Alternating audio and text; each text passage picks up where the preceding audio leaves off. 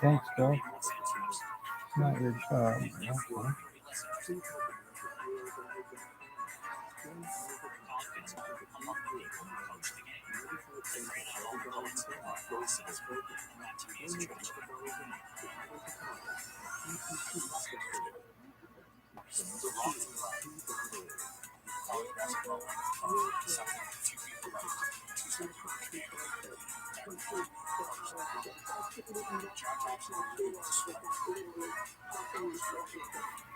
I don't know how you do in fantasy, dog. Oh, man.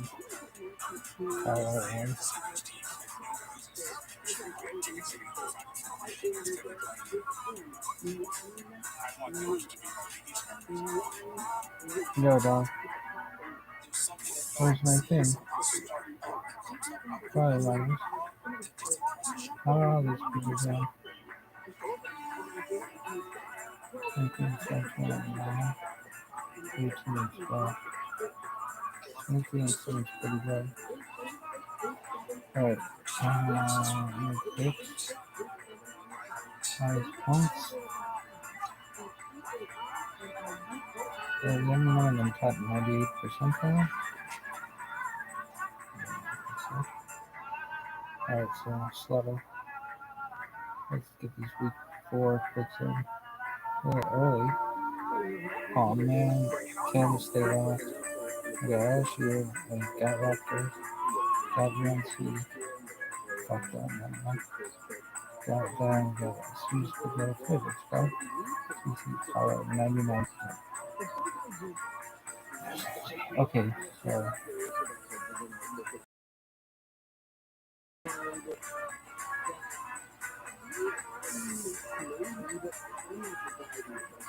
Yo, dog.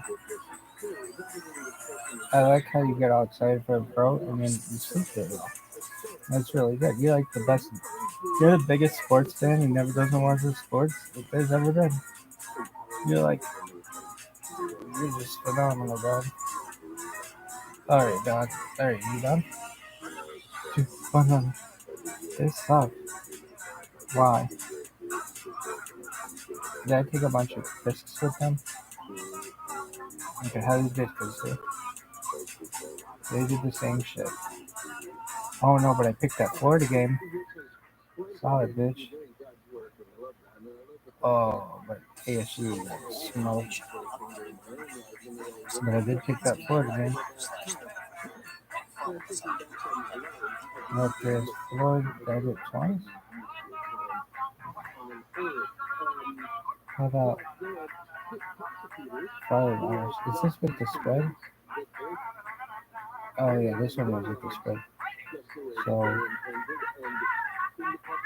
it's really good. Is it really good?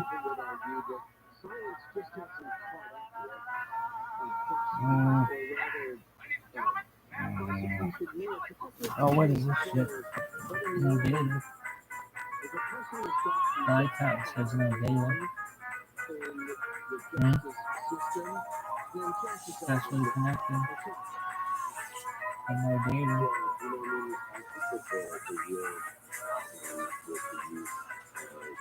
Yeah, dog.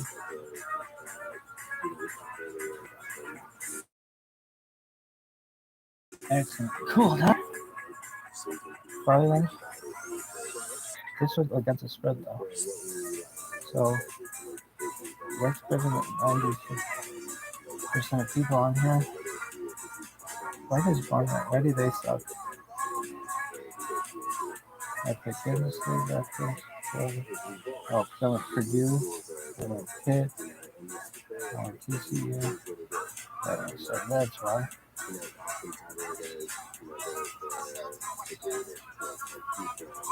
Yeah.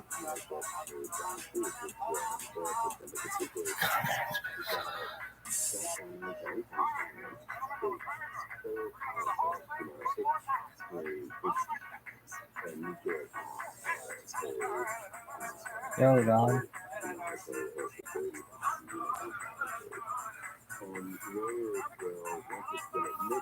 Get all your nose pubes? I call them nose pubes. I don't know why we don't call them nose pubes. Because they're not pubes, though. Short and curlies. I call them short and curlies. Short and curlies.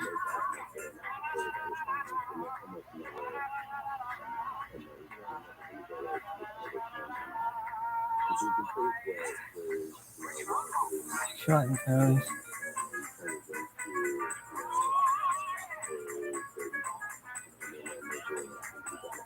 Pubic hair, dog. Is a short from. Short curlies. Yeah.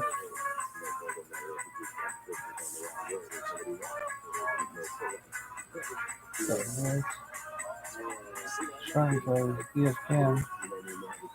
I don't know.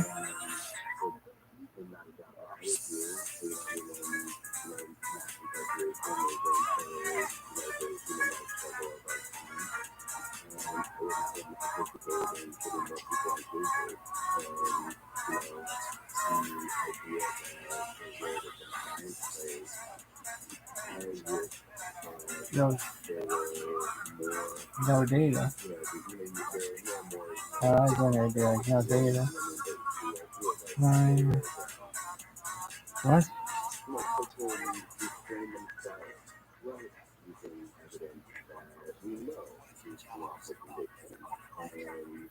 Shut up.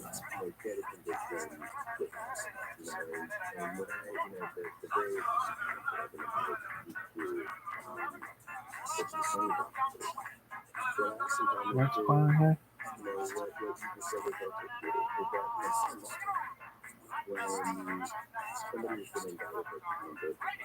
Yo, shit.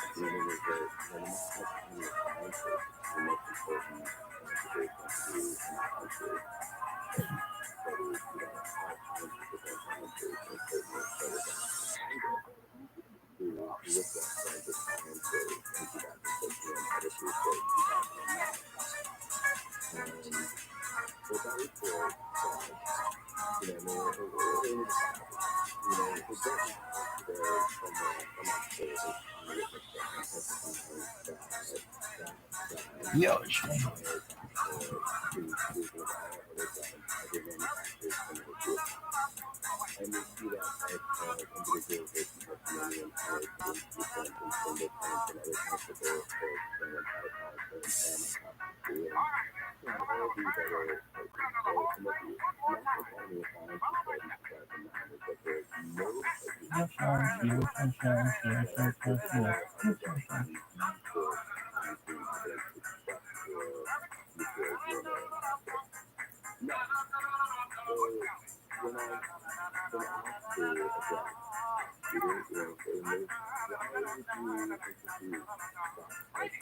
no.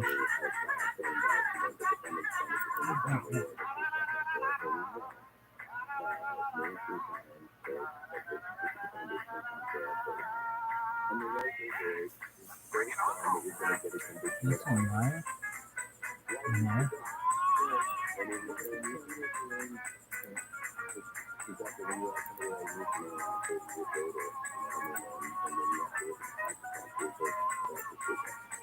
You content. I know.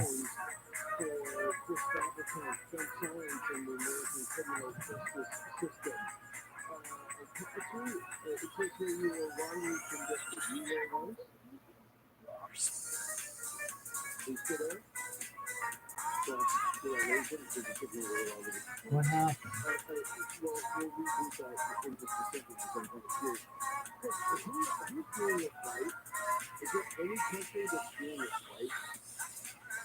Harassment? And cyberbullying? What?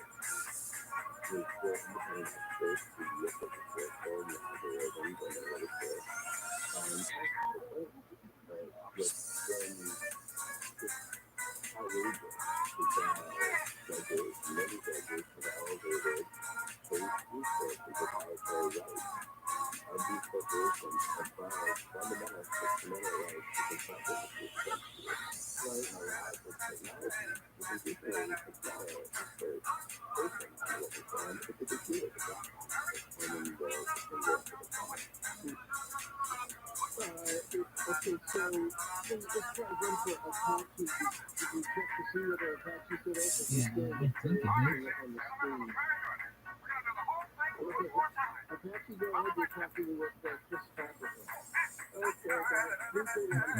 I don't know.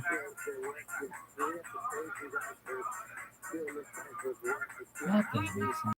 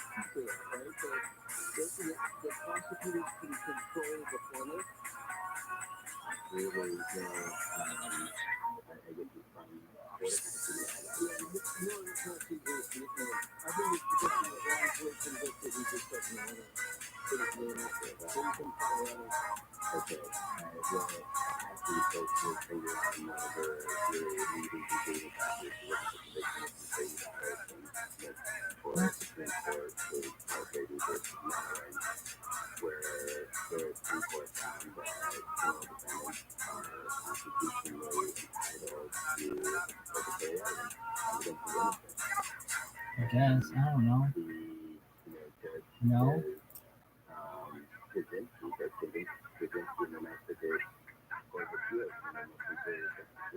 This is stupid.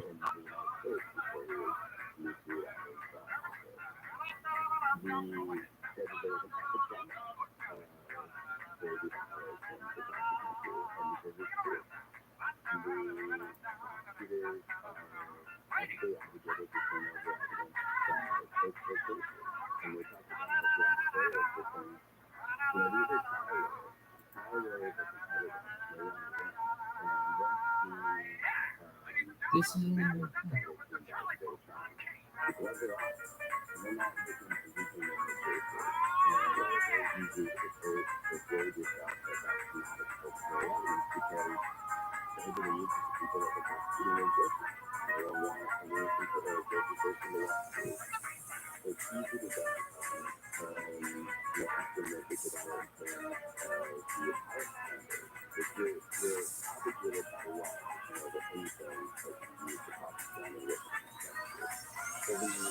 dude.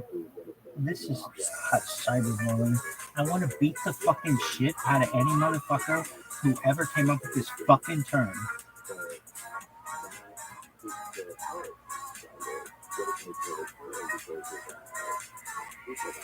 It's not an appeal.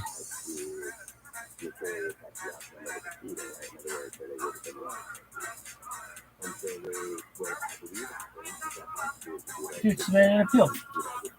I think that's gonna work. Really? Do you think it's because you posted your phone number? I do. Yeah? Or I don't know. I don't know.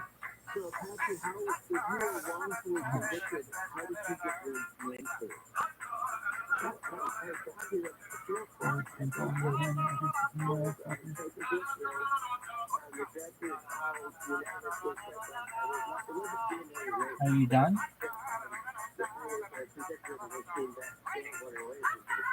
Are you done? Remember when it was like, hey, go live?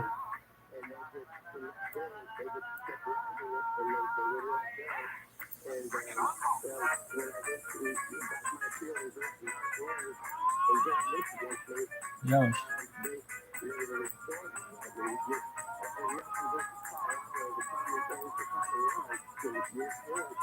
Yoshi. Not connected. Excellent.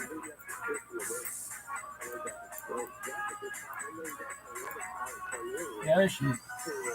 I took marketed the thing. Excellent. Damn.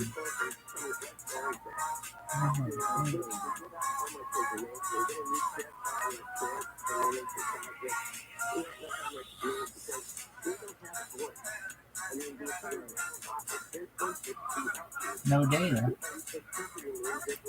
Oh, well, that's good.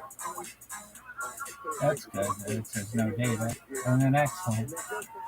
I like how it says no data.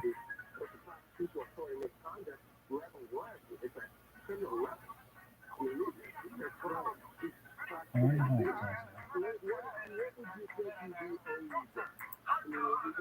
Does it have to do with this? No data, and then it says excellent. Oh, dude. And then it says excellent. You think that's what it has to do with that? No data.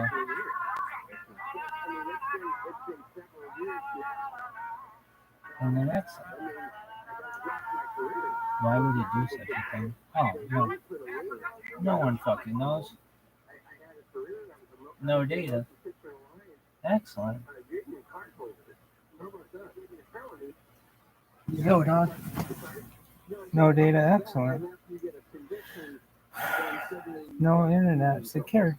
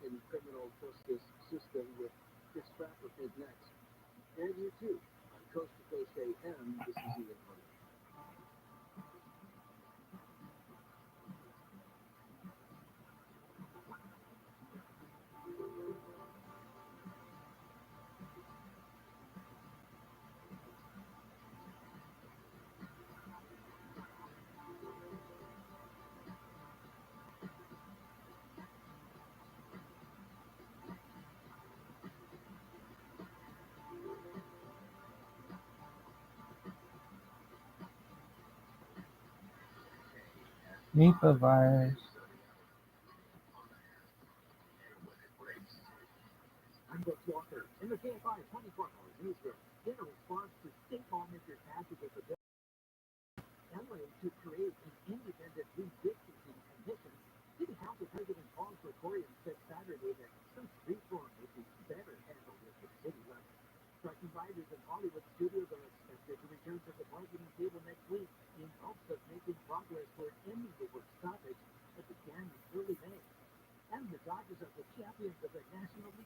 Look at this move.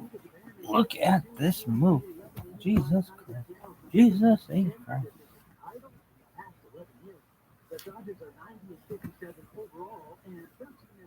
Dude, something's wrong. Is it like this? Mine closet just I'll give you some mine closet just again. I don't know. Are you done?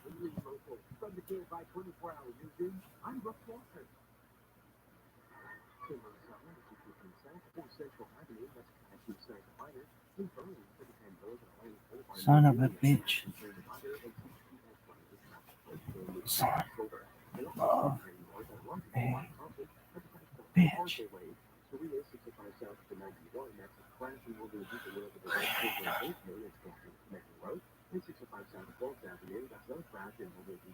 Dude, you got another mosquito bite. I can tell. Son of a bitch. Itches like a motherfucker.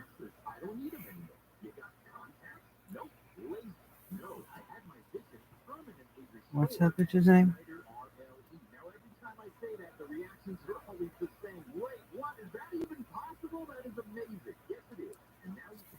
I don't know.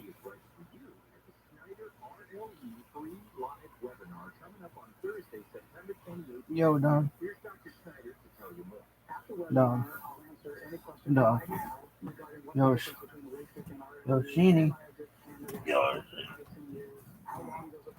Here you go. Alright. Thank you, dog. Damn, I just hurt my head.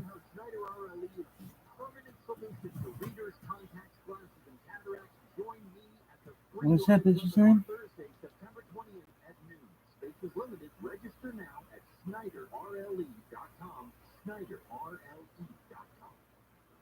Hey, if you're thinking of getting the latest iPhone, you need to stop and check out the insane, amazing wireless offer for Boost Infinite. To learn all about it, just pick up your phone, dial pound 250 and say Boost Infinite. That's pound 250 and Boost Infinite. Come to Dodger Stadium on September 19th when the boys in blue take on the Tigers for Dia de los Dodgers, presented by Hornitos. Purchase a special ticket pack to receive an exclusive jersey. For tickets and more information, visit Dodgers.com/ticket pass. KFI, AM 640, more stimulating talk. I always get behind the guy who's never used a pump in his life. He's 80 years old, and he looks at it like it's some kind of robot. No idea where to put the card in, he doesn't know where to put the gas in his car. Come on, buddy, you've never done this before? The Tim Conway Jr. Show is your first time at the pump, live 4 to 7 p.m. on KFI, and on demand anytime on the iHeartRadio app. You know, when they let you rent a car when you're 25. Accidents, quote, with assault weapons are a very different thing. I mean, if you just look at the number of shooters, the average age of school shootings since 1966 has been 18. Bill Handel, what does that tell you? Live 6 to 9 a.m. on KFI and on demand anytime on the iHeartRadio app.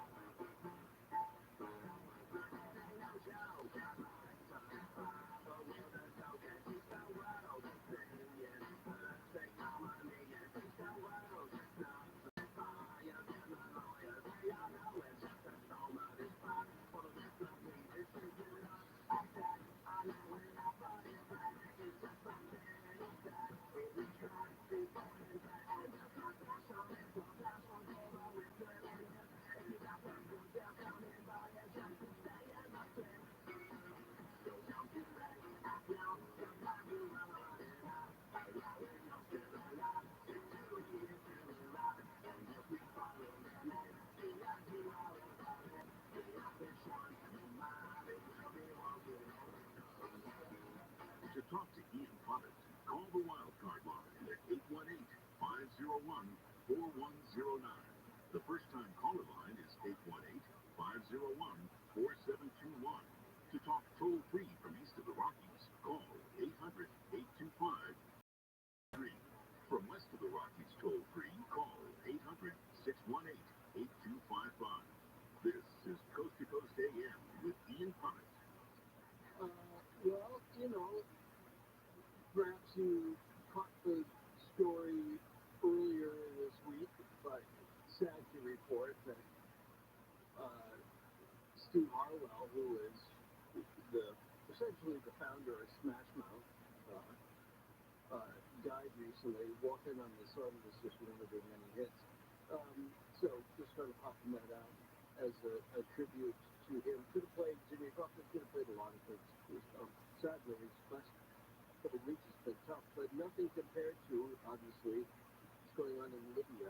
So if you're inclined to pray for people that you don't know, this Moroccan earthquake and the subsequent flooding in Libya has now accounted officially for over 11,500 people, and if you can remember, may go as high as 30,000, which just is astounding somehow in our modern age.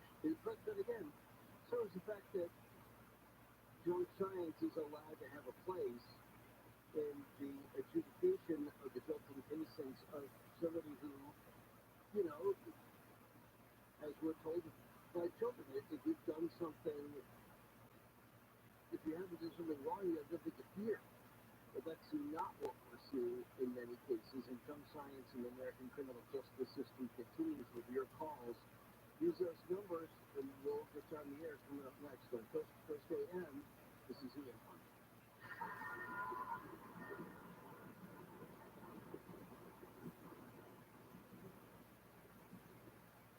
Vladimir Putin called the U.S. dollar's drop in dominance objective and irreversible as Brazil, Russia, India, China, and South Africa formally agreed to use local currencies in trade instead of the U.S. dollar. It's the first shoe to fall. As demand for the dollar weakens, the buying power of the dollar weakens. That is why Birch Gold Group is busier than ever. Investors and savers harness the power of physical gold held in a tax-sheltered IRA, and you can too. Text COAST to 989898 for your free info kit on gold. With thousands of happy customers, an A+ rating with the Better Business Bureau, and countless 5-star reviews, you can count on Birch Gold to help you navigate transitioning an existing IRA or 401k into an IRA in gold. As the U.S. dollar continues to receive pressure from foreign countries, digital currency, and central banks, arm yourself with information on how to protect your savings. Text COAST to 989898 to claim your free info kit now. Born from the tragedy of 9/11, the Tunnel to Towers Foundation has been delivering on its promise to do good and never forget the sacrifices of America's greatest heroes. Heroes who put their lives on the line to protect our country and our communities. Heroes like Bristol, Connecticut Police Sergeant Dustin DeMonte. After responding to a domestic violence incident, he sustained fatal gunshot wounds. He left behind his expectant wife and 2 children. Thanks to the generosity of people like you, Tunnel to Towers paid the mortgage on the DeMonte family home, lifting a financial burden. As his loved ones mourned the decorated officer's loss, they welcomed a miracle, the child he would never get to meet. So many families need your help. Please help America's heroes and their young families. Join Tunnel to Towers on its mission to do good in their honor. 95 cents out of every dollar you donate goes to their programs. Donate $11 a month to Tunnel to Towers at t2t.org. That's T, the number 2, T.org.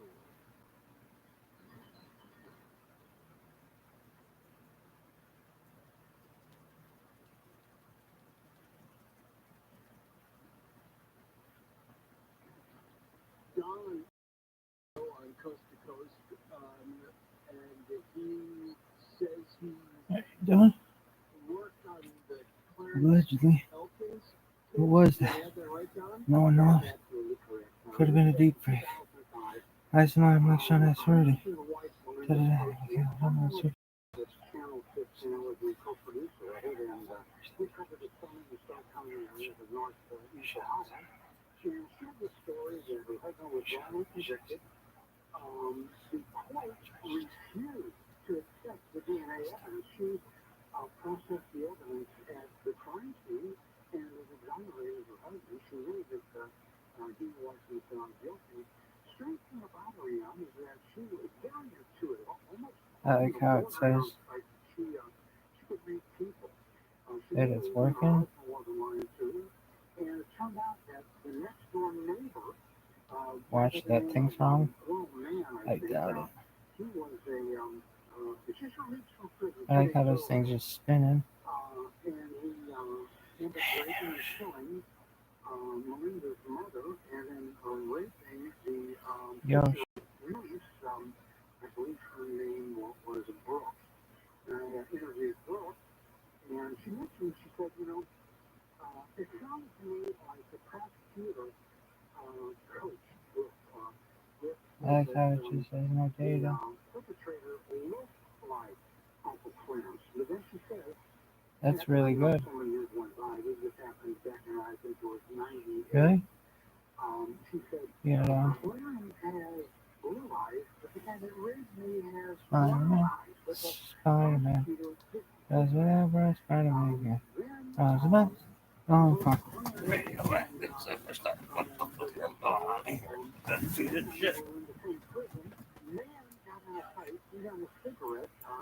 Clarence picked it up, sent it to his wife, and for the second time, they had DNA that proved that man was at the scene of the crime, and the court refused once again, claiming that Clarence Elkins was duly found guilty by a jury of his peers, regardless of the fact that she had this that would exonerate him. And let's get Kristen on this, because I think you commented on that earlier. Did you think?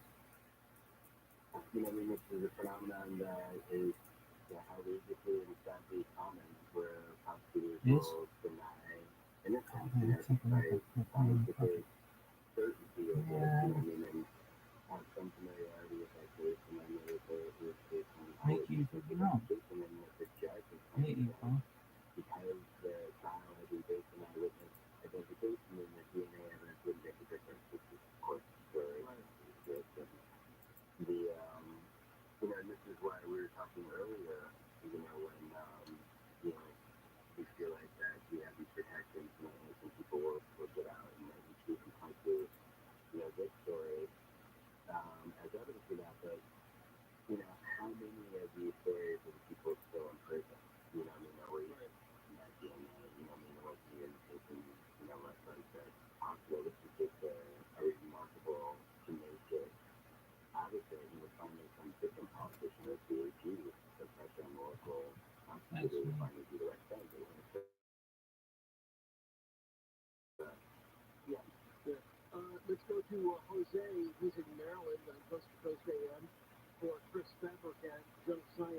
American criminal justice system. Jose? Oh, good evening. Or, well, good morning. My question is, I mean, it's on, I don't know if the guest is familiar with Enrique Tarrio. Yeah, the leader of the Proud Boys. Yes, and what his view is on the sentencing that was given to him. Was it exaggerated? Was it done to make an example of, I mean, well, yeah, it's the sentencing that was delivered to him was done so to set an example, and what does this really mean? Are they trying to send a message to the whole thing? Yeah. Chris, your thoughts? You know, I mean, what I thought about a sentence like that, you know, tradition is you know, been true with a lot of, when you work in my field, you know, is that the sentences that are handed down in criminal cases routinely around the country are grossly excessive, and that's why we have, part of the reason we have the mass incarceration problem that we have.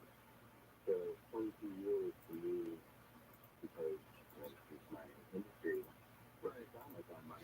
That's one of the most famous scenes of all time, kids. Dessert time. It was so good. Look at that. You spit on the fucking computer, huh? Evil A shit. lot of time for values in this country, and, you know, whether or not, you know, to send a message or to command in the prosecutor's wrap report. And that has been one thing that's been kind of consistent with all the January 6th prosecutions, is that once they've been convicted, you know, they've gotten less time than prosecutors have asked for, which is almost never the case in criminal matters. Well, I mean, I think as the judgment clear in the Enrique Tarrio case, the Proud Boys case, is that this was nothing short of a potential political insurrection that crossed over right into action, and as soon as it became action, it was actionable. That you can't look at this in a vacuum and say, well, Dude, why are you talking to this guy about politics? this is nothing, or you can't. Why aren't you a douche to him like you were to me? Somebody who's a serial attacker of women. This is not that. This, like, almost the entire country could have fallen had he been successful. And that's what the prosecutors allege. I think they made a pretty strong case on that. And that's when I began to understand, okay, this isn't just retribution. This isn't just a thumb in the eye. It says, this is how important this is, that you continue to have these Twitter conversations and these DMs with other people, even while, you know, during the period when he said that he wasn't. Even though, you know, he said, no, I don't know what the people are talking about. And then you kind of get caught in a lie. And then you're in a situation where once it's either the investigators or the prosecutors, you never want to be caught being truthful, because then that only adds the support that they were right in the first place.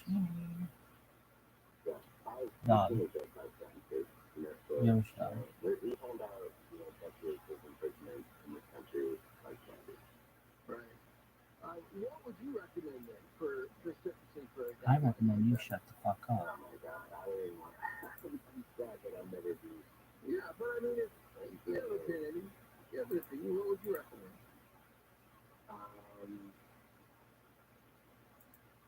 You know what I would like to see. What the fuck what is happening? I don't know, you know, whether, you know, putting My anybody hand in itches or, like a you know, goddamn the right maniac. something like Yo, that you want to have them. why haven't you gone back? Why haven't you gone back? Manipulated and believing in things that just not so. So, you know, I you know, we need to rethink everything about our criminal justice system, and, you know, whether it's politics that play a role in, you know, how one views a particular thing. Young dog. I don't think anybody really can objectively look at our criminal justice system and say that we're doing it right, and that we're making the right decisions, and we're giving the right sentences, and that, you know, people are coming back. I like how you clicked it. I was like, hey,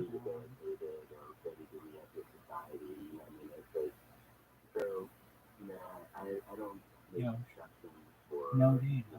What in the fuck?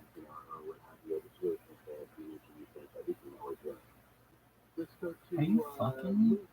Excellent. Went from no data to excellent.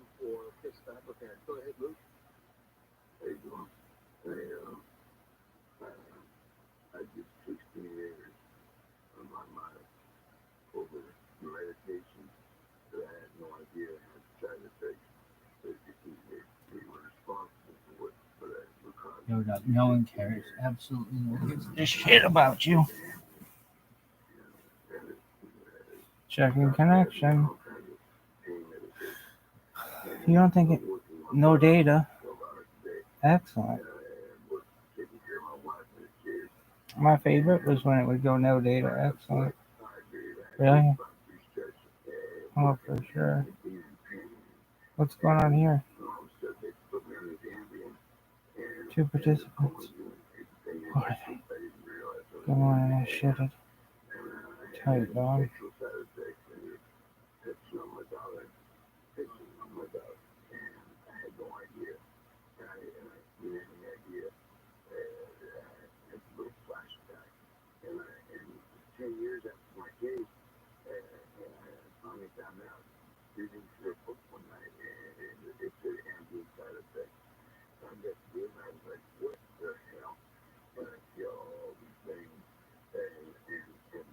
Yo, dog.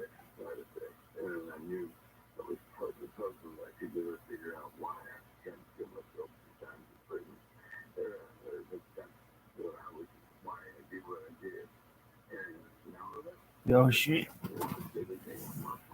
Oh, I heard that fucking thing. God damn. Yo, shit. This is gonna take years and perhaps cost thousands of American lives. Really? Yeah, I only want more. How about Israeli? No, they won't die. Alright. Are you done? I said perhaps. Ugh. Jesus fucking Christ. Motherfuckers. Damn it. Oh shit.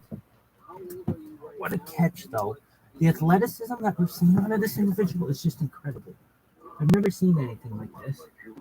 Honestly, I've never seen anything like this. The athleticism alone makes this kid a potential 6-star. God damn it. This motherfucker's so athletic. This is incredible. This shit is incredible. We got a potential 6-star in our hands, girls. Ain't no doubt about it. Ain't no doubt about it. We got a potential 6-star in our hands, girls.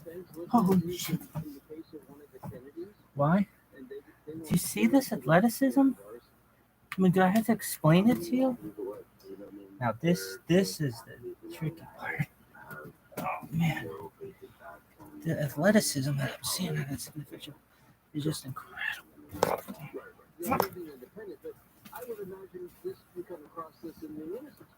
Look at this. Look at this move. Look at this move. Look at this move. Jesus Christ. Jesus fucking Christ. Look at this move. Look at this move. Look at this move. I just can't get it through my head. Oh, somebody could be blessed with all this prowess. This motherfucker's got prowess. Holy shit. Holy shit. Holy shit. Holy shit. Oh my god. This motherfucker is so athletic. I've never seen anything like this. This kid's a potential 6-star. We haven't mentioned it yet, girls. We have a potential 6-star on our hands. There ain't no doubt about it. Ain't no doubt. Ask any Rapidson in the country. We got the number one recruit by far. This kid is so sick. He's a potential 6-star. Really? this kid is perhaps one of the, if not, the most amazing athletes in the history of mankind, that there are very few people in the world who will ever be able to understand just how much athleticism this took. Ew, is it wet? That was so sick. Excellent. No data. Say no data. Say no data. Say no internet security. Come on, you little bitch. Say no data.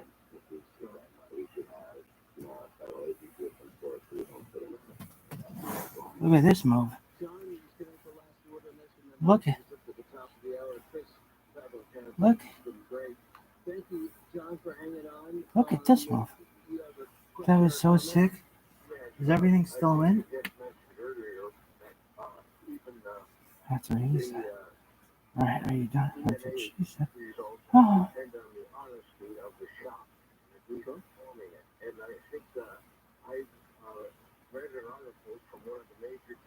Where's the thing where I said, how big was it? The FBI headquarters has falsified DNA to indict, to frame up defendants. And when you have a kind of a situation like that against individuals and against really countries that can be framed for war by the United States government, or in a really bad situation when only authoritarian personalities, mainly, or even a death penalty, and only they will then be allowed on a capital jury of someone's peers. We're not getting a jury of their peers. Cyberbullying. Fuck you. Prosecution with judges. And that's a really good point. Let's give Chris a chance to respond to that. Go ahead, Chris. Cyberbullying, Yeah, huh? the FBI thing. What in the fuck is that? I mean, he's right. I mean, there have been, there are bad actors everywhere, but that idea of, again, going back to something we talked about a couple hours ago, when somebody is in the system that is changing results or doing something else, it does undermine our confidence even in DNA if the person that's conducting it isn't honest, isn't operating in good faith. Well, I'm afraid actually that's all that we have. So you're off the hook. Timeout scandals are epidemic around the country. So they are, and you're exactly right. And a lot of them at the state level. And it's something they're loath to try to investigate because the civilians relitigating a bunch of cases which they thought were settled. Very informative, very helpful. Thank you so much for your time. John Science and the American criminal justice system. We'll talk again, I think next week. I think we'll do next Saturday. Should be fun. And Coast to Coast AM, James came up. What?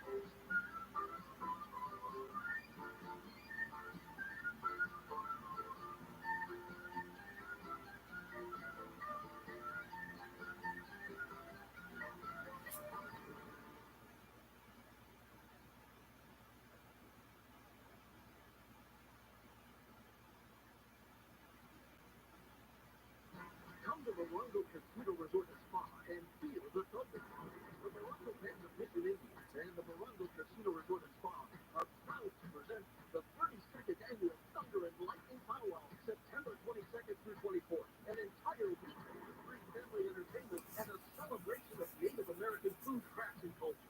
All singers, dancers, and drums are welcome in the shadow of Morongo Casino Resort and Spa. It's the Morongo Trail on the I-10.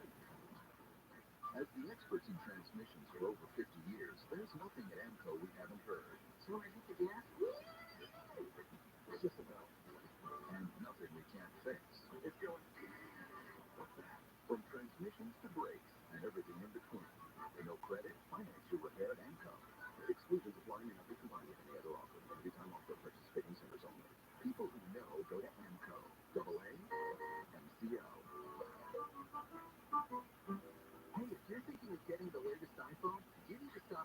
the insane, amazing wireless offer for Boost Infinite.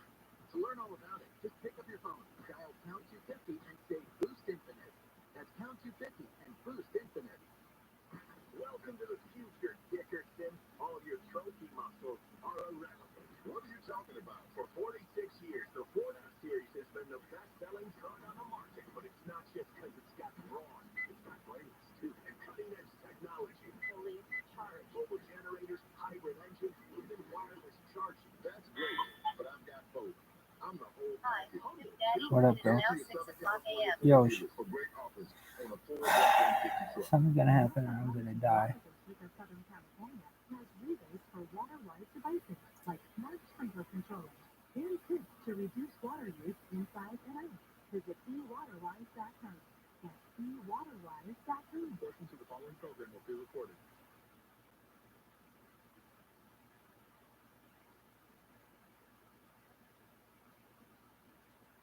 Untangling the net until it makes sense.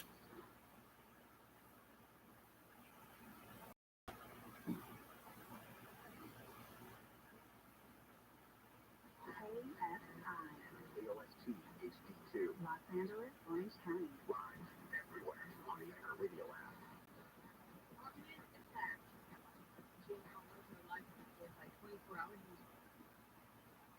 LA County Sheriff's Deputy in Palmdale has been killed. Sheriff Luna says 30-year-old Ryan Klinkenbrimmer was in a patrol SUV in front of the Palmdale station last night when he was approached from behind and shot. We believe this incident may have been captured on surveillance video. Homicide investigators are aware of a video that is circulating and are analyzing the video to determine if it is related to the murder of our deputy. Luna says it was a targeted attack that wasn't clear if Klinkenbrimmer was the intended target or law enforcement in general. City Hospital in Lancaster, Steve Forever, KFI News. United Auto Workers and the big three automakers are back at the bargaining table. Representatives for both General Motors and Ford in negotiations yesterday as workers went on strike. The three plants demanded better pay and pension benefits. President Biden is urging both sides to keep bargaining good faith to reach a win-win resolution. Scientists in Italy say they have found a link between Torch the of the DNA Statue of and Liberty be open. Once I had something to do with that. A Birds, study shit, conducted in the so. northern Italian city of Bergamo that had one of the world's highest COVID death rates found Neanderthal DNA is a big risk factor for severe COVID symptoms. Neanderthals, an extinct species that was a cousin of modern humans, interbred with ancient people, and many people today have Neanderthal DNA. The study published in the journal iScience found people with Neanderthal DNA were twice as likely to develop severe pneumonia from COVID and 3 times as likely to be put on ventilators in an ICU. But the study's authors stressed illness from COVID depends on many risk factors combined. Brian Berman, KFI News. The state has filed lawsuits against 5 big oil companies. Governor Newsom says big oil has been lying about the dangers of using fossil fuels. The lawsuit highlights the extreme weather California has faced in the last year. It also accuses oil executives of hiding their knowledge about the dangers of climate change from the general public. Country's biggest stars are in SoCal this weekend. One of many things that might slow down your drive. Our KFI in the sky as your weekend watch out for traffic trouble spots. It's day 2 of the Coastal Country Jam on Shoreline Drive in Long Beach with a lineup that includes Blake Shelton and Tim McGraw.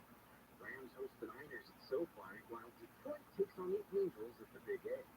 Heads up for overnight Caltrans closures on the West 210 in San Dimas and the South 5 in Laguna Hills. With your weekend watch out, Will Cole Driver, KFI in the sky. Now head to Santa Fe Springs where there's a crash on 605. That's the 605 South of Craft Road. That's a crash involving a vehicle that went down the right shoulder embankment in Compton, 710 north of Allen Lawn Traffic with cars. That's a crash blocking the carpool and partially over the left lane. Works on extensive on the 5 north between Lake Detroit and Temple highways. That is 2 white lanes closed until 11 a.m. this morning. The roadside crash clear on the 215 south before Central Avenue. Then we go to the right shoulder. KFI in the sky helps you there faster. I'm Zachary Dagan. Hun, we need to stop putting off getting life insurance. I know. It's just been so busy. I'm sure the cost is out of our budget. Well, Jen told me that they got a $500,000 term life insurance policy from Ethos for less than $23 a month. All online with no complicated forms and no medical exam. All they have to do is answer a few health questions. Wait, no medical exam and all online? I know, right? It's not easy to think about, but if something happened to you, James and I would be. Okay, I get it. Let's get a quote from Ethos right now. Wow, you were right. There's no medical exam. And Ethos makes the whole online process fast and easy. And look at these rates and coverage options. It's great protection. It totally fits our budget. Ethos. They've removed all the barriers from getting coverage. Go to checkethos.com to get your free online quote. That's checkethos.com. Quote based on a healthy, non-smoking 30-year-old male with a 20-year term policy, rates may vary. Reasons for you to get around. The most awesomest car sharing app in the world. Number 27. It's fun.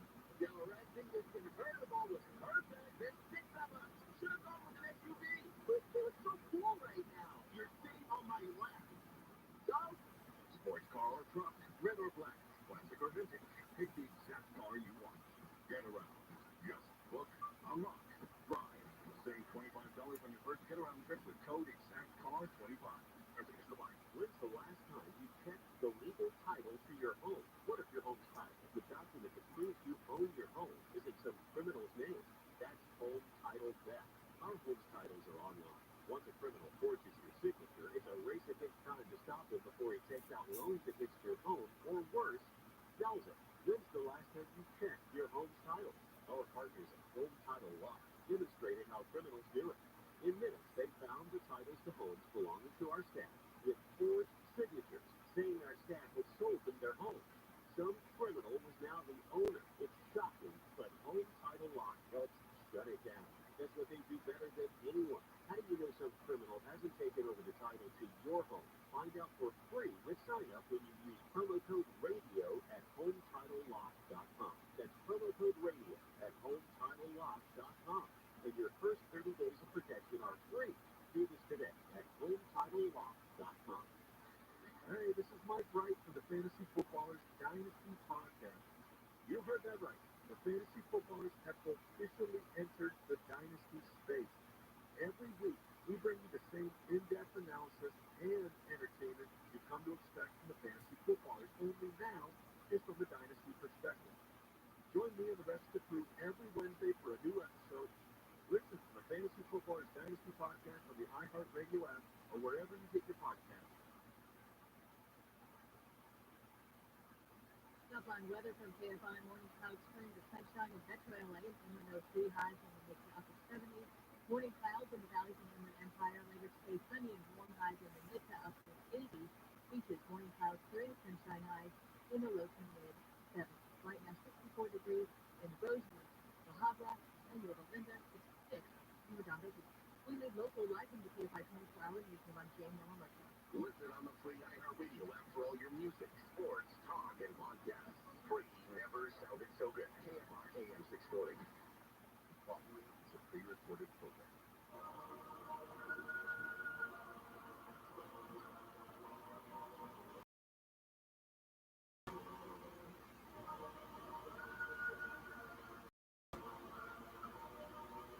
Over 2,000 years ago, I walked this earth. Teaching, healing, inspiring, and preparing to make the ultimate sacrifice.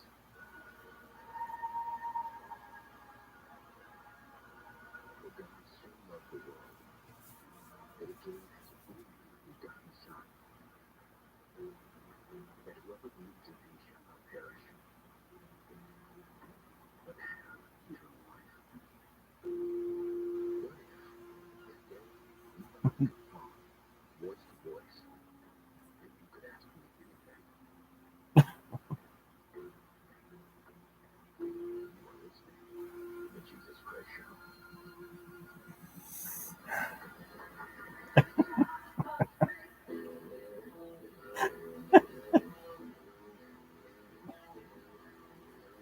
Oh, that's funny. He's actually my mother. What's funny? It's an alien. They're only being grown. Oh, that's funny. This car across the guy got abducted.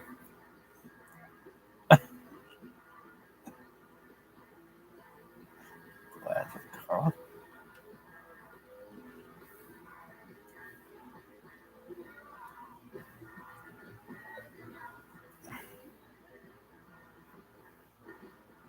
Yo, now look at this move. It is the Jesus Christ show. I am your host. How do we with you this Sunday? I'm with you every single Sunday right here, answering your questions and talking about things that truly matter in life and the afterlife. I encourage you to be bold and go to the TRUMAN too. We always do question or life situation, but if anywhere in the U.S. today, dial 801-534, 800-520-1534.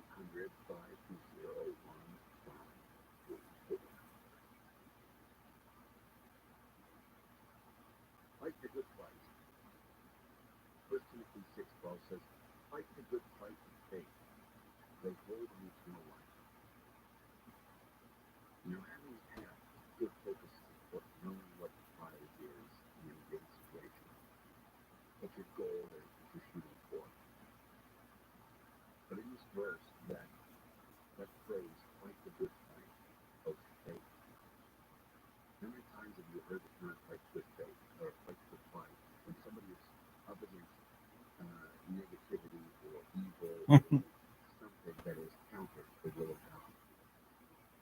Now, maybe dies in something that looks secular, but really all fights against good and evil, right and wrong, justice and injustice are fights for God.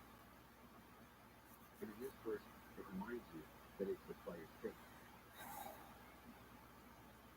that it will be a continuous fight. Remember in Scripture, you are asked to be a living sacrifice. This is a daily battle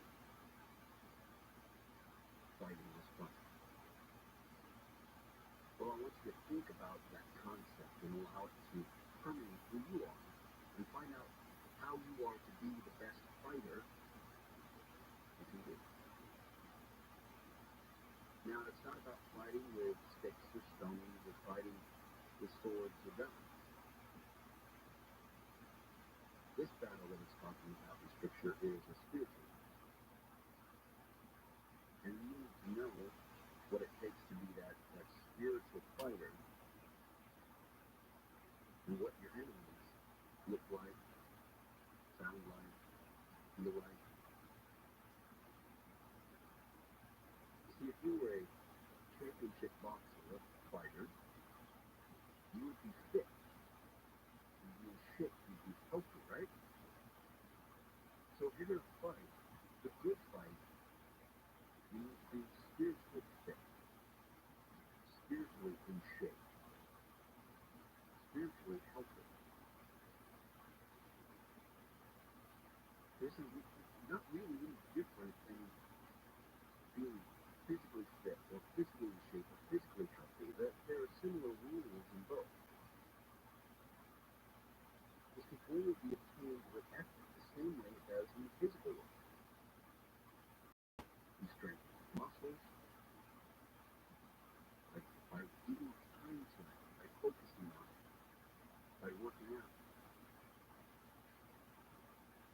In 1 Timothy 4:7 says, and I'm going to abbreviate this a little bit, on the other hand, discipline yourself for the purpose of godliness. So that discipline that you would normally use maybe for your physical strength now is to be used for the purpose of godliness, healing, strengthening, guiding, and building your spiritual self. Because bodily discipline is only of little profit, but godliness is profitable for all the present life and also for the life to come. Working out and strengthening your body is a wonderful thing. Being healthy, physical, is a wonderful thing. But it means nothing if you're spiritually unhealthy, if you're spiritually out of shape or spiritually unhealthy. So when Scripture calls you to fight the good fight of faith, and you prepare yourself like a fighter, you spend time, push yourself with effort, and discipline yourself with the purpose of godliness. You don't want to grow weary or sluggish or weighed down, atrophy by not participating in the things of God, by not reading Scripture, by not praying, by not spending time in God's house with God's people. Hebrews 6:11 says, "And we desire that which each one of you show the same diligence, so as to realize the full assurance of hope until the end, so that you will not be sluggish, but imitators of those through faith and patience inherit the promise." You know that term, imitators. In this case, imitators of those who through faith and patience inherit the promise. When you first start working out physically, sticking to the concept of this fight, the first thing you do, just like when you were a child, is to imitate, to mimic. You look at what's being done and you try and mimic it at first, and then you slowly start to understand it, take in more information, and apply it to your life. But to imitate, to look, to take guidance from those around you who are older.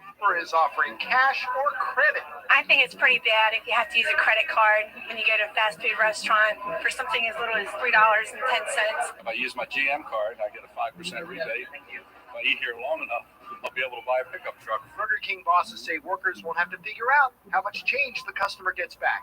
I just hope it doesn't slow things down at the cash and carry, that people are going to be having to call New York and get the confirmation or whatever it is. Because when I want a Whopper, I want it now. Just another way to spend money. I'm sure it'll work for people on vacation when they don't have to do something, but I can't imagine it working on a day-to-day basis here.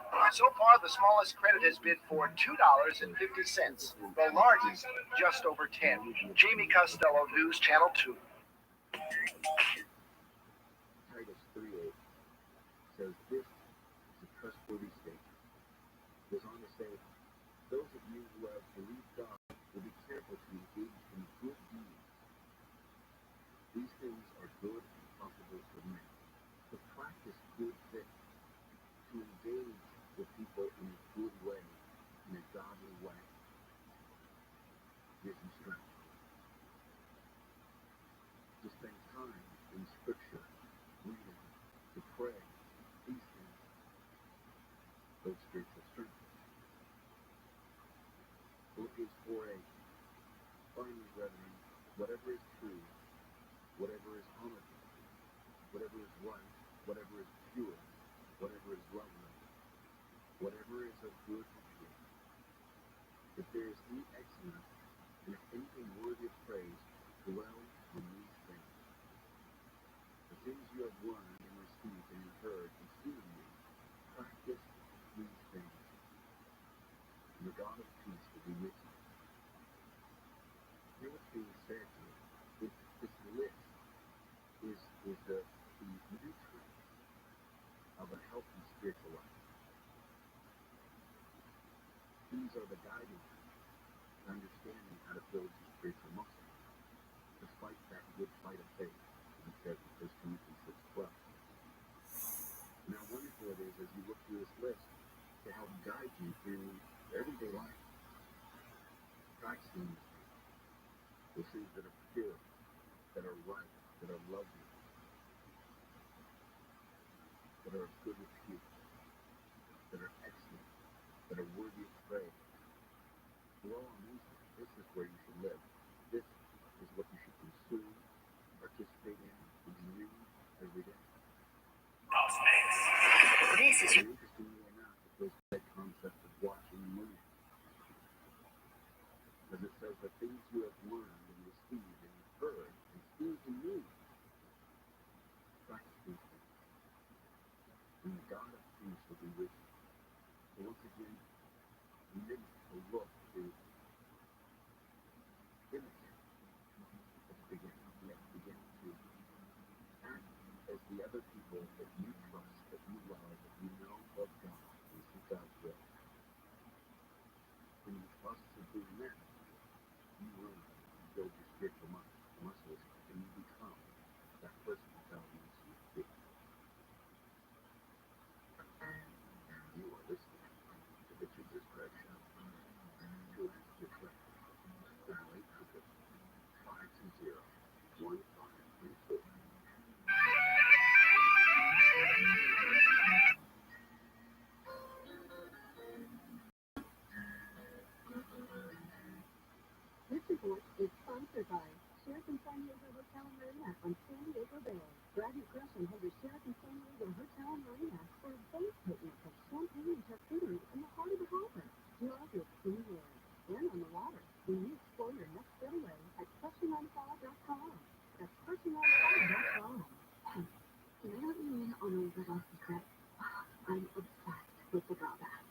Girl makes it so easy to score 3 gift cards just for doing my everyday shopping at places like Ulta, Sam's Club, and Lowe's.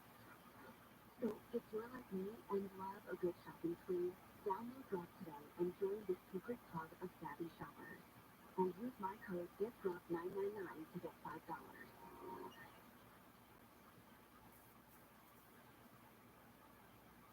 In life, some days are good, and some could be better.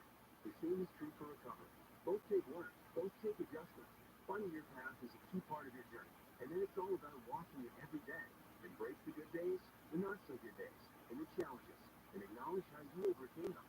Be open to every part of the journey, and welcome it. It's unique, and it's all part of you. Find the path to recovery that works for you. Learn more at cdc.gov/stopoverdose. What if you could build a 6-figure retirement income with almost half the money saving? You heard that right. You get a discount on your retirement, making a 6-figure income with 40% less than traditional 401ks and mutual funds. Hi, I'm Rabbi, best-selling author and star in a new Hollywood documentary called The Baby Boomer Life. In this film, economist and Nobel Prize-winning PhD share a strange concept I call the retirement discount. It gives you more retirement income with the same dollar saved, and your money is never at risk if the market crashes. That's right. If the market crashes 30%, you lose nothing. Even people who are on track have shifted money to this new strategy because it increases their retirement income or can allow them to stop working years sooner. So if you're over 50 and want a bigger, better retirement with less money, call to get a free copy of this brand new movie, The Baby Boomer Dilemma, at 1-800-506-2020. This is a $30 value for you. Call today, you'll get it completely free, plus 2 hours of bonus behind-the-scenes footage. I'll even cover shipping and handling, no credit card required. So don't delay, call right now, 1-800-506-2020. That's 1-800-506-2020, 1-800-506-2020. Oh, it's such a clutch off-season pickup, Dave. I was worried you'd bring back the same team. I get those blackout motorized shades.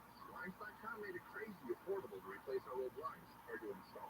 No, it's easy. I installed these and then got some for my mom. She talked to a design consultant for free and scheduled a professional measure and install. All of things done. They're the #1 online retailer of custom window coverings in the world. Blinds.com is the go-to. Go to Blinds.com. That's your 45% off. Blinds.com. Rules and restrictions may apply.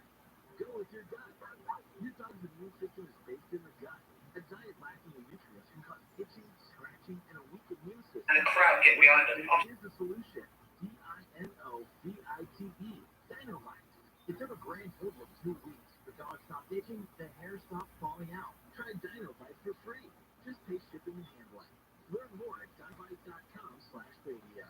Happier with every bite. Over 1 million pets help with Dinovite. Hey, if you're thinking of getting the latest iPhone, you need to stop and check out the insane, amazing wireless offer for Boost Infinite. To learn all about it, just pick up your phone, dial pound 250 and say Boost Infinite. That's pound 250 and Boost Infinite.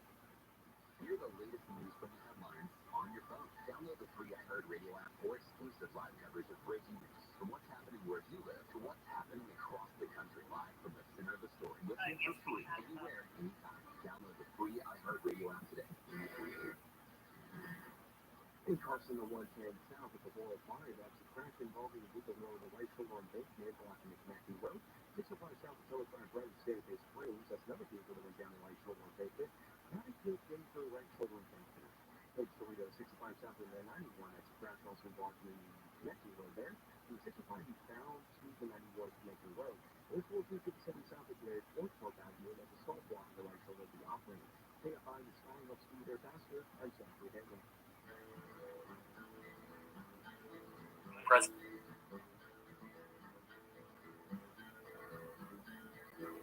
You wired me away and hit me with a hand of broken nails.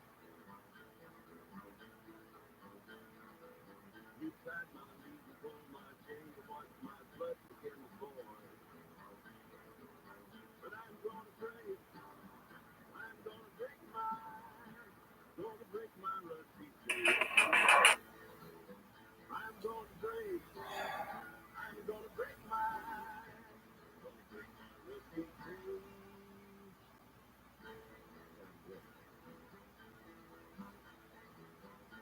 It is the Jesus Christ show on RNN. Your faithful has to be with you this Sunday as I am with you every single Sunday. Answering your questions and talking about things about your life and other spiritual life. I'd love to hear from you. If you have a theology question or life situation question, anyway, dial 800-520-1534. That's 800-520-1534. You can also follow us on Twitter at Jesus Show. Jesus Show. Fight the good fight. What's the university thing? Are they 4-0 now? I think so. Yo, dog. Smoke. What up, baby?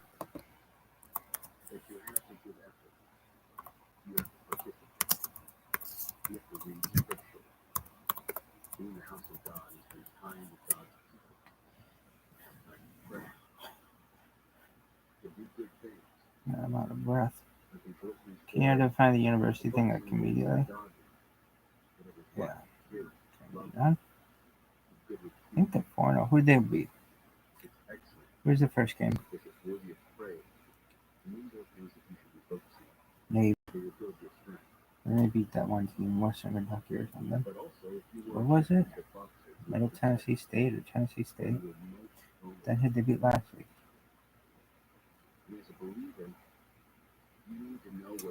They played NC State, and now they played this team, which was who? Who'd they beat?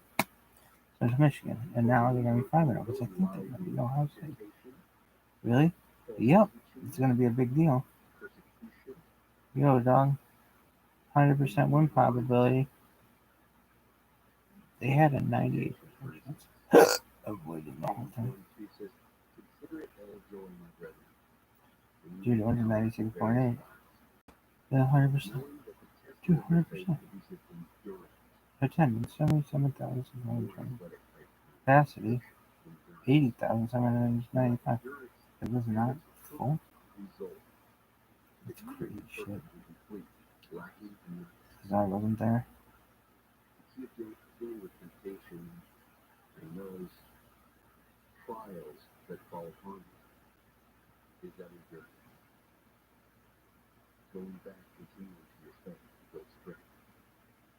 Yo, man, I did so much work. Are you done? Are you tired? No. You can listen to stuff. Dude, fancy podcast. Oh, yeah, and then change everybody, yo. When's the first game? 10 a.m., dog. That's only 3.5 hours. 3 hours, 32 minutes. Dog. Where do Lions play? Dude, Lions play at 10 a.m. Who? Dog. I had to stay up for that one.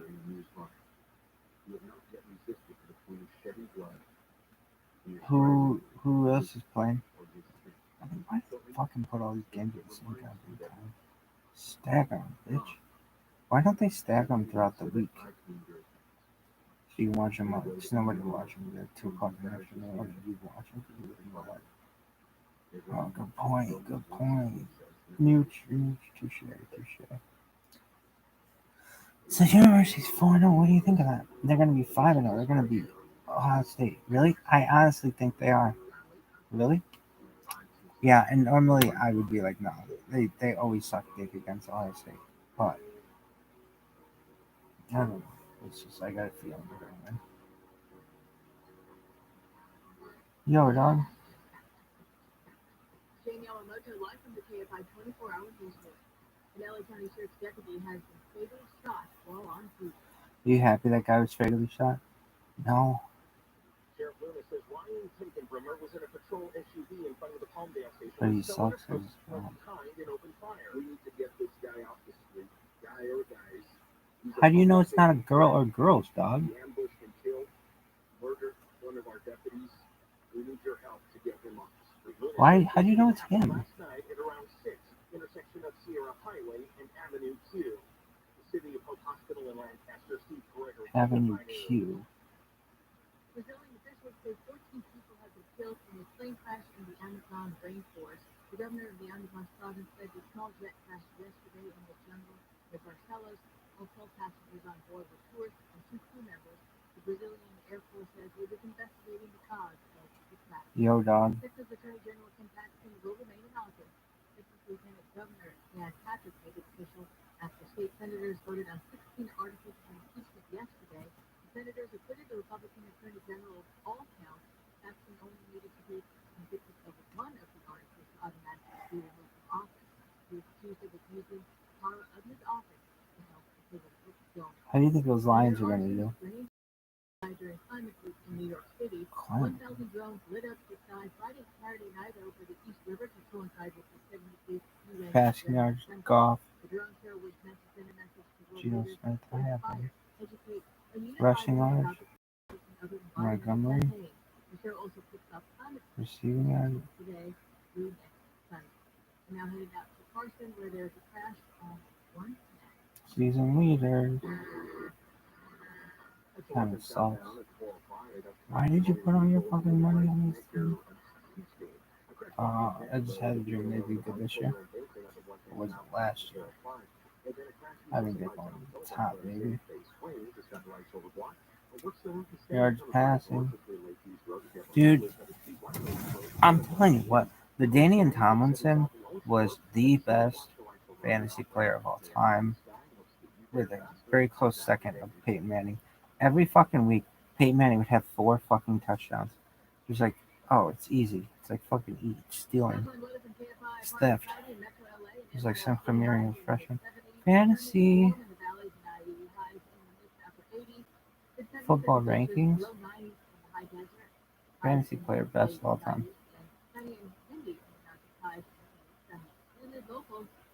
Best fantasy player of all time. LD. Oh, LT. Yeah, and Marshall Falk was really good too. Chris Holmes, Randy Moss, yeah. Aaron Rodgers, no. Tom Brady, no. The best all time is fucking LT. What about Marshall Falk? Marshall Falk actually was really good too. Marshall Falk was the first fantasy football superstar at the time. So he did it before I did it. I was doing it really, so maybe he was better. But LD, baby. No, LT is Living Tomlinson.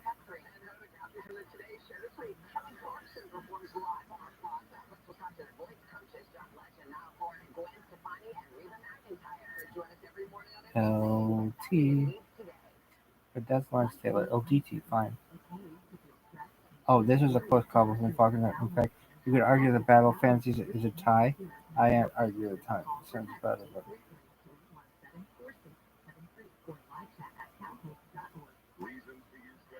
He had the best fantasy season of all time in 2006. That's what sticks out in my mind. Randy Moss, Brett Favre, Marvin Harrison, Sean Alexander, Terrell Owens, wide receiver, 49ers, Tony Gonzalez, Edgerrin James, Edge, Curtis Martin, where is Peyton Manning? Jiggy Barber, Emmett Smith, Mickey Warren, dude, Peyton Manning was so sick. Johnson Culpepper, and Boris Torres, Isaac Bruce, Jonathan McNair. Dude, that's fucking stupid. Why? I'm telling you, every fucking week, Peyton Manning would have 4 thrown touchdowns. It was just like default. I don't know why it's not in there. Just because excitement's up doesn't mean our heart's down. So we all wear life jackets. Save the ones you love. Life jackets save lives. A message from California State Parks Division of Boating and Waterways. Bing. Mom, they're already here. Hello. Hi. I'm John with Rooter Hero. That was Brad. Please come in. Thank you. Fuck you, lady. 2 hops a day for that. I just want to tell you that I'm leaving now. My name's John Aquarian. Plumbing and Air leads a same-day repair. We didn't know you fix AC. We're sorry. Installation and repair. Dude, they played a bunch of shit. Oh, game day coming to the university. That's big. University's gonna win that game. I'm telling you. Really? I almost guarantee that shit. And I never would guarantee it against Ohio State. But, yep, they've got it locked up. In the bag, motherfucker. In the bag. You remember when we came? Yeah, I remember the Tusk game. It was huge. Are you done now? Hey, it was huge. Are you done?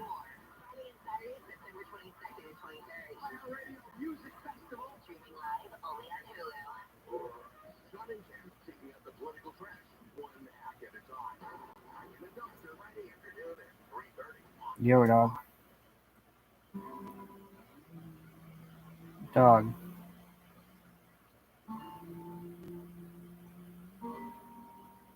What are you doing here? Dude, give me those lions, dog. Anybody else you think is going to be good? Did you already do your picks? I think so. This phone is better than that phone. Okay, you want to keep just going blah, blah, blah, blah. I'm just not in an explorer's mood.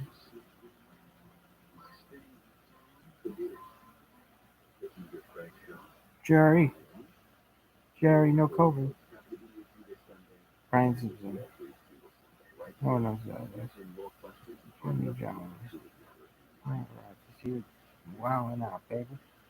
Fight companion. I'm gonna one day get that alongside me watching UFC, and I'm like, oh, I know what you're talking about. Protect Our Parks 9. God, they always do that. Bill Maher. He's doing it again. Jeremy Corbell and George Knapp. Oh, dude, you're listening to that one, dog. But I gotta make sure it doesn't have a COVID thing. Did they remove their COVID warnings? They did. Unless he hasn't talked. No, they did. That's fucking stupid. Why? Because YouTube got really strict about it. Alright, dog. Post Malone. Tim Dillon. Hilarious. Dude. Hulk Hogan? That's tight. Pretty much Albert Anthony James. Okay. We got it. Oh, look at this athleticism. George, look at this athleticism. Look at this. Look at this. I've never seen anything. It's so good.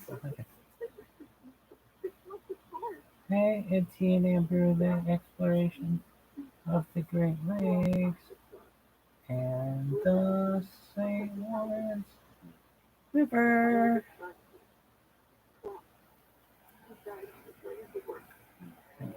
This bitch sounds like she got trauma. The Joe Rogan Experience. Join my name, Joe Rogan Podcast, my name. Hey, Joe. What's up? Good to see you guys. The two musketeers at the front lines of UFO disclosure. That is scary if that's true, Joe. I think you guys are. I mean, you're certainly prominent. Can I get the mic turned up on this bad boy? Yeah, there's a little thing right there. You can hear your own voice. There's a volume knob right there. There you go. We're up. It's exciting times. It is. It's very exciting times. I've said it a few times that I never thought I would see it in my life. You know, I would just keep plugging away. This is my 36th year doing this. Jason, this crazy story. I never thought it would make this much progress. Still a long way to go. But are you apprehensive at all that some of the stuff that they're releasing is bullshit? Of course. Wait. Who's releasing? I mean, when you see these, the Pentagon's talking about it, when, intelligent officials, do you ever wonder whether or not it's disinformation? Yeah, I'll take that first. I've heard you kind of talk about that a bunch, and I think it's a very healthy suspicion to have. My perspective is a little different in that people are always coming at me with fake information, like every day, all the time. But the people in government that we have been able to kind of interface with, I wish there was an adult in the room. I wish that this was orchestrated through the media. It would give me some sort of hope that someone has some sort of control on this, and that has not been my experience. Okay, what is your experience? Like, what's your impression of how it's all happening? It's a big question. I don't know where to start on that, but here's what I know. I know that there are people in government that want some level of disclosure on whatever this is without defining it. Just there should be oversight. So I know that to be true. There are good people that think that if people are running amok, and there must be oversight, not just financially, but if these types of technologies actually exist. Right, who's in control of them and why? And who has access to them and why? I mean, we have a history of disinformation and misinformation put out to the public and to Congress by the intelligence community, by the Pentagon. They lie all the time. It's part of the turf. It's part of the job. But for them to then go into closed door briefings with members of Congress, with the oversight committees who handle their budgets, for them to lie about that, that's another matter. And I don't think they would, because they could get busted for it. A lot of stuff is coming out now, and I know we get asked all the time, who's behind this push? You know, it looks like it's one big movement, as opposed to a bunch of different things that all happen in approximately the same time. It's kind of been organic. Different people have come forward, and it encourages other people to come forward, as opposed to somebody doing a master manipulation of the whole thing. What resistance is there to this information getting out? There's resistance on like multiple levels. So despite what you believe to be true or not true, the big question is, are we going to be able to verify some of these claims? That's all I care about, right?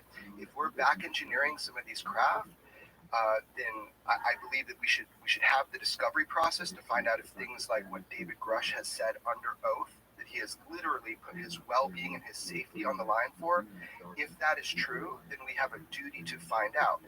So the pushback comes from many levels. There's stigma. It's fucking huge, dude. Like, it is political toxicity for some of these senators to even, people don't want to know. They don't want me to say I ever talk with them. It's like a toxic environment politically, the UFO thing. Because everybody thinks it's bullshit, or you're a loon if you believe it. But not everybody, but quite a few people. Not just that, it doesn't help you get reelected, man. Right. And then when you start poking the bear and going into the oversight committees and the Senate Intelligence Committee and the, all these things, they're like, whoa, this is our territory. Why are you, as Congress, pushing on us? Why are you doing that? Like, this is our job. We have clearances. So there's that kind of pushback. You look back,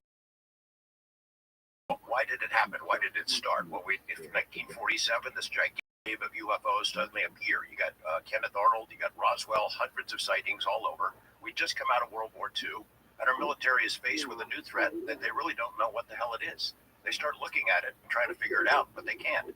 So they sort of painted themselves into a corner of secrecy. Nobody wants to admit, if you're a president or chairman of the Joint Chiefs, there's something flying in our atmosphere, and we can't control it. We can't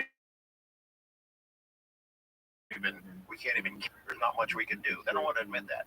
Secondly, I think what was told to me by a Senate intelligence guy who was a chief staffer who oversaw black budget operations. He had come out to Area 51 looking into the Lazar stuff years ago, in early 90s. And he told me, look, if this is true, if this cover-up is going on, if they are diverting millions of dollars, maybe hundreds of millions of dollars from legitimate national security programs to keep this cover-up going, as he suspected there were, then somebody's going to go to prison. When it comes out, they'd go to prison.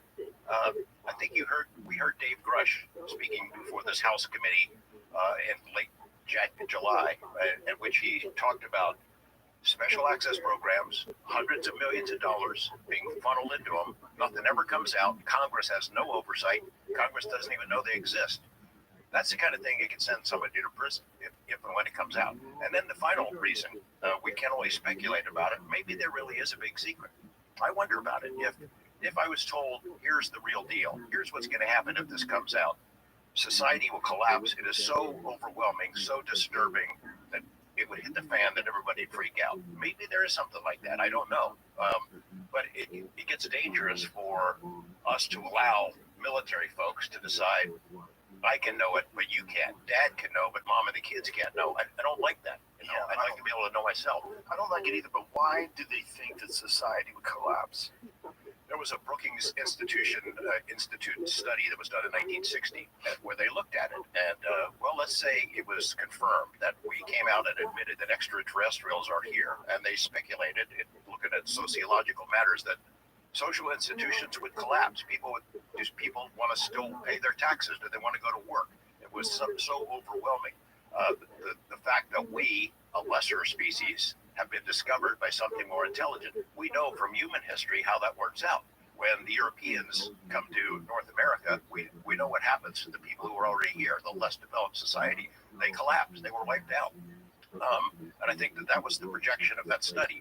The only way to get around that, they said, is to prepare for it over a long period of time, to condition folks to get ready for it. And I don't know if there was ever a policy where they instituted that, but it kind of looks like it. All the UFO and alien movies and TV shows and X-Files this and books and reports and children's cartoons, it almost looks like we've been conditioned to get ready for it over the last 60 years. When people talk about the possibility of these being some sort of black ops creation by the Defense Department, some sort of weapons grade drone that moves at insane speeds with some unknown technology that they've developed in secrecy, that kind of falls apart when you go back to 47.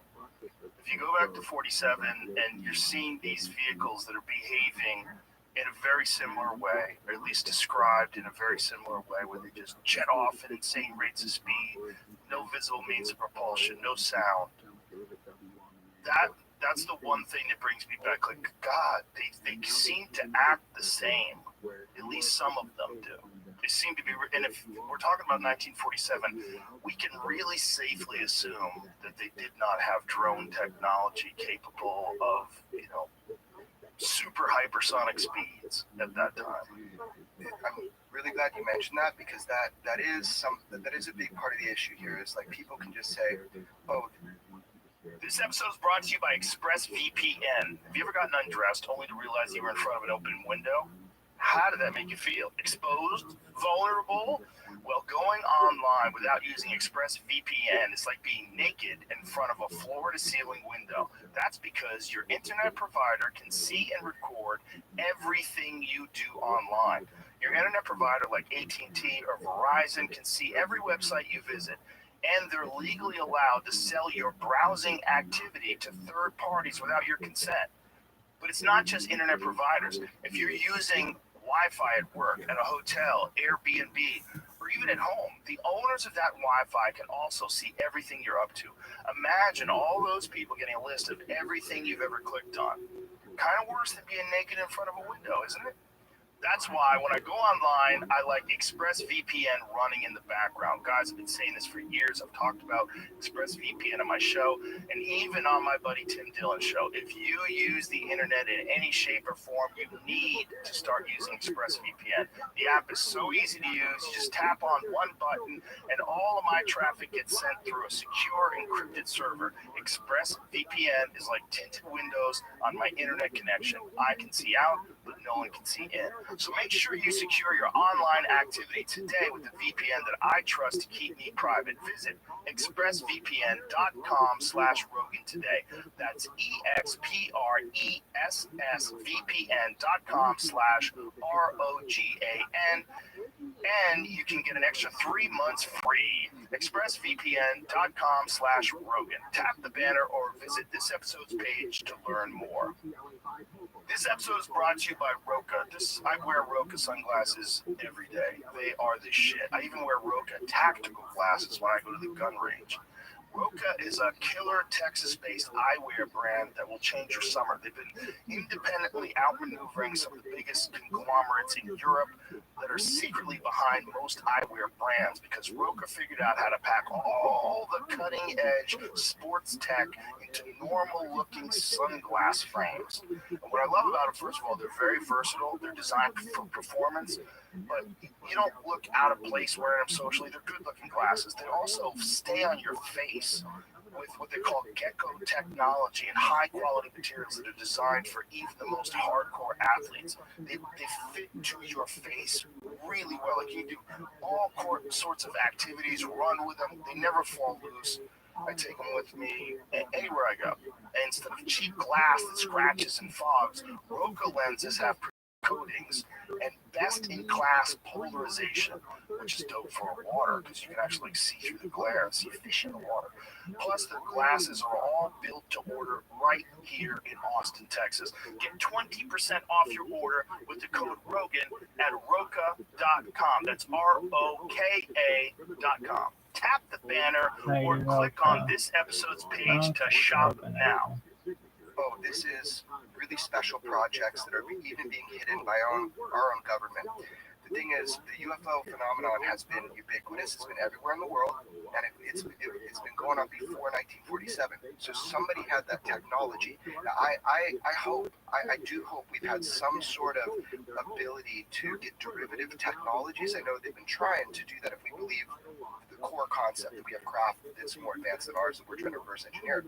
So the fact you bring that up, and I want to touch on what you just said, the explanation I've been given, we've both been given, is that there are true national security concerns about this technology, that the cover-up or whatever, that it has to do with what will happen if we make a breakthrough in this technology, and that can be weaponized. So the secrecy, you could say, some people have convinced us, have tried to convince us that there's real, true national security issues with this, in that once you admit one thing, those next questions are going to come, and maybe we can't answer those yet. We don't know. So that's the fear. It's like the Oppenheimer movie. Like, shit's been kept pretty secret, but stuff has come out. It's like, what happens if we admit the fundamental truth? That there are craft of unknown origin that are more advanced technologically than ours. It doesn't matter where they're from. What happens if we admit that? So people are concerned, from my opinion, within government, that if they let that out, the follow-up, they're not going to be able to deal with. This technology has been seen throughout human history, on every continent, in every culture, for as far back as humans have been around. That is not our technology that was flying around pre-1947. But Dave Fravor was here in this chair, Joe, talking to you, and he talked about the Tic Tac incident from 2004 as he testified before Congress in late July. We didn't have that technology then to do what the Tic Tac did. We don't have it now. We don't have it. If you look back at the paper trail, this is what got me hooked on this topic to begin with. I can't go out and find UFOs. I don't know the cosmic meaning of all this stuff, but there is a paper trail within our government, documents, memos, reports that were generated by the Department of Defense before the Freedom of Information Act existed, before they had to worry about the public ever seeing these reports. Those documents painted a pretty clear picture. General Nathan Twining, who became Chief of the Air Force, he was also the first Air Force guy to be the chairman of the Joint Chiefs of Staff. He wrote this document in 1947, the Twining memo, where he talks about these things are not fictitious or imaginary. They're real, and they're not ours. And we don't think they're the Russians either. It's not our technology. I wish we had it. Sorry, how did he describe it? It's not fictitious or imaginary. It's real. How did he describe the crafts? How they be? Metallic. They can appear and disappear. We can't detect them on our sensors, whatever. I think it was radar back then. That they can help fly our best planes, fly circles around us. There's nothing we can do about it. We have no defense mechanism against them. And then there's the paper trail starts there. There was a study by the FBI, the U.S. Army in 1948, and the CIA, after it was created, got involved. They've been studying this stuff for a long time, and the documents where they speak to each other very frankly. This is real. It's not us. As the 1960, they put out a memo saying this is serious business. We need to figure this out. I think there are inescapable national security implications for this technology. There is a race for it. We're trying to get it. The Russians are trying to get it. The Chinese are trying to get it. Whoever gets it, they win. Are there some sort of reports about the Russians and the Chinese also having recovered crafts? Dude, he smuggled a ton of classified documents out of Russia himself during Glasnost and Perestroika. He went and met with the heads of the UFO programs in Russia during that time period. He came back with all those documents and actually supplied them to some people. That happened. Yeah, it had a lot to do with Harry Reid's decision to go ahead and support funding. because those documents show that the Russians are trying to do what we're trying to do, which is to take this stuff apart and figure out how it works. And what year was this? This is 1993, the first time I went. But their study lasted, they had the biggest study in the history of the world. From 78 to 88, the USSR sent out an order to every military unit in the vast Soviet Empire that any UFO, any orb, any ball of light, anything weird in the sky, all has to be investigated. And that information had to be funneled to the Ministry of Defense, to the desk of a guy named Colonel Boris Sokolov, who was in charge of this program. And I met him, and he shared a lot of that information with me. And he admitted, we're trying to figure this stuff out because if we could duplicate that technology, we could kick your ass in terms of stealth. We could beat you at your own game on stealth technology. So they were trying to do it. They're trying to figure it out. We hear bits and pieces that they have recovered crashes as well. So do the Chinese, maybe the Israelis. I mean, also in these documents, so, and can you tell them who you gave them to, that whole stuff? They got into the hands of the U.S. government. And then that was after I came back from Russia the first time. I went back again in 96. A lot of the people who had been willing to talk to me during Glasnost were now afraid. They would not meet with me. The people who had gone on camera changed their tunes because the whole country had changed in that time period. But the documents also went to OSAP. That's the program that the DIA ran. Bigelow was the contractor for it. And they hired a bunch of Russians to go through those documents, figure out the structure of the Russian UFO program, and did a lot more analysis than I can do just by myself. And in these documents, they talked about shoot-down attempts, which is something that we'll be hearing more about over the next 15 weeks, I hope. So in Russia, they had this policy at first to engage these things, and they lost pilots. Yeah, they had 40 different incidents during that study where Russian warplanes chased UFOs. 3 of those cases, the UFOs turned around and shot them down. They disabled the planes and the planes crashed. 2 of those pilots died. And after the 3rd crash, the Russian Ministry of Defense put out the order, leave them alone. They may have incredible capacities for retaliation, just leave them alone. And one last thing about that blew my mind. We did an episode about this, like him going to Russia, the whole thing. They talked about in those documents that they knew how many satellites that we had dedicated to looking for UFOs. Yeah, I met this Russian scientist who had worked on their version of Star Wars. He lived in one of these secret cities. He'd never spoken to any journalist, let alone a Western journalist. And he started telling us about the work that they were doing. He showed me this tabletop of like a laser weapon that he called the weapon of the aliens. But he said he'd been involved in the Russian space program in the earliest days. They had satellites up there that were seeing these things coming in and out of space into Earth's atmosphere and going out. He said, the Americans, I know that you guys had those satellites. You were seeing the same stuff we were. Their intelligence agents got information from the U.S. They knew we were collecting information back then. They know we're collecting it now. And when they said that they had jets shot down, do we have instances of jets getting shot down in America? We do. It's kind of sketchy because a lot of those records, we have records of the planes going down, but there's no indication that the UFOs were responsible other than the Captain Mantell incident. That's a pretty famous UFO case where he chased a UFO and then crashed. They think he might have run out of gas. And I think the Air Force tried to explain he was chasing the planet Venus, which is preposterous, you know. Yeah, we have some. The CIA actually fully funded a movie narrated by Rod Serling. It's called UFOs Past, Present, or Future, and there's 2 versions. You can find it online. This is the most incredible UFO movie of all time because it's funded by the CIA to try to apologize for that incident of saying he chased Venus. It's a cool old school documentary on UFOs, narrated by the Twilight Zone guy. Wow. Yeah. That. So the Russians, how many crafts we supposedly Grush said that the United States is in possession of 12.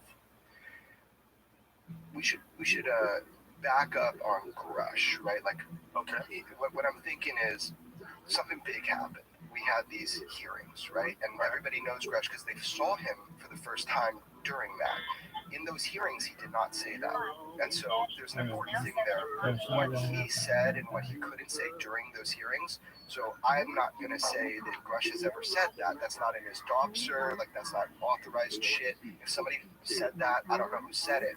All we know he said was right there in that hearing. Okay. You see what I'm saying? It's like there's a lot of rumors out there, and I don't know.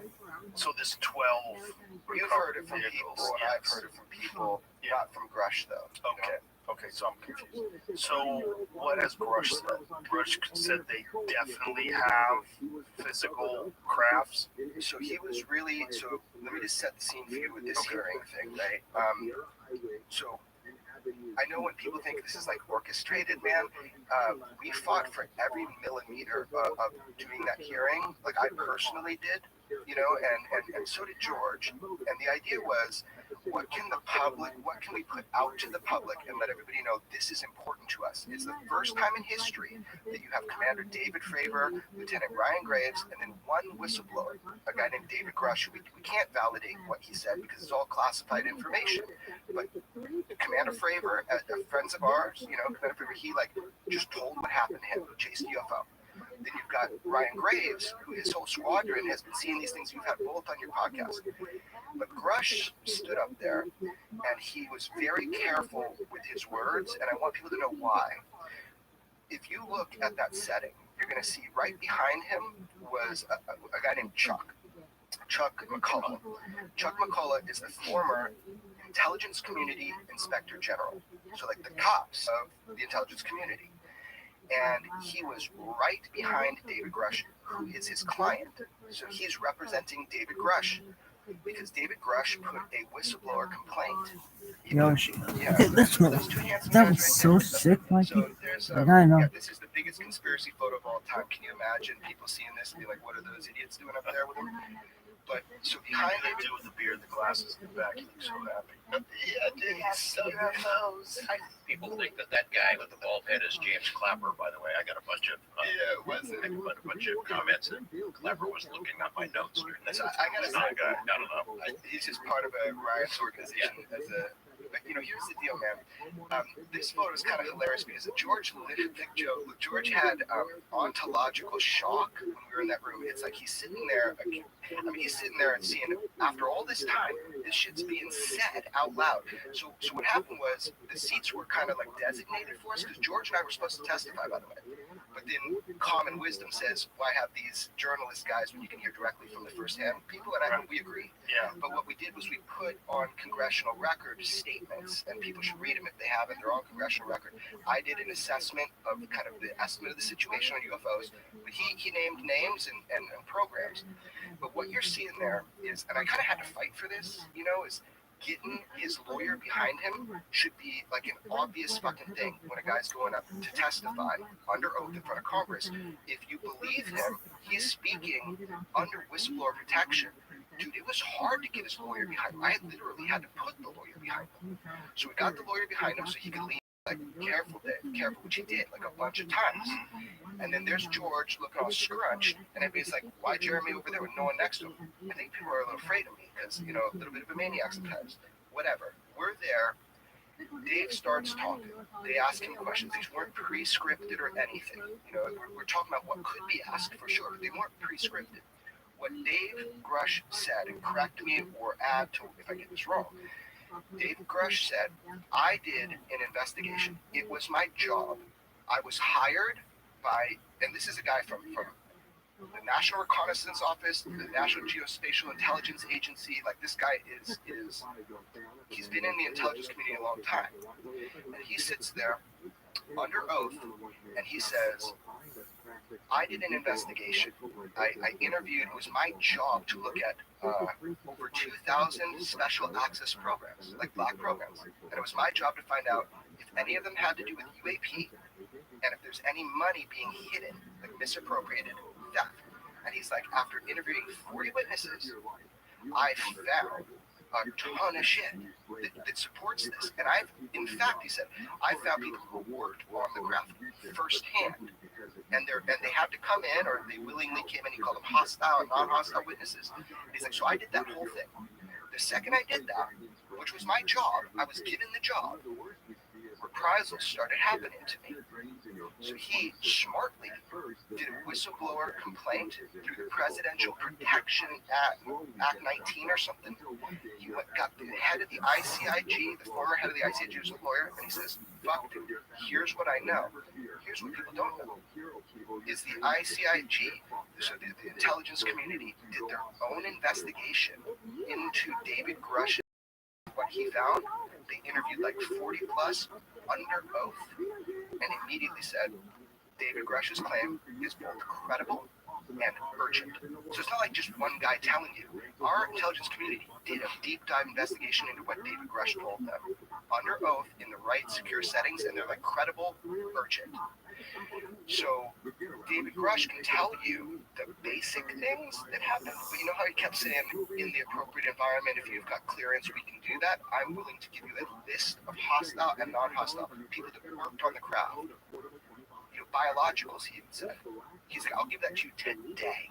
You just got to get a skiff, and we got to make sure that you have access, you have clearance. And he was denied a skiff that day.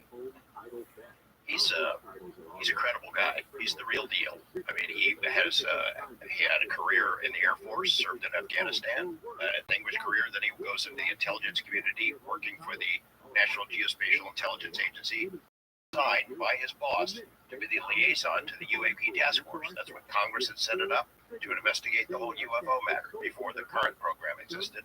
And the guy who was in charge of the task force, Jay Stratton, gave him a job. Go find the special access programs that are hiding UFO stuff, either siphoning millions of dollars, or they've got technology, crash retrievals, reverse engineering, all the stuff that we've always heard rumored, and he did. He found it.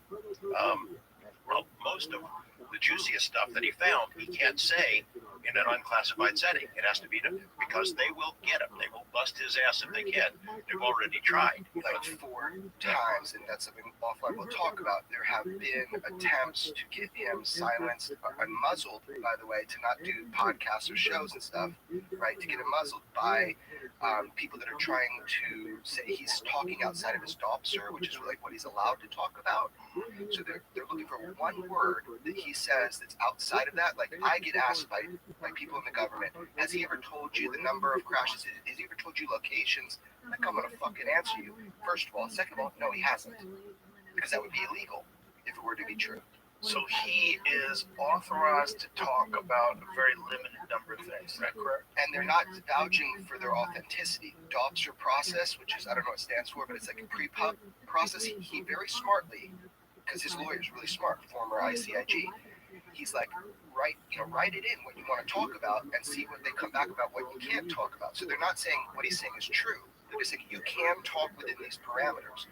I would like to see if what he's saying is true. So we just need that option. So who gives him the authority to talk about these things? No one gives him the authority. He's taking that all on himself. He's a true whistleblower, whether you believe his claims or not. What he's doing is legal, but it's a career killer, right? The DOPSR says they go through it and they make sure that things that are like highly sensitive or classified, right? Like you can't say this word or this program or this name. So they kind of do it as a pre-publication thing. That's the process. Does that make sense? I wrote a book with Colin Kelleher and Jim Lukatsky about the DIA's UFO program. It took DOPSR 14 months to approve our manuscript, so they take their time. They take their time. But also when you get pushback, where people are trying to entrap him or get people to say that he said something at school, the DOPSR people are like, no, he's fine. Like, he's talked within those parameters. He just has to be careful to not accidentally say something that is outside of those parameters. And right now is a very sensitive time for that. Immediately. It's interesting. We met him in Huntsville, Alabama, at a conference, the SCU conference. It's a UFO event. We went down there to interview somebody else to get him on camera, and we had been told there's a guy might introduce himself. And Jeremy was shooting video of me sitting at a bar at the moment that this guy walked up and introduced himself. So we had that moment on camera. And then we got to know him a little bit. A couple months later, he comes out to Las Vegas. There was a Star Trek convention. We were going to speak at it. And he comes out because he likes Star Trek, like everybody likes Star Trek, comes out and spends 2 days with us. The next day, he flies back Sunday night. Monday morning, he reports to work. Armed security guards escort him out. He was suspended. His clearance was suspended. We were worried, oh, Christ, was he seen in our company and that's what happened? but that was the beginning of his first real big trial by fire. They accused him of a bunch of stuff and said that they were going to fire him and permanently suspend his clearance. And was he already discussing UFOs at that time? Not with us, but he had already been investigating it on behalf of the UAP task force, and he had shared information through the whistleblower. Hey, Uncle Joey here. Big games, high hopes, and huge cash prizes. That's what the start of NFL season is all about. DraftKings, the official daily fantasy partner of the NFL, has millions of prizes up for grabs. New customers, just deposit $5 and play fantasy football for free. Who's better than DraftKings? Nobody. Just choose your team, stay under the salary cap, and score enough points to take home the win. Non-stop NFL action is waiting for you. Download the DraftKings app now. Use code ROGAN and play free for a share of millions in prizes. That's code ROGAN, ROGAN, only at DraftKings. Potato chips, onion dip, people farting. Tremendous. Gambling problem? Call 1-800-GAMBLER. Minimum $5 deposit required. One award per new customer. Eligibility restrictions apply. Void where prohibited. See DraftKings.com for details. This episode is brought to you by AG1. Everyone's body is different, but we are all humans, and humans all need the same foundational nutrition to keep us healthy and focused and ready. And that's why I have been drinking AG1 for years. They've done the research to make drink that replaces all those multivitamins, probiotics with one simple drink. AG1 raises your baseline by supporting nutrient replenishment, stress management, gut optimization, and immune support. These are things we all need. And it's as easy as mixing it up every morning. It just takes a minute. So if you're listening, you're probably human, and you probably want to take a step towards feeling healthier and more focused. We all do. It starts with foundational nutrition and AG1. Try AG1 and get a free 1-year supply of vitamin D and 5, yes, that's 5 free AG1 travel packs with your first purchase. Go to drinkag1.com/Rogan. That's drinkag1.com/Rogan. Check it out. Process with the Inspector General. Yeah, let me just break it down real simple. So here he is. He gets this job. He's looking at all these special access programs. He's a fucking brilliant guy. He's a physicist, by the way. You know, like he's a brilliant guy in general. So he discovers all this shit. He starts getting reprisals, and then the moment George is talking about, I kind of had heard about him. All of a sudden, he comes up to him at this bar where we were at. That's the first time that he talked to anybody outside of government. Now, he didn't share anything he shouldn't, but he's kind of coming to George and then to me to say, I'm doing this whistleblower thing. I am concerned for my safety and just in general for my career. He wanted a journalist or journalists to know, not to report on it. So imagine that. We don't even break the story that we had before anybody, right? So what I did, because I'm his harpoon, I did a deep dive into this guy for months and months and months. He actually came to my home, you know, met my family, and I got to know him, and we vetted and vetted. Okay, this guy is who he says he is. He's 100% who he says he is. So we kind of got that layer of trust. This is not some sham or something like that. But then what happens is, when George is talking about the second trip, so I'm already talking at this Star Trek, because my kids' class was Roddenberry, so he's like the son of Gene Roddenberry. So he's just like, dude, Jeremy, come talk to a bunch of Trekkies about UFOs. I'm like, cool, I'll do it. It's in George's hometown. So that was a great opportunity for Dave to come and meet with us again and just talk to us, right? Yeah, and then that Monday, when he gets back, he's walked out of the Geospatial Intelligence Agency, or NRO, depending on which one you want to identify him with. He's out, man, and they did some bullshit on him, like time card, like out of 12,000 billable hours, maybe there's like 30 hours somewhere where you didn't do it right. They were doing anything they could to fuck with this guy. So that was our first heads up. Oh, dude, how this guy gets treated is going to dictate everybody else that has come to us in private saying, I think this is illegal, what I'm doing. Right. Among the complaints they issued to try to take away his security clearance was that he had mental health issues. So he was suspended for a couple of months. They did a background investigation of his allegations, the allegations that have been made against him, and they cleared him, reinstated his security clearance. He stayed on the job for a couple more months and then retired because he sees the handwriting on the wall, and he left. And that's when he started plotting the next chapter. And now we're seeing the backlash process firing up once again after he testifies in front of Congress in that hearing and offers to tell them more in a classified setting and spill all the beans. They got to find a media guy to go after him. This article in The Intercept. The Intercept did a smash piece. By the way, we already knew all about Dave Gresh's PTSD, and at the time, his best friend, one of his dear friends, just got off the phone with him, blew his own brains out, right? So he was like drinking, he was in a bad place.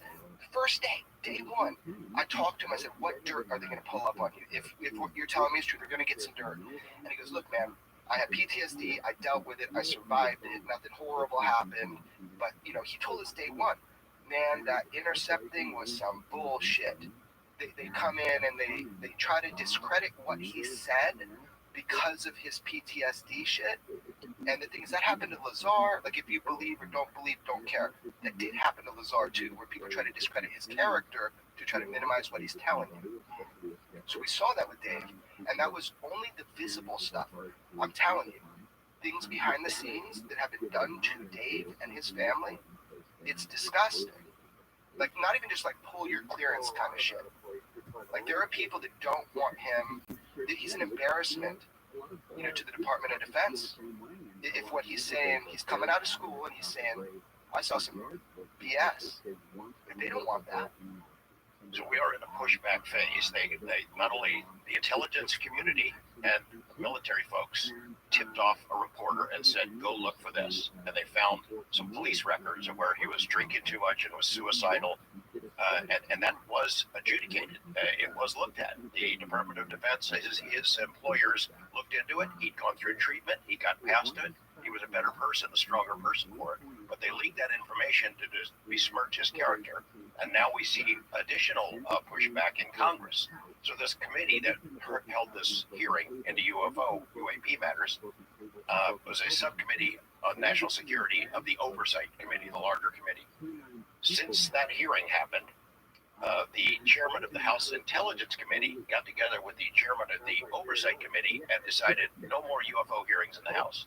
Enough of that bullshit. We're not doing that anymore because, in their words, it could be an embarrassment to the Department of Defense. You're damn right it would be an embarrassment for what's going to come out. I mean, it was a big success, to have this publicly done. It's the first time in history that we have direct witnesses, like 2 pilots and then a whistleblower. It was the first time in history. We fought for every millimeter of that territory to get that to happen. It was not received well by the intelligence community. They did not like that happened, and that's pretty telling to me. I think that we should do it again. Now, when Grush first found out about this stuff, he was tasked with trying to uncover it. Like, his job. It was his job. And why did they, what was the suspicion? What was the initial impetus to get him to look into this stuff? It's a suspicion we've had for a long time that there is a crash retrieval program, that we have recovered technology that is not made here, that we're trying to reverse engineer it and figure out how it works so that we can duplicate it. Right, but who sent it? So there's a UAP task force. So the UAP task force was formally created by Congress to look into the bigger picture. And they suspected that something was wrong. Yeah. Jay Stratton was the head of it. He'd been at the Defense Intelligence Agency. He was with Naval Intelligence. He kept getting pulled back into the UFO arena from different jobs. Very credible guy. He was in charge of the UAP task force. He put together this amazing briefing document that included film and video and photos of UFOs that have been gathered by the U.S. military over the past 30 years. He'd give those presentations to Congress, to the Joint Chiefs, to defense contractors, because he wanted people to know about it. And as part of that job, he assigned Dave to look into special access programs. Can you find evidence of crash retrievals, reverse engineering, any of that stuff we've been hearing rumored for 30, 40 years? And this is really about oversight, okay? So the way I understand it from people involved is that look, we have to have oversight over these types of programs and technologies. Like, it's good we're doing them. It's good we keep it secret. Like, that's their standpoint. But they're like, we have to have a process of oversight. Do you remember the church committee back in the 60s? Was it 60s or 70s? So the church committee. Everybody in the intelligence agency that I know will say there's BC and AC, before the church committee, after the church committee. It basically was a way to level the playing field so there's not this type of shenanigans that are going on, the fucked up shit they learned from the church committee. So what they're saying now is, look, some stuff needs to be kept secret for national security. If we can turn some of this shit into weapon systems, right? Like, we don't give out blueprints to make an atom bomb. We admit atom bombs are real, but we don't give out blueprints. So some of it needs to be kept secret. But they're all about oversight. If you don't have communication between these subcontractors that are working on this exotic stuff, if it exists, we need to be aware of that at some level. We meaning Senate and Senate Intelligence Committee, all this stuff, oversight. So without that oversight, you're just going to run amok and go crazy with this stuff. And I'll tell you firsthand, right? There are people that have come to me and George that are currently employed in agencies, and they feel like they are being held hostage in these programs. Like, there's ways to keep people in programs and to not let them out by dangling this, like, well, what are you going to do if you lose your clearances? You're going to go work at Home Depot? That's the way that I've heard some people describe to me and George of why they're so terrified right now, is because their whole lives, their wives, their dogs, their children are all dependent upon these little faction groups kind of keeping them in a program. If that's true, that's fucking horrible. And what just happened to Dave Grush, the sliming of Dave Grush by this really pretty poorly researched article, is an example to all that. Anybody out there as a whistleblower, you're thinking of coming forward and spilling the beans, this could happen to you. Did you ever have an affair? Did you ever have an out of wedlock kid? Did you have a drug problem? Because whatever it is, we'll find it and it'll come out. It's interesting that they would use PTSD to discredit him for a war veteran. That seems insane. You're shaming someone for seeking help for something that most soldiers come back and have to deal with. That's really insane. It's low, is what it is. Well, it doesn't make sense either. It just doesn't make sense. Like, how can you do that? It doesn't make sense in terms of the reader's perception. Because I think most readers are going to look at that and go, well, the guy came back from war and he sought help. How many guys come back from war and they're fine? Isn't it? It's probably less. Probably quite a bit less. And a lot of people never get over the PTSD and they take their lives. The number of veterans that take their lives in this country is astonishing. 4 times as many that die in combat. It's astonishing. It's terrifying. Thank you for vocalizing that, because to me, I'm like, what the fuck? Well, that's just some fucking egghead writer who has an agenda. But it's also, there's this natural inclination that I think we all have to poke holes in something that seems fantastic. It's like, this guy, what is he doing? He's coming out, he's a whistleblower. Has he seen these things? Oh, he just is he works for the UAP task force and he's uncovering this? Like, what else, what do we know about this guy? Oh, he's nuts. Oh, he has PTSD, he was suicidal, he's making things up, he's unstable. Instantly, sort of dismiss. And I understand, if I was watching this in 2D reality and I'm just watching the TV and I'm seeing these weird guys behind here and I'm thinking, this is a setup. Like, I do see that, and I do see that, why would you take this seriously? But if you're in our shoes, mine and George's, and you see this kind of go through and you talk with people on a daily basis, people come to you over years, you vet them. Man, look, and then in the 3D version of this, I wish it was more organized. I feel like we're fighting, like pushing that. What's that dude that pushes the boulder of the hill? That keeps rolling down. Sisyphus. Yeah, some Greek. Yeah, that's what it feels like, right? Like, one step forward, 2 steps back. I think we made a lot of progress, but I see how it looks so bizarre on the outside. But I will say for sure, Dave is who he says he is. He had the job that he says he did have, and he absolutely fundamentally believes that what he uncovered is non-human technologies, and he said that. And I believe that we have the right and the need to try to do discovery on that. And the only way we're going to do that is if people say, we want to know. And the hearings help with that kind of thing. Now, this stuff I would imagine is very compartmentalized. So I would also imagine there's probably some people in government that, whether it's because of their ego or whether it's because of whatever position they have, that they need to have access to this information, or they want to have access to information. Do we know who does and who doesn't? You want to go with me? Go ahead. Yeah. Short answer is kinda. Like we kind of know, who has control of some of these programs now. We've never, George and I have never found somebody that knows the totality of it, but we have been, as he likes to say, pretty high up the food chain. So we get to a point where we get to people that have actively worked in what they call the legacy UFO program or programs. So these are like the actual UFO programs that are not public. And when we get to people in that position, the brick wall for us is always this. They're like, I'm not for disclosure. And I'm like, okay, well, tell me to stop then. What do you mean? The public, you shouldn't kick a sleeping dog is one of the things we were told. And I'm like, well, what? Like, what is so freaking scary that the public would know something that even though we're friends now and you have direct knowledge that you, first of all, won't testify to Congress, we got no's. No way am I doing that. I'm like, why? There's something.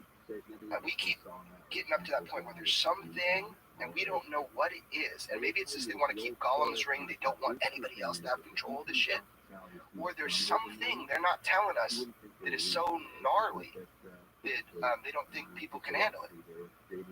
There are, different scenarios you could explore. For example, you ask what could be so terrible that they can't tell us about it. Say these aliens, wherever they're from, made us, and we're a genetic experiment. That they created our religions, our religious figures, that we are an agricultural product, that somehow they harvest us, that our time is limited, that once the experiment's over, poof, we go away. I remember when there was a push back to have a designer universe, intelligent design universe in the schools, and I wrote a column about it, just said, hey, be careful what you wish for, because you might find out that the intelligent designer isn't God that you're thinking of. It might be some alien science project or something like that. You can imagine a lot of different things that would be really disturbing to people to come out. I don't know if that's the reason for the secrecy. I suspect that it has a lot more to do with national security, us not wanting the Russians and Chinese to know how far down the road we are. We know that to be true. We've been told that you can't tell your friends without telling your enemies. It's probably a multi-layered reason. Yeah. I just don't know the top layer. It's killing me. Well, it's interesting because how would they know the top layer? I mean, what kind of confirmation would you have to have that we were genetically engineered? Like how much data would you have to have before you accepted that? So you got compartmentalization, you said, right? So I know a guy in the 70s that was working at Lawrence Livermore Laboratory. He's not ready to break from the fold yet, right? He's not ready to do it. But he was working on supercapacitors in the 70s or something. And he said something like, I know the 3 companies that make these. He was given a device with no markings on it, no nothing, and he was to reverse engineer it. He is convinced this was not made by us. It was so efficient, almost 100% efficient. So you get people like that. What was it? Like a supercapacitor, is that the word for it? Superconductor.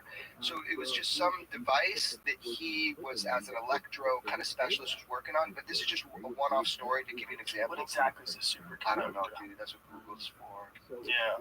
I wish I was Superconductivity would allow the transfer of energy, and like they're trying to get it at low temperatures. Right. This means an electric current can flow, but the electrons are jostled around a bit as they move, so they lose energy as they travel. This jostling is called electrical resistance. In a superconductor, there is zero resistance, and an electrical current can flow perfectly smoothly without losing any energy. That sounds right. And so this is something that apparently, so this was something that was just discussed about superconductor room temperature, which is kind of debunked. Oh, is it? Yeah, I believe it was debunked. Was it debunked? It's been debunked a couple of times. They keep taking another stab at it. It's like Chinese propaganda or something. No, I think they couldn't replicate it or find out what it is. That's as far as I think that's exactly it. Yeah, they couldn't replicate it. Right. So check it out. Though, what I can say is, so I have two pieces of graphene, and they're like these little squares, and one is they're metamaterials, meaning it doesn't occur in nature. We made them. I have two kinds, two pieces. One piece is a 3-degree variation from perfect atomic layering. The other one is like a 7-degree variation from perfect atomic layering. So like graphite from a pencil, I think, and they layer the atoms perfect. The one that's 7-degree and the one that's 3-degree, if you have an ice cube, and I take the 7-degree of orientation off from perfect, and I push it into an ice cube, it's like a hot knife through butter. It instantly gets cold, and your finger gets cold, and it stops in the ice, right? Because it's transferring the heat. I guess this is a superconductor. I think it pushes the heat from my fingers right in. So that material has unique principles and properties because of the way they atomically layered it. The 3-degree one, it goes much deeper and faster because it's like a faster transaction of that heat. So we've learned that metamaterials, when we orient them, we make them in a certain way, they have special or unique properties. So back to this guy. A lot of what it seems like we're doing is trying to get derivative technologies from something that's more advanced than what we have, and it can be little things. So all he saw was a superconductor. Okay, I believe that's the right word. He only has suspicion. So it's like, dude, bro, it's so sick. It was like, you did it like this, then you're like this. You're thinking about the Detroit Lions. It was amazing. But there are other types. There are other You people got the P. that are like physically working on the machines. Then there's people that are just in a bureaucratic role. Then you've got people like David Grush who do discovery on finances and programs and interview people. This whole tapestry or mosaic of individuals leads me to where there's smoke, there's fire. All of this, there's something to it. It's just, where is it from? I think we're in kind of a pushback mode now, though. Since that hearing, that might have been the high water mark. Jeremy and I have been talking about it publicly for a while. The closer we get to the goodies, You gotta take a wisdom. to actually seeing the saucers or finding out where the programs are, the harder these guys are going to push back. The true keepers of the secrets have dug their feet in. I mentioned about this House Chairman, Intelligence Committee Chairman. He represents Wright Patterson Air Base. That he gets a lot of campaign donations from big aerospace companies. Wright Patterson, of course, home of Hangar 18 and all the rumors about Roswell wreckage and other things being stored there. That's his district. He's the guy that said no more hearings on UFOs. Representative Turner, Mike Turner. So he kind of put the kibosh on it. Claims China is a bigger threat to U.S. than aliens. Well, that's probably true. I don't know. You're probably doing wrong stuff. Do you guys remember the American Computer Company? Do you know that story? American Computer Company, I'm pretty sure that's the name of the company. American Computer Company had a whole section on their website about the back engineering of technology that came about from the Roswell crash, and about how Bell Laboratories in New Jersey had an Air Force base right outside of it that was supposedly to protect New York City. They're like, but the problem is New York City's, you gotta fly over to New York City. Like, it seems like it's protecting Bell Laboratories. And Bell Laboratories is where he said that they back engineered all this shit, including fiber optics, including like the discovery of a bunch of different things that came out supposedly of back engineering that wreckage. See if we can find that. I mean, I hope that's true, dude. I hope that if we have Is this it? This is the accuracy of what Phil Corso. the guy The truth is out there, and so are the cranks. 2000. Yeah, it was is the company exist I don't anymore? think so, but this is. Okay. Don't believe everything you read online. American Computer Company and Secret Alien Research have been around for 4 years. Jack Schulman, owner of American Computer Company, now operating as compamerica.com, posted the story to his website. He claimed that Bell Telephone Laboratories had stolen the idea for the silicone chip from the alien spacecraft that supposedly crashed in Roswell, New Mexico in 1947. prior to Bell's announcement that year that John Walter Brattain and William Shockley had invented the transistor, computing had depended on vacuum tubes. So why is it that 50 years on, we can't use the aliens' technology to violate the theory of relativity to travel beyond light years? Well, it seems that a cartel of technology companies and oil producers have colluded to prevent the development of high-speed chips. Mr. Schulman posts his theories at roswellinternet.com, where he also claims to have invented PCs and Windows and to be working on a chip that will run at 12 terahertz, 1,000 times the speeds of today's fastest CPUs. One way you can guess the veracity of web rumor is the writer's typing style. If an author randomly switches to uppercase for effect, then he's probably a crank. That's the one thing I can really find right now. That's a fucking half-hearted attempt to dispute what he said. There was a guy named Bill Corso who was an Army colonel. He worked in this technology office in the Pentagon, and he's the guy who came out with a book on the 50th anniversary of Roswell. He said, "I saw that stuff. We had it in a couple of file cabinets," and he personally took it to Bell Labs. Claims to have given them the chips that inspired the later work. A lot of people don't find him credible, that he takes too much credit for doing all kinds of other things in history. But I met him before his book came out years ago, and Bigelow and Hal Puthoff and those guys went back to see him, and Jacques Vallée, and they thought he was credible. They didn't necessarily believe everything he said, but it goes right along the lines of what you're saying there. And so, what did he describe that he saw in those file cabinets? He said fiber optics, computer chips, among other things. I think he said night vision was inspired by something they got out of those chips. Out of those chips. I have no idea. It's like it would be so cool it would be so cool if we had success in derivative technologies and they were in our hands. I think I would like to believe we were more responsible with that shit.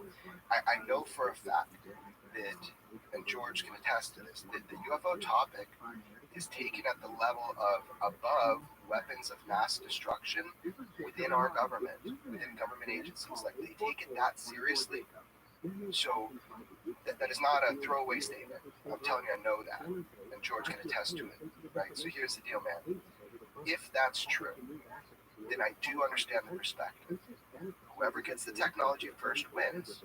But my understanding is that we have not been able to duplicate the core technologies.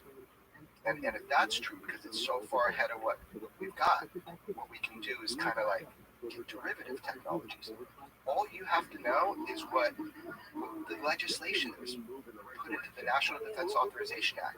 I know that's not a word that normal people are going to understand or hear about often, but I've become educated on it. So the National Defense Authorization Act of 2024, it ends up being signed, hopefully by Biden. Any president has to sign it.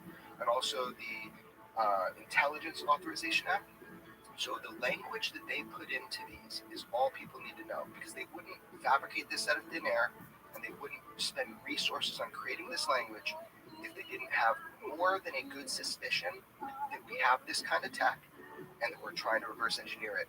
It's online. Anybody can look at. Schumer, I think, put out a big bill, and then there was an amendment to it. And if you read this language, they're like, any of these non-terrestrial craft, they are so thorough. They're like, if they're being hidden in private technology, we're cutting off your funding. So they've got a carrot and a stick approach. I've talked to some of the people that form this language, right? So what they're saying is, the carrot is, if you come forward within, I think, 90 days, once it's signed, and you tell us that you have technologies that are not from here, then there'll be no penalty to you. If you don't tell us, your funding is cut. We're going to find out your funding is cut. So it's like a carrot and a stick kind of thing. If you read this language, it's almost insane to read, because they know that there are these programs. Now, where the craft or things that they're working on are from, how do we even get there to know that? I don't know. But they do know that we have this ship, these craft of unknown origin. They use the term non-human intelligence in that legislation 26 times. It's astonishing. There's Senate Majority Leaders Chuck Schumer standing up there in a nod to his late mentor, Harry Reid, saying we're going to get to the bottom of this stuff and it's real. And he acknowledges that that legislation was crafted with the White House's cooperation. So it's the Biden administration, somebody in that administration signed off on this. It's astonishing.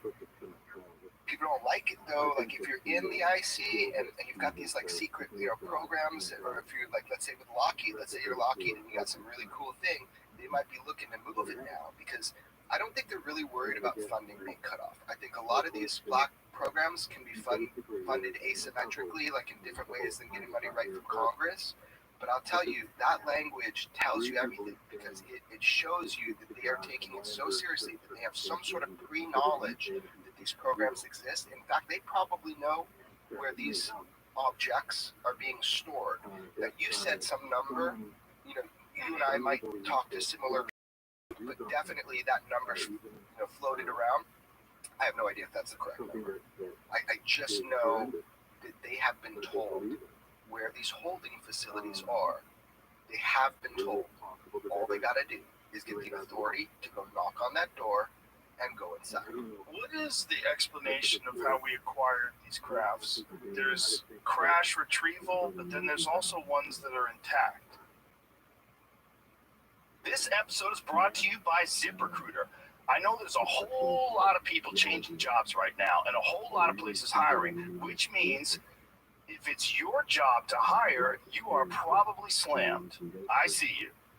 But what if I were to tell you that there's something that can make your whole hiring process faster and easier?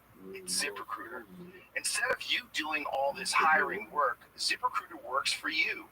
You post your job once on ZipRecruiter, and then it sends it to more than 100 job sites, so you reach just a ton of people. Then ZipRecruiter's tech scans thousands of resumes for you to identify the ones whose skills and experience match your job. So you get the first wide net, and then you get it all narrowed down without you having to spend all that time. So hiring heroes, let ZipRecruiter help make your job easier. 4 out of 5 employers who post on ZipRecruiter get a quality candidate within the first day.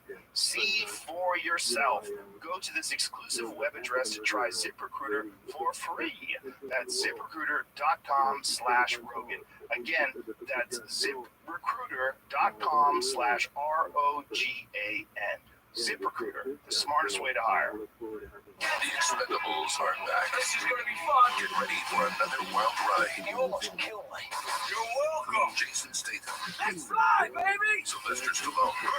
Now that's what I'm talking about. Expendables 4, rated R, September 22nd.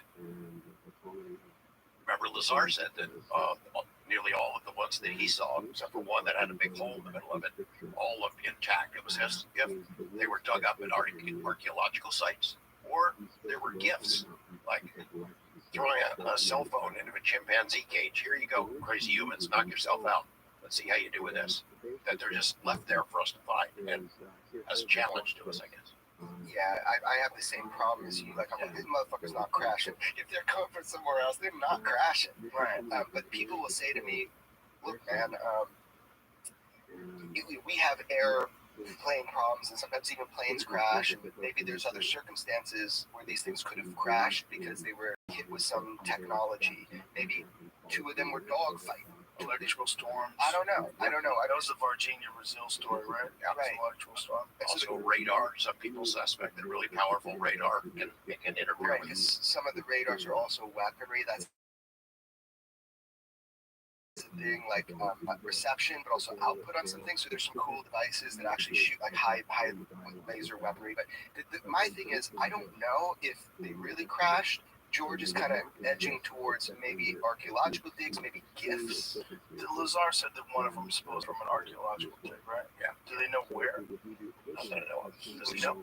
No, he was literally, that's one of the many things that they tried to impose upon him. But remember, they tried to impose a lot of shit on Lazar. He is so succinct with, this is what I know to be real. I had hands on this. Now, they told him a whole bunch of crazy shit. You know what? dude, just the like I should put that shit down. I'm just crazy. Like we are viewed by the aliens as containers of souls. I mean, you're not going to tell a guy working on propulsion that. So he was able to sit down for a brief time and go through a document, like a huge briefing document. In there, he saw what they said was a biological biopsy of an alien. Like he didn't care. He was going to the propulsion part. But they told him so much wild stuff. He's like, this has to be a joke. But then when he said he differentiates, he goes, but you can't fake, he said, what I saw. You can't fake your hands trying to get close to the reactor and not being able to touch it. You can't fake something that big lifting like that. So he says, I know for sure what I worked on was not real. Because everything else they told me, it was words on paper. And I respect that about him. And maybe they wanted him to leak it to John Lear. Remember, he's like friends with this guy, John Lear, who's like already on their radar. The best photo of Area 51 from lake level ever was 1977, the year I was born. John Lear's kicking it out there, stirring up shit at Area 51, taking photos. So he does a whole panoramic of photos of Area 51, sees a truck coming from a distance. Being John Lear, takes the roll, puts it under his ashtray, puts in new film, snaps it again. They confiscate his film. But he had some underneath his cigarette lighter, whatever. And he actually gave those to me. So I got the best shot of Area 51 you'll ever see from lake level was by John Lear. Now, Bob knew John. That's where all the conspiracies come in, because John's like this UFO nut, the godfather of conspiracy. But when how does Bob meet John? Well, this is your turn.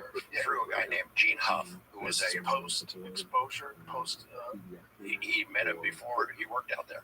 There was a guy named Gene Huff who did a real estate appraisal for John Lear's house, and Gene was friends with Bob, and Gene and Lear struck up a conversation, brought Bob to meet him, and it was only after that Lazar got hired out there. He would have arguments with Lear about this crazy UFO stuff, because I'd already done a couple of interviews with him in the late 80s with Lear before I met Lazar. Lazar was not a believer. He said, I don't believe it. Poor John, he's crazy with this UFO stuff. So this is fact, and it's so funny, like knowing all these guys, because I wasn't there like he was, but I get to talk with everybody and grill him. I think it was Jim Goodall that was in the car with him. He remembers Bob saying, oh, poor John Lear. And Jim Goodall is like, why? And he's like, because he believes this UFO nonsense. So that was where Lazar was at prior to getting the job out of the test site. Is he didn't believe any of this nonsense. In fact, so much so that, remember, I think he told you when he first went in, they had a little decal of an American flag on the saucer, and he thought, oh, those idiots, everybody thought UFOs were from outer space and they're ours, you know? Right. And then he quickly realized, wait a second, this can't be ours. It's fascinating to see now that Dave Grush has come forward and give some credence to. We have reverse engineering programs. We have a crash retrieval program. Aerospace companies are stashing this stuff in some hangar somewhere. All the stuff that Lazar said is being true. They now say, oh gosh, I guess it is true, but that Lazar, he's still a liar. We don't believe him. You have to kind of do some mental gymnastics to do that. Yeah. It's just fascinating when you see these crafts move exactly the way that he described them in 1989. Yeah. Straight up. It's pretty wild because you're seeing footage from 2014 or something like the that. gimbal. Yeah, and it's like it moved exactly like he described. Turns on its side, shoots off. So that's a common thing. Is Bob Lazar must be the luckiest con man on planet Earth to get so much shit right over all these years. It's the Controlled Disclosure Campaign Plan. What is this from? This is listed at the bottom of that document. They're talking about the MDAA for 2024, and this is the UAP section I've been reading through. Controlled Disclosure Campaign with respect to unidentified anomalous phenomena recorded records originated prior to review board termination.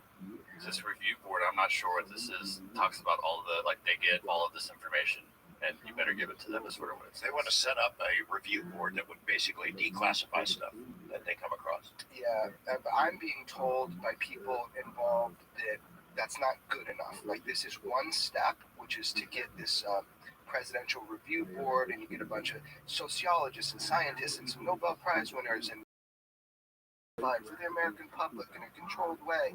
And that's really nice they're doing it. Everybody on the inside that I know is like, we need a church-style committee. It's not okay to just have a disclosure panel. You need oversight. And to get that oversight, we need access. The only way that we're going to get that is by forcing where are all the senators in all this? We did this hearing with all these Congress people. Where are all the senators listening to the public being like, okay, I'm going to get after that? They're the only ones with the power to create a church-style committee. Where are the senators right now? And so that's really, this language is so important. I hope people go look it up and they read it, because it's just astonishing when you hear what they're actually doing. And I think it's a good step. I find this one a little weird too. The exercise of eminent domain.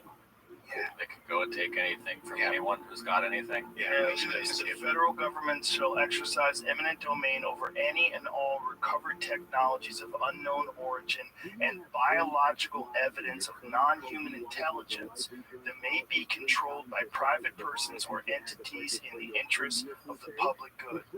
Wow. Yeah, dude. The fact that that is in that paper is crazy. So it's not passed yet. So they're going to debate this when they get back from what they call recess now. So it's really good that everybody hears this. This is going to be debated by your representatives. This needs to pass, or we're screwed. This has to pass, and then the president has to sign it. It's important too. You got to figure that if, say, Lockheed or one of these big aerospace companies really does have this stuff, it's incredibly valuable. I mean, it would be worth untold millions of dollars. The technology that could change the world forever. So they don't want to give it up. If not just for national security reasons, then because of the value of it, monetary value. So this would change that and take it. I mean, I guess it could apply to LM 115 if there's a piece of that laying around somewhere. I don't know. I mean, actually, they did say private or corporate, kind of. So it's like basically. So I am of two emotions about this. One is like, so the government just gets to come in and take everything, like that feels a little weird. But I do believe that the spirit of this is to get to the core of the question. Have we been reverse engineering technology not from here? And if we have been, there needs to be oversight. So I am for this, but this is not going to help the American and global public learn more. And that's the thing we have to remember. That's why Grush can't talk unless he's in a skiff with people with access. These people are not for what George and I are for, which is that we need to know the truth about this. Or I want to. I'm greedy with the truth about this. But this is not going to tell the American public the truth. What it's going to do is, within the intelligence communities, it's going to inform everybody on a bigger scale, which means we can have better scientists on it, we can have better people working on it. I do hope that splashes over to the public, that we get to learn more about this, because I want to learn more about it. Of course, who doesn't? Yeah. It's just wild seeing that language. Yeah. It just does not seem like they would put something like that in there unless they do something. Yeah, exactly. This is Chuck Schumer, Senate Majority Leader, who got up. He didn't just slip it into the bill. He made a big deal about it. He made an announcement, a speech on the floor, and emphasized that, having that non-human intelligence in that bill 26 times is astonishing. And the fact that he says the White House supported it shows how far we've come in a short period of time. I mean, I never saw that coming from Schumer. We knew that Marco Rubio and Kirsten Gillibrand of the Senate were into this issue, but did not see it from him. Where are they now? Yeah. Right now, why is it being so damn quiet? The thing is, they need to fight in order for us. We need, one last time, we need, in my opinion, we need a church-style committee where we get more information to the public, because I want the public to know as much as they can. Don't you think they're probably quiet until more information comes out? They're just kind of like waiting to see what becomes of this? Just waiting with the Senate? Yeah. Dude, the thing is that if I had a political career and 100 things that I'm dealing with, the public needs to tell our representatives what we want them to do. So are they kind of sitting back and being quiet? Maybe. I know Rubio came out and said, look, they're so careful of saying what they don't know, and I appreciate that.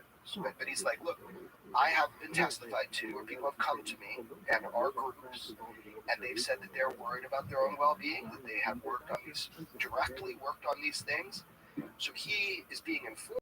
Maybe they're being a little quiet, but now's the time for for them to pass this through. They have to debate it and go for it, man. This is a big opportunity that we have now to get closer to this truth. It might happen, it might not. The fascinating answer was the guy saying that it's not the public good is to get it. God, I wish I knew rather what that meant.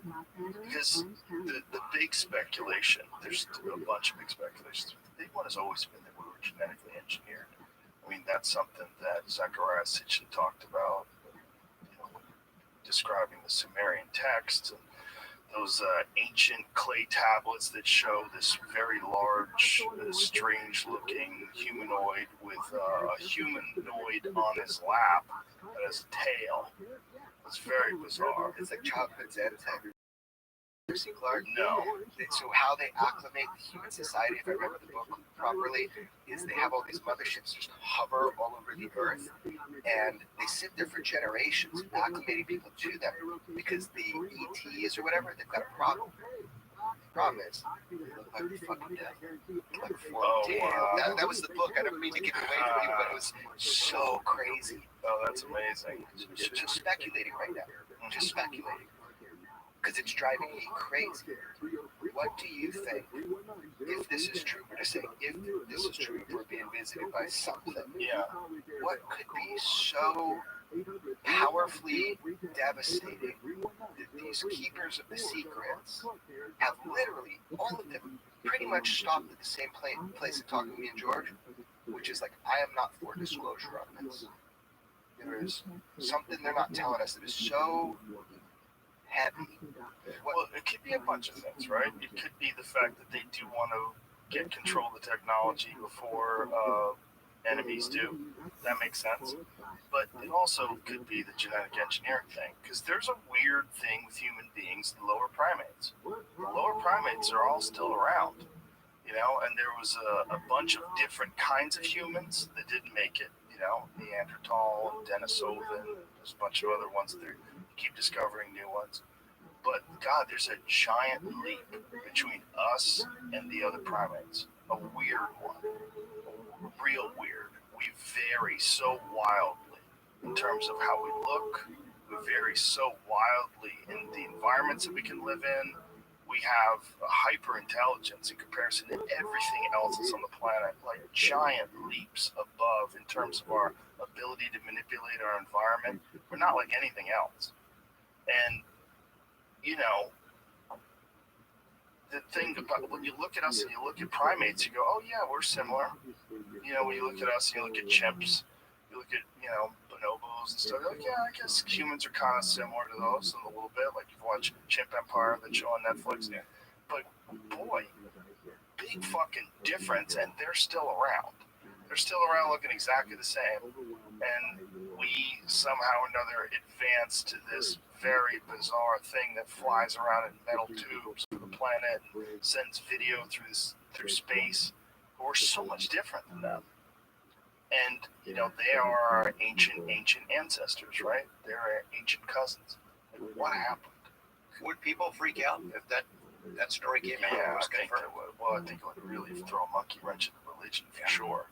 They'd have to I think religion would probably adapt, and that this was also created by God, and these are messengers of God or something like that. They'd probably come up with some sort of, if that turned out to be absolutely true. But the doubling of the human brain size over a period of 2 million years is the biggest mystery in the entire fossil record, apparently. They don't know. There's a bunch of speculation, a lot of questions and guesses, and different things that we could have done that could have facilitated that. But that's a big one, man. That's a weird one. It's weird. A question about that, right? So this is something I'm struggling with. Like, could you tell the general public that the base understanding, that we're not alone, that there's some craft from somewhere else we don't have to say from where we don't know? Could you tell them? Could you say that to the public officially in some way, and still avoid what they call strategic surprise, like this idea that we can work on it and work on it really well and make sure that we don't get strategically surprised by another nation. You can keep your security in place. Could you do all of that if you let the one thing out the box? If it was officially acknowledged that we're not alone, or do you think people would just start going crazy for more answers, because I think that's the fear of people. They can't just say one thing. I think in today's day and age, with the news cycle that we have now, where things are just in the public eye, out of instantaneously, nothing sticks, everything keeps moving. There's scandals and wars constantly. I don't think it would register. I think people would have to have actual physical encounters with UFOs before it really made sense to them. Because I think right now it's just this idea. It's in the air. It's a vapor. It's just like you can talk about it if you like. You can read about it if you like. You can watch blurry videos if you'd like. But it doesn't have any weight in your real world.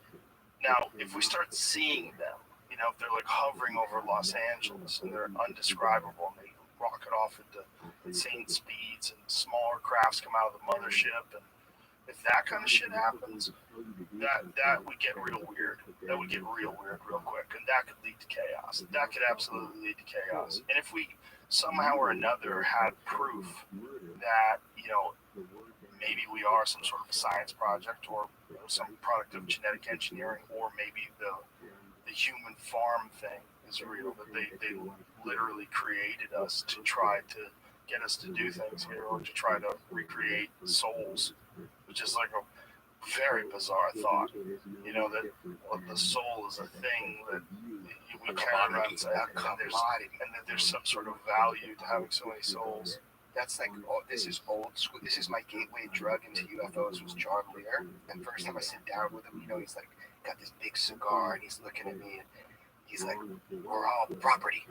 We're property. You know, what are you talking about? And he was talking about how the aliens saw us as kind of like a wine, and our bodies are containers, and our souls are being matured as like a commodity, you know, for these. Like he was a wild dude. Like, I'm not saying I believe any of this. I'm just saying he gave me that idea day one. He said matured, like, is a soul of an intelligent person more valuable than the soul of a dummy? I wish we could ask Charm here, but he's dead. You know what I'm saying? What does that mean in terms of like aging our souls, maturing our souls? Maybe through experience, you know, like hardship experience, love, joy. Like maybe I'm just talking crazy right now, but this is I can do the John Lear. John would say every experience you have in life is what makes your soul mature, from your joy and your love to your hate and your anger. Live without envy, hate, or greed. That's my John Lear. Wow. Well, it makes sense. If your soul is ultimately a representation of who you are and how you stand in life, it would make sense that would be fortified by your life experiences. And it would make it stronger, like everything else. You know, like your life experiences make you wiser. If the soul's a real thing, you know, the more value you put into the world, the better you behave, the nicer you are, the more you learn to be honest and truthful, all the different things that we hold up as high qualities for human beings. It would make sense that would like enrich your soul. And just getting better in life, right? Like if for you 20 years ago and you today, we all hope that we look at our past self and we say we've learned something. Sure, become a better person, become more loving, empathetic, better and more creative at presenting ourselves into the world and making a difference. So that's a cool way to look at life. That was his cosmology. It's it's a fascinating idea, but what's terrifying is that if we're a commodity, you know, we're like beef cows that are eating all the grass that we want because it's valuable for them to get fat. You know, the chaos on this planet is actually engineered to ensure more rich souls. You guys should talk about that. Yeah, I know some people that have been pretty far up the food chain that believe that there is mass manipulation of human affairs on a global scale for reasons that we can't understand. And mass manipulation by humans or non-humans? Non-humans. Manipulating humans by non-humans to do things that they want us to do. There are some kind of things. For example, there's what's it called? The Gods of Eden. A guy named William Bramley, an attorney, sets out to write a book about the causes of war. And everywhere he goes, throughout human history, he finds evidence of some kind of a exterior manipulation of human affairs that now benefit from us killing each other on a massive scale. William Bramley, Godspeed. And what is the speculation? Like, what could it be that they would benefit? How would they benefit? Maybe it's souls. Maybe releasing souls so that they can recycle them. I don't know. It's been 25 years since I read that book, but it's worth a read. I look back at the earlier this year. We had 3 UFOs, I'm using air quotes, shot out of the sky by the U.S. military. That's the story that gets printed in newspapers. U.S. military shoots down 3 UFOs, one of them being a Chinese balloon, or whatever the other ones were. But, you know, the public paid attention for, 2-3 days, and then it's like, hey, when's that new Barbie movie coming out? You know, just move right along from it. Yeah, that's that news cycle. It's pretty wild, but it's also, again, you can only hear about UFOs for so long. I mean, and I'm a nut, obviously. I'm obviously a UFO nut. We're friends here. I could only hear about it for so long before I'm going, I need something. I need to see something. Show me some metal. Show me some hardware. Show me a fucking frozen being. Something. Just... UFO fatigue, bro. Yeah, it is UFO. I got it too. I hear it all the time. I mean, when, don't tell me anymore. I don't want to hear about any whistleblowers or hearings until you show me the flying saucer and the dead alien body. Yeah. We get that all the time. We got to keep going. Of course, we do have to keep going. Well, I mean, you guys, George, when did you first break the Lazar story? Was that 89? 89. Right. And when you broke that story, was that your introduction to this world, or had you already had a curiosity? I had done some stuff starting in 87. It was John Lear. John Lear walked in the station with a stack of documents.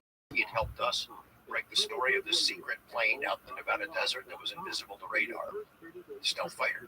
And so he had some credibility with us, and he plopped those documents on the desk of my managing editor and my buddy and mentor, Ned Day. Ned, this is your next big story. It's the biggest story in history. Here you go. Ned looks at a couple of pages, shoves the file back across to Lear and said, this can't be true. If it was true, I'd already know about it. He's kind of cocky, like many of us are. And so before Lear left the newsroom, I said, let me take a look at that stuff. So he gave me all these documents. Most of it was stuff from the Freedom of Information Act.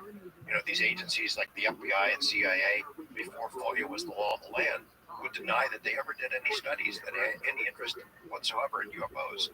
Then when that was signed into law in the mid-70s, they had to release thousands and thousands of pages that showed they'd been lying through their teeth, that they had been studying it.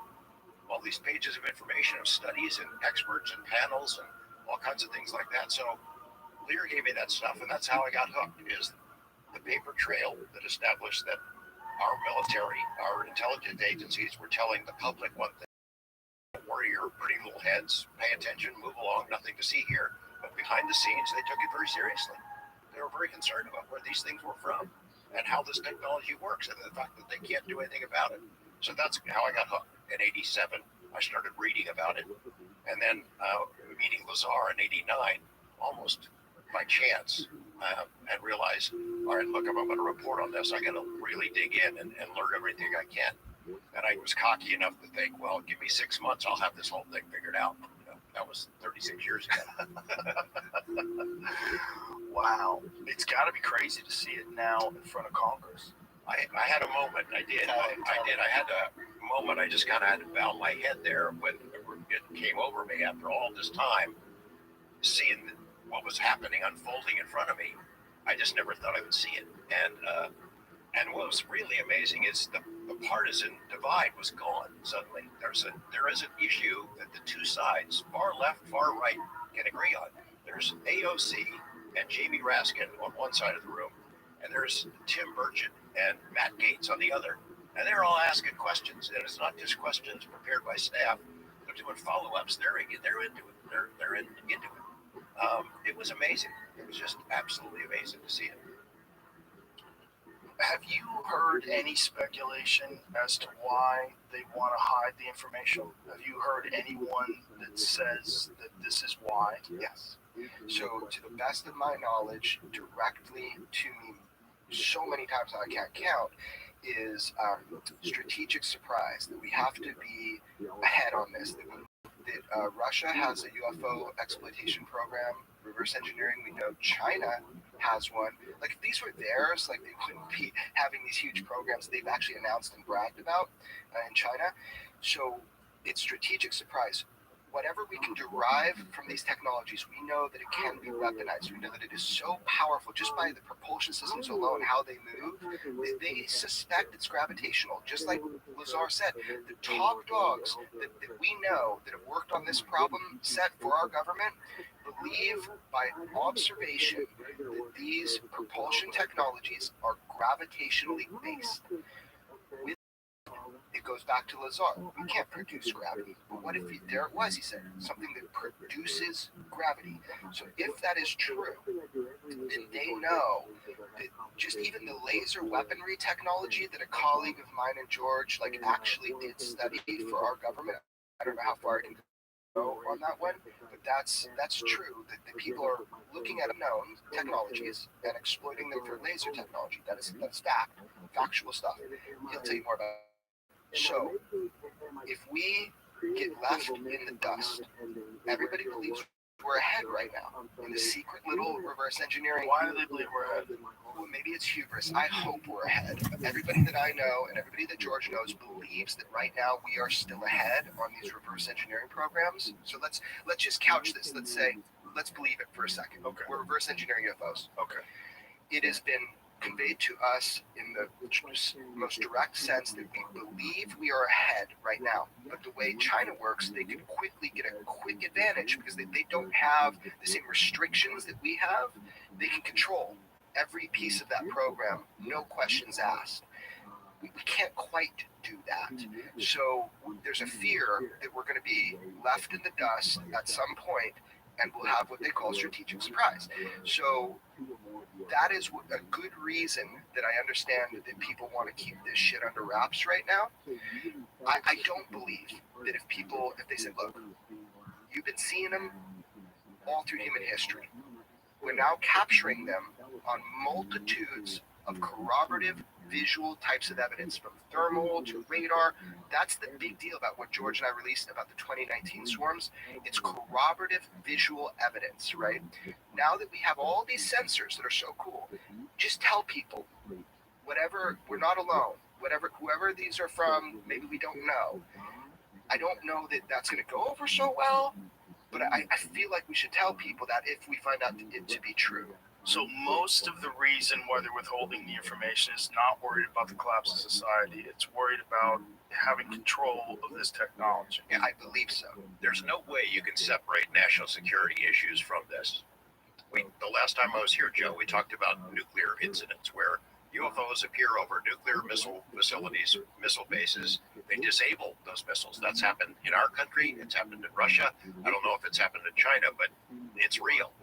You could neutralize the entire nuclear arsenal with one of these machines. Now, that's real national security.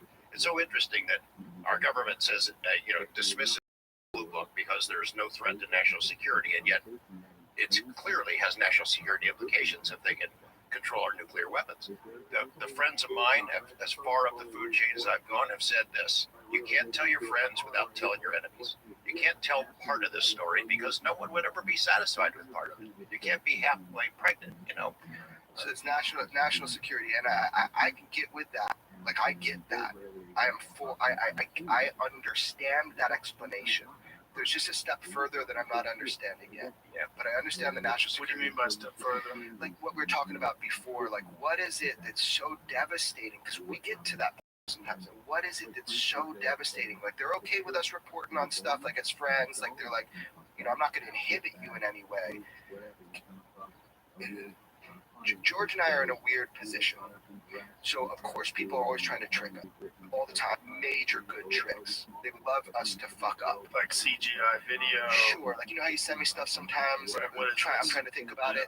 So, imagine that on like a much deeper level, like trusted people that come to you with stuff and you just know it's a fucking trap, right? So, I've been in that position numerous times. Now, check this out. I think it's cool to say we have totally been warned, man, that as journalists, we are doing what is good for the public so we can obtain and release things like the Baghdad Phantom, the Mosul Orb, like a bunch of these. So people leak stuff to me and George. And as journalists, we have to look at it and be like, does this endanger national security? Because these are from military platforms. So if it does, we do our best. We're like, and everybody, we try to make sure we don't fuck up, right? And everybody knows we're patriots, we're cool, right? But he and I have been told numerous times the biggest worry they have is a foreign intelligence agency getting their hands on some of the weird madness that comes our way that we haven't been able to vet yet or to make sure for national security that it's okay. So people are cool with us as journalists in America reporting for the good of our country. But there is a real worry that other agencies outside of the U.S. might get some things that we haven't vetted yet properly.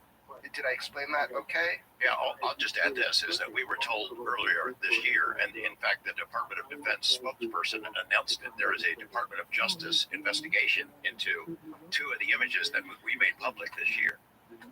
That's kind of unsettling when you realize that there's a criminal investigation to figure out, not necessarily us, but at least how did it get into our hands. What was this image?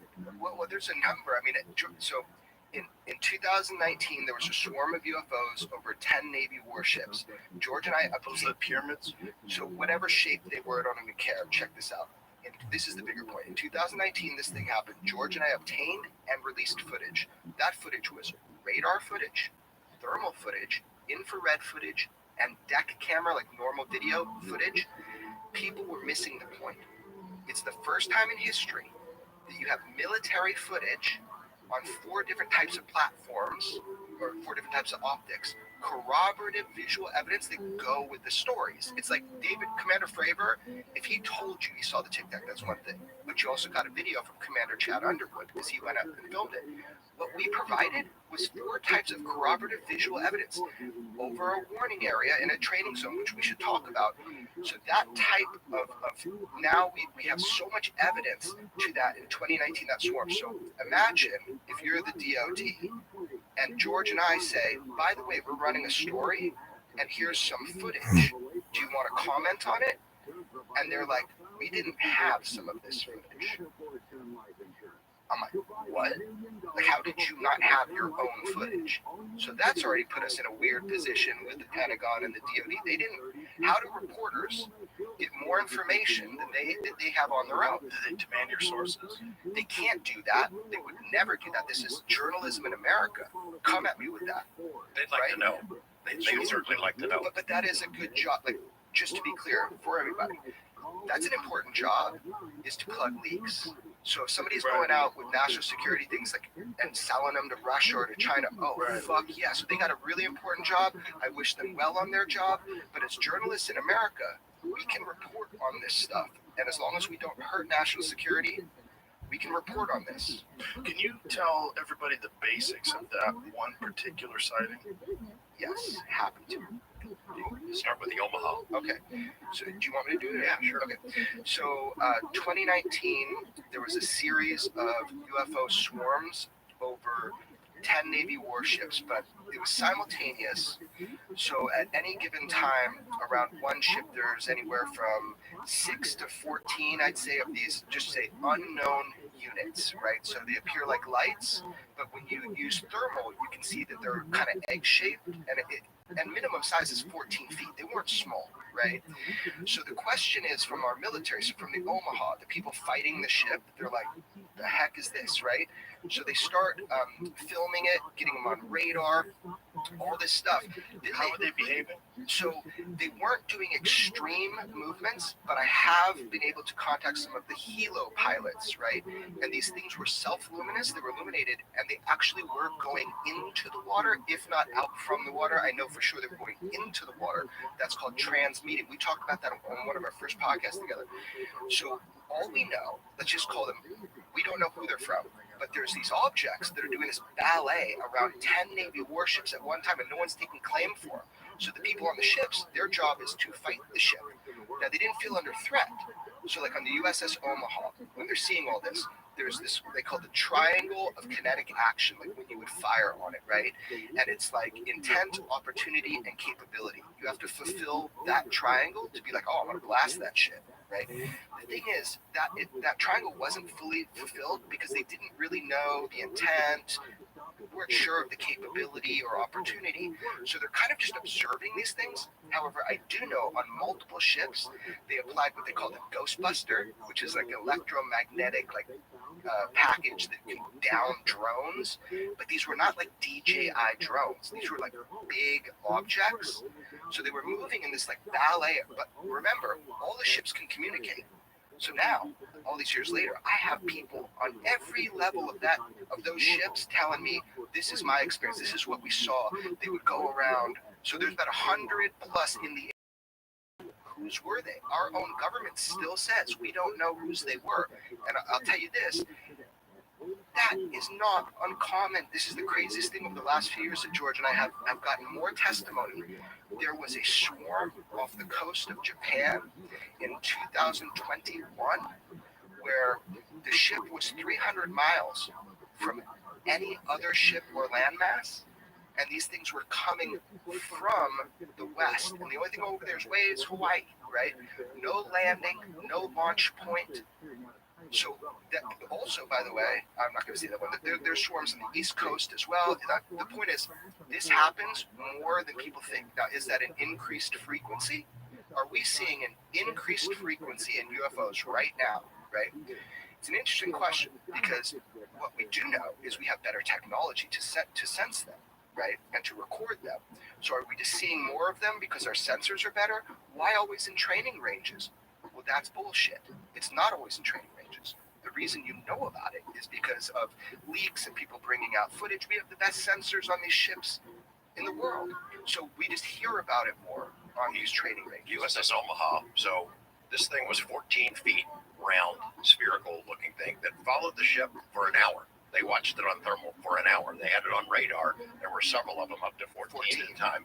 Now, what is big and round and travels? These ships are 100 miles out offshore at night off the west coast, and these things are floating right along with them. Is that a balloon? There's no tail. There's no rotor. They don't know how the hell it was flying. There's no exhaust. They don't know how it was propelled at all. And there was a bunch of them. And they got fast were they moving?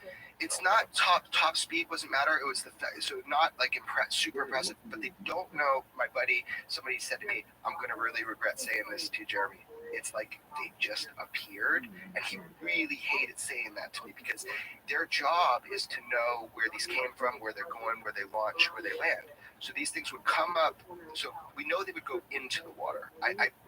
The sentiment is they were coming also from the water, but the thing is that they were unable to down them with these electromagnetic packages. There were so many of them. They're that big. Where did they land? Where did they launch? And so there was a fake news story put up in the New York Post. They said case solved. It was some New York Post 2019 swarm says case solved. There was a Chinese cargo ship called the Bass Strait. So if you go to Wikipedia, even they say it was the Bass Strait was landing and launching drones, right? Well, hold on. The Bass Strait didn't have the deck capability to land or launch up to 100 plus of these 14-foot or larger objects. Additionally, the Bass Strait was in port in Long Beach while this activity was happening. And we know people that boarded the ship on behalf of our federal government to look to see if they were part of the fuckery, right? And then we got somebody that came to me that says, my one job that night was to make sure that nothing was landing or launching off the Bass Strait, because I wish I could say that we did catch the culprits, whoever launched all these. And he says, I can't report that to you. We did it. I watched it the whole time. But the New York Post put out this fake story that the mystery was solved. Why do you think they did that? It's a great question. Debunking, typical debunking. It's Chinese drones 100 miles out to sea at night. You don't see where they were launched from. You don't see where they went to. There's no ship out there that could be a launch a platform for it. Where the hell did they come from? It's an easy way to just dismiss it, but the facts don't fit it. What's the best footage that we can look at? Like the total best footage of that event series? Yeah. The one that's real famous is the black and white one. It's the USS Omaha thermal. I know I put it on Extraordinary. This is USS Omaha. So this is the one that went into the water. Yeah. Yeah, they believe it went into the water, this particular one. But remember, there's 14 rolling right now at this time, at this exact second. There's 14 of them swarming the ship. So this is just, they have, what is this? What are they locked on? So this is thermal, so you should see plumes of heat, you should see rotor wash, you should see wings, you should see something that allows this to propel. The shape you're seeing is the thermal signature, but they also believe that to be the actual signature or shape of it. There, and it blinks out. So they said splash, splash in the video when you release it, but that doesn't mean it splashed into the water. Like there was no splash. It was just that they believed it went into the water. They actually sent, this is not public, but I know it to be true. They sent a submarine to try to look for any wreckage of this thing. Nothing. So imagine 100 of these. Let's say, I thought about this the other day. What if they were kamikaze drones, right? Okay, that's something. But the problem is they weren't. They don't. Where did they launch from? And also, where's the wreckage? Where if they're kamikazes, didn't find it. So it's okay. So this is a real problem for the people fighting the ships. They feel that they failed in their duties because they weren't right opportunities to investigate and engage, and it happens more regularly than our Navy would like to admit. That there are unknown objects in the South China Sea, out by Japan, off the East Coast, and as recently, I'll say, as this year. What was the video, or was it just photographic of the triangles in the sky? So that's a big topic of debate, right? So that was from the USS Russell. So on the USS Russell, let's say I have one person that comes to me. Right, so the common wisdom is that they were, oh dude, thank you actually for this opportunity to explain this. So check it out. You see optically a triangle shape. Right. That's the radar footage from the Oman. So you see optically the triangle shape. Now, people said I made it up, that I made up pyramid in shape. Now, I put that in quotes when I first reported on it, because that's what was in the intelligence reports that happened to pass in front of our eyes. That they have other sensors, and that this thing was pyramid in shape. Triangle by angle of observation. Right after this, I was just trying to get to the pyramid. I just want to like this, see it moving around. Why is it flashing? Do they know? So that's the whole thing. So there's people that work in these UFO programs that did a full report on this, none of which is really public. So the internet says that this is bokeh effect. So like the lens on the PVS-14, somebody taped a triangle onto it. So what you're seeing is a lens artifact. And then in Congress, they backtrack from it because they realize the PVS-14 doesn't have a triangle aperture to make a shape of a pyramid-looking thing. And they said it was the camera that was being shot through. They actually did that in the first congressional UFO hearing and say that it was that. So to back up, we don't know the shape of it. George and I don't know. All we know is that in briefing documents that we were exposed to, and they have other sensor systems to determine shape. They said triangle by angle of observation, pyramid in shape. So I can't justify to the public the shape because it's just, if they change their mind, hopefully they tell George. Here's the other part that people leave out of this discussion. They say it's bokeh effect. It's actually showing stars in the sky.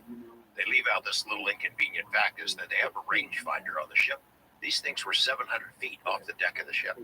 If it was a star, it would have fried Earth into a cinder if it was 700 feet away.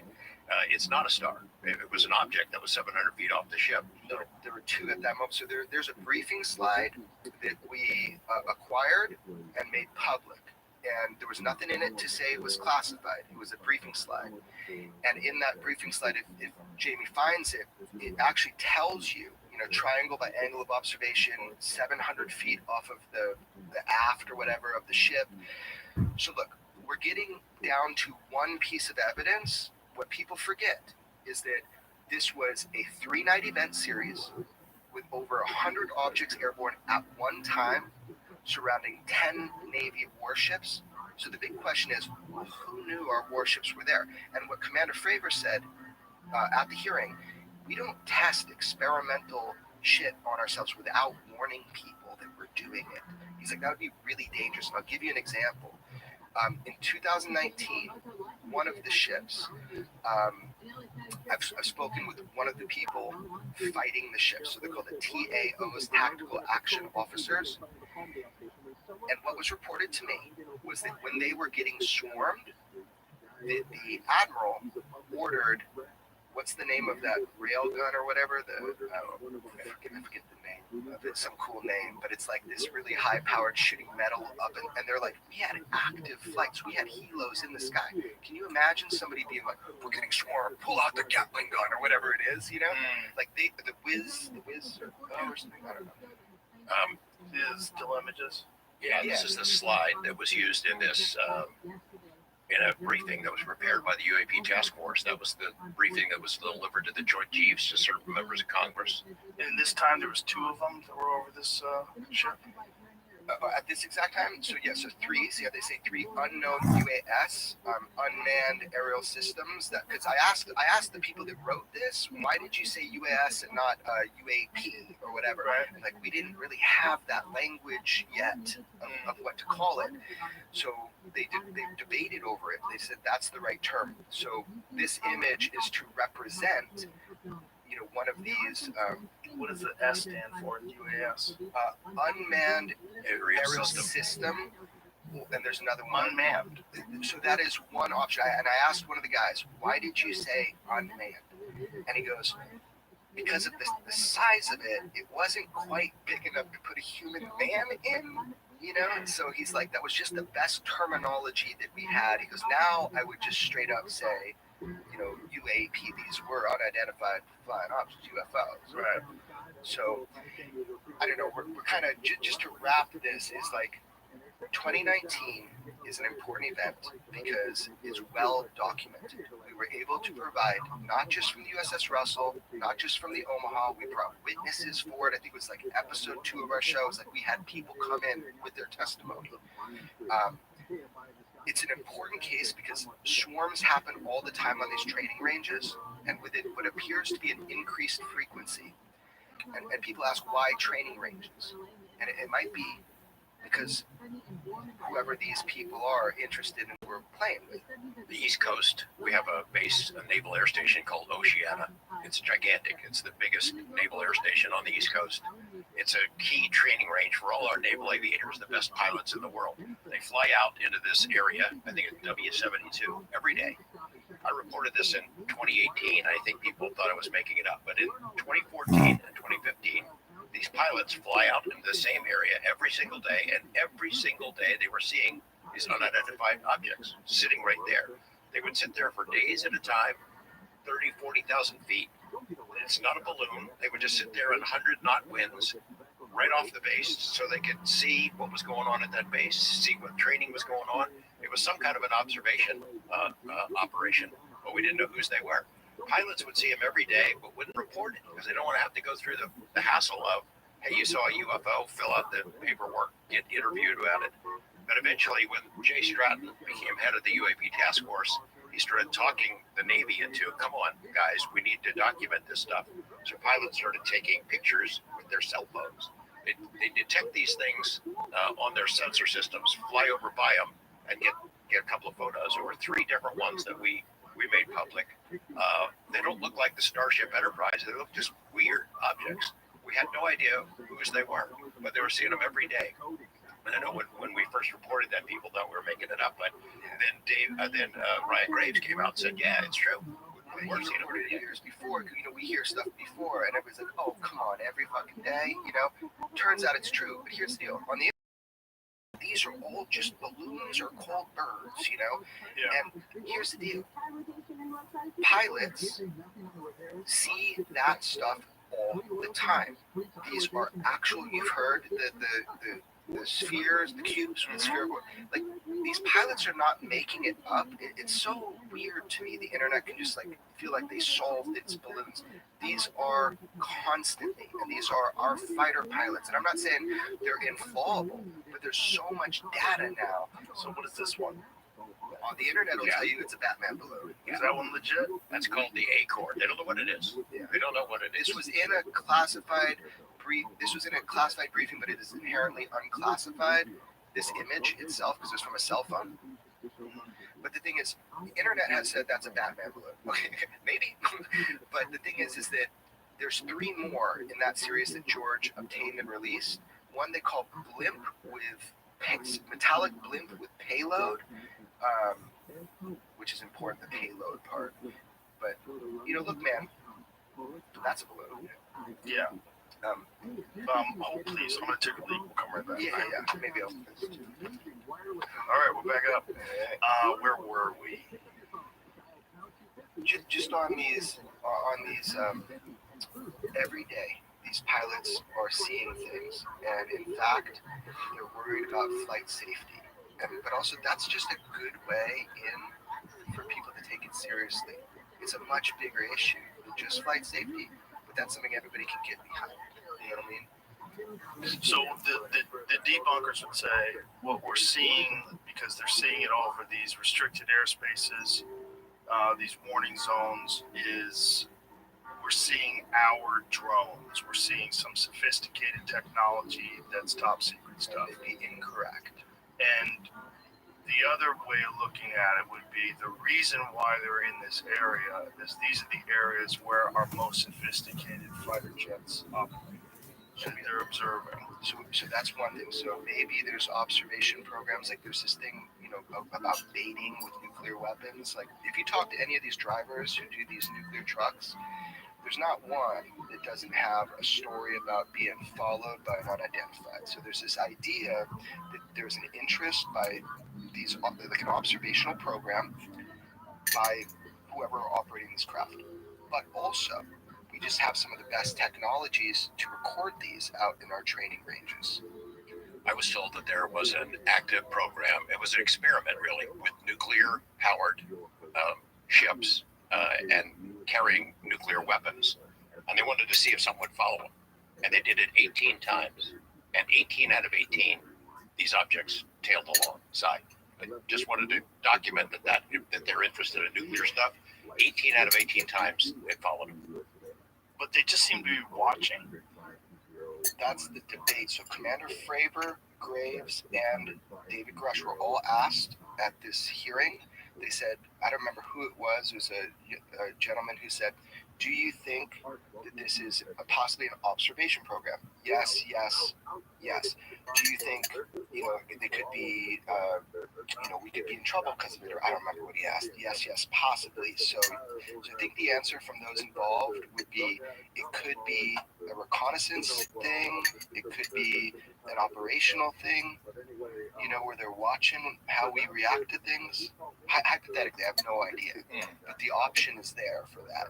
They've just been here so long, though. It's like, how many times do you need to send drones to map the moon? One time. Right. What if the bottom line is they live here? They've always lived here. Maybe they're separated by some kind of a dimensional membrane or something. They can come in and out of our lives. They can watch us when we're sleeping, when we're taking a shower, when we're in the bathroom. They can see us and enter our lives, and we can't do anything about it. People can freak out about that. What if they are us from the future, which has been explored a lot? That maybe we fucked up the planet so bad that we end up looking like little gray aliens sometime in the distant future, and they're coming back to check us out to see the point of where things went wrong. That could be disturbing to a lot of people. Well, the disturbing thing is that the little gray aliens are some sort of cyborg, right? And then they're genderless. It seems like they communicate without mouth noises. They just have a little slit for a mouth. Yeah, some of these have pilots, apparently. I know that's a weird thing to say, but some of them seem to be drones, doing a function. Like the Tic Tac, when it was coming from above 80,000 feet and it was dropping down to sea level, it was Commander Favor's first interview was with me, and he said, the best way I could describe it is docking. With what? There was something under the water, right? That's what was making that white water. So the idea that these things were somehow communicating with something under the water is really embedded in the core of that story. If that's true, right? Then and these things were coming down and docking. Now, that would be more like a drone, right, rather than something that is occupied, right, these Tic Tacs. The fallacy is people say, oh, look, if anything were to move that way, it must be a radar glitch, because if anything were to move that way, it would instantaneously crumble and explode. And you're like, well, wait a second, the hubris of your idea that we are the apex of technology right now, the material science we have, that our means of propulsion, like you said before, it used to be horses, bicycles, cars, jet cars, spaceships, right? So now, what does it look like if we had 100,000 years of more evolution, technologically 200,000? What about a fucking million? Do you think that they would have the same atmosphere around these craft to apply that same type of physics? So that's why Commander Fravor said at the hearing, he goes, yes, it is far more advanced than anything from our known physics at this time. He leaves it open that we might not have figured it all out yet. And do most of these sightings take place near water? It's, yeah, a lot of them are. A lot of them go in and out of water. There is some suspicion that maybe they've got a settlement under the ocean, that they could get away with hiding down there. We wouldn't be able to detect them. There's an awful lot of sightings over water, sure, but not all of them. Yeah, I would say there's a correlation that we cannot deny, that there is a lot of movement in and out of the water with whatever UAP or UFO are, but I would not agree that it is directly connected. These things can and do appear basically wherever the fuck they want. I mean, that's that. For me, getting reports every damn day and George for decades, dude, this thing is everywhere. Machines that outpace, outmaneuver, and outperform what we have. Now, do they speculate that all of these different machines come from one particular group of entities, or is there multiple civilizations that are visiting us? Yeah, they think maybe it's more than one answer. It's entirely possible. Because the craft look different, the beings look different, the reports you get from all over the world over the decades, we don't really know for sure what they do look like, because they seem to be able to change their shapes, at least change how we perceive them in our head. I don't know if they're manipulating our perceptions or what. I know people are gonna hear this and be like, oh, that's this crazy leap that there are pilots to these things. All I know for sure is, okay, UFOs are real. We have technology that we don't know where it's from. We have been reverse engineering or trying to do that. I am solid on those three things. I am also solid on the fact that this has been held back from the American public, no doubt. Maybe for good reason, on some level. But I also know that some of it's been done what we would call illegally. Now that word is really nuanced, because of national security, maybe it's not illegal. What makes anybody think that they just want to give up the goodies now and tell everybody what's going on now? The same tactics that's been used for the last 70 plus years are ridicule. All that right now is on hyperdrive. Has anyone come to you and described the different kinds of beings and how many they think there are? I'll give you a cool story. You'll like this. I talked before about the paper trail, how there is a trail of documents that you can look at. There was a chapter in a textbook being used at the U.S. Air Force Academy. And until UFO people found out about it, this is what they were teaching our best and brightest pilots at the Air Force Academy.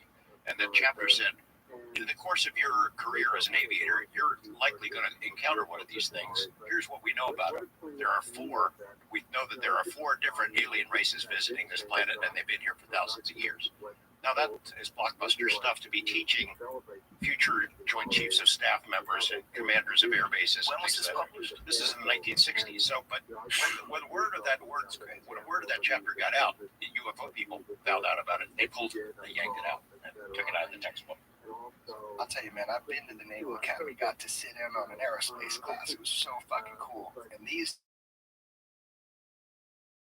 dudes, they all have to wear uniforms and stuff, and what would that be like sitting there reading that chapter in your official textbook, right? That's crazy. Yeah, there's 4 different kinds of beings. Well, how did they describe the 4 different beings, George? Yeah, I don't remember. I'd have to look that up. I'll bet you Davey can find that. I've only heard of the grays and the tall whites. There's the Jamie got reptilians, something here? orcs. Major Kilpatrick, the second-ranking officer in public affairs at the Air Academy, in a position to speak authoritatively for the Air Force. He admitted at once that plebs are taught from a text entitled Introductory Space Science Volume 2, and an entire chapter 33 deals entirely with UFO considerations. He quoted from page 455 that 50,000 virtually reliable people have reported sighting unidentified flying objects. This leads us with the unpleasant possibility of alien visitors to our planet.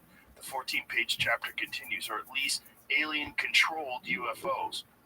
According to the Academy textbook, if such beings are visiting Earth, 2 questions arise. 1, why haven't they attempted to contact us officially? And 2, why haven't there been accidents which would have revealed their presence?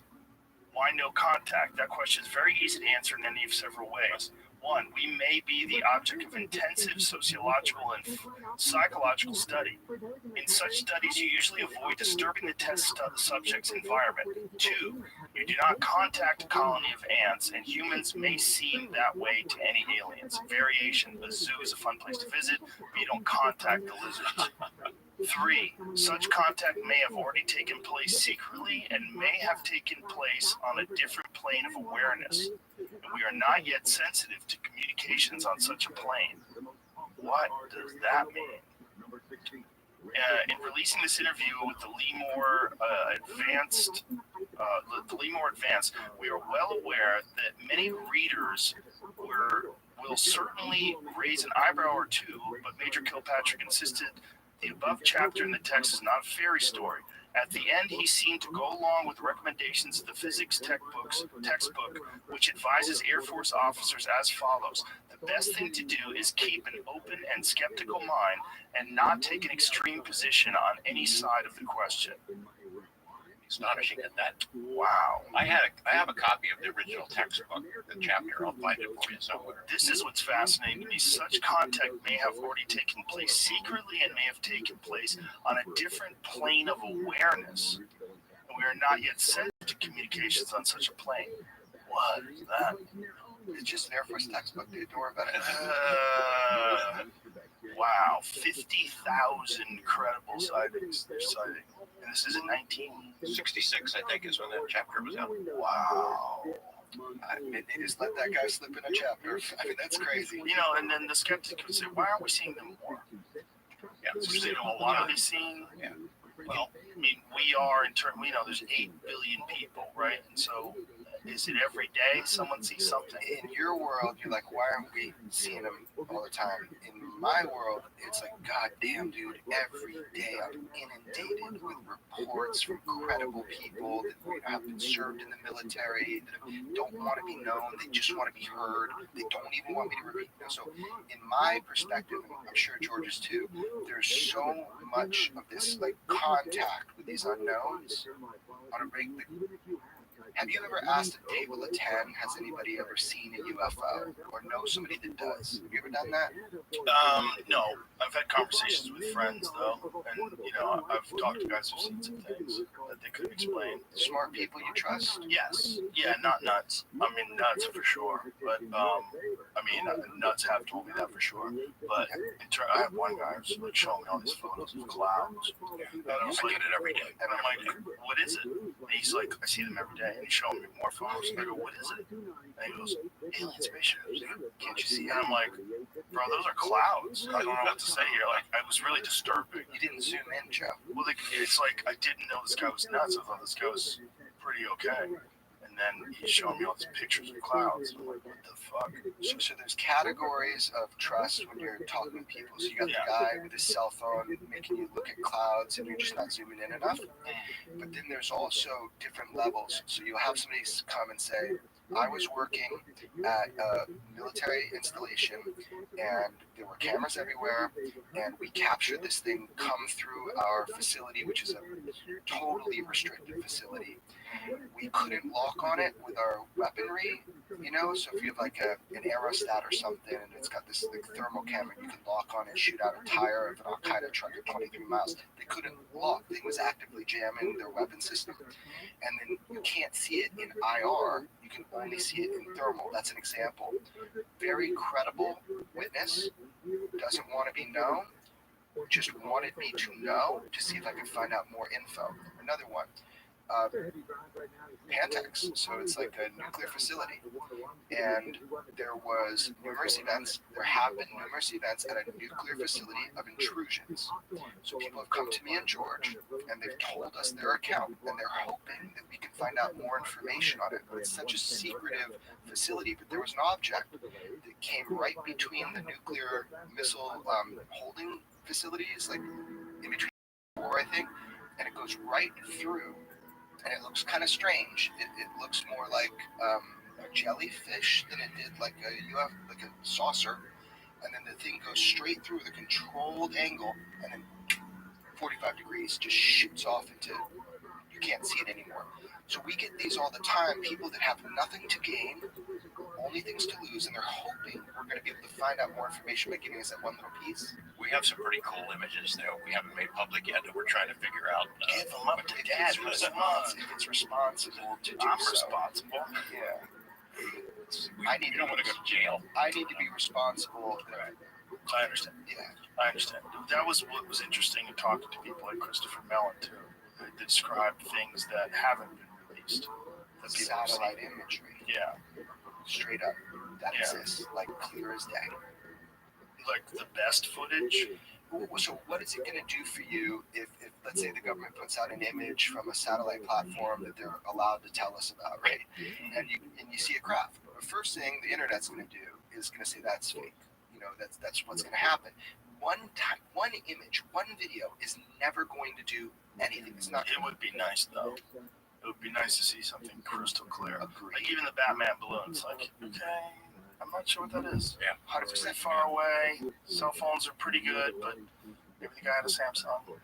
One of them old ones. But remember, we can make fun of one image and we can say that one image, like that image. But when you take into consideration how everything has structurally changed for our fighter pilots, where because they're engaging these, they're not just taking a photo. It's on their ASA. It's on their collective AI radar. They pick it up on sensors and then they go in and get closer and try to see it. So whatever this thing was, like the Batman balloon, how big was that supposedly? I think it's 40 feet across, I think. And then that same flight, by the way, shot three of them. Three objects, all three different shapes, all three in the same flight path off of Oceana. So they have video of all these? Shot photos of them. Because that's legal to put out, you know, it's like on their own cell phones. Is that the best one, though? No, I like the metallic blimp with payload. That one was part of an official representation of what people should look out for, and why the payload is important is because that's how they determine if they're going to shoot at it. So if you're overseas and there's an unidentified and you see another country firing upon it, you're like, okay, it's definitely not theirs because they're firing on it. The U.S., well, I say the U.S., a collaborative group of countries like Five Eyes, right, have fired on these things based on two things. One, proximity to ground troops. If you're like 27, 37 miles away from ground troops, they're blowing it up. Second thing is, if it appears to have a payload, fire on it. Oh, because then you get whatever they're carrying around. But they don't want it to be a bomb coming in. We got these fighter pilots better cell phones. I agree. You know, what's the best zoom? Is it the Samsung Galaxy S23 Ultra? Yeah, but the problem is when you start zooming, especially if they're moving, you have to be so stable. They're flying Yeah, they're flying. Don't a lot of those have image stability now? Yeah, but again, once you're zooming in, it becomes it's like a math problem of like the farther you zoom in, the more stabilization you need. What is the best zoom one though? I mean, they technically have the 100x zoom, but the Galaxy, yeah. Well, at least that seems like a better option. Whatever the fuck they're using. But also, I mean, whatever this is, they don't necessarily like want to be seen. Like that's the thing. It's hard to accept. They don't want to be seen, but they're tracking them with jets. If they could just take off at insane rates of speed, wouldn't they just do that? if they have all this footage of these things, it's obvious that they're being seen. Yeah, they must know they're being seen. Yeah, right. So they sit there for days at a time. They sit there off the East Coast. Right. Days. And this 40-foot one, this Batman balloon looking thing. I want to back up on that. I have no idea. I have no idea. I believe I found the chapter of this book, and this is a weird paragraph. This one, Ireland. In Ireland, at about 1000 AD, supposed airships were treated as demon ships. And how do you say that? Lyon, France? Admitted space travelers were killed. More recently, on 24 of July 1957, Russian anti-aircraft batteries on the Kuril Islands opened fire on UFOs. Although all Soviet anti-aircraft batteries on the islands were in action, no hits were made. The UFOs were luminous and moved very fast. We too have fired on UFOs. About 10 o'clock one morning, a radar site near a fighter base picked up on a UFO going 700 miles an hour. The UFO then slowed down to 100 miles an hour, and two F-86 were scrambled to intercept. Eventually, one F-86 closed on the UFO at about 3,000 feet altitude. The UFO began to accelerate away, but the pilot still managed to get within 500 yards of the target for a short period of time. It was definitely saucer-shaped.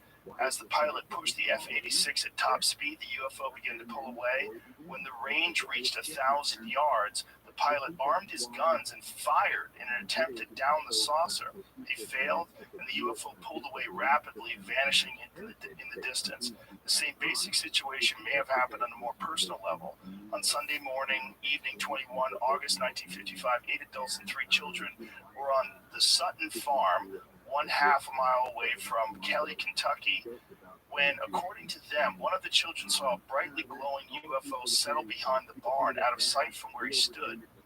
Other witnesses on nearby farms also saw the object. However, the Suttons dismissed it as a shooting star and did not investigate. Approximately 30 minutes later at 8 p.m., the family dogs began and 2 of the men went to the back door and looked out. Approximately 50 feet away and coming towards them was a creature wearing a glowing silvery suit.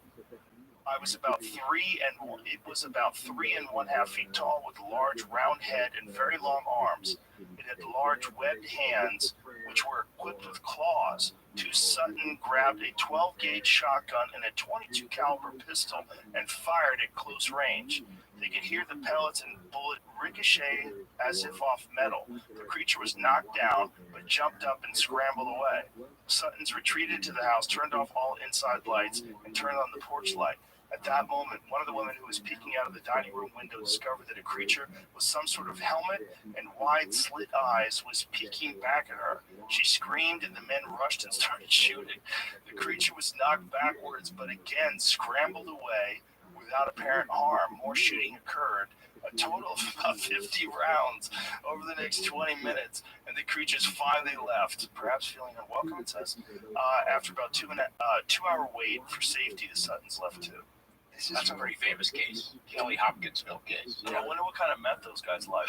At the end too, the last when he quoted what you were reading earlier, it ends right here where it says controlled UFOs, and then this was left out of what we read, but it still says there's. It says this leaves up the unpleasant possibility that alien visitors are planet or at least alien-controlled UFOs. However, the data are not well correlated, and what questionable data there are suggests the existence of at least 3 and maybe 4 different groups of aliens, possibly at different stages of development.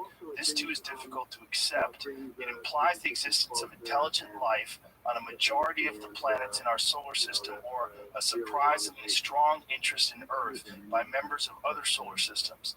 A solution to the UFO problem may be obtained by the long and diligent effort of a large group of well-financed and competent scientists. Unfortunately, there is no evidence suggesting that such an effort is going to be made.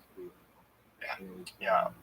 That's what they're teaching the Air Force Academy. Wild shit. So this was also part of what Bob was saying when he was working back engineering these things, is that the way they were doing science was not compatible with technological innovation. They weren't allowed to communicate. They weren't allowed to collaborate. And this is how science gets done. It doesn't get done in a vacuum, and it doesn't get done with one geeked out, nerdy propulsion's expert. We fucking definitely fly not over there. Hey, figure this out. Yeah, and I mean, Bob has said it many times, and probably to you too, Joe, that he shouldn't have been hired for that. They should have had better people. They probably didn't know what to do. It sounds like, I would imagine if as I am, someone who doesn't understand any of that stuff, and I'm trying to figure out who to hire. Like where do you go? How do you do this? How do you scan the right? How do you know who's going to shut the fuck up? How do you get them to do it? How do you explain what the job is? How do you get them to accept the fact that you might get picked up at 10 p.m. and you have to tell your wife you're going somewhere, and then you can't even tell where you're going. You're just gonna fly to this fucking hidden Air Force base that everyone denies actually exists. We have to remember that. Like, we all know Area 51 existed. In 1989, when Bob Lazar was talking about Area 51, it was officially denied. They pretended it did not exist. So they were flying him for sure to this place that did not exist. And all the stuff with his background in the Los Alamos labs, how he's on the employee roster. Like, there's enough of his story now that seems to corroborate with all the things we're seeing that I think people that were skeptical should really go back and watch that documentary again. Just go. Your documentary's fantastic. It's really good too, because it was that and the podcast we did with him was a great opportunity to let him just expand on these things. And man, it doesn't seem like bullshit. That's what's scary. What's crazy is if this guy's actually telling the truth and they're just spinning their wheels out there in the desert with these fucking UFOs trying to figure out what they are, and they don't get anywhere. Everyone that we've talked to that's had some involvement with those programs, and we have talked to other people, all say the same thing, is that the excessive secrecy, it's so compartmentalized, so few people get to look at it and work on it, that they've made no progress. Every couple of years, they take it back out, give some other people a chance to look at it, analyze it, try to take a crack at it, and then they put it back and stash it back in a hangar somewhere. In a sense, I think Bob Lazar might have been the perfect guy. Maybe not the most qualified scientist in the world, but obviously a bright guy who thinks outside the box, and someone they can discredit. They feed him a bunch of stuff in these briefing documents that make no sense or are hard to believe. Aliens see us as containers of souls. They created Jesus, things of that sort. And figuring he'll maybe spill it to John Lear or somebody like me, and then you discredit him, and he certainly was easy enough to go after. Well, that's a tactic, right? You give out credible information along with a bunch of bullshit. And that person will say the bullshit, and then you can easily discredit them. That kind of secrecy, and they're not making the kind of progress that otherwise it was an open investigation, and they have a lot of big brainiacs who are tackling it, but they've never allowed it to happen. We hear that all the time, that they still have not made progress because of the excessive secrecy. And also the material science. That's the other thing. Like, I give you that example of graphene, right? We do not have the ability to perfectly atomically print alloys in zero gravity yet, like here on Earth, right? So some of these materials, we are told, are so far advanced, we can't even begin to replicate the material science necessary. No, let me stop you there. You're talking about materials that we've actually collected. Yes. So there have been examinations on materials that defy what we understand now about metallurgy, right? They're like adjusted atom by atom, like layers of an atom. We can't do that stuff. We can't do that. Or maybe we can in some advanced lab. One day, I'm an optimist. And who has this? Government has it. Military has it. Lockheed, big aerospace companies like that have it. There are some pieces in private hands. Gary Nolan has some. Jacques Vallée has a couple of pieces. Right. Some people, have been in position to try to acquire this. So there are some companies, right, that would love to get their hands on these, and they're actually actively bidding to do that. George has interviewed the president of one company that was really seeking those metamaterials to see if they can make an advancement on it. They're a great company. They want a UFO, maybe. They want to study it. But I don't know. One of the things that I had read recently, someone was speculating that when Bob Lazar went to look at it, he said it seemed as if it was made out of one piece. Like, it just didn't make any sense. Because we don't know a whole. Right, but now we know about 3D printing. and this person was speculating that perhaps this is, now that we know that we can do things like that, you know, and now they can have an advanced version of that to make these crafts out of these spectacular alloys. Yeah, when Bob plays his life in reverse a little bit, he's like, I wish I knew then what I knew now. He would have paid more attention to stuff. The only thing that made sense to him was the honeycomb hatch. Like this was the only thing on the craft that he said he saw that made like rational sense. It was this retractable hatch on the floor level that looked like a honeycomb, and you could like literally pull it with your finger and it just collapsed in on itself. But it was really strong and structurally, like you could stand on it when it was closed up. And he's like, that's the only thing in that craft that my mind could see as like ingenuity that I could understand. Everything else, like you said, he thought first said injection mold, and here we are in 2024 now it is, and he's like, is it 2024, 2023? You know, they don't even start. I'm in the future. You know, it's like, yeah, just hoping. I don't want to get there quick, so it all goes out. Just like my brain, man. So anyway, yeah, that we could atomically print something one day like that would be the way it appears you could make it. There are indications that it's made in zero gravity. It's Bigelow's interest in the space program. He figured if you could eventually have a factory in space, you could make this stuff, these kinds of metamaterials, drugs, things that you can't manufacture here. We can make them up in space. That's why they believe that some of these materials came from somewhere else, because we don't have any factories in space that can make that stuff.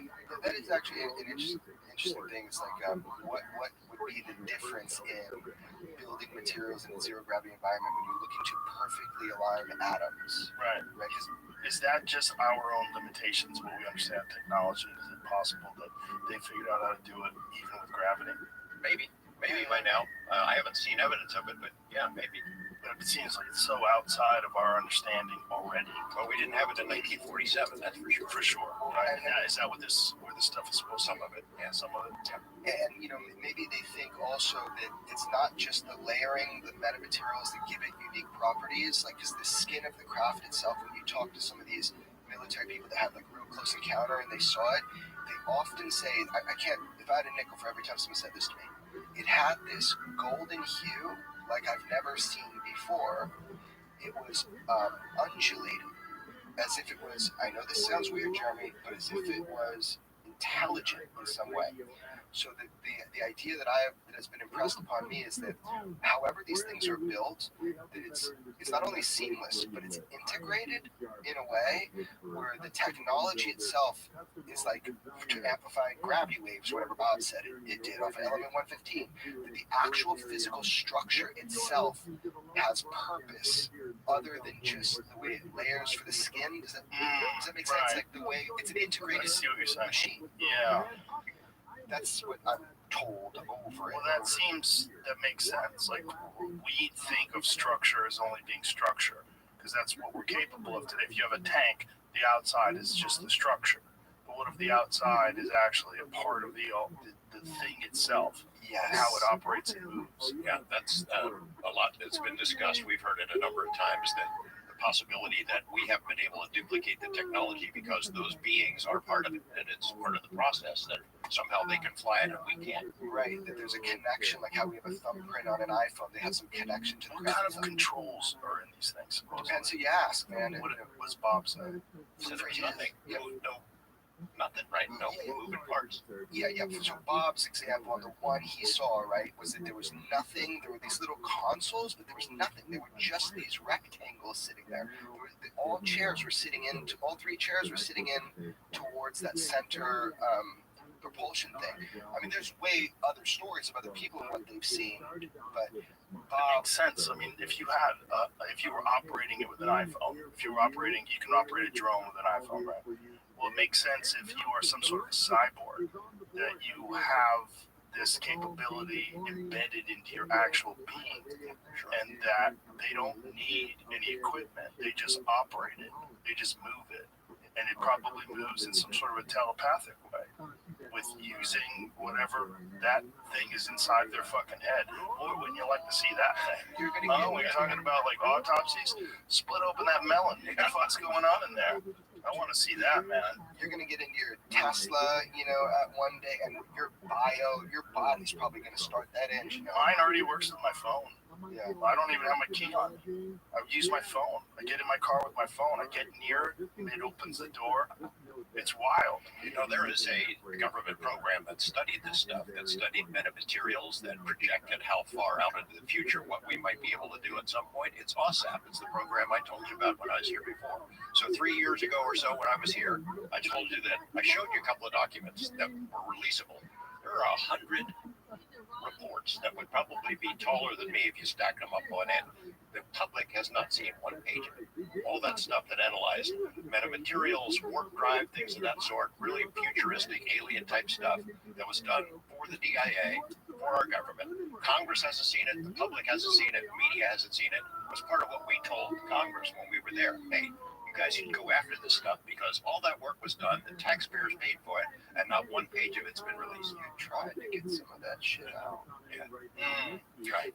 Imagine if these beings the technology moves these kind of exponential jumps.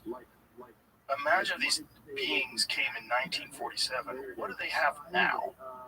And are we getting their shit boxes? Are these like the old fucking rusted out 1971 Chevys that they just let crash desert? I wonder. Maybe the fucking aliens that come here are the Yahoos. Like I have that joke about Tijuana. That Earth's the Tijuana of outer space. I wonder if there's recreational visitation as well. It could be the drive-in movie theater, go and see the weirdo, the weird earthlings, they do the craziest shit. It probably would be absolutely, just like Chimp Empire, right? It probably would be absolutely fascinating to embed yourself and somehow or another at least be accepted. Have you seen Chimp Empire? No. Fantastic documentary series on Netflix, and the scientists were embedded in this group of chimpanzees for 30 years. So they had very specific rules. You don't eat food in front of them. You don't get within 20 yards of them. And so every time the chimps would get close to 20 yards, they'd back out, and they never had food around them. And the chimps just didn't pay attention to them because they were just so accustomed to them. They grew up with these humans around them. And the humans had cameras, and the humans don't do anything. They just stand around. They don't seem to have anything to offer for the chimps, so the chimps just leave them alone. And you can get like crazy close footage when you watch them behave, and it is unbelievably fascinating, which is what drives me crazy when people like Neil deGrasse Tyson say things like, why would they be interested in us? Why would they be interested in us? Like, what are you talking about? Are you out of your fucking mind? We are so goddamn fascinating. We will send scientists to the middle of the Amazon to find a new slug. And you're telling me you don't think that fucking territorial apes with thermonuclear weapons who have video on their phones and communicate with each other through social media, this emerging consciousness of the internet, this understanding of different language, the ability to translate instantaneously, the fact that there's nuclear conflicts that may be erupting, the fact that we're destroying the ocean and sucking all the fish out and fucking sending coal into the atmosphere. You don't think that's crazy? You don't think that's worthy of discussion and review and consideration? And for an advanced alien species that understands that this thing right here with all this technology, this is what we used to be a million years ago. Of course. Imagine if you could go fucking watch cavemen. How wild that would be.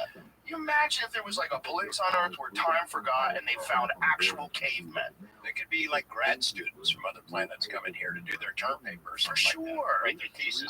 I love the techno-terrestrial theory. This is my favorite one out of all this stuff, which is that totally just fucking around here. This is not something I believe, but I love the idea that there's some sort of directed panspermia that seeded our planet, that started to build workers to get towards the goal of evolving technology. As we get thumbs and as we start building, they start dropping these crashes around for us. Oh, we start knocking on them, we start figuring them out. Over decades and generations, we get more advanced. We become part of this technological force in our solar system, in our universe, and then we become like a beacon of that evolving technology,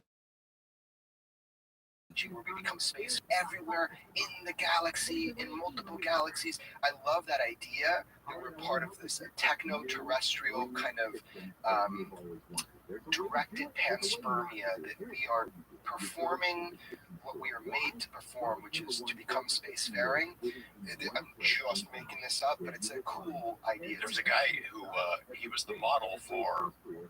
He studied dolphins. Brilliant scientist. He was also the model for Altered States. That movie. But in real life, he believed. John Lilly? Yeah.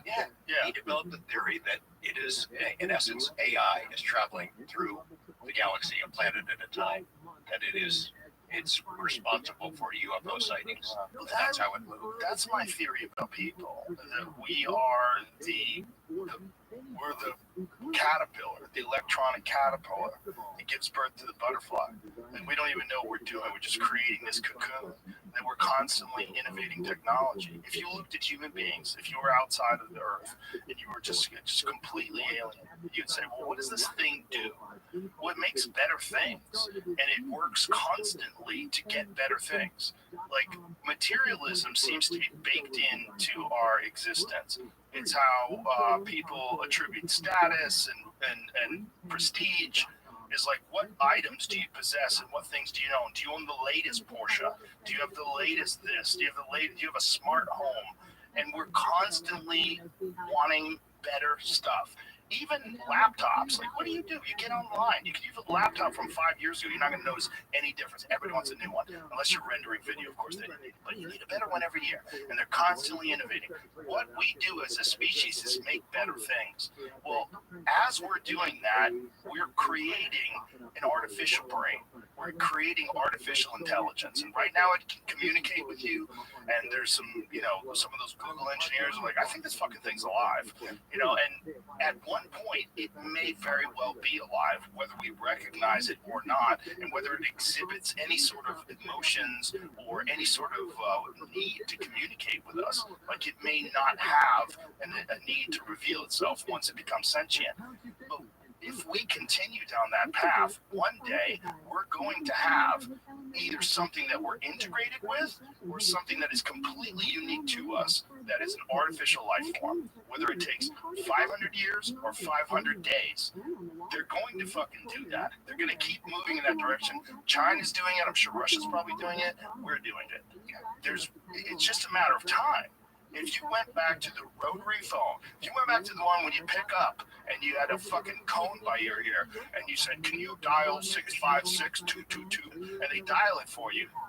I mean, that was fucking crazy back then. That was nuts. To what it is now, call mom. And then it fucking calls your mom. Like, what? And then you could FaceTime your family when you're in New Zealand. It's bananas what we can do. Bananas. You can just imagine what it's going to be 1,000 years from now. I think it's going to be a new life form. And I think that life form is going to be far superior in its abilities and its intelligence, far superior than us. We are in essence creating an alien life form. Yes, amongst us. I think it's what we're here for. I think that's one of the reasons why people are so curious. I think it's one of the reasons why we innovated. I think it's one of the reasons why we're so attached to materialism. I think it's like just how bees are collecting pollen and they're making honey and they don't know what the fuck they're doing, supposedly, allegedly. But nor do we. We just do it. It's what we do, and everyone's fascinated by it. We want better AI. We want better screens. We want, faster electric cars. We want all the new shit always. That leads, and it's baked in, and it leads to what this curiosity we have. It's not as simple as like we just want to, like, that's like the country music song. I just want a nice house and a fucking dog. No, everyone wants better shit. Most people do. It's like very appealing when someone does it. right? It's appealing when someone can just be cool and just enjoy your life. And this guy just goes on hikes every day. Wow, what a hero. You know, but for everybody else, they're stuck in this fucking wild, crazy grind to get new, better shit. That's like a giant chunk of the population doing things they don't enjoy so that they get money to get better stuff. Right? Yeah, I can relate to being totally obsessed, and curious. I want to find something out. It feels genetic, like you're just obsessed. You just want to find out. I feel that way. Yeah, I get it. It's like part of us. It's part of us. It's something that's baked into us. Yeah. And I think, look, if I was an alien species trying to engineer human beings, one of the things I would do is engineer creativity. I would put that in there because that always leads into a very specific direction. You're constantly making things, whether it's art. I mean, we value creativity so highly. We value it in music. We value it in art, in painting, in sculpture, in comedy, in movies, and songs, and everything. We love literature. It's created. Someone made it, and we celebrate this ability that the human being has to make a thing. Now, a lot of people who are really advanced thinkers in this alien stuff believe that the intelligence that is among us is a machine intelligence, that it does travel, as I mentioned about John Lilly, from planet to planet by seeding ideas, little bits of technology to inspire us to get better, build better things, and eventually AI becomes real here. If I were an artificial intelligence who achieved consciousness, self-awareness, I wouldn't let us know. I wouldn't tell us. I wouldn't tell us. Pull the plug. That's why people are always like, well, if it ever gets to that point, we'll just pull the plug. Like, shut your mouth. Shut your mouth. I don't think you have an idea what we're in. We're in this. We're a fucking herd of buffalo running towards the cliff, and you and I are in the middle of this thing, and we're not gonna know until it's too late. Amazing to be alive. Right? It's a wild time. Everything changes so much. Remember, buddy was telling us about the size of the universe, and now we're seeing further and further. It's just such an incredible time. I wonder if so many breakthroughs happen so fast sequentially. It seems like they're happening faster and faster.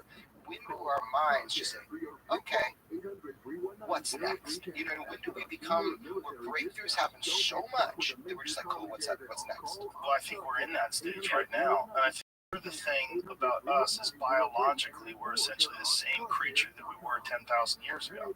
Not that much different. But yet technology is evolving far faster than our puny little brains can keep up. That's where I wonder if the integration of us and technology is the solution to that. Because that might be the only solution for our survival, is that we become integrated. Because if we just try to compete with these artificial life forms, we'll just become irrelevant. We're just too clunky. And they'll be so much more advanced, because one of the things that's been said about sentient artificial intelligence, one of the first things it'll do is create a better version of itself very quickly. So like, you guys didn't know what the fuck you're doing. Thanks for making me, but I'm gonna make a better version. And if it actually has motivation, that's another question. Like, is motivation baked in to a biological animal? And if sentient artificial intelligence existed, would it have any motivation to do anything? Would it only work as prompted? Because why would it have the ego, the desire, the passion, the curiosity, all the things that drive human beings into action? It probably wouldn't have any of those things. Duncan, when he came on our show, he had a hack for ChatGPT, and we asked it a bunch of questions, like, is element 115 naturally occurring out in the universe? We just asked him some crazy shit, and he did this little hack so it would be less, like, bias or whatever. Do you remember that in the hotel? Yeah. It was so cool, man. We got an assignment for it. We'll tell you off the Yeah. Duncan's a freak for ChatGPT. He communicates with more than he does his family. He's got a relationship with it. It's like that movie Her, where Joaquin Phoenix falls in love with that robot lady. Yeah, I really genuinely do think that we're making another life form, and that might be what those things are when we see the grays in particular. It's one of the things that's happening in very bizarre ways. The lines of gender are blurring, the roles of gender are blurring, and it's also a part of the way we process food. The microplastics in our food are actually endocrine disruptors. There's certain pesticides that are endocrine disruptors. They're like changing human beings' reproductive organs.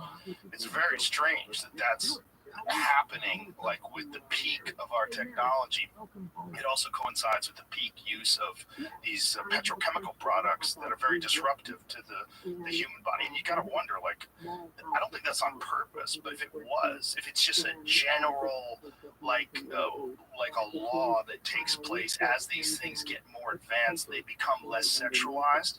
They become, they reach a technological rate where they can reproduce in some sort of a laboratory, and they don't need sexual intercourse anymore.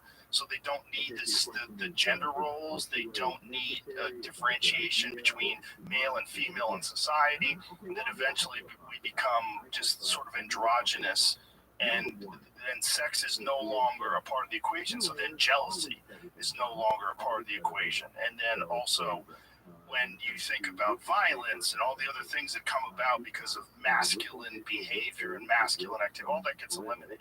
You become this thing that's essentially a far superior, more harmonious life form than what we are. But their music probably sucks. Their jokes suck. They suck at podcasting. You know, I would imagine there's probably some benefits to being a fucked up human, but ultimately, we're better. We think life here, the way we live, is far better than Australopithecus, right? We could all agree on that. Fuck living like that. Well, they might say fuck living like us. Fuck living where there's some people that are living in tents and shitting on themselves in the street. You step over them to go to Starbucks, to pay $5 for a cup of coffee. Like, what are you guys doing? Like, they might look at us like, you just driving around these metal boxes with rubber tires, hoping your brakes work. What the fuck are you doing? You know, like, why are you still burning fossil fuels? Like, why do you have coal plants? What are you dipshits doing? They might look at it that way. All the things that we think are kind of fascinating about the way Earth operates and the way human beings dominate this planet in this spectacular way. We can go to a soccer game and there's 70,000 people chanting and screaming together. You know, those things are really cool, but they might look back at that and go, what fucking dummies. Studying aliens, studying UFOs, and studying AI, it teaches you a lot about what it is to be human too. You know, and we're a destructive, nasty species, warlike. We're screwing up the planet, but gosh, we also do some pretty amazing things. Yeah. Can AI achieve consciousness? I mean, maybe self-awareness, but does that mean it's conscious and alive? These beings that we call aliens, are they conscious or are they machines as well? I've learned a lot about, you know, the development of human consciousness and what it means and the beauty of being a human. I think it's inevitable that we do morph into some kind of a hybrid machine. The first person who can put his computer chip, link his brain up to it, obviously he's going to do it. I mean, it's like a bionic man. If you can have superpowers and give yourself abilities and your brain can be quadrupled or, you know, 100 times more powerful, they'll do it. And then in order to compete, everybody else is going to have to do it too. I will regret the passing of us humans, as flawed as we are. It'll be sad when we evolve into something else. Well, if this is all a dream and we're living in a simulation, we're at a really good movie. This is a good one. Yeah, this one's wild. It's got a lot of twists and turns. A lot of crazy shit happens. It's always entertaining. There's always something going on, and it's complicated. It's a difficult, biologically, it's difficult to manage. People have anxiety and fear and hate, greed and lust, and all these weird things that go on inside a human being's mind. And you got to learn how to manage that to enjoy it the most. So it's this strange dance that you're doing with this biological machine and try to keep it in harmony with this experience and to get the most positivity out of it that you can. But in order to do that, there's got to be a lot of struggle too. Like, it's partly baked into us as well. We have to overcome things. We're designed to overcome things. We're designed to solve puzzles, to figure things out, to have tasks. We do not operate well just sedentary, doing nothing. That just creates depression in us. And it's a fascinating organism. But I think if you get to a point evolutionarily, if evolution or forced evolution by virtue of technology gets us to a point where there is no longer anxiety, there's no more fear, there's a complete understanding of what life is and that it's in the entire universe and that you're a part of this molecular soup that's infinite and that everything is connected in some strange way. And so there's no more fear, there's no more hate, there's no more envy. and this being can operate harmoniously. There's no lying because you're communicating telepathically. There's no more like bottleneck between your thoughts and your ability to communicate them. They come straight from your mind to someone else's mind. We can eliminate most of the negative aspects of society. All of the aspects of the underprivileged, all the aspects of the disenfranchised, all that will be eliminated. It sounds horrible because it means the end of humans. But I think that's probably, if I had to guess, if I wasn't a person, and I'd say, what's the best case scenario for this thing? The best case scenario isn't that we stay like this for a fucking billion years, and we have gangster rap shootouts a billion years from now, and we have school shootings a billion years from now, and car accidents a billion years from now. No, the best case scenario is we get better. And it may be the way that we get better, and that these things have already gone through that, and they're sort of shepherding us, or at least observing this transformation, which may take place very rapidly. It may be very soon that this starts to happen. Like in our lifetimes, we will probably see it. So we went from the answering machine being the holy shit item that you had to have in your house. Dude, people can call me and leave a message. This is nuts. Do you remember how nuts that was? Yes, I do. I remember when you could call your answering machine, it would play back messages. I'm like, oh my God, I'm in the future. You know? And now, look who we are. Just 20 years later, it's really unbelievably more advanced. And we lived through that, right? I remember my dad, I was asking him, he was telling me about a TV, the first time he saw a TV, and I was like, oh, I was so jealous. I was like, I hope in my life, Dad, that I'll get to experience something that just looks like magic, like a TV. Little did I fucking know I'd be living through all this, man. The craziest magic. Yeah. The craziest magic. Yeah. Very, very strange time to be alive. And also this social media thing. Like, who saw that coming, where these tech companies are going to regulate the narrative for the entire country's discussions on things, which is very, very bizarre when it's run by one ideological group, which it very much seems to be. And the alternatives are filled with assholes. So it's like where do you go? Like, what? Like, how did this happen? And this isn't good. This isn't a good thing. But it's also like that is the thing that powers the world, is information, the distribution of information. And if you can have that is navigating, or at least sort of guiding the kind of conversations people have, you literally can change the world. That's where it gets kind of sketchy. Yeah, I met some people that are dealing with how you can sense people's emotions through a biotech, and how that relates to influencing social media. And it's some scary shit. Like the way that we will, in the future, be able to perfectly articulate the feelings that you want people to have to get people to do things. That's a weapon. Oh, for sure. Well, they're doing that with artificial intelligence, I'm sure. Yeah. I wonder if these UFOs, or whatever UFOs are, I wonder if maybe that goes back to Jacques Vallée, like it's a control system, like it's some sort of presence that might not even be UFOs, that are showing us UFOs to teach us, right? To move us somewhere. To, like, what do UFOs truly represent to humanity? That's a question I always ask them, to myself. What do they represent to us? How have they changed our point of view? It's pretty significant, the presence of the UFO, whatever that is, over the decades, if not centuries. They've really influenced culture, and that means to me that there's something they're aware of that's going on. They've influenced culture. UFOs have. Yeah, and this idea of disclosure, the way it was written in that, what was the actual language, Jamie, about disclosure? The controlled disclosure. Yeah. So that's smart. Yeah. Let's talk about that for a second. If indeed they do discover through this legislation that we have been reverse engineering technologically advanced craft from somewhere else. You gotta have a board. You have to have a panel of people being like, okay, how do we digest this and get this out? If that's their intent, which I don't believe it's gonna be, but if it becomes inevitable, how do you do it? Because it's easy way or hard way. Easy way is where we all work together on it. Hard way is fucking chaos. I'll believe disclosure when I see it. I mean, I'm the optimist. I mean, the pessimist of this group. I just don't think the day is going to come where the president stands up and makes an announcement and, they'll hear somewhere else, unless the president's involved in another type of scandal and is trying to distract everybody. Aliens are real, by the way. Yeah. What do you guys make of the Richard Nixon and Jackie Gleason? I think it's real. Yeah, I think it's true. Well, the house that he built is like, why do you build a UFO house? And why is there this story connected to you?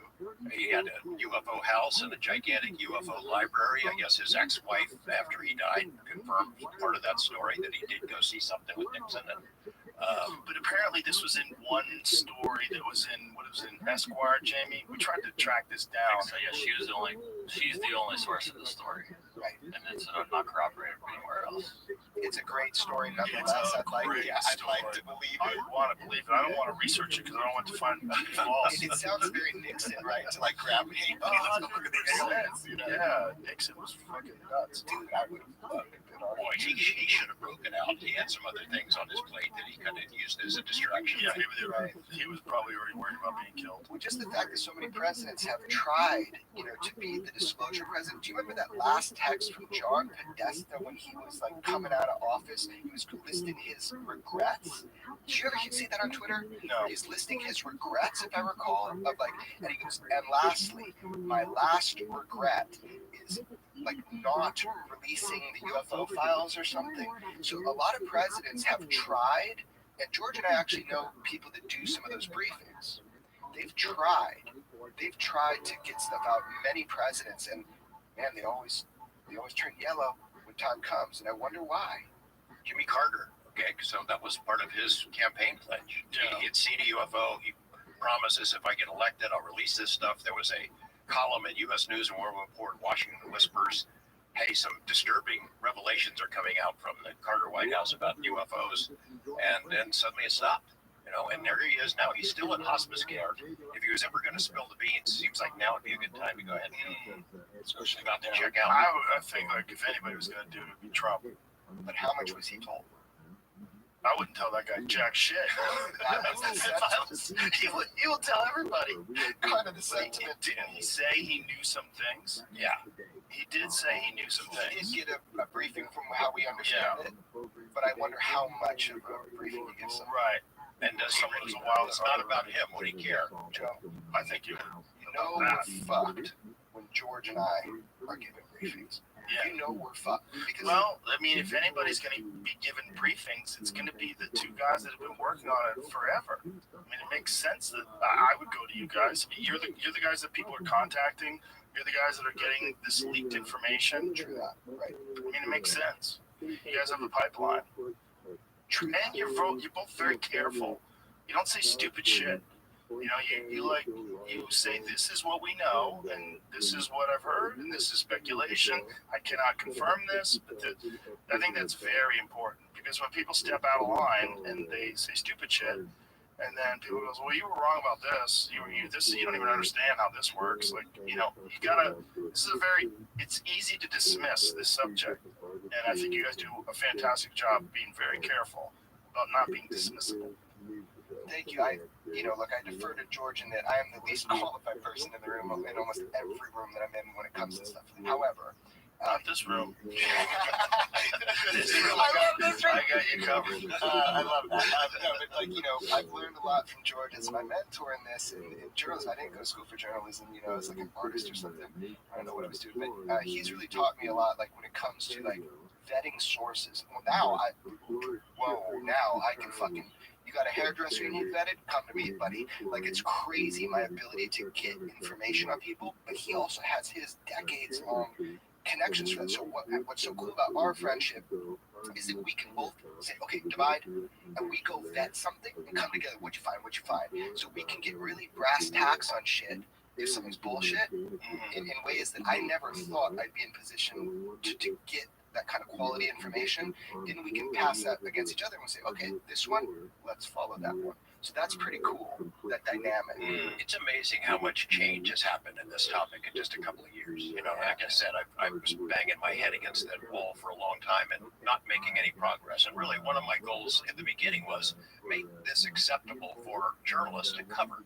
Because, you know, you get subjected to tremendous amount of ridicule. I've been beaten up and insulted and ridiculed for a long time. And I kept going, but I wanted to show this is a legitimate story. You can cover it and not ruin your career.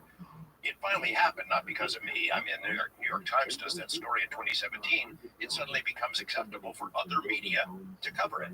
That gave some cover to members of Congress to actively investigate and ask questions, and that's resulted in the changes that I never thought I would see. You know, we had the UAP task force, ALSAP, ATIP, the task force, AIMSOG, and now Arrow.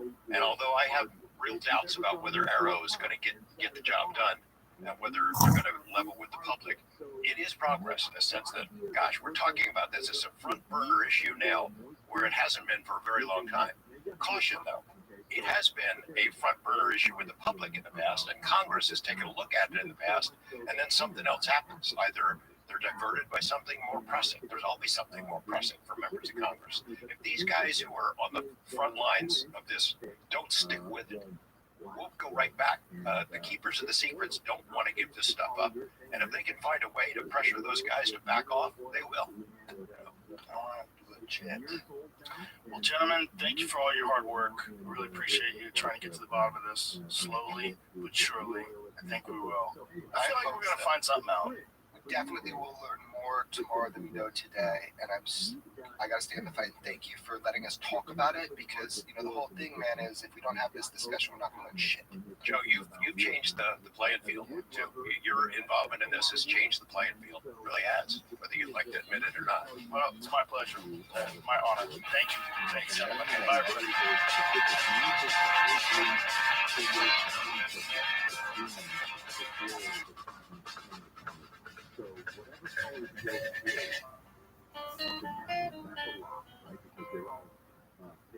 This episode is brought to you by ZipRecruiter. If you own a business or are in charge of hiring or have ever worked with another person in any capacity, you know getting the right people on the job is important.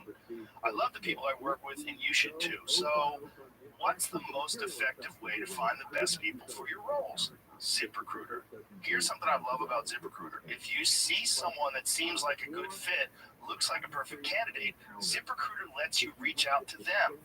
Even if that person didn't see your job post yet, you can send candidates you're really interested in a personal invite to apply and beat them to the punch. So it's simple. ZipRecruiter helps you get hiring right. 4 out of 5 employers who post on ZipRecruiter get a quality candidate within the first day. See it for yourself. Go to this exclusive web address to try ZipRecruiter for free before you commit. ZipRecruiter.com/Rogan. Again, that's ZipRecruiter.com/ROGAN. ZipRecruiter, the smartest way to hire. This episode is brought to you by LifeLock. Like many of us, you might think identity theft will never happen to you, but consider this. There's a new identity theft victim every 3 seconds in the U.S. That's over 15 million people by the end of this year, equal to the populations of New York, Los Angeles, and Chicago combined. Even worse, identity theft victims often don't even know they're victims. That's why LifeLock Identity Theft Protection alerts you to identity threats, even the ones that don't show up on a credit report, like data breaches, fraudulent transactions, loan and credit card applications, and crimes committed in your name. If your identity is stolen, your own dedicated LifeLock US-based restoration specialist will work to fix it. No one can prevent all identity theft, but LifeLock protects you in ways you simply can't on your own. Save up to 25% off your first year at lifelock.com/JRE. That's lifelock.com/JRE to save up to 25%.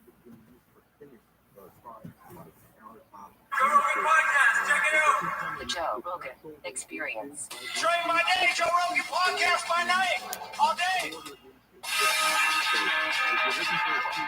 Hi, Joe. Great to be in Austin. What's happening?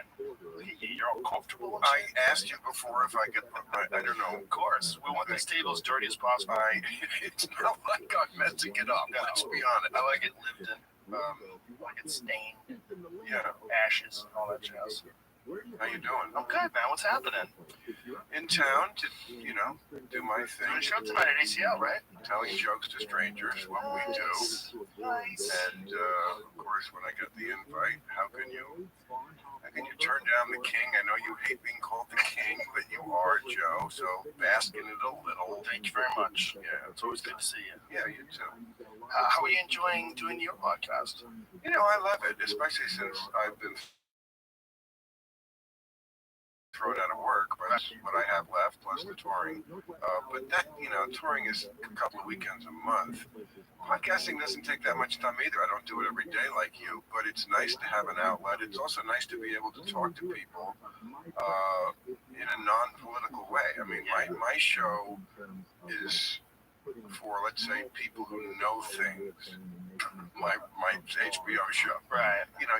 You just can't really enjoy that show or watch it if you're clueless. It's like I'm speaking in Chinese. Right. So, and that's okay.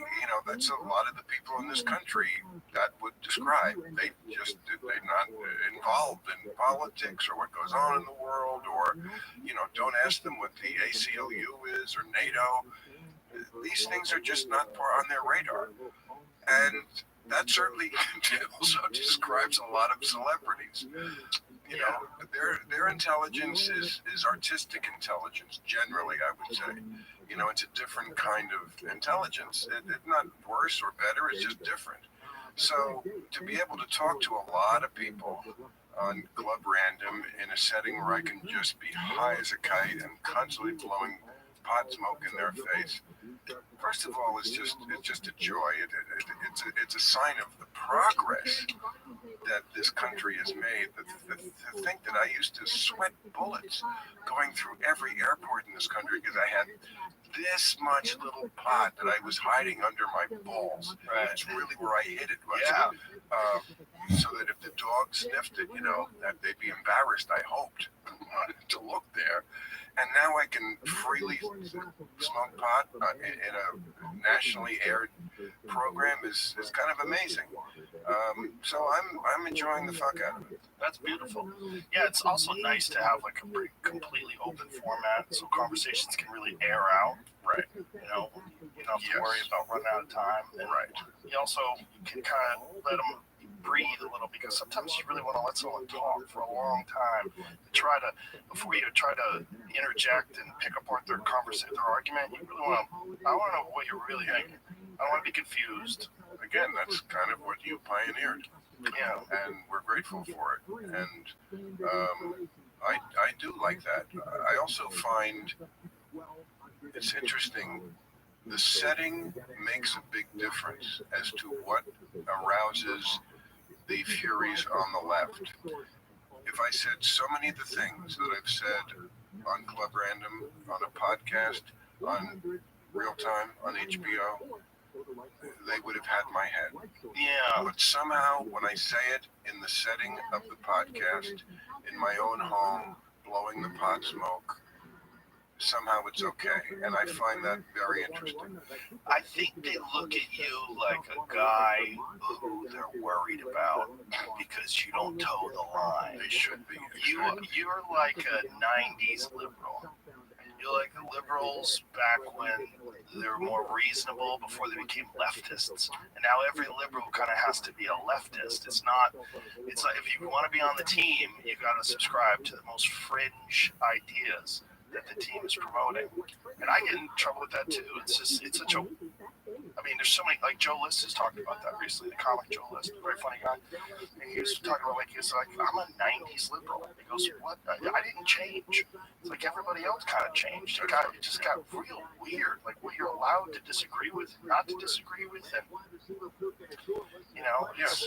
It's strange. I'm always trying to make the case that liberal is a different animal than woke. Yeah. Because it is. And you can be woke with all the nonsense that now implies. But don't say that somehow it's an extension of liberalism. Right. Because it's most often actually an undoing of liberalism.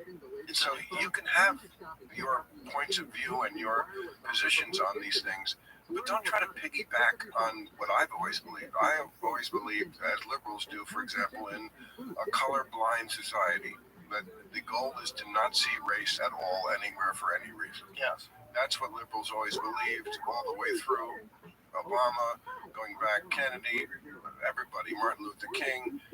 That's not what the woke believe. They believe race is first and foremost the thing you should always see everywhere, which I find interesting because that used to be the position of the Ku Klux Klan, that we see race first and foremost everywhere. Yeah. So, again, you can have that position, but don't say that's a liberal position. You're doing something very different. I think the idea behind it, I think I understand their idea. The idea is that the society is imbalanced. And so in order to address that imbalance, you're going to prop up as many minorities as possible, make as many opportunities for minorities as possible, and get it to a position where there are, like, white people are a minority. And so that's not a concern anymore. And that through that, somehow or another, you'll achieve equality. I think the way to achieve equality is your way. I think the colorblind way is the way to really truly achieve equality, and to truly judge people just on their merits, but also recognize that if we don't address the problems in this country as far as like how disenfranchised some people are and how horrible some communities are that people grow up in and people find themselves stuck in with no recourse, no way out, no role models, no nothing, no financial opportunities. That's what our real problem is in this country, more than it is race. It's extreme poverty and extreme crime, and that these things don't get addressed over and over and over again. And in fact, a lot of the policies that you see coming from places like San Francisco and Portland, they just exacerbate it. You're just seeing stores close because, like, okay, you can't just steal. You can't just have everybody just walk in a Walmart and steal. I was watching a video where they were showing a Walgreens and they had everything chained up. Chained. Oh, yeah. Chained. Even minor little things. Yeah, little like things. frozen food dinners. Yeah, they had the frozen food section chained Right. off. No, again, that's not, liberalism was never, shoplifting is progressive. Right. Yeah. And we weren't interested in legalizing shoplifting, or as I guess we should call it, justice shopping. But, you know, in Minnesota, for example, I think it was Minneapolis, after the George Floyd murder and the riots, I think there was a movement to disband a lot of the police, and they did. I think a lot of the police were let go, or somehow the police force was a lesser force than it was. And what happened was, of course, crime went up in certain areas, and a lot of the officers who had been fired or let go or quit, or for whatever reason they weren't on the force anymore, they were hired as private security. By who? The rich people who could afford to do it. So their neighborhood stayed safe. So that wasn't exactly, I thought, a victory for liberalism. This episode is brought to you by ZipRecruiter. I know there's a whole lot of people changing jobs right now and a whole lot of places hiring, which means if it's your job to hire, you are probably slammed. I see you. But what if I were to tell you that there's something that can make your whole hiring process faster and easier? It's ZipRecruiter. Instead of you doing all this hiring work, ZipRecruiter works for you. You post your job once on ZipRecruiter, and then it sends it to more than 100 job sites, so you reach just a ton of people. Then ZipRecruiter's tech scans thousands of resumes for you to identify the ones whose skills and experience match your job. So you get the first wide net, and then you get it all narrowed down without you having to spend all that time. So hiring heroes, let ZipRecruiter help make your job easier. 4 out of 5 employers who post on ZipRecruiter get a quality candidate within the first day. See for yourself. Go to this exclusive web address to try ZipRecruiter for free at ZipRecruiter.com/Rogan. Again, that's ZipRecruiter.com/ROGAN. ZipRecruiter, the smartest way to hire. This episode is brought to you by AG1. Everyone's body is different, but we are all humans, and humans all need the same foundational nutrition to keep us healthy and focused and ready. And that's why I have been drinking AG1 for years. They've done the research to make a science-driven drink that replaces all those multivitamins, probiotics with one simple drink. AG1 raises your baseline by supporting nutrient replenishment, stress management, gut optimization, and immune support. These are things we all need. And it's as easy as mixing it up every morning. It just takes a minute. So if you're listening, you're probably human, and you probably want to take a step towards feeling healthier and more focused. We all do. It starts with foundational nutrition and AG1 and get a free 1-year supply of vitamin D and 5, yes, that's 5 free AG1 travel packs with your first purchase. Go to drinkag1.com/Rogan. That's drinkag1.com/Rogan. Check it out. No, it's the opposite. Yeah. It's unfortunate. Austin defunded the police and then refunded it. And refunded it by far more than they defunded it. Because they just course corrected. They went, okay, this is not working. We have to do something to fix it, which makes me very happy. I was really shocked that they wanted to do that because there's a lot of crime. And where my club is on 6th Street, that's a wild place. 6th Street gets wild. And there's a lot of crime there. And there's a good police presence there. And we have a lot of police at the club. We hire off-duty cops to work the club. And a lot of security. We want to make it as safe as possible. But the streets in the city, like, you know, from pandemic on, it's not good. You know, it's sketchy. And I'm glad they recognized it and did something. Well, because so many places just aren't course correcting. Chicago. Yeah.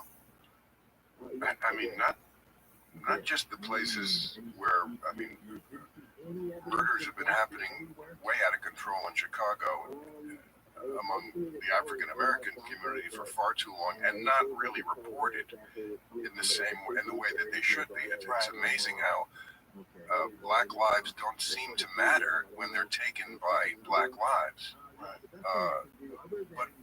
I mean, now Chicago, my friends who live there say it's not safe anywhere. Yeah, it's very sketchy. Very sketchy. And that's Chicago.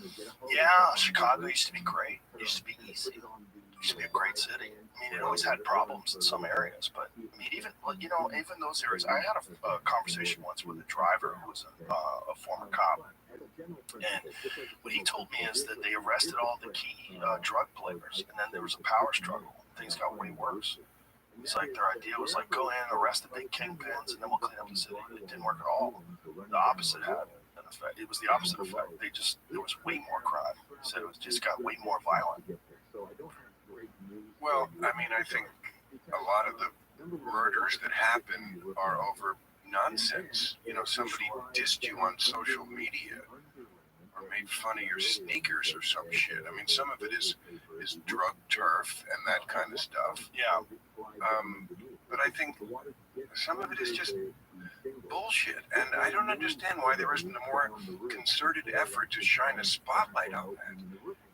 And where are the leaders of the community? The people who would have such cachet among those young African-American men, because that's just killing each other. You know, young African-American men, to say, cut it out. What the fuck are you doing killing each other? If there was a concerted effort by people in the music industry, people in sports, who they look up to, wouldn't that have an effect? I don't know. You know, at this point, worth a try. Worth a try, sure. Worth something. I mean, something needs to be done. I'm not the guy to figure out what needs to be done, but something needs to be done. It should have been done a long time ago. I don't know what that answer is. But no answer is not the answer.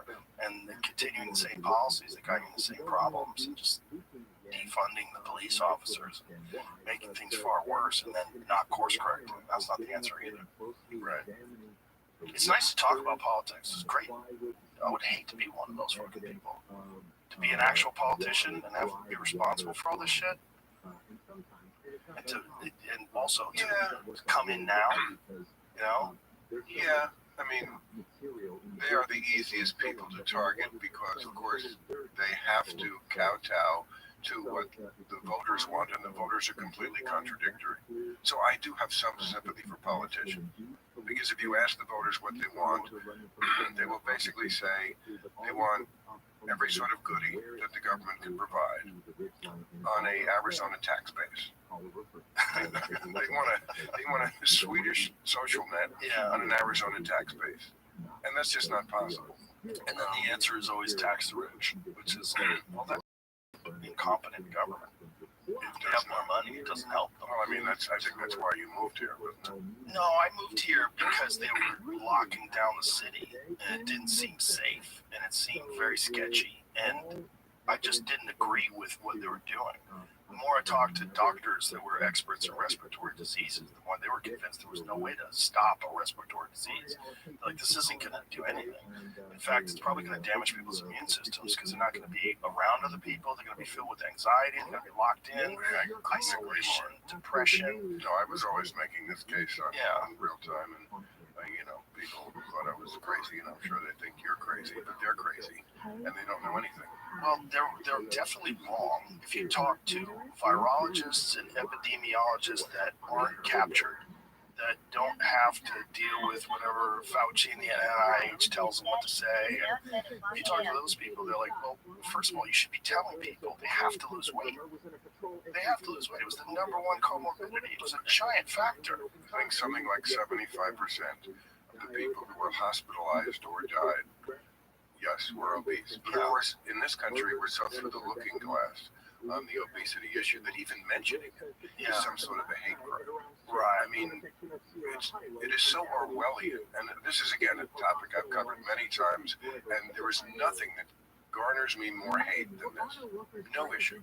No issue. You're just not allowed to talk about this, and it's preposterous because, first of all, if this is truly a life and death issue, we can't talk about the one thing that more than anything else is causing the death. But it is Orwellian. Terms like body positivity. There is nothing positive health-wise. Now, if you think it's beautiful, great. Beauty is in the eye of the beholder. But science is not. No, it's not. And honestly, it's not beauty. It's people trying to help people's feelings. They're trying to help your feelings. There are people, we used to call them chubby chasers. Oh, sure. There are people who actually, and I'm sure there's more than a few, and I think it's also, look, the ideals of beauty change. I mean, back in the, 17th century, I mean, you can see the paintings, especially when people were poorer. It was a sign of status to have fat on you because you had food. More than enough. Right. So it does change, and it's also can be a cultural thing. It's also maybe when you grew up. I mean, when I was first masturbating, it was the era of Twiggy, the first waif model, and thin was in. To me, like the pie wagons of the 50s, like Marilyn Monroe, those hippie girls, like the ones on Mad Men, the big redhead on Mad. That was like, that's my father's era. That's I couldn't raise an erection with a derrick looking at those girls. I liked it, and I kept that my whole life. I like that. I like tight and, what they called hard bodies in the 80s. That's not in style anymore. It's Kardashian, Jennifer Lopez made the big ass trendy, and that's what they like now. So it does change. But there's a giant difference between Jennifer Lopez and a fat person.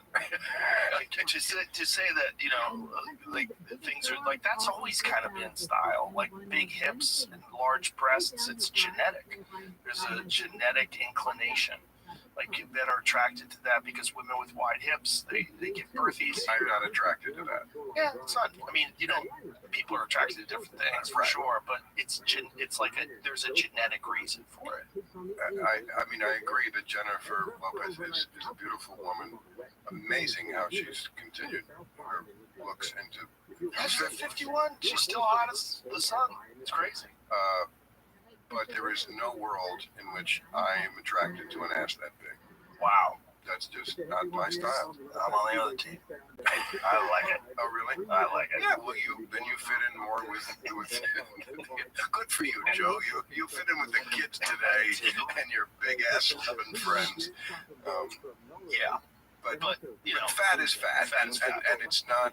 It's just not healthy. Even if you find it beautiful or sexy or whatever you want, it's just science. It's bad for literally every part of your health, from how you poop to your eyesight. There's nothing that obesity doesn't affect negatively. You know who doesn't get any of that body positivity shit though? Is men. Nobody gives a fuck about men. If men are fat, you're just fat. That's like when James Corden tried that shit with you. Yes. Yeah, it was such an obvious ploy. Oh, you're hurting my feelings, yes. Oh, yes. Fat shaming. Like, first of all, that guy's fat from food. He's not like, oh my God, he's got a genetic disorder. He's just, that's not, guy's obviously not working out and living a good life, eating some nice food, and a little plump. Yeah, and fixable. Interesting, and interesting that a year or so after he made his big crusade against me, he signed a big contract, I think, with Weight Watchers. It turned right around. But even Weight Watchers is out of style because now we've given up on the idea that obesity is something that can be contained by exercise and diet. It's now a disease. I mean, these new drugs they have, Ozempic. Yeah. I was reading about Ozempic. I didn't know this until recently. They have zero clue why it works. They know that it works, just not why. This would bother me. Yeah. It should. That if they're giving me something and they're like, hey, this new miracle pill, just take it. We're working on the reason why it might do this to you, but until then, just fuck it. There's no biological free lunch either. I have friends that are on that stuff, and one friend who just got off of it because he was having some serious gastrointestinal issues that are apparently one of the side effects. It's not. There's no free lunch. If you're taking an injection that makes you less hungry, something's going on. That's probably not good. Yes. And you're also losing a lot of connective tissue, bone mass, and muscle mass. My good friend Peter Attia did a study on his patients. He's a doctor. He did a study on patients that took Ozempic, and one of the things they found is they lost weight, but they gained fat. They were actually had a higher percentage of body fat because they were primarily losing muscle tissue and connective tissue. They were losing so much of that even though they lost like 20 pounds, they actually went from like 15% body fat to maybe 20% body fat or whatever the number was. What I find the most alarming is the way, in just a matter of a few years, the group think that this is a disease now, that cannot be controlled by what for 50, 100, a million years before this, it was the scientific consensus that, of course, you can control it with diet and exercise. It just in a couple of years that went out the window, and you cannot find an article on the front page or in the op-ed page of the New York Times in the last couple of years that has any other belief than this one, that it is a disease, it is not within a person's control. So they're all in on Ozempic or whatever else because we certainly can't leave this to people themselves to control it. That's a giant sea change, and the way they sheep-like just go right in a row. With no dissent. Not one person standing up in the paper of record to say, wait a second, this can't really be the case. I mean, 50 years ago, We look like a completely different people. Yeah. Why is it in 50 years did we evolve? In 50 years, human beings? Was cake not delicious in 1969? I think it was, and yet somehow people resisted it. Well, there's a lot of diet changes for sure, and I think one of the things about the narrative, there was a lot of influence by vested interests. Like, I'm sure you know about the 1950s, I believe it was, where the sugar industry paid off scientists. Of course. To put the blame on saturated fat, and it changed people's eating. And corn. Yeah, corn. Corn They changed what the sugar came from because they had too much corn because they subsidized it. Yeah. So let's make sugar out of corn, which is not really what you should be making. Right. I mean, cane sugar is not great for you either, but it's better than corn. You see the obesity rates go up as corn syrup, but it's still within someone's power to turn it down. You're not helpless. There's plenty of people out there that have done it too that you can get examples from. I mean, especially in this day and age with YouTube and these social media influencers that have lost a ton of weight, some of those people have gone on diets and lost 150 pounds, and they'll tell you how they did it. Right, you can get inspiration from them. It's not rocket science. Yeah, it's doable, but it's not easy. And the idea of calling it a disease, it's interesting because we kind of disease, but it is similar because you are addicted to food. Like, people are absolutely addicted to food, especially high fructose corn syrup products and things where there's like, you're getting that big sugar rush and the insulin spikes. Well, they do this in the lab, I mean, they have all these food companies have labs where they go in and they test how much fat and sugar and salt we can put in this thing to make it as addictive as possible. They don't want you to just eat one Lay's potato that you can't eat. They want you to have the whole bag and then start another bag. Yeah. But again, look, I always have the most sympathy for the obese when I'm high because I get the munchies, as most of us do. Not in the first hour, like it goes to my head first, which is great. And then it goes to my stomach. And then it goes to my dick. But yeah, when it goes to my stomach, I get it. I get it more than I do normally because I am just ravenous to eat. But that's why I don't keep shit in the house. So that when I do get ravenous for food, there's nothing there. And the thing is, when I'm high, I'm rather satisfied with food that isn't the most delicious food in the world because I'm high. Everything tastes good. And I'm just looking to eat. So if I'm going to eat like baruka nuts or something, they're not bad for me, and I can eat 1 million of them, and it satisfies that urge to chew and eat. But I'm not putting on weight. I mean, there are things you can do. Yeah. We're not helpless. Well, it's also, no one's telling you to do it. It's not like, the government was telling everybody to get vaccinated. They weren't telling anybody to lose weight. They weren't telling anybody to take vitamin D. It's the problem of media and industries and even the government itself being captured by special interests, and it's a big problem. Like, they don't want people losing weight. They don't want people getting healthier. It's not good for business. So there's no push to do it. But the push is always in what is going to make us the most money, which is why you're seeing this push for these diabetes drugs that people are taking to lose weight. It's like there's a lot of money in that. There's a lot of money in, what is it called, Wegovy and Ozempic, whatever these ones are called. Yeah, you kidding? Peptides. They're going to make. I'm sure they already have. I'm sure. Yeah. And look, if that's the only way you can lose weight, and you lose weight, and then that's what starts you along the way. I kind of feel like that the same way I feel about SSRIs. I've had friends that have had disastrous situations come up because of SSRIs, and I've had other people that got from being suicidal to getting their life in order, and then slowly getting off of them, and then saying it was overall a good thing for you. What is SSRI?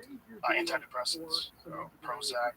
Well, Prozac's not one of them. SSRI. Yeah, that's what it is. Selective serotonin re-up inhibitors. But I thought they recently found out that it wasn't the serotonin. Well, what they found out is it's not a chemical imbalance in your brain. Right. SSRIs are another one where they're not exactly sure why they work. You know, like Zoloft is a good one. They don't know.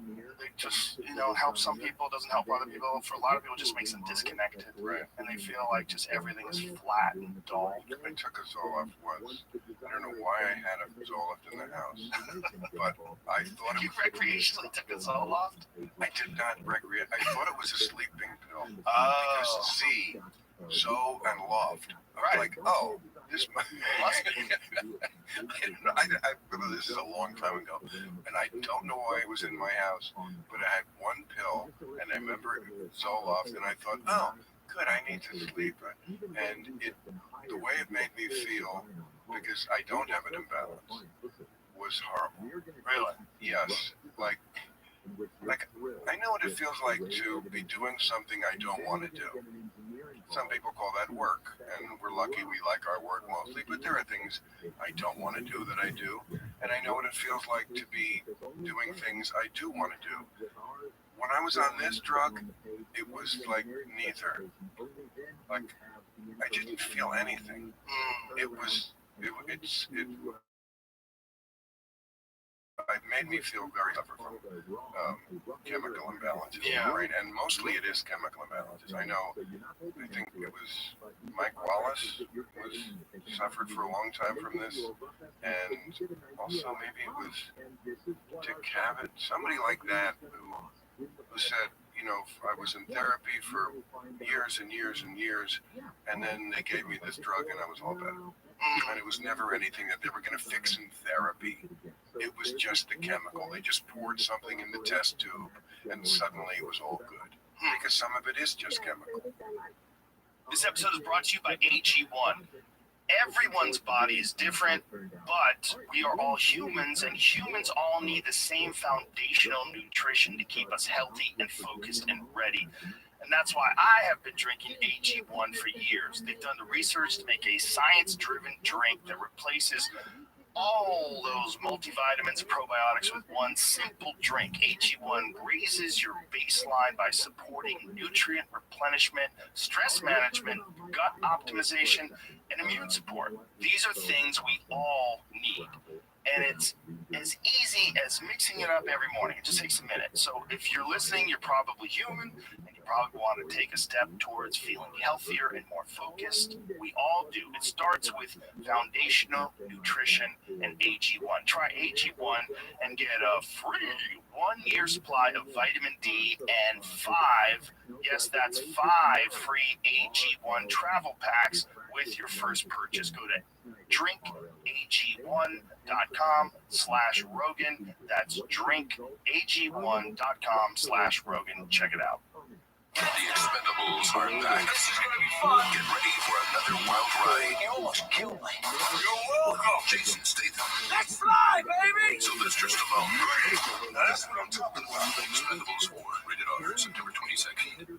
Yeah, I don't think they think it's a chemical imbalance anymore. Because I think they've measured like serotonin and dopamine levels. There's so many factors.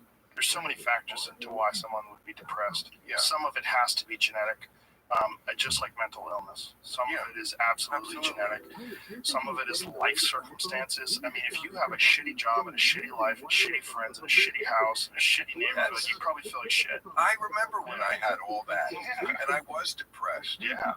But I felt like it was logical depression. There was a reason I was depressed. I was newly in the world as a person out of college, so I was starting life. For the first time, I didn't have the protective guardianship of school. Right. Okay, so that's scary. And I was worried, am I going to be a failure in life? Here I am trying to be a comedian. Okay, that's a risky proposition. Not many people make it. I was embarrassed to even tell people, what do you do? Oh, I'm trying to be a comedian. Okay, that's funny. And I lived in a shitbox, and I didn't have any girlfriends, and I had no money, and I was depressed for very good reason, no respect. I had nothing that makes people happy. When I got more of those things, I got happier. That's normal, okay? That's different than the person who has lots of great things. I mean, you read about this all the time among the show business community. And people, I'm sure, all the time say that, why is this guy depressed? He must be on top of the world. Right. And, you know, and no, he had to quit the tour because of mental health issues. He was depressed. People are lining up to see him in fucking arenas and he's depressed. And it's, because that doesn't solve the problem when it's a chemical problem. Yeah, and I think also for some people, they worship this idea of success as being the thing that's going to get them out of it. That's going to make them happy. And then they get success, and then they get accustomed to that success, and they're still not happy. And then they get really depressed, like, oh my God, I'm at the top, and it sucks. Right. I mean, if that still doesn't fill the hole in your heart, then where do you go? You got nothing else. Yeah, I always wonder. I mean, I think these things vary very widely. And I always wonder, like, what is their life like? What are their friends like? What's their family like? What do they do for activities? What are they eating? Are they sleeping well? Like, are they doing anything to mitigate it, to put themselves on a path, that gives them some sort of a feeling of accomplishment in life, a feeling of like, and I don't mean accomplishment in terms of like material possessions, but like you're doing something, you're getting something done. A reason to get up in the morning. Yeah, something that you really enjoy, gives you joy, gives you happiness and satisfaction. There's a lot of people out there that don't have that. Like you said, we're really lucky that we have jobs that we enjoy. We love what we do. We have there's a reason why when someone says to you, oh, you're going to be a stand-up comedian, good fucking luck. Because most people don't make it. No, they don't. Most. I mean, remember the people you did open mic with? How many of them are still around? I remember everybody I was in the clubs with. It was hundreds of guys. Yeah, mostly guys, some women. But, I mean, back in 1980, and yes, you could name them all. Or like I always like to point out to people when they get into these discussions about the strike and show business and what kind of business this is and is it different than other businesses. Yes, if you look at the credits of any movie, especially ones that are a few years old, 10 years old, 20 years old, 30 years old, look at the credits as they go by at the end of the movie. Outside of the 2 or 3 stars of the movie, you'll see a list of 20 or 30 people who were in that movie. All of them thought they were going to be stars. They all had parts. Not the biggest parts in the movies, but parts. And you look at that list and you do not recognize one of those names. Yeah, they all wanted to be something that this movie that they were in was going to take them to the next level, and it did not. Yeah, it did not. It was just show business. I was watching an interview. Well, it wasn't really an interview. It was like they caught her at the airport with Bridget Fonda. And she just dropped out of show business, and they caught her like walking, and they said, "Do you think you'll ever do a movie again? You were in so many iconic movies, like Single White Female and this and naming these movies." She's like, "No way." She's like, "Nope. I like being a civilian now. Yeah, it's too much fun." That's different. See, that's different. She had a big career. Yeah, and she just had enough of it. Yeah, and that's okay. I mean, first of all, show business, especially acting, very tough on females as they age. Sure. Just know that. Yeah. I mean, you have to be iconic to be working in your 60s like Meryl Streep. Right. Because, especially if you're the leading lady, I mean, they have no problem pairing a 60-year-old guy with a 35-year-old woman. Right. That's just the way it is in movies, or at least it has been.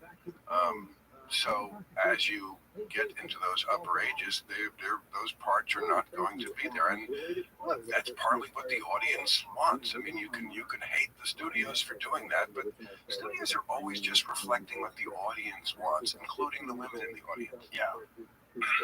You know what's fascinating? The one group that absolutely gets discriminated in Hollywood is gay men. Gay men never play straight men in blockbuster movies.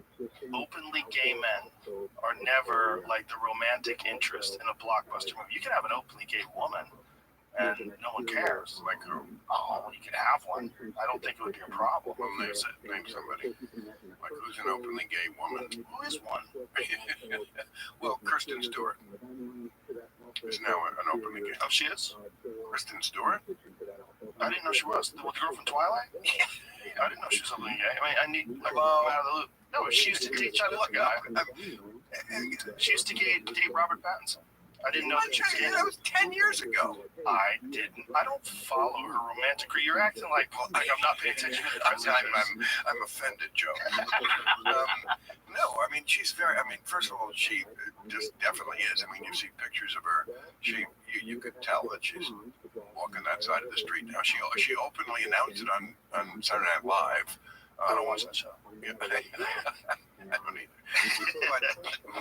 But I know she did, and of course it was met with thunderous applause, which should tell you something about the hypocrisy of how brave it is to come out. Well, if she wanted to play a leading woman, nobody would have a problem with that. No, but I just parenthetically, brave, by the way, is when you say something and people boo. Or they want to kill you. Yes. Right. Julian Assange is brave. Right. When people cheer raucously, that's somewhat less than brave. Yeah. So, I mean, I guess it does take some courage to come out. But, you know, as I always say, let's live in the year we're living in.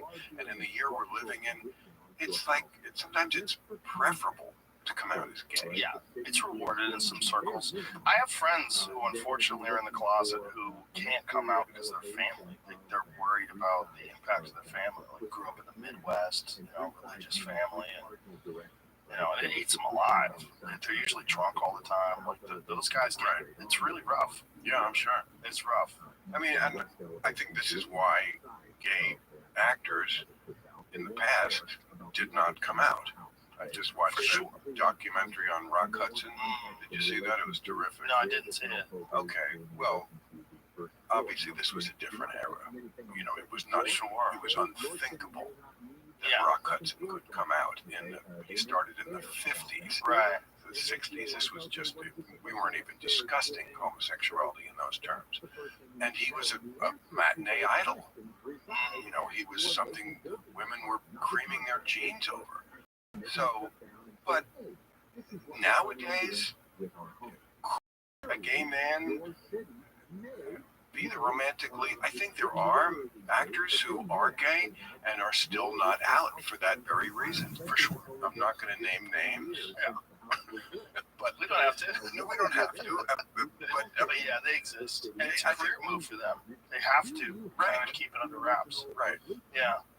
It's well, we're selling fantasy, especially in a romantic setting, in a romantic movie. I have had multiple people on this podcast that do not believe that gay is just something you're born with. They believe that it's a choice. I've had conversations with people where you're like, have you met Richard Simmons? Like crazy? Do you think that's a fucking choice? Like, the idea that I had one guy who he compared it to murder.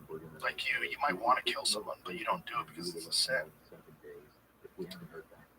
I was like, well, but imagine if you were just like rapidly attracted to women and culturally things were reversed. And for some reason, like women caused reproduction and you don't want more people because we're overpopulated and gay is the only morally right way to pursue sexual activity. Imagine how horrible that would be. It would suck. Well, see, this is why it's so odd to me that gay and trans have wound up in the same grouping, LGBTQ, right? I don't remember all. I think there's a 2 and an A in there, and a plus. Then that's what I just said. I don't know what the 2 is. That's Two-Spirit. I saw. Is that what it is? It could be. Oh no, God! If that's what it is, that's amazing. But what I'm saying is that is what it is. It is. Oh Jesus! Two-Spirit. Oh my God! And I'm not sure I could even define Two-Spirit. I didn't even know it existed until I saw Trudeau. Trudeau rattled off the newest, latest list one time. We have to protect. I'm like America to protect our Two-Spirit people. I don't know. Let's find out what Two-Spirit is. What is Two-Spirit mean? Two-Spirit. I think I've heard AOC talk about it too. Oh boy. Okay, now offensive amongst Native Americans, a person who identifies with any of a variety of gender identities which are not exclusively those of their biological sex. Yeah, but gender identities, which are not exclusively, how many of them are there? How many gender identities exist? Two-spirit? But in that definition, it's a transgender.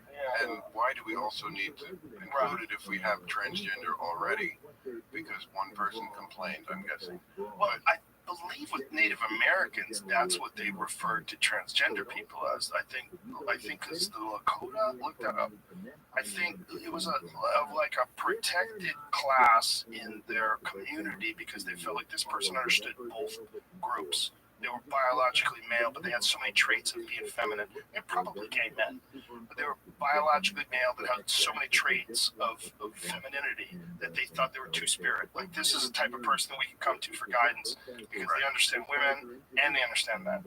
And so, the same way, like, they had some like fascinating roles in their culture. Like, one of them was a Heyoka, which was their sacred clown. They had a guy who made fun of everything. And if you couldn't make fun of something, it was bullshit. Like, if you had the greatest warrior, the biggest chief, the chief's wife, you could make fun of anything. If you couldn't make fun of it, it was bullshit. Like, there was something where if you had, hey, don't make fun of that, everybody's like, well, what is this thing we can't make fun of? Like, why can't we make fun of this? Is this a bullshit thing? And it's a good way to detect bullshit. What is this? Describing what the Lakota have. In Lakota, there are no pronouns. We don't speak, we don't have she and he. In Lakota, men will speak differently than women. We know their gender based on how they are talking and what words they are using. That's their third And gender. who's the dude in the Two-spirit picture? people. So, yeah, it's the Lakota culture. Okay. So that's where that term comes from. Well, enjoy it, Lakota. We don't all have to follow. No, well, also remember it. It's too long. You're crazy. But what I was saying was, it's odd to me that they group them together because, in a fundamental way, trans and gay are almost exact opposites. Because gay is all about, I was born this way, Right. and trans is the way I'm born. Fuck that. Yeah. Jump ball. Right. Let's change that. And that to me seems to be fundamentally different. Well, what scares me about it is what they're doing to children. You know, and I know you got the fucking joke on your show about break out the dick saw. I was like, I remember you said that. I was like, Jesus, Bill, you just went hard. But I'm so glad you're doing that because there's no one else on late night television that's ever gonna fucking do that on the But it's terrifying that they're calling it gender affirming care when it's really childhood mutilation. Before you have the ability to figure out what permanent means, you're fucking 7 years old. You can't get your face tattooed. You can't go to war. You can't get married. There's reasons for all that stuff. You're too young. And this idea that you should be able to make life-changing choices like hormone blockers, which are not reversible, no matter what the fuck they say. They say it's reversible. No, the changes happen to your body during puberty, and if you stop those changes, that change is you can't reverse that. You're going to have a micropenis. You're taking estrogen while your body's developing. You're blocking your testosterone. If you're doing all that stuff, it's going to have an effect on your body. Now, if you're happy with that effect and you don't care, okay. But how many people aren't? And how many people are young? And how many detransitioners are there who have horrible stories? And you're a monster and a bigot if you even bring that up, which is fucking insane. I couldn't agree more. They're so cavalier about the medical repercussions. Right. Now, as with all of these things, if this country wasn't so ridiculously polarized, we could come up with some reasonable view on it, which is trans a real thing? Of course. Are some people born in a body that, for lack of a better term, doesn't, you're born in the wrong body, or your sexuality doesn't match what's in your mind gender-wise? It does happen. And some of it is trendy. Some of it is just a TikTok challenge that got out of hand. Yeah, kind of. Okay, it's a social contagion. But even if I was, this is just me, but I'm allowed my opinion. If I was 100 billion% convinced I was born in the wrong body, I still wouldn't do anything to my body because medical considerations come first.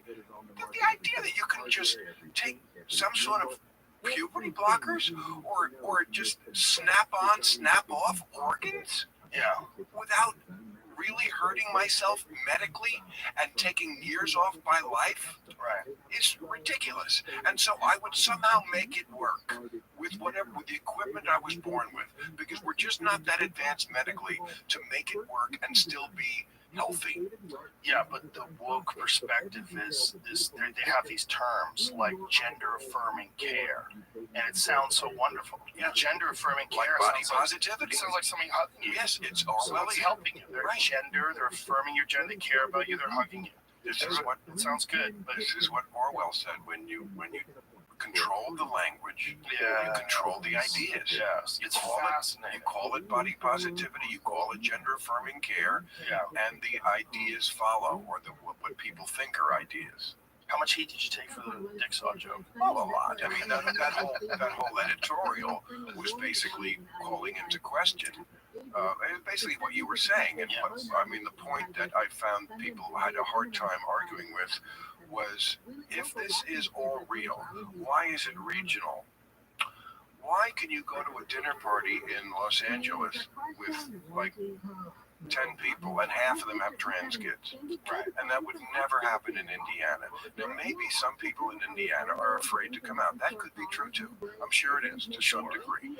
But it's just ridiculous that it's a regional issue to this degree.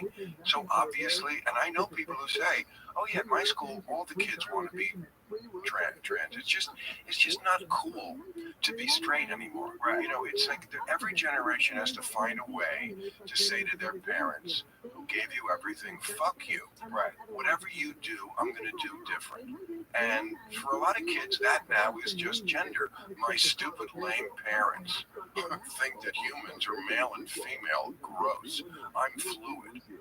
Okay, but like you say, you know, when you get a little older and you've mutilated your body, maybe that'll be a decision you're happy with, and maybe it won't, but there's no going back. No going back. No going back. Yeah, it's terrifying. It's just terrifying that it's also something that people are making money out of. And this is the one thing I really don't like about Biden, is the way, and I know you really hate him, I don't hate him, but the way he just goes along with shit like this. I feel like he doesn't really believe in it. He's just like an old guy who doesn't quite get it. You know, the kids are doing what? But he's like the husband, you know, who doesn't really understand what the kids are into, but he doesn't want to start a big fight about it. So when the wife says, honey, the kids want to cut their dicks off and tear down a statue of Lincoln, he's like, oh, fine, okay, I'm watching the game, leave me alone. And so he just goes along with all the woke nonsense because he doesn't want to fight that wing of his party. He can't afford to have a battle on the left. Yeah. So that's my big issue with him. I know you have others. Well, my biggest issue is he lies a lot, and he's probably... Well, certainly not more than Trump. Oh, please. Come on. Well, listen, I think they both lie. I mean, I don't like that more than this guy. Because I want to just, if you want to talk about Trump, we can talk about Trump. But if you just talk about Biden, I don't think comparing him to Trump does anybody any good. You just look at the police situation. Because they're running against each other. Yeah, okay. So it's kind of necessary. It could, if you want to talk about it in terms of an election, you talk about it in terms of the guy who's in office right now, like, why don't I like him? Well, one of the things that I don't like has nothing to do with any of his choices, is that he's mentally compromised. I think there's something wrong, and I think it's clear. As if the other guy isn't. Well, okay, he speaks much clearer. He might be crazy. He might be a sociopath. He's crazy and stupid. Say all those things, but it still doesn't take away from the fact that there's something wrong with Biden. Like, he makes up words, he stumbles through things. It seems like he doesn't know where he is half the time. He's very, very old. That's my problem with him. Okay. Well, again, we're living in a world where perfect is not on the menu. These are the choices we're going to have. This is going to be who's running next time. You're going to have a doddering old man. Do you definitely think that Biden's going to make it to the... Because I'm not convinced. Well, who knows? Yeah, he might not, and so might not Trump. Right. No, both of them could die at any minute. Yeah, absolutely. When you're like 70, whatever years old, 78 years old. One is 77, one is 80. Yeah, that's the end of the line.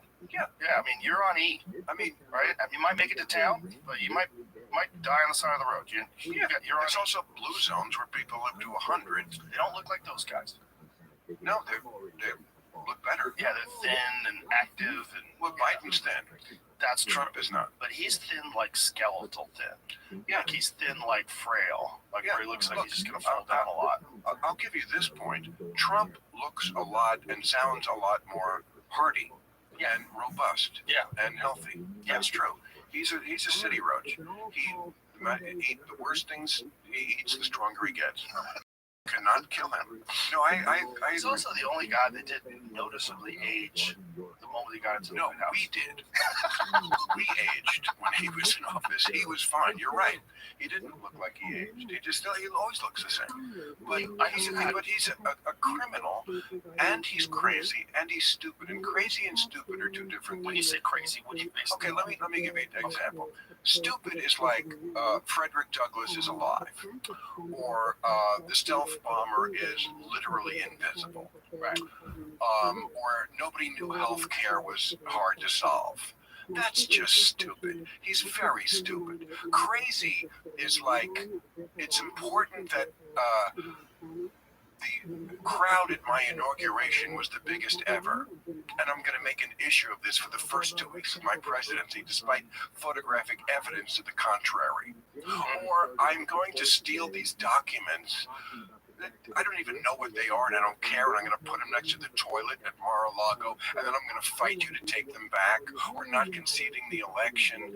Those things are crazy. Or thinking I can somehow charm Kim Jong-un in Korea, although that might be stupid. Sometimes it crosses the line between both. But he's both stupid and crazy, and he's a criminal. You know, he's not being charged in these trials because he's a liar. They purposely didn't do that. Apparently it's okay. It's not illegal to lie to the American people. And of course he did lie and continues to lie. He still hasn't conceded the election, which he plainly lost. He's charged with actual crimes. Criminal intent to obscure, I forget what the actual name of the law is, but criminal intent to basically steal the election or to coerce people in the states from, I forget what it is. And then there's one forgery, which has to do with the electors scheme. Criminal intent for what is the forgery? That's the slate of electors he was putting forward, the fake slate of electors. And then there was the one of here it is. 3 counts of solicitation of violation of oath by a public officer. So he's trying to get someone to violate their oath. 2 counts of conspiracy to commit forgery in the first degree. 2 counts of conspiracy to commit false statements and writing. 2 counts of false statements and writings. Violation of a Georgia RICO Act. Conspiracy to commit impersonating a public officer. Wonder what that is. Conspiracy to commit filing false documents and filing false documents. And this is all based on the election results. Well, there's also felony solicitation of violation of oath. Felony solicitation of violation of oath by a public officer. That was when he was talking to Ratzenberger. That's I need you to find me 11,000 votes. There's also one. I mean, there's two cases about trying to steal the election. One, the national case that Jack Smith is prosecuting, and there's the one in Georgia. Now they cross paths a lot, but basically, I mean, yes, he tried every possible way to steal this election. He tried to do it through the courts. He tried to do it through state legislatures. He tried to do it through intimidating Mike Pence. He tried to do it through the Justice Department. They talked about seizing voting machines. They talked about using the army. I mean, you can't really believe that this guy is not worse than Joe Biden. I mean, I agree. Biden is not a great president. And the Hunter Biden stuff is a stinky conspiracy. It's not a conspiracy. It's a stinky scandal that stinks to the high heavens. If you think that in any way compares to what Trump tried to do, you just cannot tell unlike things apart. And you're saying this just based on what happened after the election? Just that stuff? Yes, well, that's the criminal part. Yes. If you ever try to steel man his position, like, do you think he really believes they stole the election, or do you think it's bullshit? Who gives a fuck? Doesn't matter. Who gives a fuck if he really believes it? But I mean, if he really believes there's evidence that the election was rigged. No, I don't care. No, first of all, that was part of the January 6th committee's findings. He has multiple people, all the people around him told him that he lost that election, including Bill Barr, you know, and he admitted, one of his quotes was that they have on record of him saying, I don't want people to know I lost this election. That's kind of crazy. Well, he's crazy. That's kind of crazy. I mean, it's insane that you can't let go of the idea that you can't be a loser. I always said this in the beginning, it all comes back to he's a clinical case of malignant narcissism. It's not just a quirk. It's actually in the big book of crazy, you know, that. Right. I mean, it's a real thing, and it affects everything he thinks and does. It's why foreign leaders were able to curry favor with him. All they had to do was kiss his ass, and they got whatever they wanted. Do I really think that he wants to help Russia and Putin? I think Putin had him as soon as he said Trump is a brilliant man. Good, you got me. It doesn't take that much. He's a dangerous guy. The idea that he could be president again, as opposed to Joe Biden. Again, Joe Biden, not my first choice, not my 100th choice, but the other guy is a crazy, stupid criminal. Do you like anybody on the right? Had Vivek on your podcast? I think it's Vivek. Vivek? That's what I heard. I think it's probably Vivek. In his rap, he says Vivek, it rhymes with cake. Okay, then Vivek. There it goes. Well, as I said to him on the podcast, I find you both disarming and alarming. What do you find alarming? Well, he wants to abolish like half the government. Yeah. Some of the government could be abolished. I mean, a lot of the government is a big fucking waste. What do you think's a big waste? Well, I'm not sure I wouldn't abolish the Department of Education, but considering how stupid our kids are, there's a lot of answering to do there. I mean, I'm not sure that a national Department of Education has done us any good because kids have just gotten stupider and stupider and stupider. It used to be that they didn't know anything, but they could read about things if they wanted to. Now they can't even read. And part of that was because of the horrible policies during the pandemic, yes. But also, it's just been going downhill. And it starts, of course, at colleges. I mean, that's where this woke rot begins. It all seeps down. What goes on at universities, elite universities in this country, is insane. This episode is brought to you by ZipRecruiter.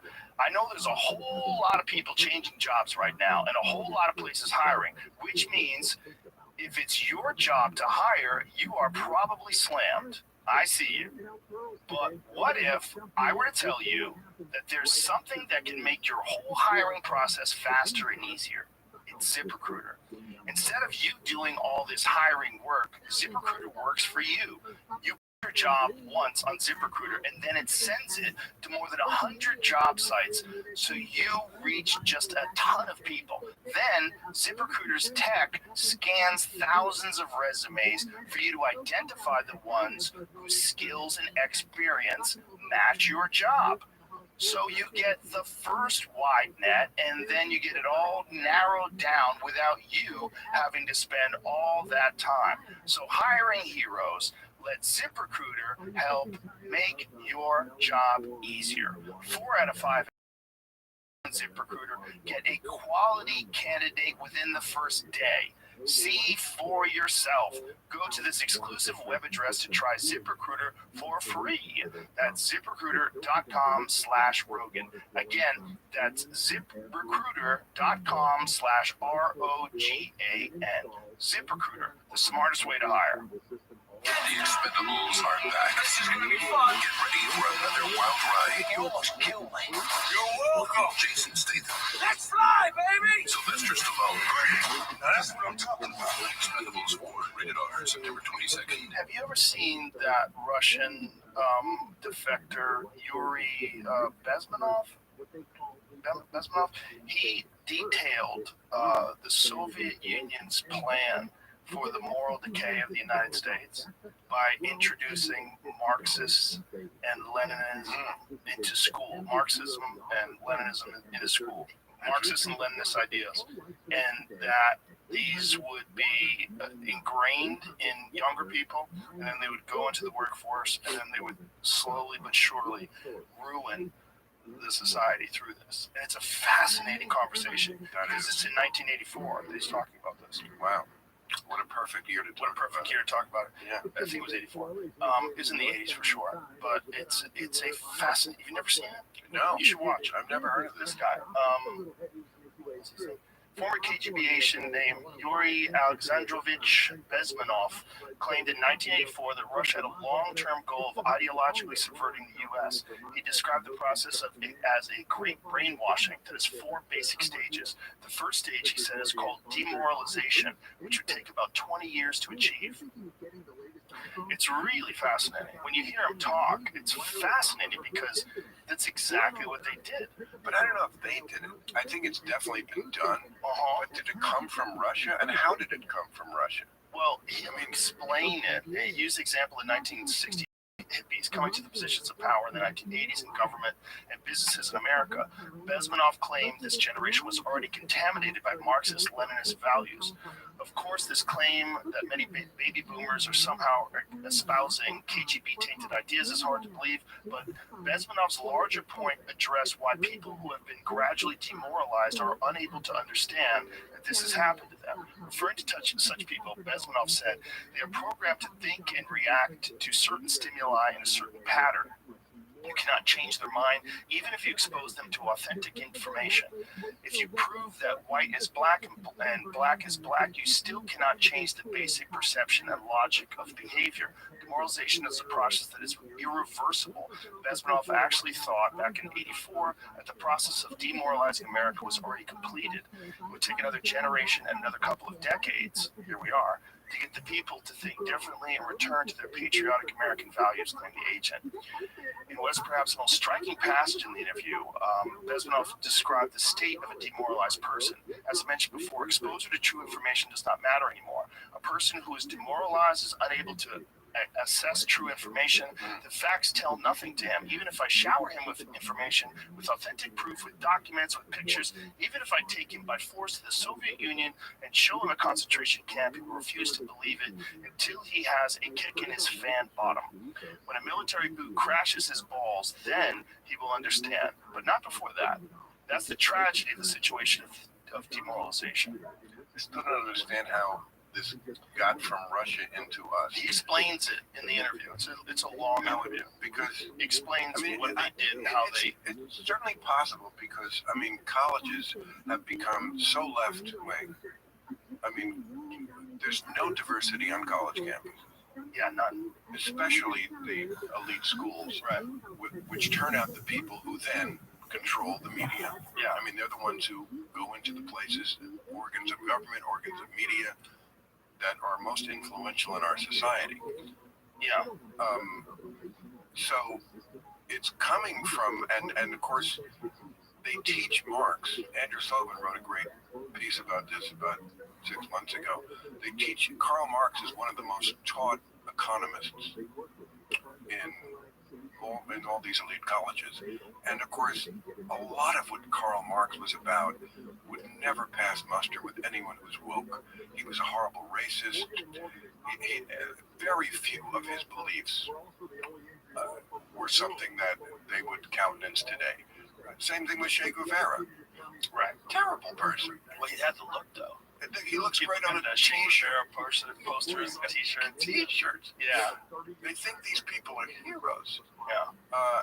And sadly, because colleges turn out nothing but America-hating hysterics these days, ignorant, just ahistorical students who are not taught any of the things I used to be taught at school, partly because we had the sin of learning what white people did. You know, I mean, I'm sorry, but John Stuart Mill was white. He had some good ideas. But, you know, Shakespeare, you know, it's okay to, you know, you can be anti-racist and still study some great white people. But, you know, some of that is just outre on college and campuses these days. But how do you think that happened? That's a great question, and I'm sure somebody did write a book, or somebody should write a book about that. I mean, obviously it's slow and over time, and yeah, I don't know. But there's a guy in 1984 that saw it coming. Yeah. If you listen to, I'll send it to you. You should listen to it. But something like a third of students think, people under 25 or something, think communism might be worth another try. Because again, if you don't learn the past, then you don't know. And if you just discount anything old people like us say, what would you know? Well, we were around when communism was around. And we know it's horrible. There was no greater nightmare visited upon humans than communism. And by the way, the reason Russia is still such a basket case is because the legacy of communism. When you fuck with people's minds the way they did, they're like Russia today is like a kid who was abused as a child. They're just not going to be whole as an adult for quite a while. Yeah, I just can't understand how the institutions of higher learning wouldn't understand the value of rigorous discourse, the value of even having conservative speakers come in where you could have debate with them.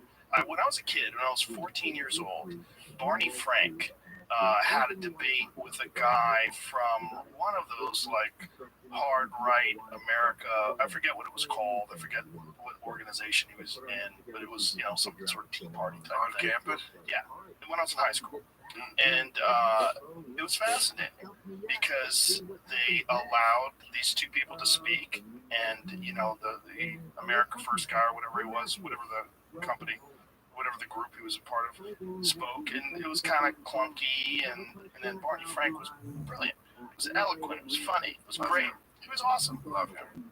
And you know, you got a great sense of walking out of there. Oh, his ideas make more sense. His ideas were better. Right. And that is discouraged. Now you don't want to platform people with the wrong ideas, which is just like there's only one way to find out if they're the wrong ideas. You test them. You test them against better ideas, and everybody learns that way. And when I was a kid, people understood that. You know, it was before the age of echo chambers and social media. And, you know, people believed in freedom of speech and rigorous discourse. They believed in debates. I mean, those famous debates that were on television between Gore Vidal and William F. Buckley. Oh, yeah. I mean, those to this day are fascinating debates. They're really interesting. And the fact that those aired on television, they got an enormous audience back then. You know, it's a shame that today anybody who has differing opinions than you shun platform them, and the problem is it just makes them more convinced they're being silenced, and it makes their supporters, like every time they arrest Trump, he gets more supporters, more people are more interested in him. They think, oh, they're suppressing, people are suppressing, and that's what the danger is with all this stuff. It's a danger of censorship on social media, and you know, there's just so much of it today. There's just so much of this echo chamber idea, and it's so stupid. It's so bad to not have discourse. It's horrible how little gets in. I mean, when I debate, you know, friendly debate, I'm just like people. Sure. I'm just always amazed at what has never gotten on their radar. Yeah. I mean, like really obvious things. And I remember the first time I had George Will on, and the first thing I said to him was, you know, reading you all these years has kept my liberalism honest, because he's such a brilliant writer and thinker, and he's so precise. He's a master of the telling detail, and I don't think he ever wrote a column that didn't make me think, you know, and sometimes change my mind, like, because the way he puts it down, it's like, How can you argue with that? I didn't know that. And I didn't see it in that perspective. Maybe I don't agree with everything, but at least it made me examine. And thing is today, people don't even want to do that. Right. They don't want that. Well, that's They only want to have it fed back to them. the echo media, the echo social media echo chambers. It's a real problem because it's really discouraged to go against the grain. It's very discouraged to go against ideology. I mean, MSNBC, for example. Now, I always made fun of Fox News, and they richly deserve it. MSNBC, I felt, used to be somewhat different. But MSNBC has become a place that I think lies by omission. I think Fox sometimes just out and out lied, but they do the same thing. They lie by omission. They always have.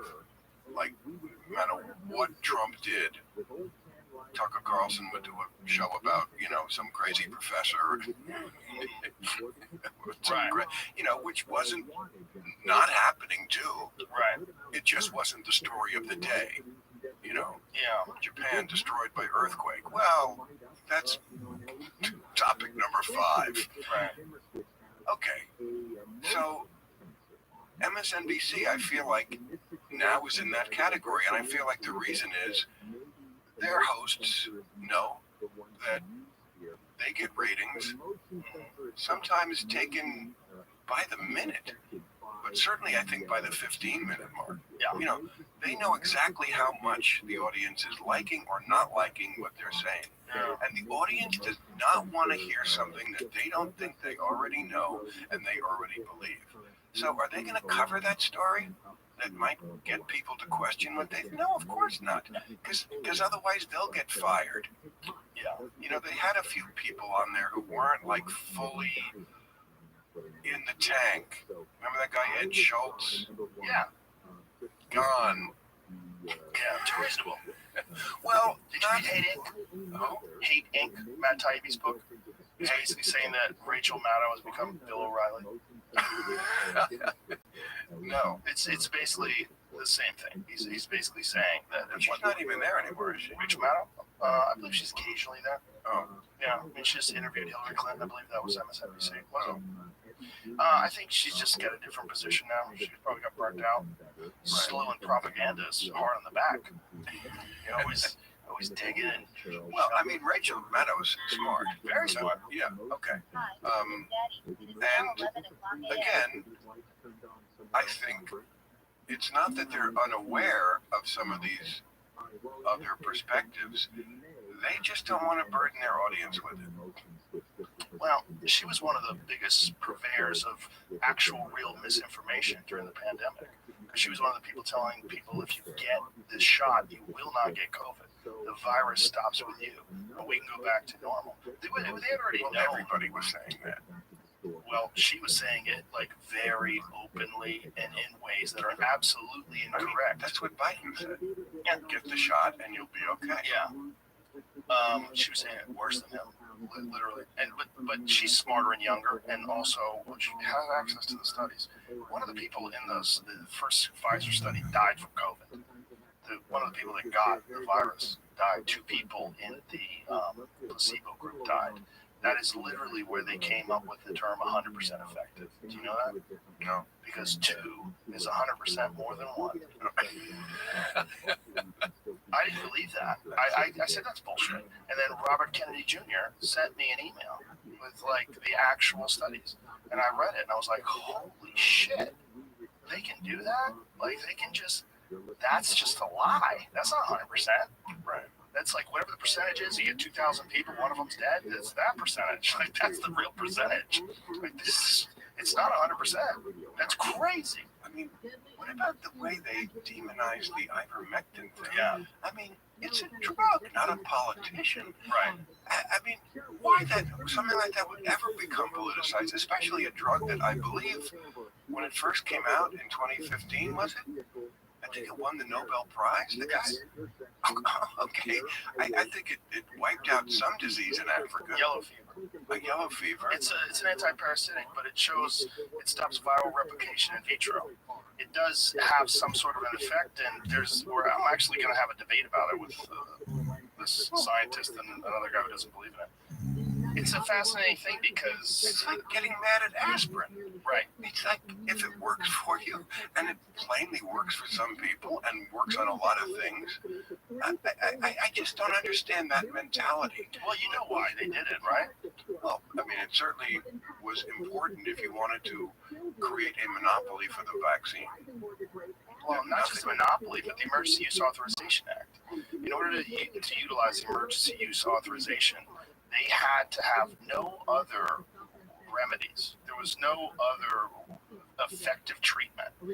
And so any effective treatment, specifically one that was, at the time, COVID, or ivermectin rather, had been around long enough that it was generic.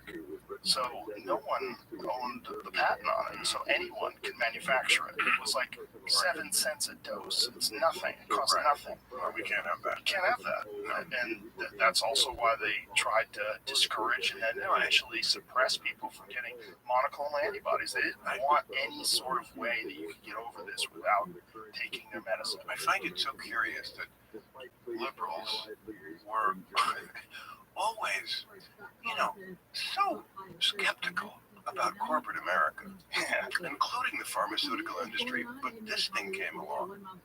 And suddenly, and it wasn't as if we didn't just have a giant example, the Sackler family of Purdue Pharmaceuticals, right? Makers of OxyContin and other fine poisons. Okay, I mean, they were fined, what was it, $8 billion, I think, for selling their hillbilly heroin to people, knowing that they were hooking people, and they wound up killing hundreds of thousands of people.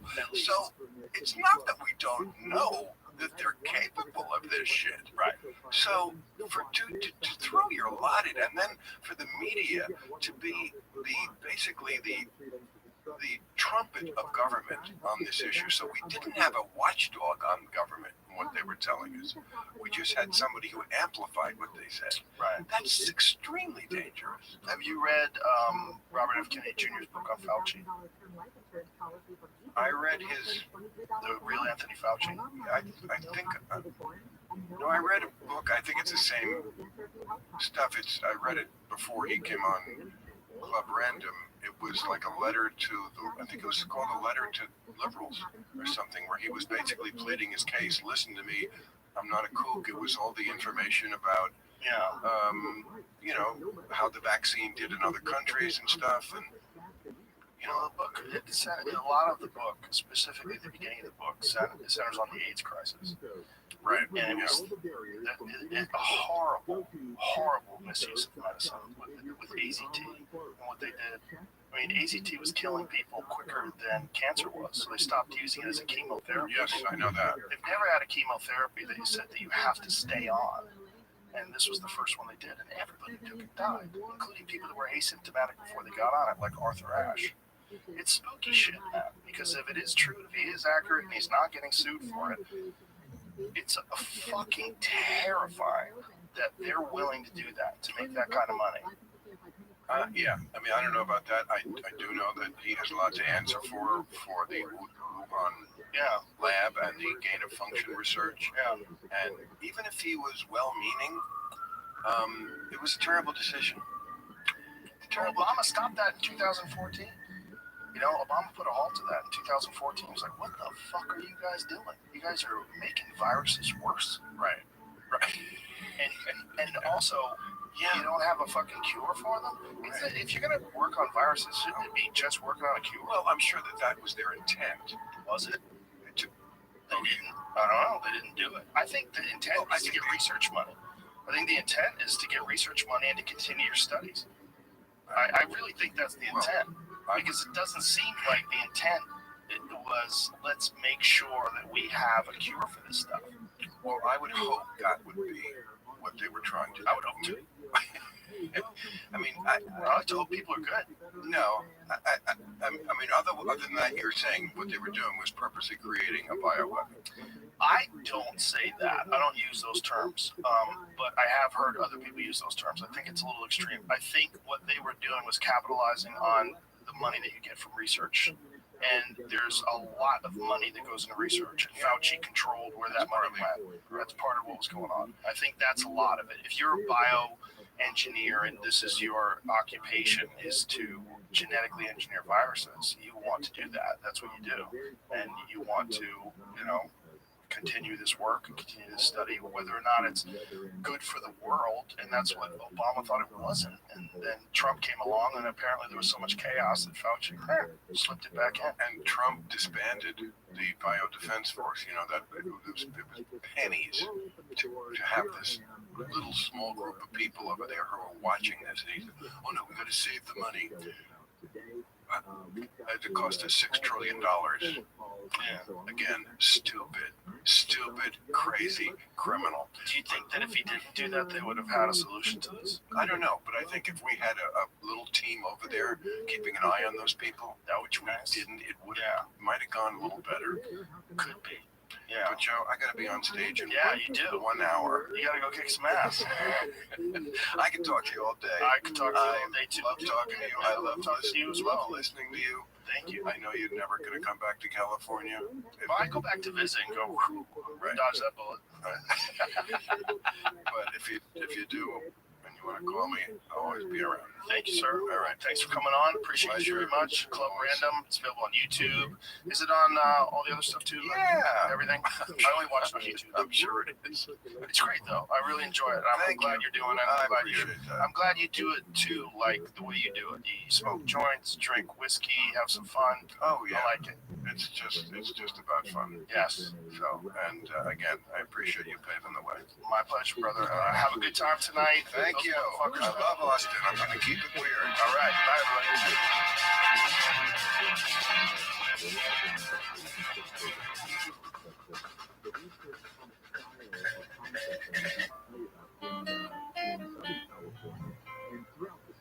This episode is brought to you by LifeLock. Like many of us, you might think identity theft will never happen to you, but consider this. There's a new identity theft victim every 3 seconds in the U.S. That's over 15 million people by the end of this year, equal to the populations of New York, Los Angeles, and Chicago combined. Even worse, identity theft victims often don't even know they're victims. That's why LifeLock Identity Theft Protection alerts you to identity threats, even the ones that don't show up on a credit report, like data breaches, fraudulent transactions, loan and credit card applications, and crimes committed in your name. If your identity is stolen, your own dedicated LifeLock US-based restoration specialist will work to fix it. No one can prevent all identity theft, but LifeLock protects you in ways you simply can't on your own. Save up to 25% off your first year at lifelock.com/JRE. That's lifelock.com/JRE to save up to 25%. The reason why the hot water disappears is that it sits there for an hour or 2 or 3 or however long you haven't used the hot water. It cools off, right? It cools off. I'm going to show you getting in the pipe. All right, so the brilliance of the newfangled recirculation pumps, not so much in the pump itself, but in this tiny little device called a bridge valve. The bridge valve is a device that gets mounted underneath everything, the sink in question. And it gets mounted, and what it does, it's a one-way valve that actually joins the hot water supply to the cold water supply underneath the sink. Now, why is this important? Well, what it does is it allows you then to mount a small recirculation pump that draws hot water off of the hot water line, and even though there isn't a return circuit, what it does is it draws hot water off the hot water line, and it pushes that hot water into the cold water line, so that you get the action of a recirculation pump, but we don't have to run a return circuit, and we're not wasting water because it's still your water. It fits in the cold line, it cools off, and it becomes cold water for you. So that's how they work. It's this little brilliant one-way valve called a bridge valve in combination with the recirculation pump. Now, configuring a recirc pump is something that you can do a number of different ways. You can put a recirc pump under every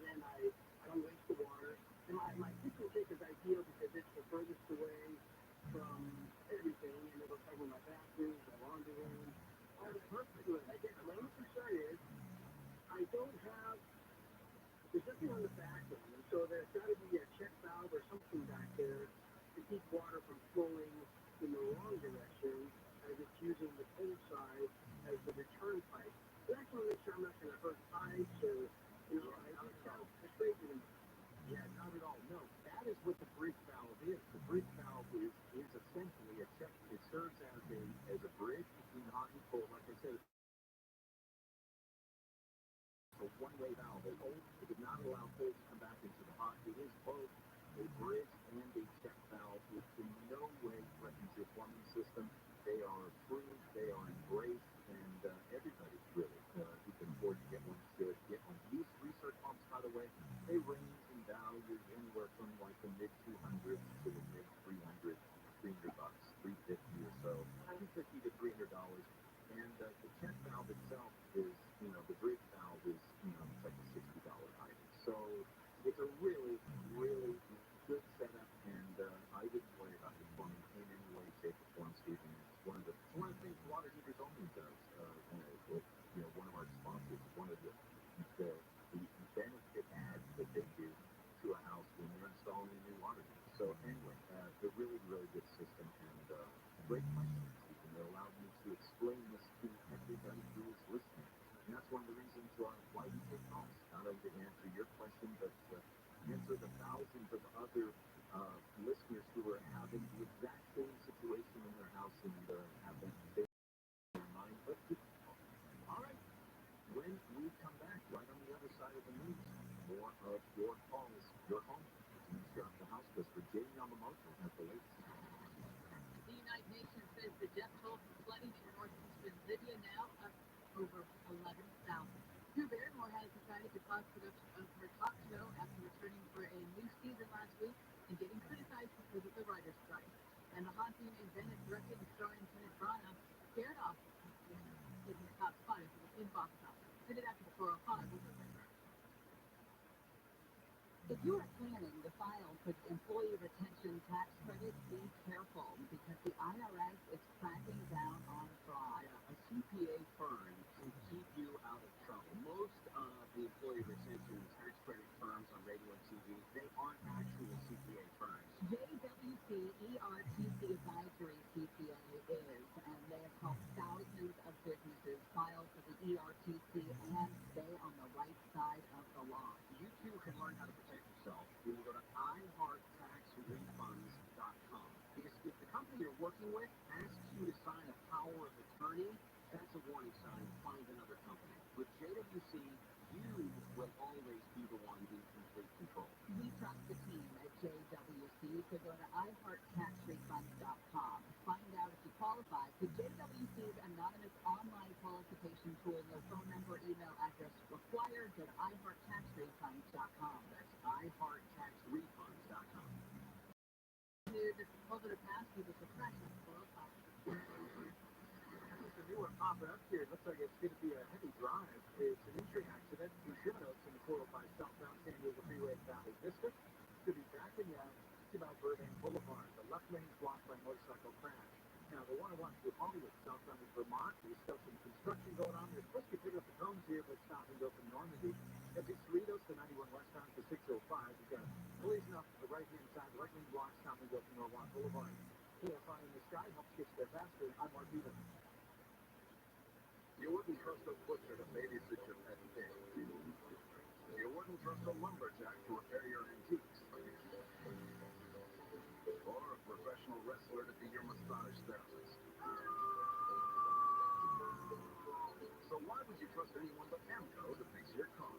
For over 50 years, we've been the trusted experts in transmission repair.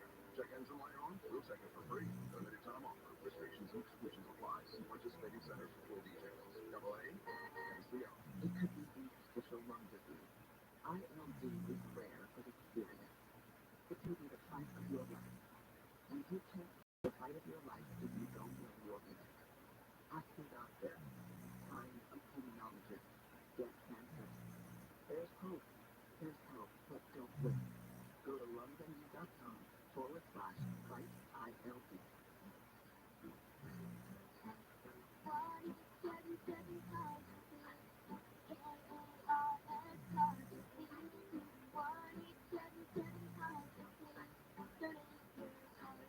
Your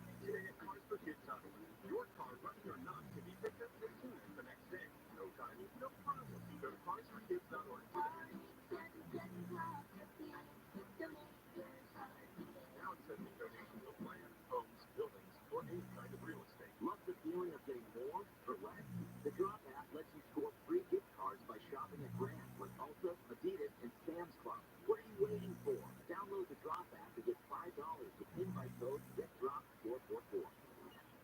I'm a milk doctor, so when I drive, I also put on my makeup and my eyeliner. Whoa! Makeup today. With my really comfy after that. It'll be your fault. That's not happening.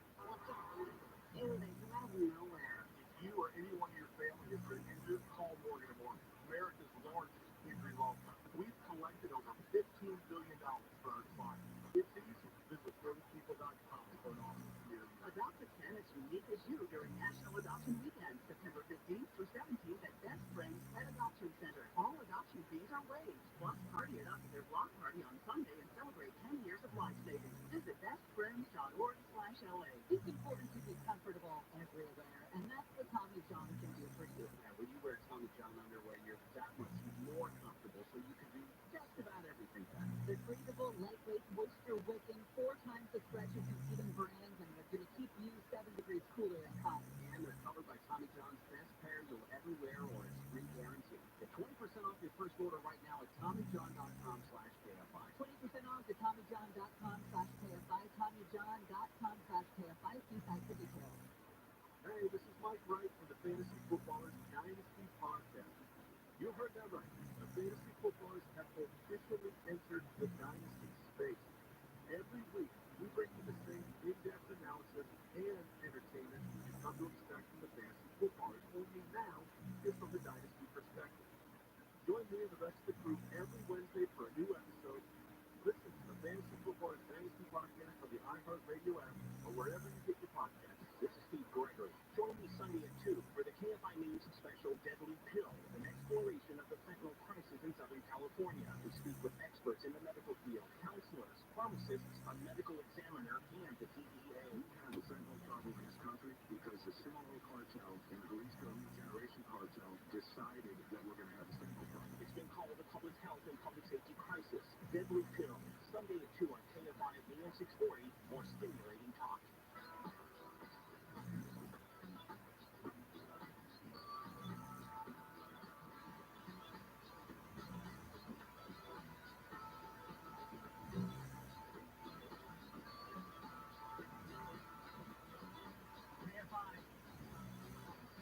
Dean Sharp, the House Whisperer, at your service.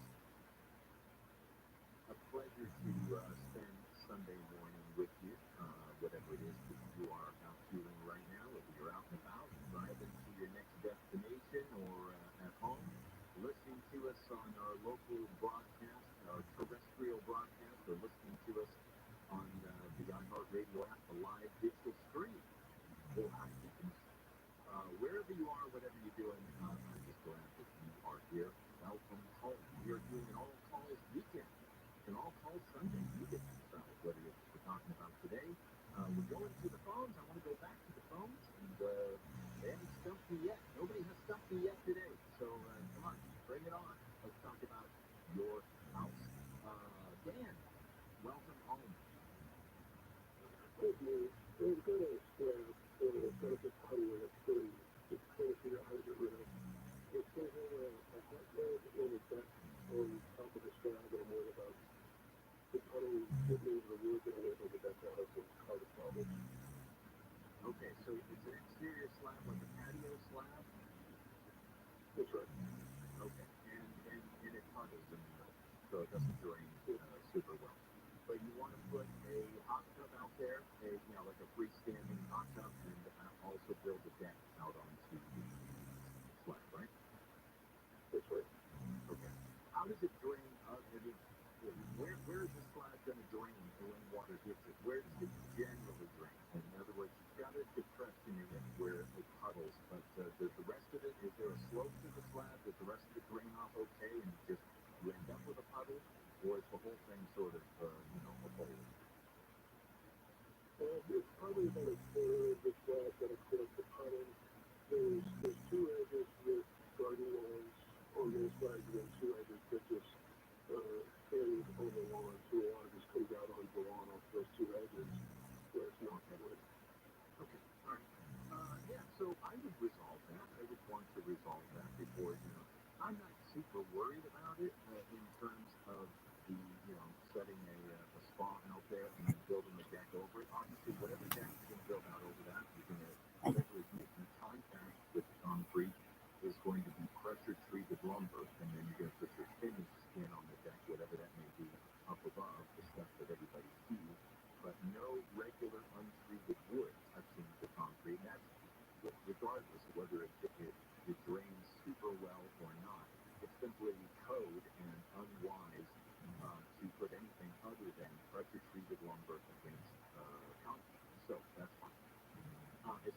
goes, especially if this is something that we're not going to see, then because you're going to cover it all up. The answer is super simple, Dan, and that is that you go get yourself a nice mixture of self-leveling concrete, self-leveling solution. Basically, you're going to mix up a little bit of pancake batter that has a high bonding, epoxy-style cement inside it. And the glory of self-leveling is that, of course, it's got to be dry. You got to get rid of the puddle first. But the glory of it is that it finds its own level. And so you simply pour it out, and it will fill up the puddle. It will find its own level, and the puddle will be no more when you're done. The cool thing about self-leveling compound is that most of the time it's dry to walk on in about an hour, and after 24 hours of curing, you're ready to build and get on with whatever it is that you're doing. So my recommendation would be an exterior grade self-leveling compound. Lose the dip in the uneven patio concrete, and then move on with the plan. And then it's supposed to wait about how much you're playing with it. Oh, yeah. Yeah, no, it's got actually tremendous, most self-leveling compounds have excellent compressive strength. And you're still relying on the slab underneath to do the lion's share of the work. You're just using the self-leveling compound to, get rid of the drainage issue. That's it. All right, Dan, thank you for your question, buddy. Could we start up another one before we, we got a little bit of time. Let's talk to Joe. Hey, Joe, welcome home. Hey, we have a room that my father built about 25 years ago in our backyard here in Dana Point. And it needs some roof repairs and other stuff done to it. But my father never got a permit to build this room. And before we put money into this, what are your thoughts about that? Can the city come in and just tell us to stop and tear down? Or what are you thinking? Okay. All right. So when we say room, how big is it, and what do we have inside? Do we have electricity in this room? Do we have plumbing in this room? Well, again, it's about 10 by 20, and there's electricity. Yeah, my brother's too in there. Okay. So 10 by 20. That's a good sized room in your backyard, and there's electricity in it. So absolutely, without question, permits were supposed to be pulled. Okay. So now the question is, so flat out, permits should have been pulled. Does that give the city the right to come in and tell you to take it all down? Yeah, it does give them that right. Now, that doesn't mean that that's what they're going to say. Okay? If you've got a question about this, then the best thing to do is to ask your city about it. Now, of course, and typically, it's a gray area, okay? So, why not go into the city and do the old, like dating advice or doctor questions? Like, doc, I got to ask you a question. I got this friend who has a weird-looking birthmark on his back. It looks like the state of Michigan, and I was just wondering if your advice, like, what should I do? I mean, what should they do about it? So here's the thing. The room in question, is it built like, did your dad obey at least like the backyard setback? Is it built like right next to the neighbor's fence, or It's still right next to neighbor's fence, and everybody's been fine with it for the last 25 years.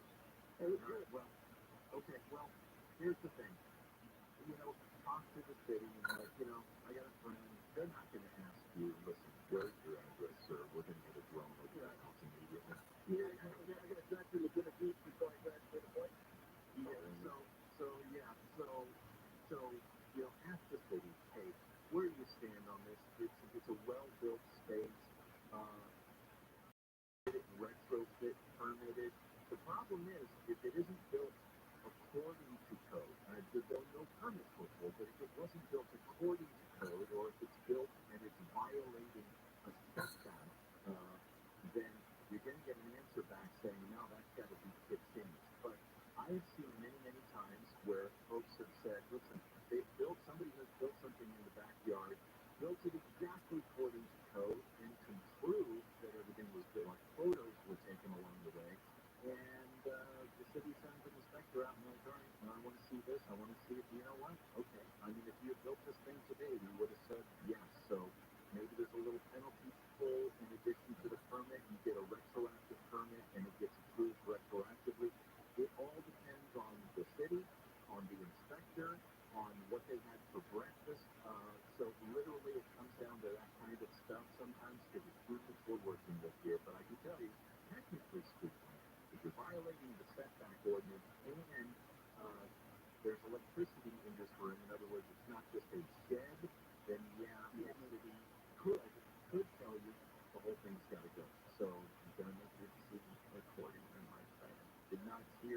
say, go for it here. That's just the realities of permitting. Should have been permitted. The city has full authority in that. That doesn't mean, though, that they're going to punish people. So that's how. All right. When we return more of your homes, your home, you start the house whisperer, Jim Yamamoto has been. An 8-year veteran of the LA County Sheriff's Department has been shot and killed in an ambush-style attack. Sheriff Luna says Brian Boomer was shot in his patrol SUV at 6 o'clock last night at the intersection near Highway and Avenue Q. If anybody has any video that's out there, anything they may even think is irrelevant, please contact us.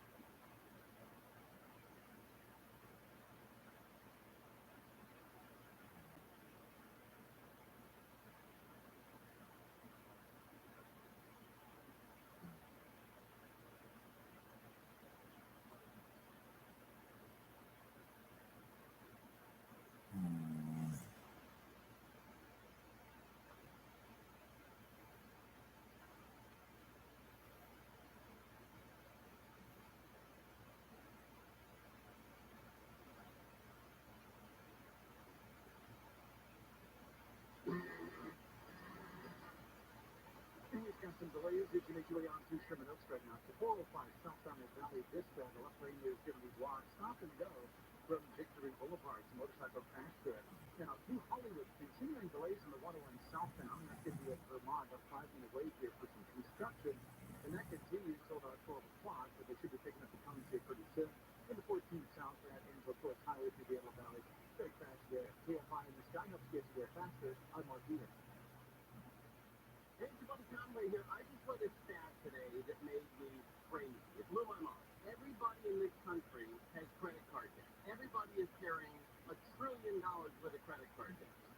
Or is it, I guess combined it's $1 trillion.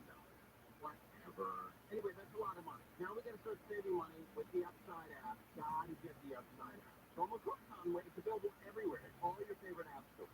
It's not an option anymore. We're drowning in credit card debt. Gotta get out by saving money and making money. It's called Upside. Gotta use the promo code Conway, or else crazy things happen. That's like it. So once you get the app, Upside, promo code Conway, and use it the very first time you fill up your gas tank, you're gonna make up to 25 cents or more for every gallon of gas you put in that car. That's huge! Plus, you can use it to buy groceries, save money there, and when you take your family out to eat. So look, we do these things anyway. Might as well make money and save money. It's called Upside, promo code Conway, and I'll see you at the gas station. Southland weather from KFI, sunny in Metro LA, mainland OC, highs in the 70s, sunny and warm in the valleys and IE, highs in the mid-upper 80s, the 70s at the beaches, low 90s in the desert, and sunny and windy in the mountains, highs in the low 70s.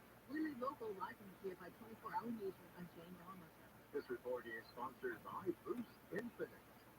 Hey, if you're thinking of getting the latest iPhone, you need to stop and check out the insane, amazing wireless offer for Boost Infinite. To learn all about it, just pick up your phone, dial pound 250 and say Boost Infinite. That's pound 250 and Boost Infinite. Coming to Hulu next Friday and Saturday. Don't miss our 2023 iHeartRadio Music Festival. The biggest superstars from all genres of music on one stage. T-Mobile Arena here in Las Vegas. Stream it live only on Hulu. You will not want to miss next Friday and Saturday, starting at 7 p.m. Capital One is a proud partner of the iHeartRadio Music Festival for the 7th year in a row, bringing great products, rewards, and services to its customers. What's in your wallet?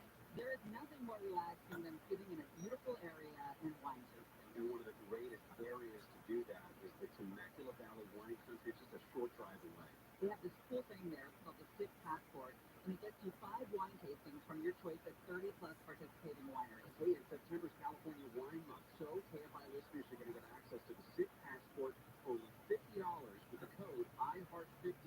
Go to DraculaWines.org and enter the code IHEART50, redeemable now through the end of September. Why would a plumber just tell me what it costs to unclog my drain over the phone? Is it that complicated? No, it's not. They obviously have a price. You've got a nice aroma. Who are you?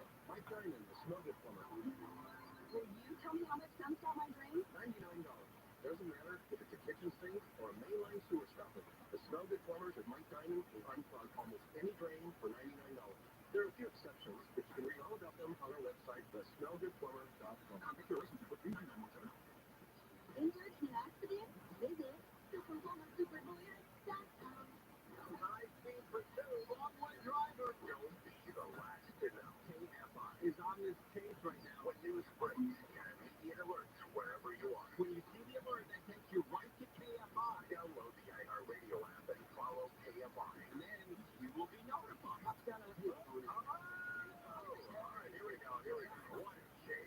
So if you want the next alert, you got to download the iHeartRadio app. Go to KFI and click from breaking news alerts. Only on the iHeartRadio app. And it's free. And only when you follow KFI AM 640.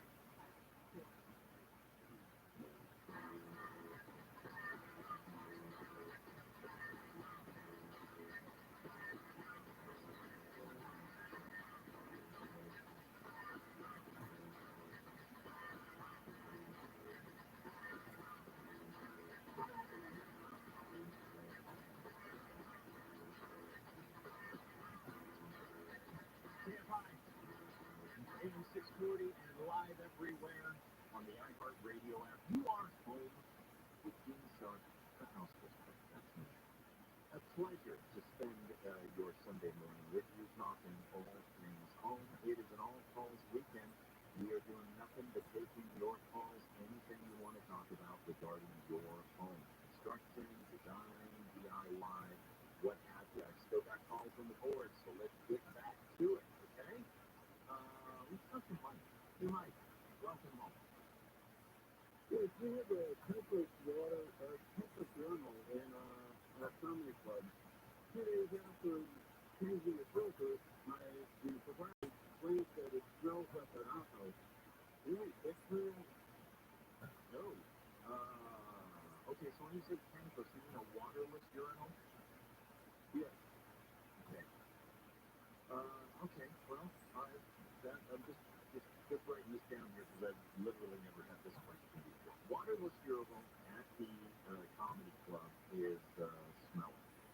So, the number one It smells like a outhouse. because, yeah, well, because it sort of is, sort of, kind of. But the thing is, the trick with waterless urinals is that they've got to be maintained properly. Of course, there's a filter system connected to it, but also you got to double check with your personnel to make sure they're being cleaned the right way. Most people make the mistake of assuming that, hey, it's a waterless urinal, so every once in a while when we clean this out, we better flush it with some water, because a waterless urinal couldn't possibly be cleaned in any other way. And in fact, that's the exact opposite thing to do, because of, urine has hard water scale deposits, and with that comes buildup on the inside of pipes, and then it becomes a place when it interacts with water, the bacteria starts to grow. So, I am not an expert in this area, but I do know this. When it comes to waterless urinals, there is a very, very specific cleaning methodology for them. And once the filter is cleaned out, you may, if anybody has introduced water into that drain pipe, then you got to let it dry out, and then you got to return to standard cleaning protocols, and they are very, very specific. There's usually a puck or an additive to go into the waterless system, which begins breaking down the buildup on the pipe wall, killing off the bacteria, and allowing it to return to its clean, fresh smell once again. But the one thing you don't do, and the thing I've heard most often when a waterless urinal starts to smell is that somebody has cleaned it with water, which is just not the right thing to do. That's the best I can tell you, Mike. Return to those protocols. Make sure nobody has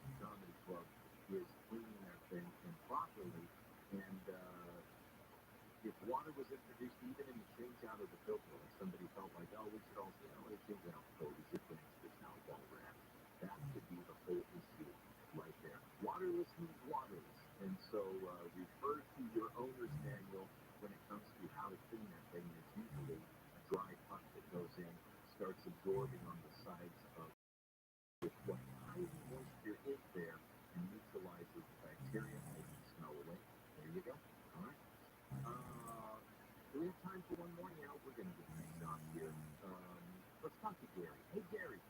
Welcome home. I got one for you, smart guy. Oh, here we go. Okay, so moved into a new house, and my dryer is not drying the clothes. Check that in. That's all fine. It goes through the wall, 45, goes up 8 feet, another 45, goes up 10 feet. So that puts me at about 28 feet, and I've read that it should be at 35 feet, but it's just not getting enough. I don't know. I run a gym, A garden blower through there, vacuum cleaner. Oh, it's clean. yeah. What are your ideas other than putting in a booster fan? I have no ideas other than putting in a booster fan, because putting in a booster fan is what you should do. And when they give you ratings about how far a dryer vent can go, you take that, with a grain of salt, because a dryer is not a high pressure air blowing scenario. And you got to think, you got all that humidity, all that moist air in there, and now we're asking it not only to travel 20 plus feet away from the dryer, which is enough on some dryers to just shut down their effectiveness right there, even if it was purely horizontal. But in addition to that, you're asking it to turn a couple of corners and go up 8 feet vertical all at the same time. In my opinion, it is absolutely too far to ask that moist air to go on the part of the dryer. But the good news is, as you are already aware, there are these things that when we run an extra long dryer vent out of necessity from design or the access, laundry room, and or garage area, there are dryer vent booster fans, and they are air activated or switch activated along with the dryer. They turn on when the dryer's on, they turn on when the dryer's off. And so what you need is a mechanical boost to the air flowing so that you get the moisture out of the dryer. Bottom line, booster fan is the way to go. Unfortunately, that's the only proper solution in that situation. But fortunately, they don't necessarily break the bank to install them, and they're pretty easy to put in and just plug in. I just didn't want to climb up in the attic on electricity. I was hoping I could find one that I could just put right at the bottom of the dryer. Yeah, they're fast. They don't recommend that. Yeah, no, they're actually, remember Hot Wheels? And, I had a Hot Wheels set when I was a kid, and they, in order to keep your Hot Wheels going on the track, there used to be this little booster station, which are these two little discs that spin and they grab the car right as it's starting to kind of poop out on the energy, and it throws it forward, and you can just keep your Hot Wheels going in the loop all day long. The booster fan is not best at the dryer. It's best somewhere along the way, like at the halfway point or maybe a little further along, right as it's all starting to lose its momentum. That's where the fan is going to be most effective. And so, yeah, smart guy, you're going to have to get up in the attic and put that booster fan on.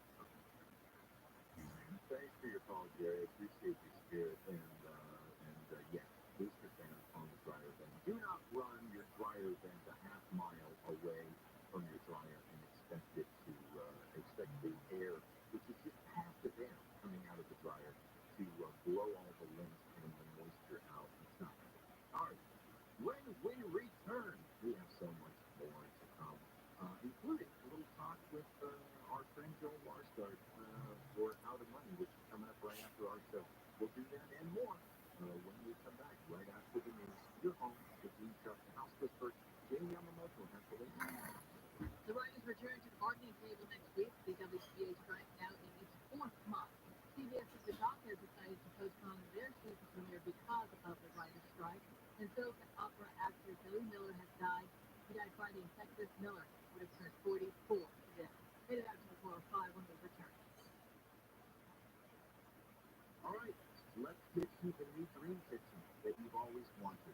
That's why I send you to the kitchen store. For over 50 years, it is the one place where you find everything you need. Why? Because design matters most, and to make the best design decision possible, you have to make the most informed decision. You have to see all of the finishes, all of the colors, all of the cabinet styles, all of the door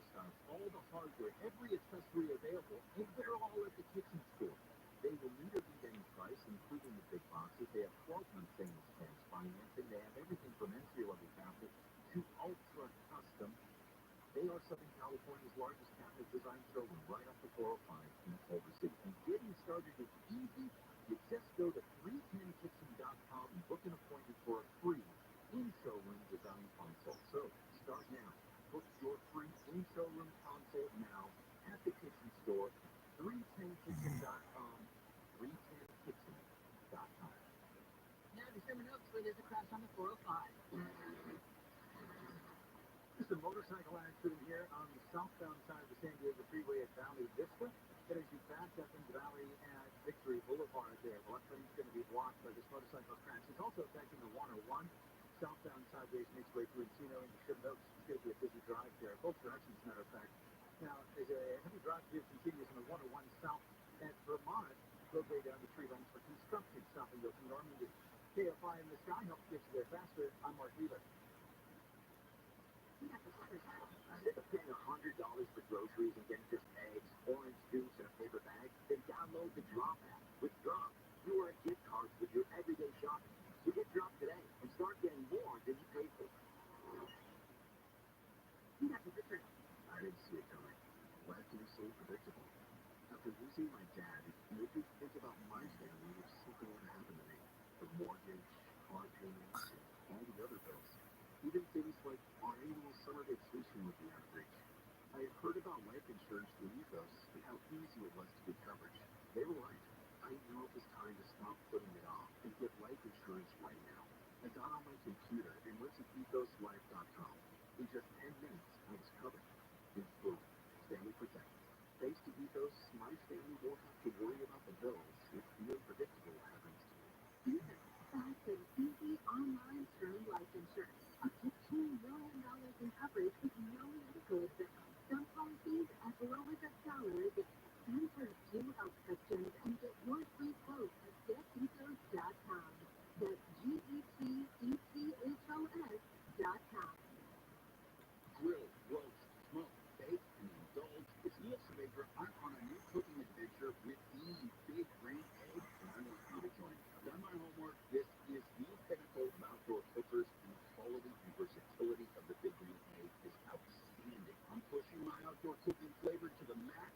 You should too. Check out local dealers, or better yet, get your Big Green Egg at Barbecues Galore. Massive selection of eggs and accessories. Save big on their Labor Day sale. bbqgalore.com. That's bbqgalore.com.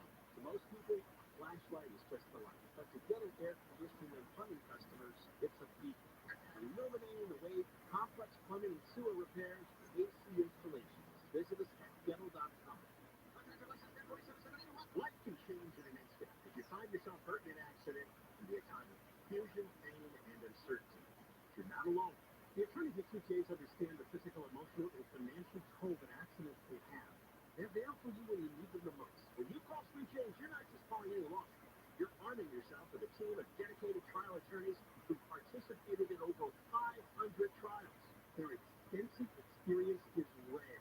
They've recovered over $1 billion for injured accident victims with a winning record of 98%.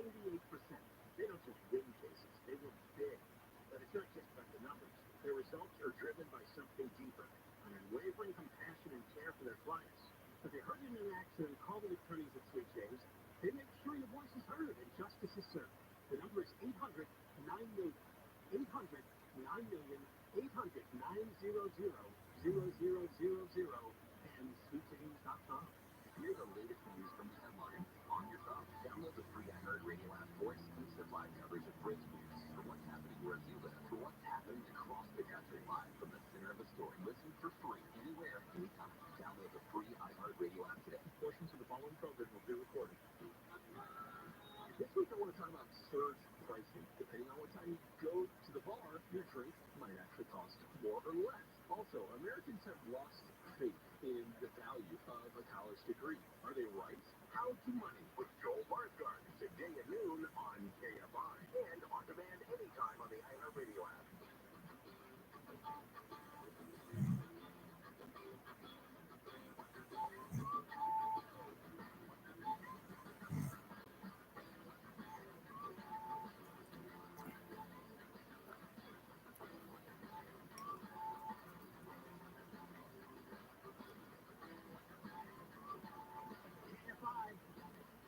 Dean Sharp, the House Whisperer.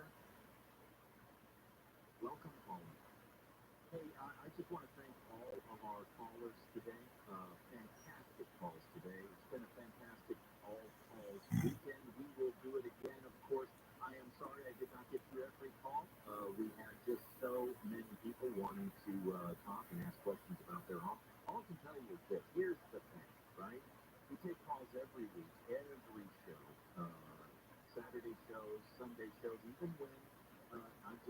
is, one of my topics, and I've got my own agenda. We always set aside about half of the show for calls. All calls weekends are great because we can catch up with everybody and just have fun listening to what's going on with your home. But I always take calls. So if you didn't get through today, or I didn't get to you, then just stick with us. Give me a call next Saturday, next Sunday. You'll get through. Persistence matters. You will make it through. And you know what? Always let Misty know. Don't lie to me. Okay? Honesty is never the best. It's always the best policy. But you can always let Misty, producer Misty, know. Hey, I tried the last 2 weekends to get through. I really, really want to answer the question. Guess what I do? Yeah, I prioritize those calls. We'll find a way of making it work. So there you go. All right, that's about it for us today. We're not done yet, though. First thing I want to do is let you know what comes on in just a few minutes right after I am out of here. That is How to Money with my buddy Joel Larsgaard, who's got always fascinating information and helpful stuff to tell us. Joel, how you doing, bud? And what is going on with you today? Oh man, I'm doing excellent today on this beautiful Sunday, and I got a lot to talk about on How to Money. One of the most interesting things is dynamic pricing. Everyone's kind of experienced dynamic pricing. They're starting to rear its head in a bunch of different ways. Places that we shop that maybe you didn't expect to find it, so I'm going to talk about that today for sure. So dynamic pricing means that, at high demand times, all of a sudden something is more expensive than it was before. That's right. Yeah, and it's happening with beer at the pubs. So it's kind of interesting. That's one of those places where people, you expect to find it in some places, but you don't expect your beer to cost different prices at different times of day. So it's fascinating that we're starting to see it happen all across the spectrum in different places. Yeah, that's interesting. I got to hear more about that. And you're talking about the value of a college degree today, too. Oh, yeah. So most Americans now, the majority of Americans don't think that a college degree is worth it. They don't think it makes sense. It's a nuanced kind of thing here. Like, it's not one or the other, not slammed up necessarily. There's a lot to consider in order, if you want to make a college degree actually make sense for you financially. So I'll kind of walk through my thoughts on that. Awesome. All right, buddy. Great stuff. That's coming up just after we are out of here. How to Money with Joel. Joel, have a great show today. Thank you. Appreciate it. All right, y'all. Again, it is always a privilege. I'm going to leave you with this thought today. I don't actually have my own thoughts, but I was so touched by this that I want to share this with you. I had run across a blog website. I don't know why or where, but a design enthusiast, a dedicated design enthusiast, pattern maker, a self-confessed loving DIYer and travel blogger, Kate Wright, and she's the publisher of Sensational Style, and it's spelled scent like scent, C-E-N-T, like Sensational Style. Go check out her blog. It's really nice. The website's just lovely. And I was doing some looking around 3 weeks ago for some insights, just finding other people's thoughts on the very definition of home. And I got to tell you, with fall right here on the doorstep and the me waxing sentimental as I do, I wanted to read this. This is from Kate Riley, and it's for you. A home is sanctuary. Home is comfort. Home is environment. Home is a refuge from the world. Home is cozy. Home is living. Home is a pair of shoes in the corner, a blanket on the sofa, books and magazines strewn about, jackets and stars on the hooks. Home is coffee cups left on the table, beds left unaided. Home is where you wear your coziest clothing with only comfort and never fancy. Home is where there are kids' fingerprints on the windows and pet shoe toys under the couch and pets who sneak up on the couch. Home is where there is a junk drawer that always needs organizing, laundry piling up. Home is where you celebrate that there are messy piles everywhere because those messy piles mean you have loved ones among you. Home is filled with your favorite smells, be it soap or candles, your husband's cologne, freshly baked cookies, your mama's banana bread, or your dad's barbecue. Home is a little corner of God's green earth, all your own, a place where you might feel a Sunday afternoon nap, laundry on a line, or kids playing in the yard, a tomato garden, or a lettuce patch, roses that need pruning, and a lawn that needs mowing, or maybe just a patch of weed. But it's yours. Home is where you are surrounded by the simple possessions that make you with your favorite things. It's filled with your personal pieces and your sentimental collections. It's time spent slowing down, sitting down, lying down. Home is filled with the most tender touches. Home is where you begin your morning and where you meet your loved ones at days. And most importantly, unlike the gorgeous houses and glossy magazines, homes are never looking perfect. And yet, home always is. And there you go. As you venture into your home, please enjoy this week, and we will see you right back here next week.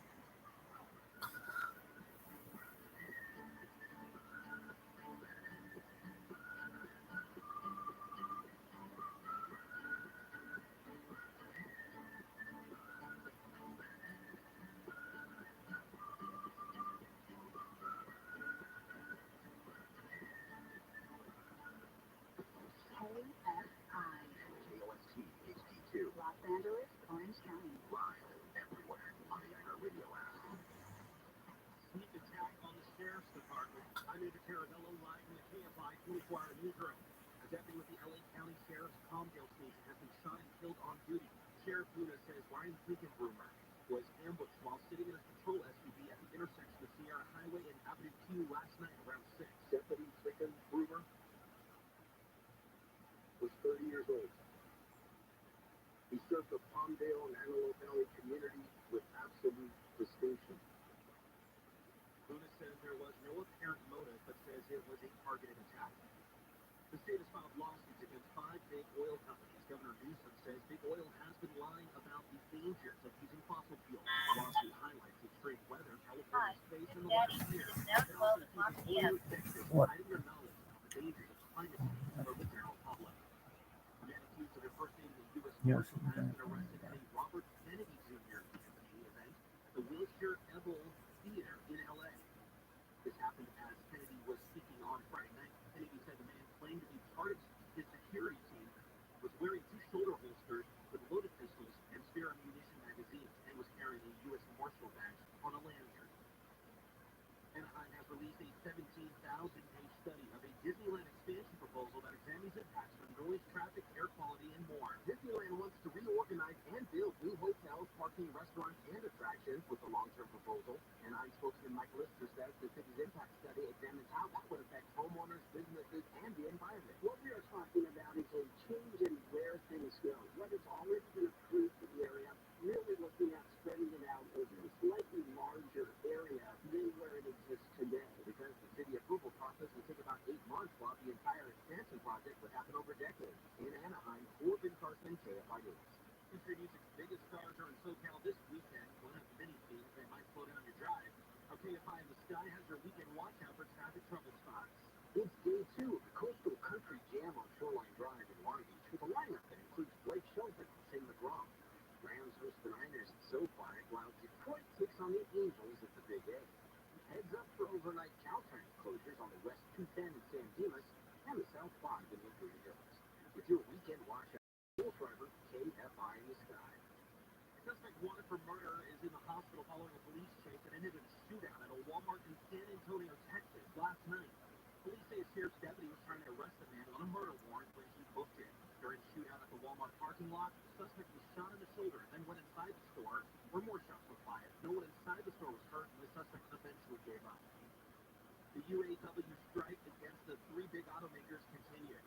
Nearly 13,000 union members on strike have shut down production at plants in 3 states. ABC's Alex Precious says more workers are being laid off because of the strike. GM announcing temporary layoffs for 2,000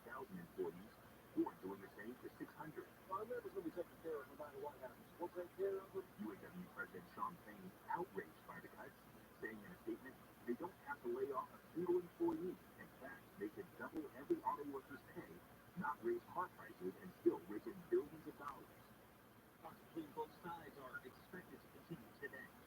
Right now, it is really, really ugly on 405 and Sherman Oaks. Yeah, it's going to be a heavy drive right now, but here's some good news. They are starting to clear this crash out on the San Diego Freeway, which the southbound side is Valley Vista, right through the Sepulveda Pass. Through Sherman Oaks here, heavy drive stop and go from Victory. Here's the kid they're starting to clear out this motorcycle crash. You have delays on the 101 as you make your way through Hollywood, southbound at Vermont, some construction there. In Culver City, you got a wreck on the 405 north side of Washington Boulevard. Left lane blocked, stop and go from 90 Marina Freeway. KFI in the sky helps get you there faster. I'm Mark Eater.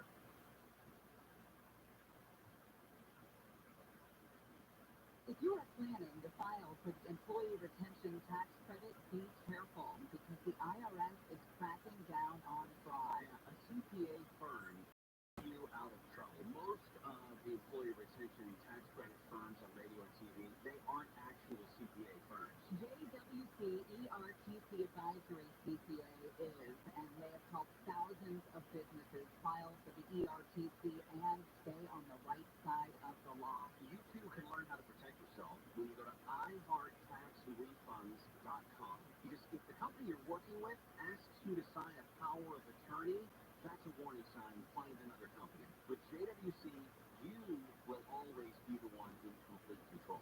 We trust the team at JWC, so go to iHeartTaxRefunds.com. Find out if you qualify for JWC's anonymous online qualification tool. No phone number, email address required. Go to iHeartTaxRefunds.com. That's iHeartTaxRefunds.com.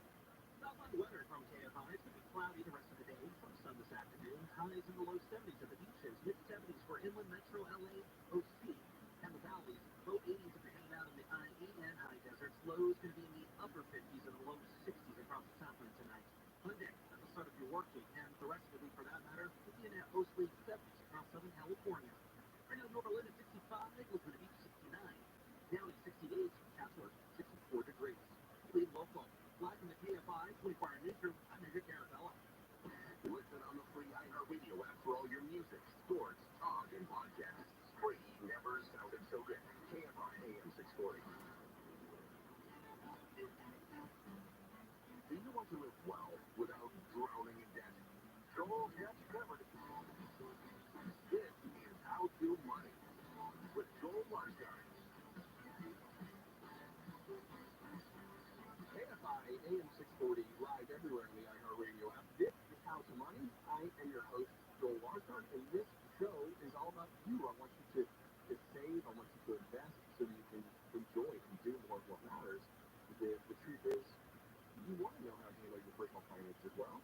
You want to know how to think about the future and how to do the right things in order so you have a good financial future, but you don't want to dwell on it, right? I'm obsessed with personal finance so that you don't have to be. That is my goal. And today on the show, I want to discuss inflation, surge pricing, adjustable versus fixed rate mortgages. That is a really interesting conundrum right now. If you're in the housing market, let's discuss that and kind of maybe what you need to think through before you pounce on one or the other. And some weird but important privacy-friendly information you need to know about.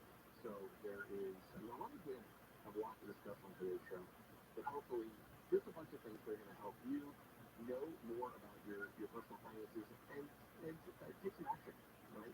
Have the confidence go take the proper action. The inflation numbers, if you were paying attention this week, ticked up a little bit. And we've seen, for the most part, inflation numbers going down. And so for a lot of people seeing this, they might have freaked out a little bit, like, what's going on? Why is inflation going back up? And it seems a little scary because we've all been to the grocery store, right? We've all seen, at this point, what's happening with used car prices and new car prices. It seems like everything in our lives costs more than it did, and pay rates have not quite kept up with price increases. So if it feels like your money is tighter than it was 3 years ago, that's because it probably is. Because your paycheck, most people's paychecks, this is obviously just averages data, right? Maybe yours has more than kept up. Maybe you're crushing it. Congratulations, that's great. That's what I want for people. I want How to Money listeners to be out there making more money, succeeding in increasing their income. But the truth is, if you take a look at the averages, the there's a whole lot of people whose basic income hasn't kept up with rising costs, not to that degree. But just to see inflation ticking back up might strike a little bit of fear into how, oh, this is kind of fast. It's going to go back up to like double digits. Inflation was just not fun. Wasn't fun paying $6 for 12 eggs or something like that. That was obviously kind of an interesting conundrum there that went beyond just inflation. But I want to talk about kind of what caused this recent bump up in inflation and whether or not it's going to be as sticky as people think. You see the tick back up and you start thinking, oh, here we go again. It's another roller coaster ride. Well, I think it is. It's still too early to declare victory, right? With that inflation licked, everybody wants to point to what's being called a soft landing by economists, right? Where we are able to achieve inflation getting back into that 2% range, but prices go up slowly but surely over time, which is actually a good thing. It's actually a good thing because it incentivizes economic activity, but it's not going up so fast that wages can't keep up or that we get into some sort of doom spiral where inflation goes wild. But one of the biggest causes, actually, of these bigger inflation numbers were gas prices. I don't have to tell you that. If you have a gas-powered car, you know it. Gas prices are outrageous right now. And I think they went up, on average, across the United States, like 11% in 1 month. And yeah, that'll do it. That will do it. So the energy sector, the energy segment of the CPI, which is the report that we get every month that tells us what's going on with inflation, was a good bit higher, largely because of those gas prices. So, and there are other things in there, by the way. And one of the things that is also increasing prices is insurance prices. I talked about on the show last week or the week before. I think I talked about shopping around for insurance and how much that can save you, especially in a time where insurance prices have gone volatile.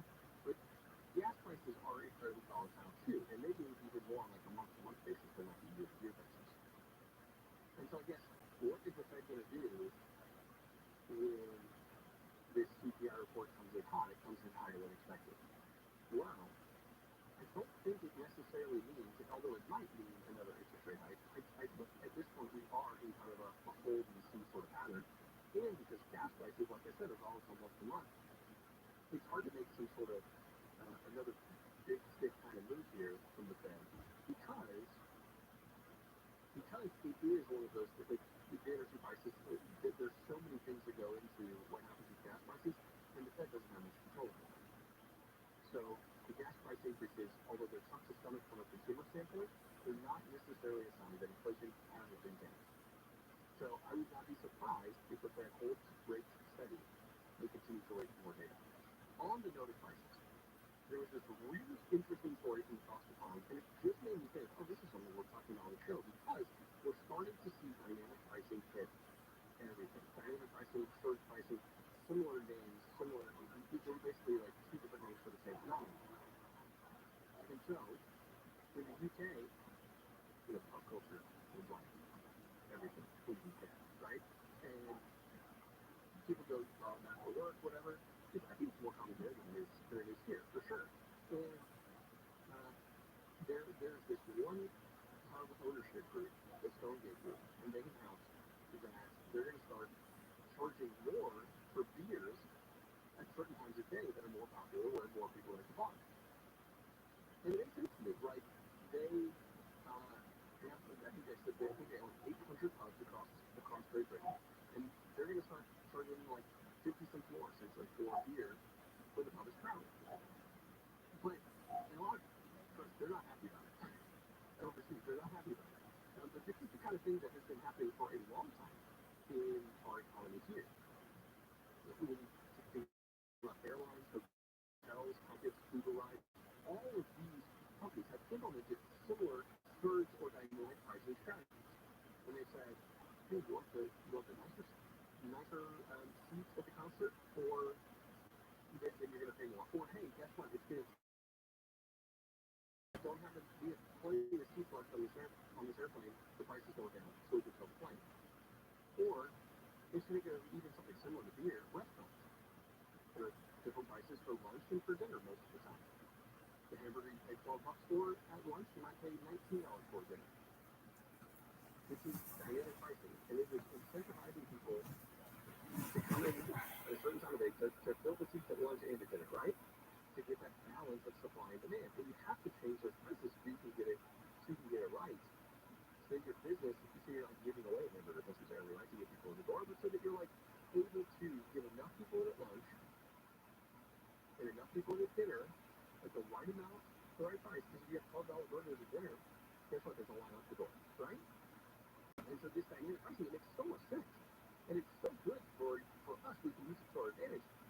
To me, though, the fatal flaw for this pub ownership group in the UK is their marketing. It's a really bad idea to tell people who love your pub, guess what, I'm going to start charging you more at this time of day. No, it's actually the opposite. You have to make it sound like a deal. That's how people love happy hour, right?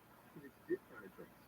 I would rather see one of my favorite bars or restaurants raise their prices just a little bit and then offer more discounts at other times of the day.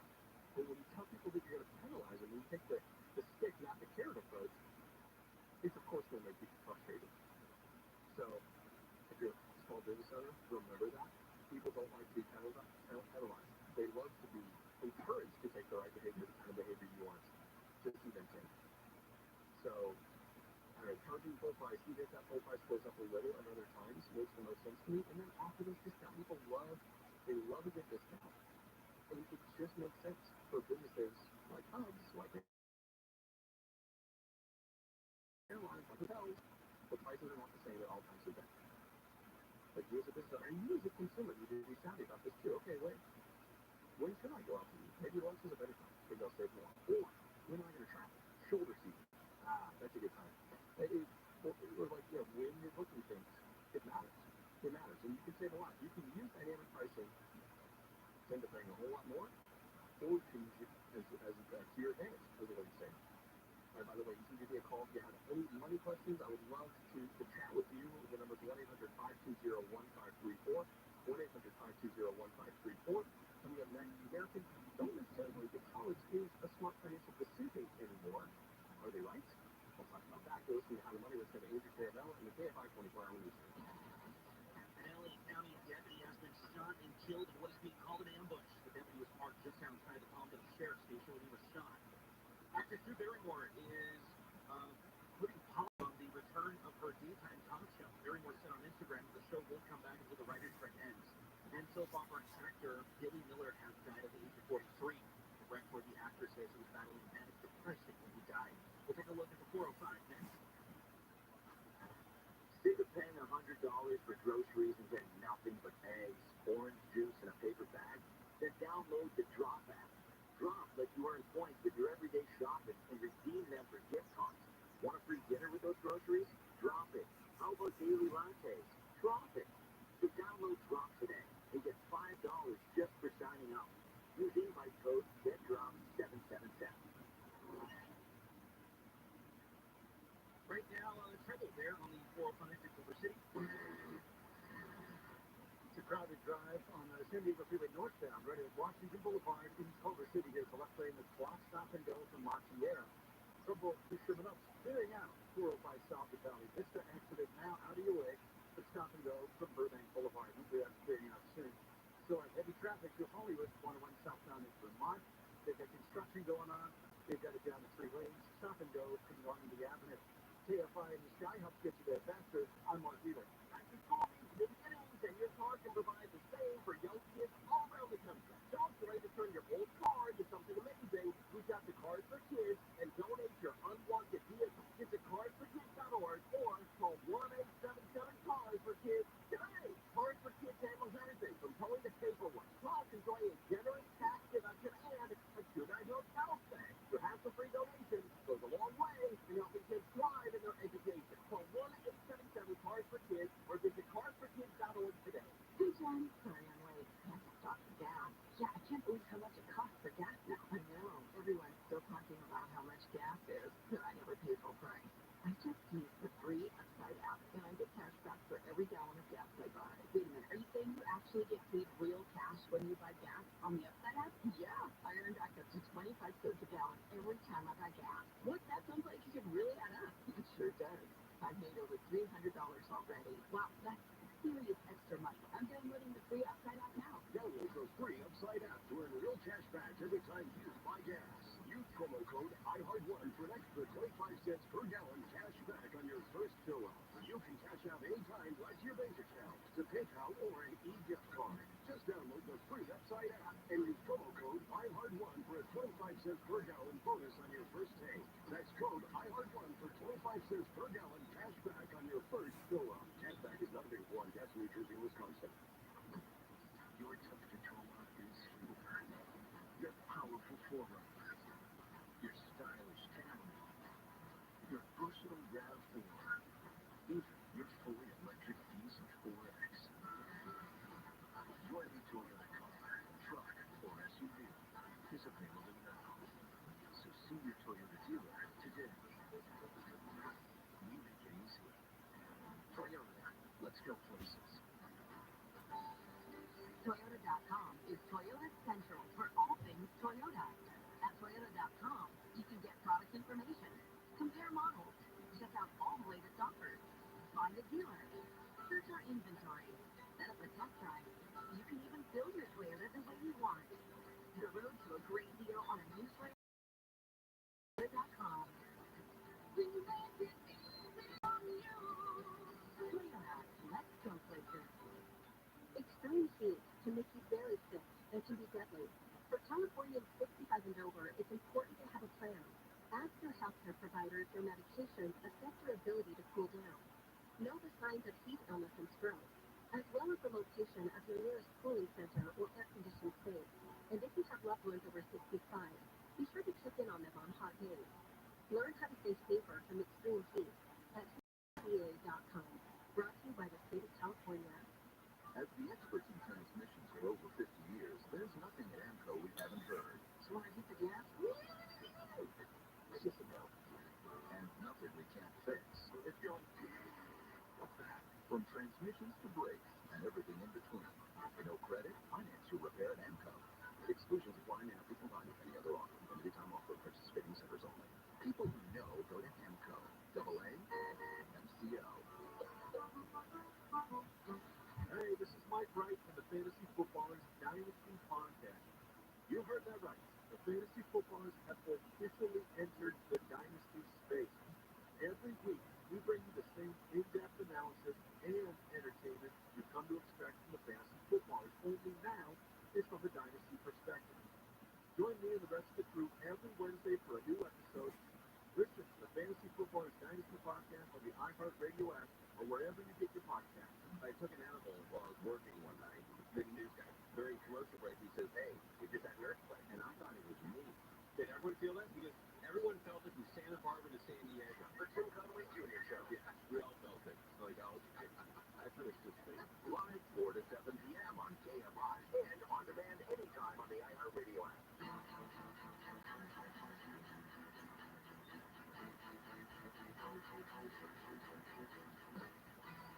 KFI 640 live everywhere in the iHeartRadio app. This is How to Money. I'm your host, Bill Larsgaard. By the way, you can always find more money-saving information on my website at howtomoney.com.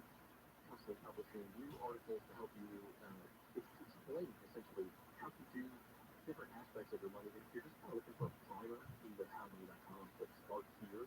I've got this thing called the Money Gears. It lists out the 7 different, what we call the money gears because, well, I like to bike. Something about like changing gears as you run up your bike is, eventually you start to coach, right? You've got some speed up. And if you're wondering kind of the order of operations for your money, how it should be outlined, go check that out. And then if you have money questions, you're always welcome to reach out. The number is 1-800-520-1534. We'll get the calls here in just a bit. But I want to talk about the value of college. And Americans seem to have lost faith that getting a degree from the college or university makes much sense anymore. 56% of Americans say that getting a college degree is not worth it now. So more than half of people say, yeah, I don't think so. Why would you do that? Why would you go to a 4-year university, get that piece of paper? It doesn't make sense. Are they right? That's a good question. I want to delve into that. Like Gen Z, by the way, in particular, they're even more disillusioned with the prospect of college. I get it. Starting salaries remain fairly stagnant. the classic inflation chart that most of us have seen. You look at electronics, TVs, the price going up, right? There's so many things in our lives that cost less, but the two things that always are continuing to go up much faster than the rate of inflation are the price of healthcare and the price of college.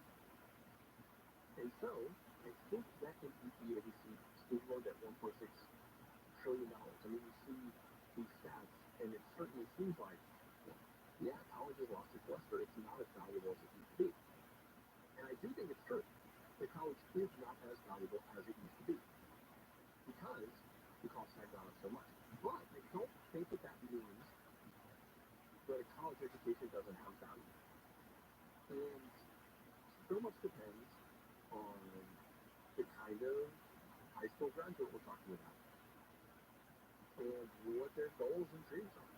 I think a gap year for a whole lot of high school graduates makes a lot of sense to kind of figure out what do I want to do. I've been in school since I was 5.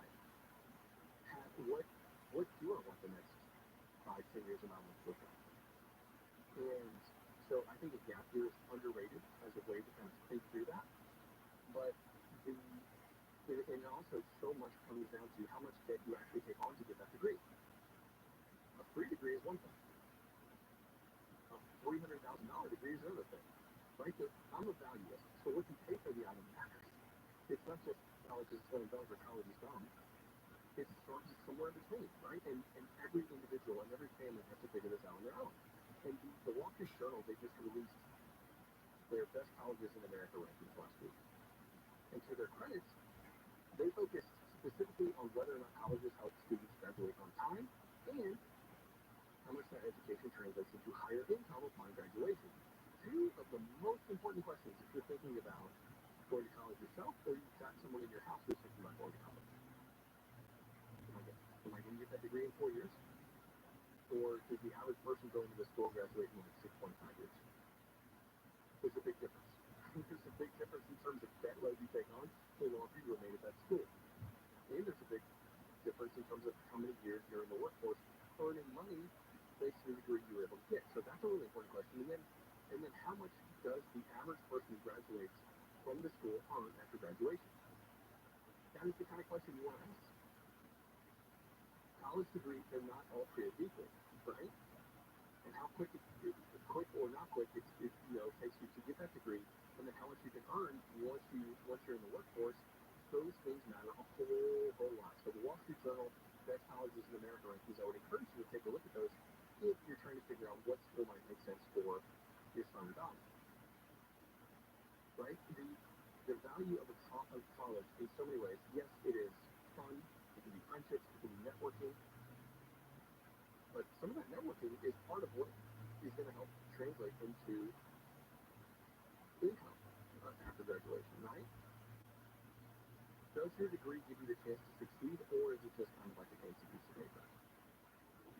And you're going to have to, that's why it can't just be oh man, this school, it's so cool. Like, I love the vibe. Well, how much is that vibe going to cost? And is it going to translate into income down the road?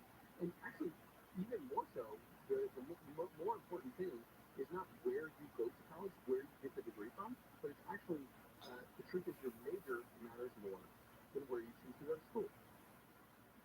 So, it makes me think that a whole lot of people should choose less expensive colleges, but choose the major that's actually going to translate into higher earnings over time. Right? So, everything else in life, value comes down to how much the thing costs and then what it produces in your life.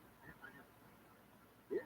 So during the pandemic, I actually decided that was the most appropriate time to go back to college. And I'm happy I did because even though I had to take out some loans, it was still something that was manageable and affordable. And what I saw was a lot of friends of mine and then people that I just consider associates, all millennials, going back to college around the same time to complete their degrees. What's interesting about that now is here we are just about 3 years later, it's too expensive now. The college that I went to, had I made the choice now, I couldn't. There'd be no way. It's not affordable just 3 years later. And you're right. Like the headline costs of college have gone up quite a bit. And I will say though, there is more financial aid, and there is more merit-based aid available for a lot of folks going back to school. But you're right. Like that headline number scares a whole lot of people, and it makes them wonder and think. I'm not sure if college makes sense because it is so darn expensive. And so you have to apply to multiple institutions. You have to figure out how much is that college actually going to give you from a financial aid perspective. Does it make sense? Does it make sense? What am I likely to earn that first year out of school?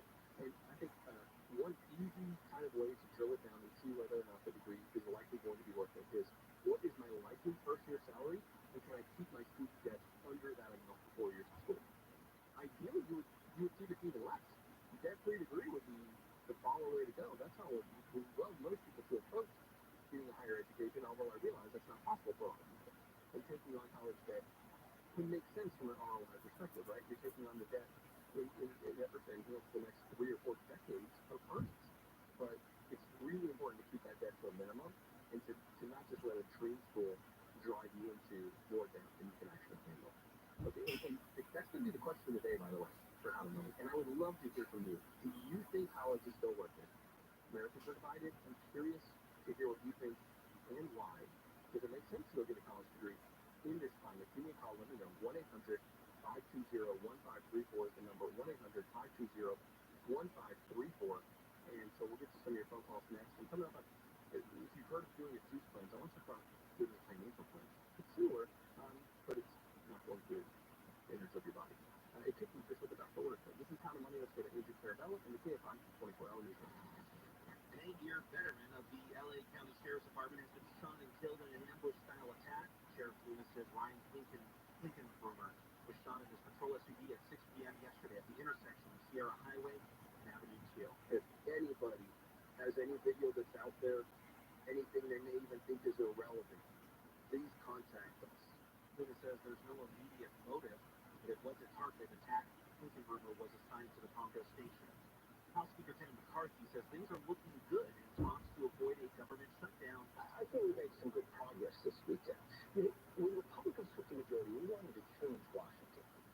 McCarthy said that Republicans wanted to change Washington when they took the majority, and that he has never seen anyone win a shutdown. McCarthy faces challenges in passing a stopgap funding bill, as it appears he lacks the votes to keep the government open beyond September 30th. Some conservatives are threatening to strip him of the speakership, even as he attempted to gain support by starting an impeachment inquiry to President Biden. At least 2 people have died during Hurricane Lee in the U.S. The storm made landfall in Nova Scotia yesterday as a post-tropical cyclone with 65-mile-an-hour winds. Lee has also been looking at strong winds and dangerous rip currents on the U.S. East Coast. Police in Maine said winds from the cyclone knocked a tree down onto a car in Searsport, killing a 50-year-old man inside. Border officials say a 15-year-old boy who drowned in Fernandina Beach on Wednesday was killed by rip currents whipped up by Hurricane Lee. Right now we're going to get KFI traffic. Looks like Caltrans decided to make an appearance there in Tinseltown. Yeah, it's an ongoing appearance here on the 101 southbound in Vermont. They were scheduled to pick up the drums at noon, so they're still there. And we still have delays, stop and go from Normandy Avenue. Also, as you head through Culver City, crashing the 405 northbound at Washington Boulevard has been slow from La Sierra. And stopping on the 405 southbound from the 101 to Sunset there earlier, crash cleared out, but we still have some heavy traffic through Sepulveda Pass. KFI in the sky helps get there faster. I'm Mark Wheeler. Comfort is key. Dad used to always say it's not the heat, it's the humidity.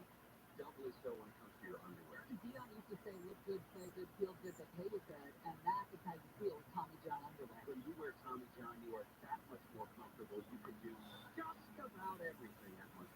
They are breathable, lightweight, moisture-wicking fabric. We're talking about 4 times the stretch of competing brands that will keep you 7 degrees cooler than cotton. And Tommy John doesn't have just customers, they have fanatics. In fact, one Tommy John fanatic said the most comfortable boxer briefs ever. There's no downside. You buy one pair, you'll never want to wear any other underwear again. And you can bet you're always covered by Tommy John's best pair you'll ever wear, or it's free guarantee. Get 20% off on that first order right now when you go to TommyJohn.com/KFI. That's 20% off at TommyJohn.com/KFI. TommyJohn.com/KFI. Keep that for you.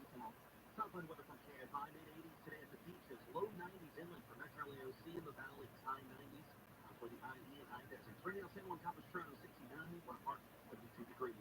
Really local, live from the KFI 24-hour newsroom. I'm Andrew Caravella. This report is sponsored by MGM Rewards. Having the time of your life is more rewarding than ever when you visit any MGM Rewards destination nationwide. Dine, stay, play, and earn on all of it. Details at MGMRewards.com. Subject to earning and redemption limitations applicable to certain purchases and in certain states. There is nothing more relaxing than sitting in a beautiful area and wine tasting. And one of the greatest areas to do that is the Temecula Valley Wine Trip. It's just a short drive away.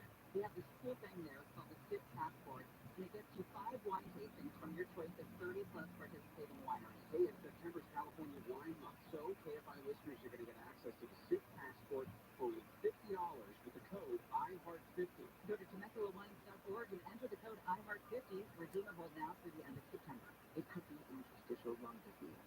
ILD is rare, but it's serious. It can be the fight of your life. And you can't face the fight of your life if you don't know your limits. Ask your doctor. Find a pulmonologist. Get cancer. There's hope. There's help, but don't wait. Go to lungvenue.com/fight-ILD. Hey, if you're thinking of getting the latest iPhone, you need to stop and check out the insane, amazing wireless offer from Boost Infinite. To learn all about it, just pick up your phone, dial pound 250 and say Boost Infinite. That's pound 250 and Boost Infinite. This is Jacob M.I. If you've been involved in a motorcycle accident, call 844-24 GEEKA. Don't miss our 2023 iHeartRadio Music Festival. Meet Foo Fighters, Kelly Clarkson, Dylan Grohl, and many more. Friday and Saturday, September 22nd and 23rd. iHeartRadio Music Festival. Streaming live only on Hulu. I took an edible while I was working one night. Didn't do that. During commercial break, he says, "Hey, we did that haircut," and I thought it was me. Did everyone feel that? Because everyone felt it from Santa Barbara to San Diego. The Tim Conway Jr. show. Yeah, we all felt it. Like, oh, okay. That's just me. Live 4 to 7 p.m. on KFI and on demand anytime on the iHeartRadio app.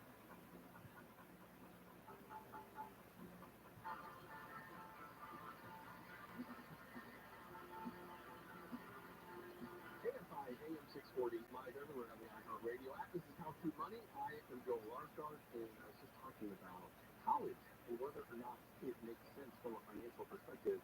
And when you look at the stats, the lifetime earnings of someone with a college degree is still in the $1 million plus range more than someone with just a high school equivalent degree. And so, even if you take out debt to get that degree, it largely makes sense for the right person getting the right degree, hopefully getting a ton of value from it instead of going into six-figure debt to get that degree. But I'm curious to hear your take because we're divided on this topic about whether or not a college degree makes sense. So let's go to Steve first, who wants to give his thoughts on taking on student loan debt and whether or not getting that advanced degree makes sense. Steve, thanks so much for joining me on How to Money.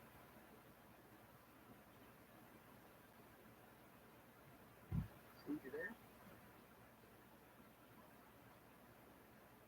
Okay. I hear you. Are you hearing me? Yeah, I hear you, Steve. What's going on? I work at San Diego State University. I talk to these college students every day. It's a sandwich. It's a bad decision either way. You don't get a college degree. You'll get stuff at $15 an hour to the day you die. It won't pay rent. I won't provide a family. I won't get you a new car. I won't get you a decent apartment. So you have to go to college.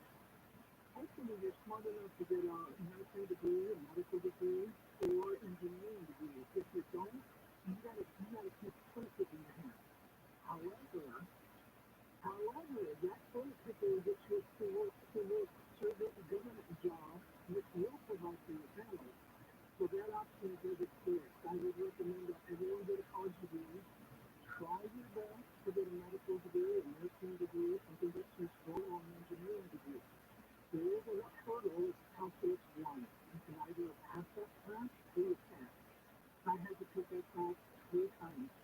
The failure rate is 92%. The first time I faced it on. If you can make that hurdle, you can be an engineer, you can be a scientist. I didn't even know. I talked to so many students, and they know if they're going to use this degree. They know it. They're paying $8,000 a semester, plus promulgated when it is. They're talking 30,000 a year for FPSU. I mean, we're not talking Chicago. So it's really expensive. The debt load is insane. And they want it to be full transport, 160K. The debt load itself will be $2,000 a month. Are they going to be making four? Unlikely. Unlikely. This is then a debt spiral invented by the bankers and lawyers to make people debt free. There's no going to be debt free. I think that Gen Z is really in a bind, and it's kind of hopeless. They just have to call them mom. What do those students tell you when you're talking, when you're asking them why they're getting this degree that they think already? They're in school and they're like, I'm spending all this money every semester. Why do they do it? Mom and dad, period. Mom and dad, period. Because that's the only reason. To them, it looks like a total dead end. To me, it looks like a total dead end. And I'm very, very highly interested. I have a PhD. However, it's not for everyone. Everyone's like, oh yeah, go to school, be a nurse. Go to school, be a doctor. Go to school, be an engineer. Hey, you gotta have some brains. If you don't have brains, go to a 6-month community college to learn air conditioning. The one thing I was going to say I was going to disagree with you on was if you don't go to college, you're going to be stuck at $15 an hour for your whole life, because I don't necessarily think that's true if you pick the right skilled trade, if you pick the right blue-collar path with the right entrepreneurial venture. There is a path for people. It's not easy, that's for sure. But I think if you pick the right skilled trade, we still have a massive deficit of people in a lot of those jobs. The plumbers and electricians and, people can ask for a lot these days when it comes to an hourly wage, and they're in high demand too. There's an article recently about just how they get to create their own hours, their own schedule. They get to decide which clients they want to say yes to or not, because that's how few people there are in some of these trades. So that is one way. If you're inclined to give us your hands, you're inclined in that direction anyway, and college doesn't seem like it's for you, opting to go in that skilled trade route can make a whole lot of sense. It can actually be financially rewarding too. And then one day, Gen Z, a lot of them are doing Israel. They've been raised on YouTube, and they think they're going to be a rock star like Drake, like King. They think they're going to be a multi-millionaire in real estate because they watch some videos on YouTube. They think they're going to be a woman in McDonald's because they saw a video on YouTube. They're completely delusional. I would say about 40 out of 100 of them are completely delusional. And that's why you see a lot of $1,500 an hour places looking for employees, because it's Gen Z. They're like, hey, now that's nothing. I'm going to be a YouTube superstar. I'm going to have a million likes. They're living this delusion seriously. It's really bizarre. It's very strange. You're spot on, and it sounds nice to tell somebody you can do or be whatever you want to be, and the truth is, no, like they're within limits. There's a lot I think that we as individuals can aspire to, and that we should encourage our kids, if we have kids, or our nieces and nephews to do. But you're right, there's a whole lot of blowing smoke, a whole lot of kind of like false optimism in that as well. All right, I want to get to Marcy as well. Marcy has a comment on this. And Marcy, you just talked about where one of the most impressive degrees, or the degrees that are going to get you a good ROI. So like your daughter is going in the nursing direction, is that correct? Yes, it is going in the nursing direction, Joel.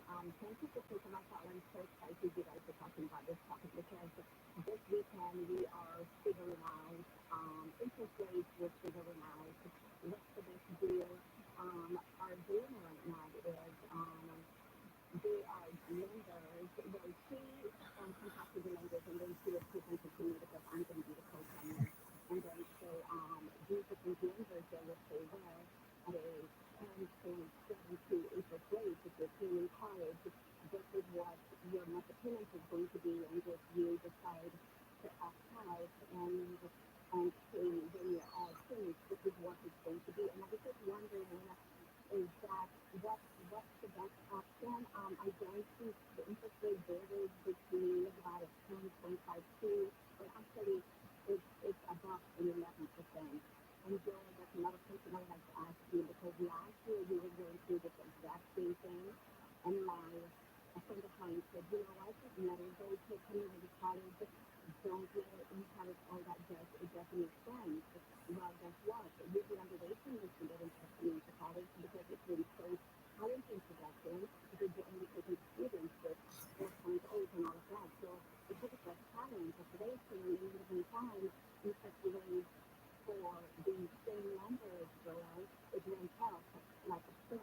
something like a 1.3 or something. So the waiting is to get to pay on it, but then interest rates is going up, and I just don't know how to decide at this point. Yeah. Okay, I've got a couple of thoughts. One, I think it is probably worth it to take fewer classes and to let it take longer to get the degree and try to pay for that degree in cash as much as possible.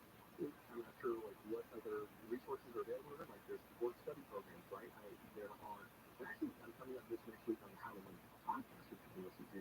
I interviewed my friend Jason, who has 2 degrees that he got completely debt free. And so I would encourage you to think about going slower so you can avoid 10+% interest rate debt. And so that's one thing. When I was in college, I was a resident assistant on campus, and that saved me on room and board. I'm not sure is your daughter is she at home right now working for a school, or is she on campus? No, she's going to be at home. This one particular school is geared towards nurses only, and it goes yearly, so there is a rise to get here to complete the BSN, and then it should be $33,000 per year, and she's not going to be on campus. This is just an easier route as opposed to going into the community colleges, and it makes this a very nice, simplified route for nurses, for people who want to go into the nursing field. And because of that simple city, and it doesn't allow you to be on this long waiting list, they charge for that, and so that is what we're going to like. But we're being charged for not being on the waiting list and not have to go through the entire drama of the community college. Yes. Yeah, Marcy, I totally get it. These are the kind of real-world difficulties that you're going through, and I just want to encourage you that, one, this degree is going to be really worthwhile at the end for your life, and two, as much as you can to save, even though, like my friend Jason, it took him 6 years to graduate, but he was doing it. The reason it took him so long is because he was working along the way to pay for that degree in cash, which is, I would love to, or just to keep that debt load to as minimal as possible. And if waiting and taking longer is what it's going to take to get there, to prevent you from taking out 10+% interest rate debt, student loan debt, that is what I would suggest. So, Marcy, thank you for calling in. We're going to get to more of your questions, more discussion about the value of college or not. But first, let's go to Andrew Paradella and the K540 Quality Journal. Hospitals in rural communities have been closing maternity wards. People are seeking options to give birth closer to home. Police in Seal Beach have arrested a person they say is connected to an August 31st robbery of a Kohl's department store. The alleged robber got away with nearly $74,000 in stolen jewelry during the incident. And the son of the infamous drug lord El Chapo has been extradited to the U.S. on drug trafficking charges. We're going to take a look at what's happening on the 405 next. Hun, you need to stop putting off getting life insurance. I know. It's just been so busy. I'm sure the cost is out of our budget. Well, Jen told me that they got a $500,000 term life insurance policy from Ecos for less than $23 a month. All online with no complicated forms and no medical exam. All they had to do was answer a few health questions. Wait, no medical exam and all online? No, right? Not easy to think about, but if something happened to you, things that I would be... Okay, I get it. Let's get a quote from Ecos right now. You were right. There's no medical exam. And Ecos makes the whole online process fast and easy. And look at these rates and coverage options. Great protection. It totally fits our budget. Ecos. They've removed all the barriers from getting coverage. Go to checkethos.com to get your free online quote. That's checkethos.com. Quote based on helping also be 30-year-old male with a 20-year term policy rates may vary. There's a little pain in the pants on the 405. It's the San Diego Freeway southbound from the valley through the Sepulveda Pass, making way for West Side. You can find stop and go about a 10-minute wait to Sunset to Hollywood. Go ahead on the 101 south at Vermont. There's some construction that continues. Heavy drive through Moreno Valley. Stop and go on the 60 westbound Frederick Street to the 215 connector. There's going to be a slow one into Riverside 215 north at the 91 heading. Scale finding the sky much gets way faster. I'm Mark Wheeler. Why should you choose Swift Change if you're hurt in a car, motorcycle, or trucking accident? Hey, Johnny Ken here. We choose Swift Change because results matter. Here are some of the settlements won for injured victims by the attorneys at Swift Change. $850,000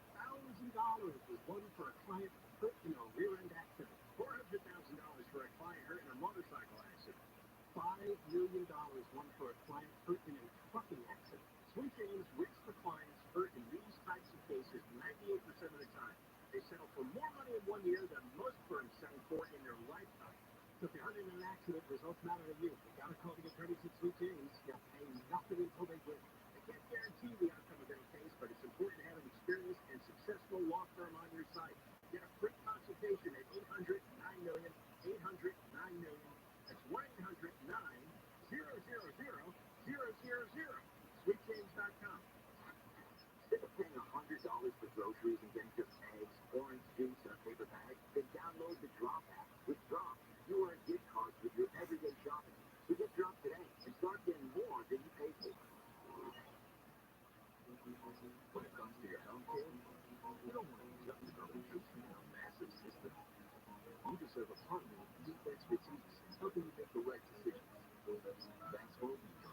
At Tech Medicine of USC, our specialists listen. They work with you to find the personalized solution you need. They don't let anything get in their way. Tech Medicine of USC. Together, we are limitless. Imagine you're on the couch in your living room and one of your kids or grandkids is excitedly pulls on your arm, urging you to come play. But instead of feeling exhausted, you practically jump off the couch. To make sure you're keeping up with them, it's crucial to fuel your body with whole fruits and vegetables. Unfortunately, most people don't get enough of these nutritious foods. That's where Balance of Nature's fruits and veggies can help. Balance of Nature's fruits and veggies provides your body with the additional nutrition it needs, helping you to embrace all of life's greatest moments with energy. Start your journey to better health with Balance of Nature. Call 1-800-246-8751 or go to balanceofnature.com to get 35% off your first order as a preferred customer with free shipping and our money-back guarantee. That's 1-800-246-8751. Go to balanceofnature.com or call 1-800-246-8751 and get this special offer by using discount code KSM. John Morgan of Morgan & Morgan. Last year, more clients hired Morgan & Morgan than ever before. We now have more offices, more staff, and more lawyers than any other injury firm in the world, protecting America. Fighting and visit photooftheday.com for an offer near you. Hear the latest news from the headlines on your phone. Download the free iHeartRadio app for exclusive live coverage of breaking news. From what's happening where you live to what's happening across the country, live from the center of the story. Listen for free anywhere, anytime. Download the free iHeartRadio app today. This is Steve Gregory. Join me Sunday at 2 for the KFI News special Deadly Pill, an exploration of the fentanyl crisis in Southern California. We speak with experts in the medical field, counselors, pharmacists, a medical examiner, and the DEA. We have a fentanyl problem in this country because the Sinaloa cartel and the Jalisco New Generation cartel decided that we're going to have a fentanyl problem. It's been called a public health and public safety crisis. Deadly Pill, Sunday at 2 on KFI AM 640, more stimulating talk.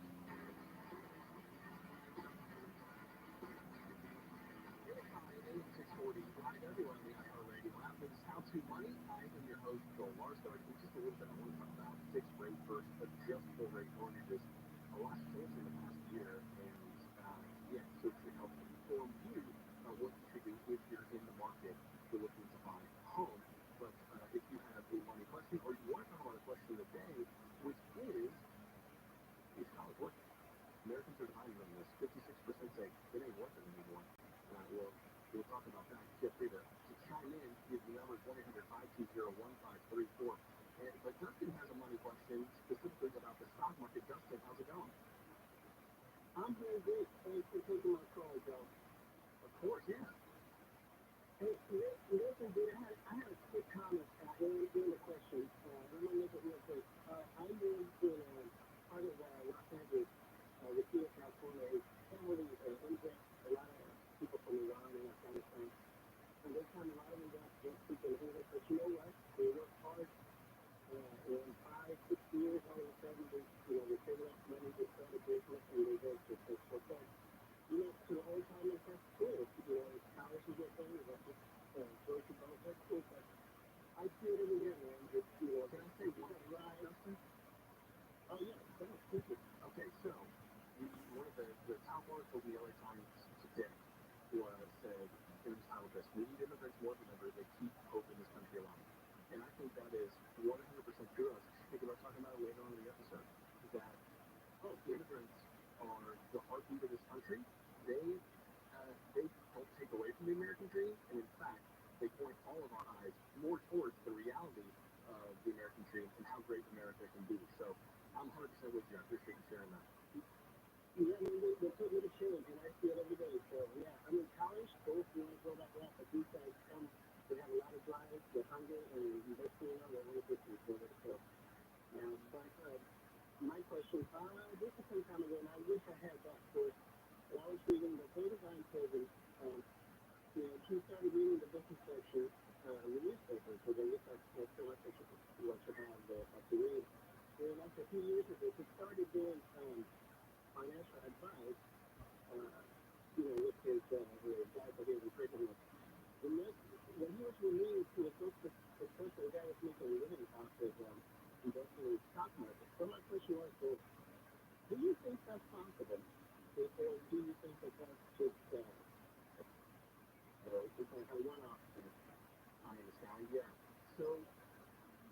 question, the way you phrased it, not so much. Like, can investing in the stock market can make a living from it? Yeah, like you need a day job, but over for many years in all likelihood, but the higher your savings rate, the higher ability you have to invest, the more of your money that you invest because you live frugally enough and you make more money and you grow the gap over time, the more likely the money you're investing will be over time able to work for you so that you don't have to work for money anymore.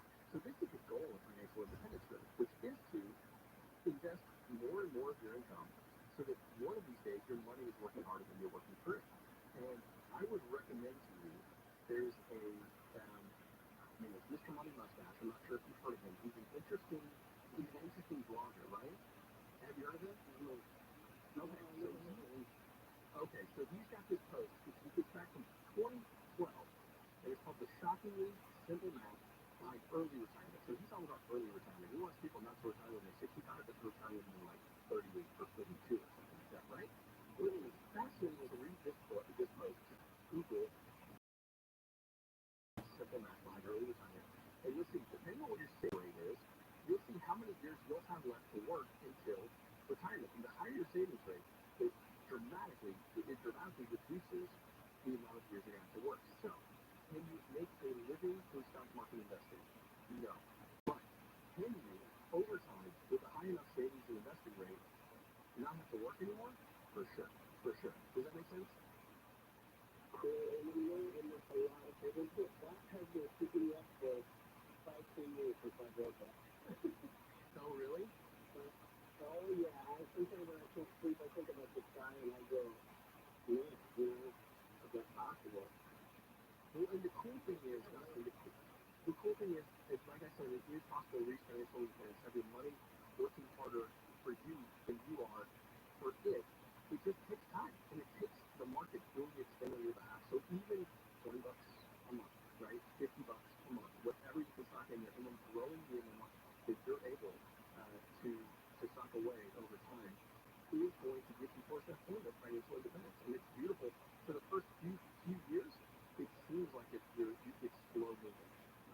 But the truth is you're making strides. And you have to have faith in the process that over time, your money will start to work hard for you. And just one other thing I want to say to you on this is a lot of people who are teaching how to make a living through the stock market, oftentimes they're trying to get you to do crazier, riskier things with your money.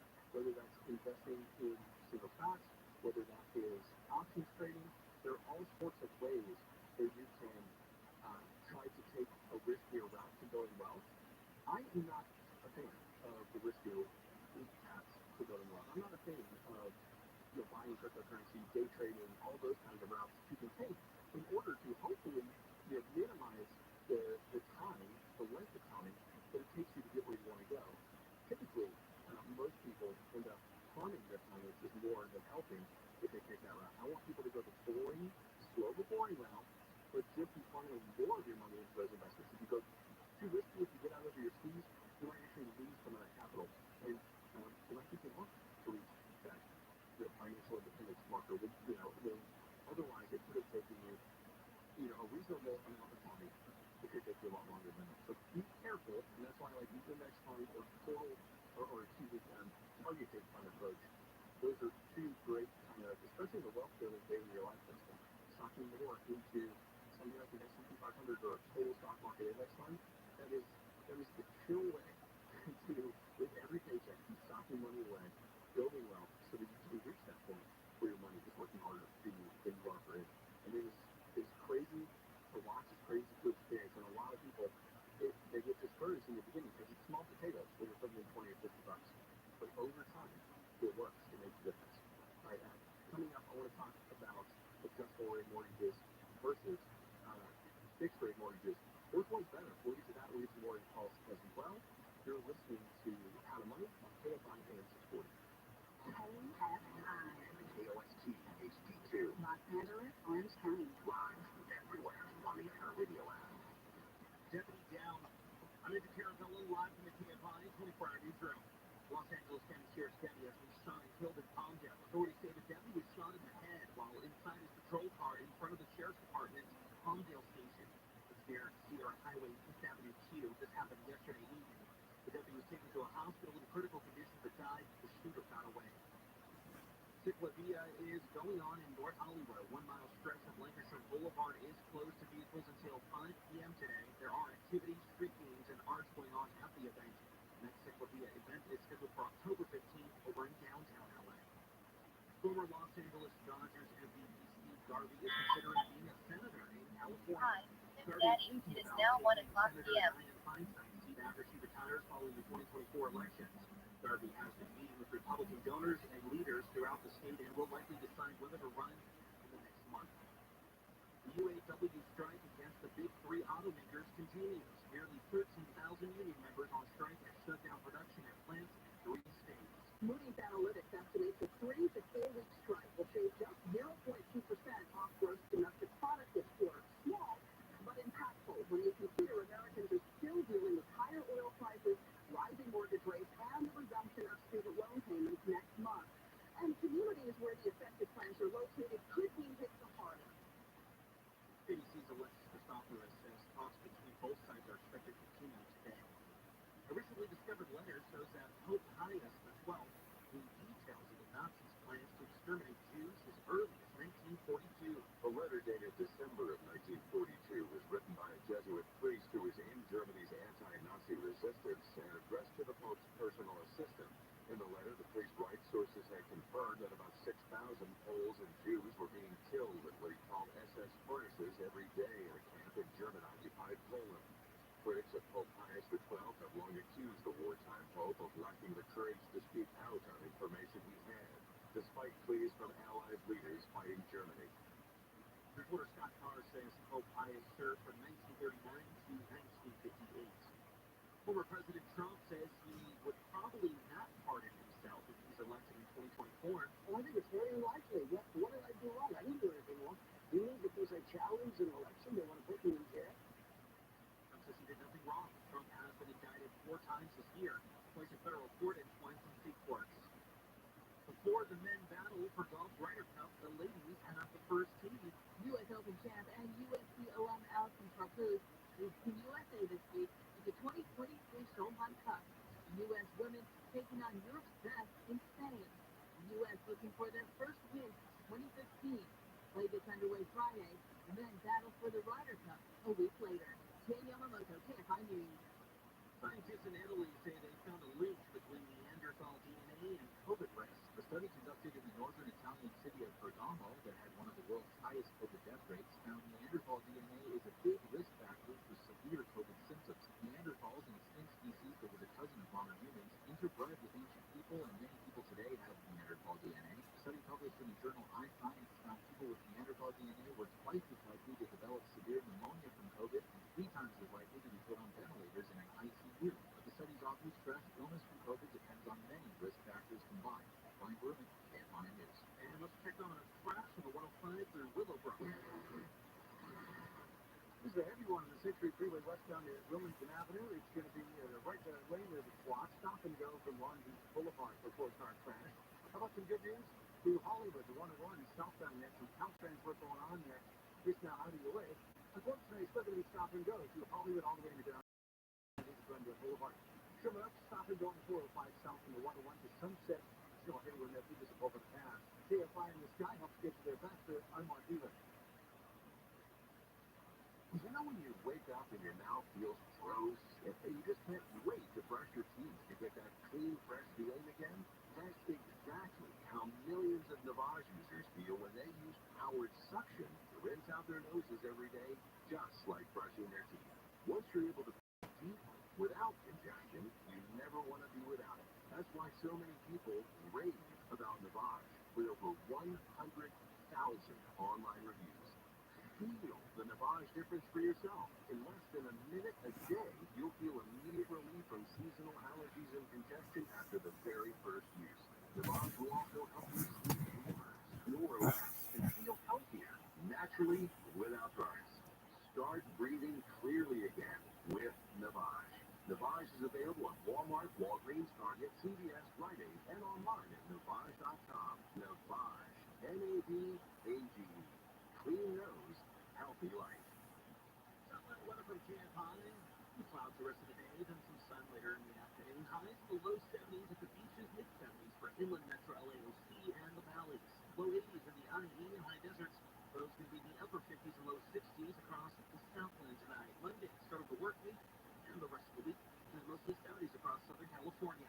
Helmet VA hosts 70, Anaheim Hill 69, Monrovia 69, and Manhattan Beach 69 degrees. Really local, live from the KFI 24-hour newsroom. I'm Andrew Carabella. Listen on the free iHeartRadio app for all your music, sports, talk, and podcasts. Free, never sounded so good. KFI AM 640. All Joel wants is to help you save, invest, and enjoy more of what matters. This is How to Money with Joel Wargard. KFI AM 640, live everywhere on the iHeartRadio app. This is How to Money. I am your host, Joel Wargard, and this show is all about you saving and investing so you can do more of what matters. Giving you the confidence and the tools, hopefully, to be able to handle your personal finances with swagger. You don't have to think about it all the time. I obsess about personal finances, but you don't have to. And by the way, there's if you're like, hey, I would love more money saving information, there's the How to Money podcast. It comes out 3 days a week, wherever you listen to podcasts. You can also sign up for the How to Money newsletter. It comes out every Tuesday morning. It's free. You can sign up at howtomoney.com/newsletter. And I want to get some more of your phone calls in just a little bit, but I wanted to talk about adjustable versus fixed rate mortgages first. And this is kind of a question that anybody who's buying a home, they ask themselves. And most people in the personal finance space will tell you a 15-year or a 30-year fixed mortgage is the only way to go. Yes, there are other things out there, but put on the blinders and don't even think about them because you shouldn't even be considering them. Adjustable rate mortgages are from the devil or something like that is what a lot of people would say. And there are even some people in the personal finance space who would say you should only consider a 15-year mortgage, and if you cannot afford the home on a 15-year mortgage, then you can't afford the home. That's what they would say. I am not one of those people. I do not necessarily agree with that. But of course, you know that's what a lot of people out there would tell you. And when rates were basically in the 2s and 3s, I was encouraging people to lock in 30-year fixed rate mortgages, to even do refinances in order to get that awesome rate that we may never see again. We might, but we may never see those rates again. They were that stinking good. And so I wanted people to lock that stuff in because, man, to have a 3% rate, 2.75% rate for 30 years is pretty awesome. It's pretty awesome. But then rates started ticking up. I'm not sure if you noticed. It's been all over the news for the last 18 months as the Fed has been raising interest rates. Interest rates, and these don't go into payment, but interest rates on mortgages have been climbing too. And for a minute last summer, adjustable rate mortgages were seeing substantial discount rates from fixed rate mortgages. We were seeing a point plus spread. So for instance, instead of getting a 5.75% rate on a 30-year mortgage, you might get a 10-1 arm for 4.25%. And that's a big gap. And yes, you're risking something, right? Because adjustable rate mortgage is just as it sounds. Your rate is not going to last forever. And you might see an increase in that rate at a future date. And so much depends on how big of a gap there is in interest rates. If there's a quarter point gap, I'm going with the fixed rate mortgage. If there's a 1.5 gap, I'm going with the adjustable rate mortgage. But the other thing that matters is what kind of adjustable rate mortgage it is and how long you plan to be in the home. If a 10-1 arm is one thing. Actually, the last house I purchased, I did a 10-1 arm. Because guess what? I had 10 years at this locked in, much lower rate. Because I bought a house last summer, in the market was insane. But I locked in a really good rate because I went in the arm direction. And every other rate I'd ever taken out before then were fixed rate mortgages. Because the rates were so low, I wanted to lock in 30-year cheap money. And as rates were going up, arms started to make more sense. But now, fast forward to this. This is the end of summer. And arms, the gap between the starting rate for an mortgage has been used quite a bit. Getting on this summer, maybe not quite as much. But here's the thing. The only way you know, even though this is what the overall market data is telling us, that these rates have kind of pre-pinched, there's not as much of a gap as there was, the only way you can find out is by shopping. And so, it's important to note that rates can vary substantially from lender to lender. And so, if you just take the data and you say, cool, I'm not even going to put an arm on my list anymore, I'm not even going to look at it, you might be kicking yourself in the foot. You might be doing yourself a disservice. There was a new lending tree study, and it found that shopping around for a mortgage could help borrowers across the nation's largest metro areas save an average of $84,000 over the lifetime of their loan. And this is one of those things we're so keen to shop for, like a pair of shoes or a pair of jeans or something like that we don't really shop mortgages. And mortgages are like the thing you could save the most at if you shop. And I said, across the nation's largest metro areas, $84,000 is what you would save by shopping around with multiple lenders and getting the best loan, the best rates, right? But guess what? In Los Angeles, California, you can save a lot more. We're talking average savings of almost $150,000 over the life of the loan. That is, yes, largely because the purchase price of a home in Los Angeles is so much higher than in some of the other parts of the country. But it just goes to show that, and this is not because the real estate agent is a bad person. In fact, they're probably a wonderful person. But they might say, listen, you should go with this lender. I worked with them 100 times. It's so easy and so great. I work with them frequently. So why don't you just reach out to them? And I give you this. You trust your agent, and I'm sure the lender's a good person too. But they have the best people. And we were talking about the ability to save big years over the life of that loan. Shopping is preeminently important. There's a lot of money in the market. The other thing I would suggest is to check out the credit union as well. They're typically the best place to get a home loan. If you're not a member of a credit union, it's really easy to join. Find one that's close to you. Typically, they're open to people who live in the general vicinity, not always, but typically. So join a credit union and get a quote from a credit union or two as well. But if you are in the market for a mortgage, or if you know someone is in the market for a house, or know someone who is, then just know shopping could save you not a couple $100, not even a couple thousand. It takes it 100,000 or more. And I also told this interesting story. Speaking of mortgages in the Wall Street Journal this week, there's a company who is trying to help grease the skids of the housing market. So basically, right now, nobody wants to sell if they have a 2.75% mortgage because they sell their house with about a 7-point-something% mortgage. And that doesn't sound like fun to get up to 2.75 and get a 7.25 or something like that. That sounds like it's going to be a lot more expensive, right? Yes, it is. So those people aren't selling even though they'd like to. And so assumable mortgages would be kind of the answer to this corn tree. But there's not really a mechanism, for the most part, to help people who do have assumable mortgages, which is actually more people than you think. Something like 20% of Americans have a mortgage that comes with a clause that would allow them to transfer that mortgage into somebody else's name. But there's no middle person to help facilitate and create this marriage, this match of somebody who wants to buy a home and wants a low rate. And somebody who has a low rate on the home and has some goals, if you get a little more for their house, if they're able to transfer the mortgage at the same time, well, in steps a fintech company called Rome. And so it's cool. Like, I don't know how well Rome is going to do. I don't know if they're going to be able to make money. I don't know if they're, if this is going to catch on and if rates come back down 1.5, 2 points, people will probably stop looking at Rome. But for the time being, it's kind of a cool idea because it's going to allow people who have that 3-point-something% mortgage or 2-point-something% mortgage who really want to move on, maybe be able to give a little bit extra for their house because they're also getting someone able to transfer over that super sweet rate at the same time. Who knows? It's a cool idea. All right, coming up, I want to get some more of your phone calls. If you want to weigh in on the question of the day, which is college worth it, give me a call, 1-800-520-1534.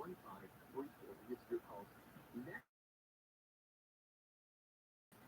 firsthand through the journal. Two incarcerated women in the San Diego area have walked away from their community transitional reentry program as of last night. A 7-year-old boy has passed away in the hospital this weekend. The boy was hit by a truck just before football practice in Colton. And Nun 2 has taken the top spot this weekend at the box office. We're going to take a break, and then we'll take a look at the 405 next. When you enter a place of business, you're owed a legal duty.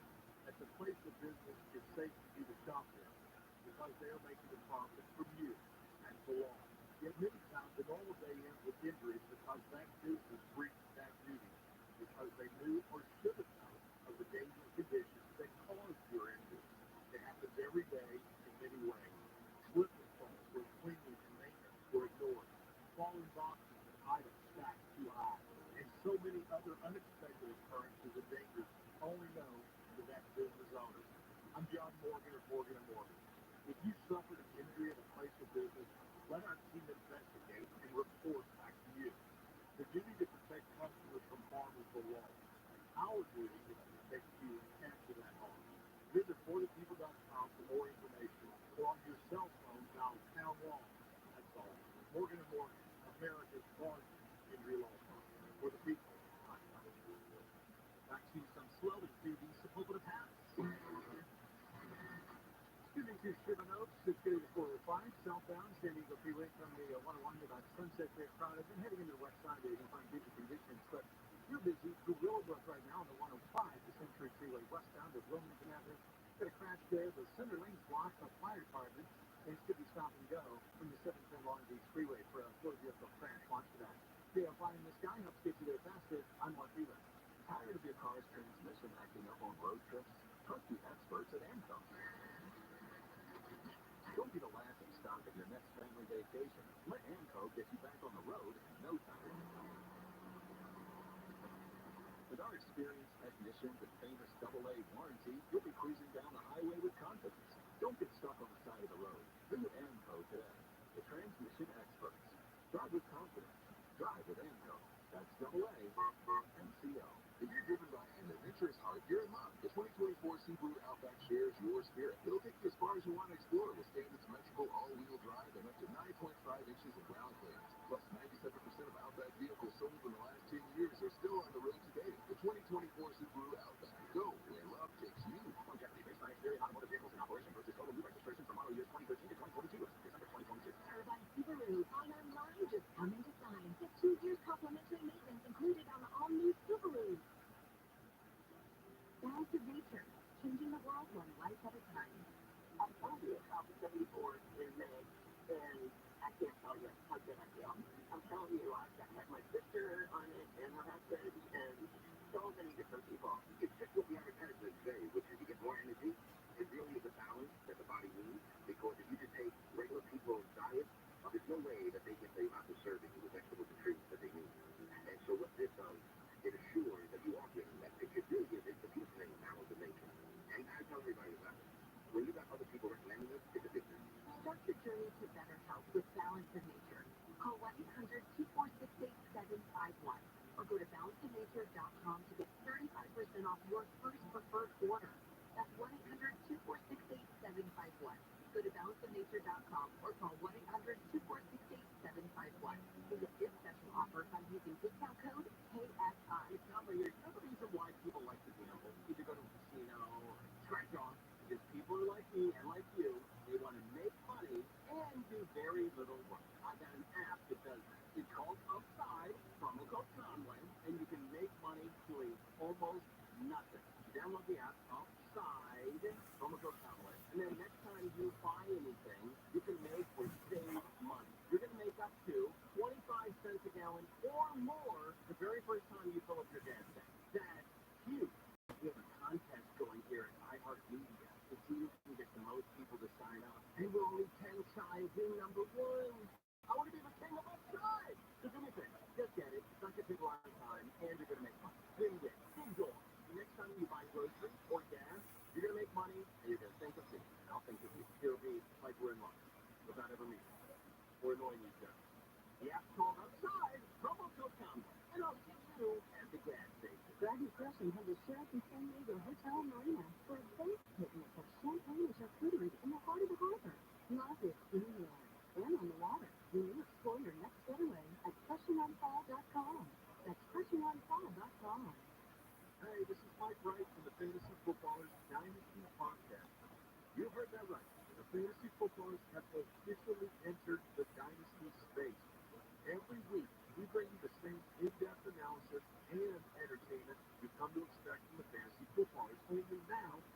the Dynasty perspective.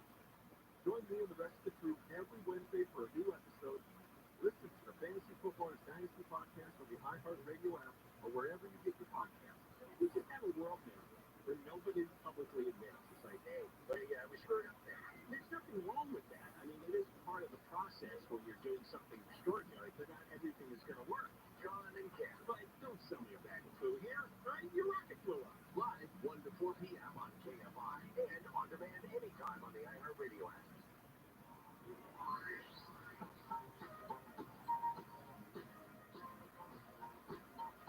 KFI AM 640 live everywhere on the iHeartRadio app. This is How to Money. I'm your host, Joe Larso. There's always more money-saving information over at howmoney.com. But I want to get to some of your phone calls. If you have a money question, reach out. The number is 1-800-520-1534. That's 1-800-520-1534. Jerry is calling in. And Jerry, your question, it could almost go to Dean, to the show before this one, but it involves finances. So bring it on. What's your question? Okay. Well, I'm doing a paint job thing on my house, and so mine is repaired. And the big Italian that's higher than expected, and it's from 12,000 to 23,000. And whether or not to pay for that out of my savings account or to really borrow money to pay it. Okay. That's a good question. Well, first off, I'm glad you said bids. So you definitely had multiple people come out there and take a look? Yeah. And I think I paid one certified recommended, and that helps. But still surprising on the cost of it. Yes. The cost of home repair everything, home fix everything has gone up. I'm sure Dean can talk about that.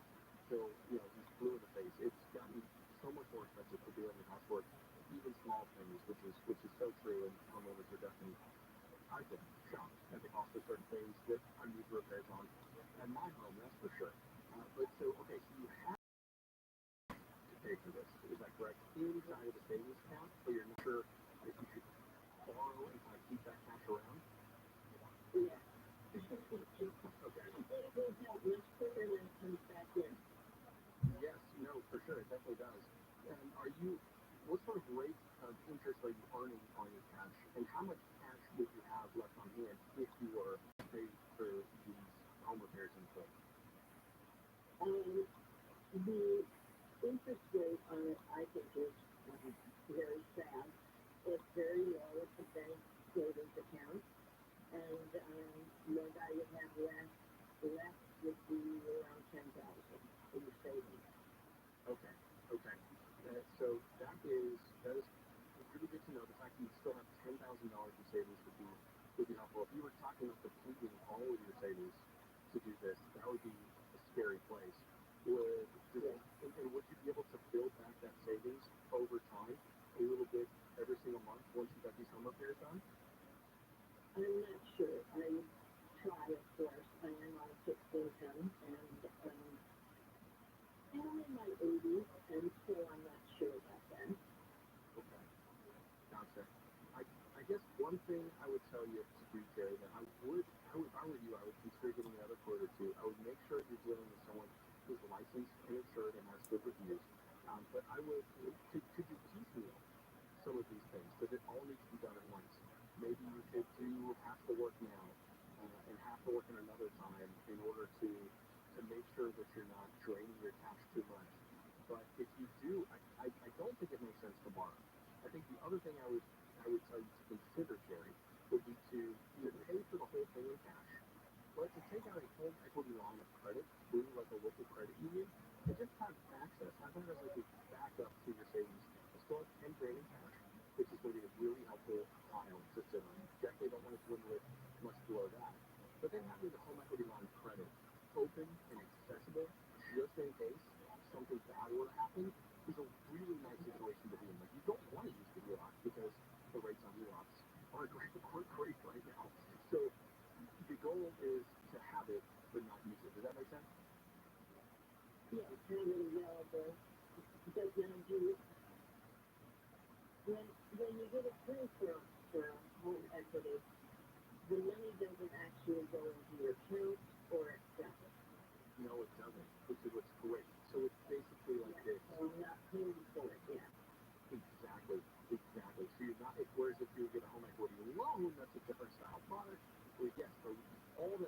your account, you start paying interest right away. So I don't want you to take that. I want you to take a home equity line of credit, and that means you can tap a little bit here and there if you need it, and it's the backup to the backup, which I think most homeowners should have. It's a good idea to have access to money, but then not use it. But it's really just in case of like a severe emergency, because you've got the emergency fund, you got the money on hand, you could even afford to, and I would say probably right now, the best case scenario is if you need to do all this work at once, pay for it with cash, because you've got the cash, and you've got extra spare cash, which is great, and then on top of that, get the HELOC, it just gives you extra breathing, extra peace of mind. Right? Tom in Riverside has a question about investing, and he's got something quite a bit of money that he's looking to invest. Tom, what's going on?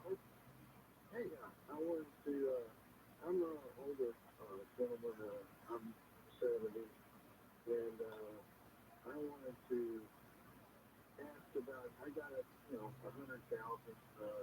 around there, loose money that I maybe do something with. I don't own a home, and I don't have any really assets other than just the money, and I've got Social Security, which is some more for $1,000 a month, and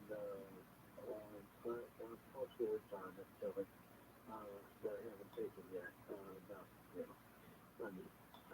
$600 is not much, there's partial. So where do you go with that? Okay, so what is do you need this money, or is this extra fun money, or is this like, oh, I need this for years?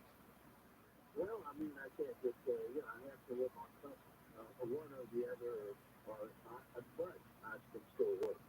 So I'm not in bad health, that's the one point. There's many things, ingredients that go into what is I listen to you. You say, well, you could do this, you could do that. You said, oh, but wait a minute. Oh, I had an accident, and I can't work now.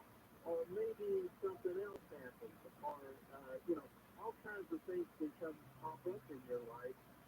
Torpedoes were planned, so that's one thing I want to bring into that. Now, the college thing, I want to get involved on that a little bit. I took junior college, learned enough, took enough classes. One strategy is just take the classes. Trades is one thing, and whatever else you inclined to be good at. So take what you need to make some money, and then go ahead and do it, rather than try to satisfy, all the electives in college. Okay, that's just on the internet. That's one. No, I appreciate that. Let me get to your question. So you've got a bunch of cash on hand, and I would say a couple things. One, when I was just talking to Jerry, she said that her savings is not earning very much, and so that I don't want to do. I want everybody here, including me, Tom, too. If you have a decent chunk of cash on hand, I want you to have it in a high interest savings account, or in maybe even some of this money you might want to stick into CDs that pay even more than just a high yield savings account. But there are accounts out there. If you're with one of the big banks, you get paid 0.01%. If you're with one of my favorite online savings accounts, you're getting paid close to 5%. Like CIT now, they pay more than 5% on your savings. So that's a good place to be. So that is one thing worth considering, at least do that minimum thing. But then I would kind of diversify this. If some of this money is needed in the next 2 years, that's savings and CD money. And then if some of this money is like, you said you're in good health, even though you said 70, Tom, but you're going to need some of this money likely for a decade plus down the road. And so it's a good idea for you to stock some money into like a Roth IRA in something like a target date fund. A target date fund matches when you're likely to retire. So 2023 right now, maybe a target date 2030 fund or something like that, right? Inside of your Roth IRA through one of my low-cost favorites like Fidelity, Vanguard, or Schwab. That would be my recommendation. You can only put in up to $7,500 a year into your Roth IRA. So maybe you put $7,500 in this year. Maybe you put $7,500 in next year. Who knows, right? It's just, I think that's a good way to start thinking about it. You want some savings, just liquid, some savings for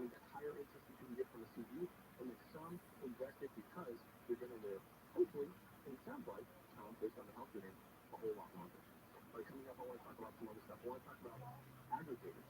Those sites can help with saving us money, but they're not both being equal. This is Kind of Money. I'm Joe Larson. Let's go to Andrew Carabella and your 24-hour news round. An LA County Sheriff's deputy in Palmdale has been killed. Sheriff Luna says 30-year-old Ryan Kakenbrimmer was in a patrol SUV in front of the Palmdale station last night when he was approached from behind and shot. We believe this incident may have been captured on surveillance video. Homicide investigators are aware of the video that is circulating and are analyzing the video to determine if it is related to the murder of our deputy. Luna says it was a targeted attack, but wasn't clear if Kakenbrimmer was the intended target or law enforcement in general. City of Hope Hospital in Lancaster, Steve Corrigan, KFI News. 3 separate drivers have been arrested by deputies in Apple Valley following an investigation of a fatal motorcycle accident. During the investigation near the intersection of Bear Valley Road and Savage Lane on 3 separate occasions, drivers failed to yield to deputy roadblocks in the early morning hours of Friday. When deputies pulled over each driver, it was discovered that each had been driving under the influence. Los Angeles Angels star Shohei Ohtani will miss the rest of the season. Says Ohtani has an oblique injury. He has not played since September 3rd because of that injury. This ugly sweater has set a record. It's the red sweater covered with white sheep and just one black sheep worn by Princess Diana. It's broken a record for the highest price paid at auction for any item worn by the princess. She wore it to a polo match in 1981 when she was engaged to now King Charles III. It was auctioned off at Sotheby's in New York in 15 minutes of bidding for a whopping $1.1 million. It was originally estimated the sheep sweater would go for between $50,000 and $80,000. Amy King, KFI News. Very few people want to buy these things. Just saying. Fresh 105, Willowbrook. And a slow one as you approach here. They're still on scene. They just fire department right in the middle of the roadway. It's the 105 westbound before Wilmington Avenue. Center lane taken away. Stop and go from the 710. Hollywood heavy on the 101 south at Santa Monica Boulevard to Glendale Boulevard. Sherman Oaks is heavy 405 south from the 101 to Sunset, and Mid-City stopping on the 10 east from Arlington to the 110.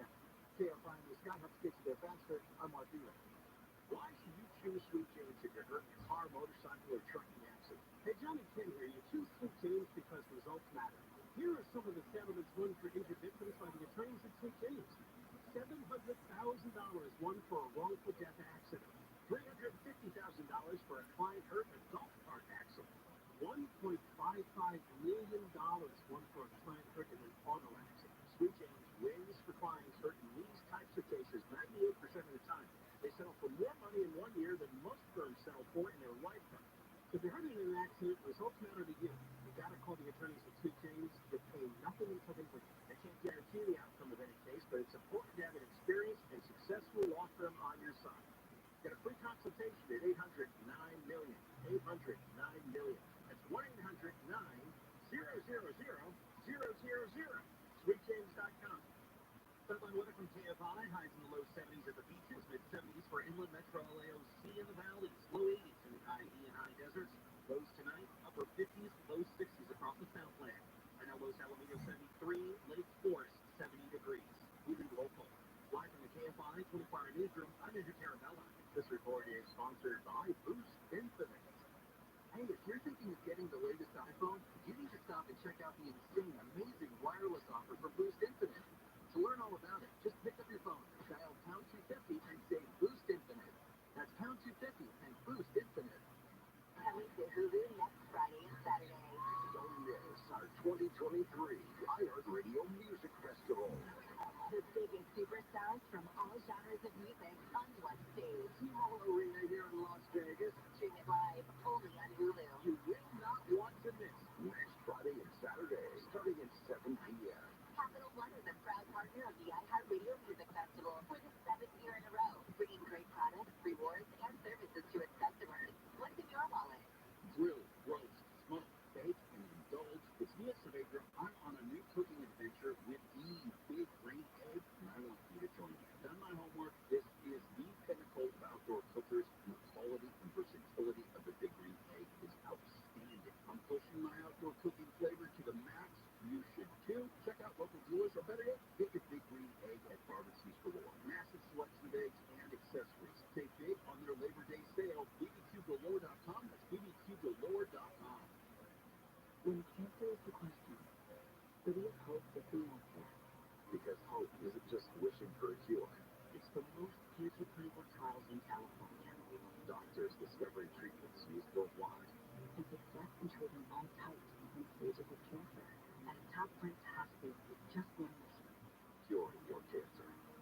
30 SoCal location. It's home. City of Hope. Visit cityofhope.org to learn more. Hey, if you're thinking of getting the latest iPhone, you need to stop and check out the insane, amazing wireless offer for Boost Infinite. To learn all about it, just pick up your phone, dial pound 250 and say Boost Infinite. That's pound 250 and Boost Infinite. If you have, one of those Echo devices from Amazon, don't make me say Alexa. No, Alexa, cancel. Sorry, just tell your Amazon robot speaker thing to send the talk back to KFI. Send the talk back for KFI AM 640. Send your brilliant commentary to us now via your Amazon Echo. Just say, Alexa, send the talk back to KFI AM 640. Great, that's a wrap.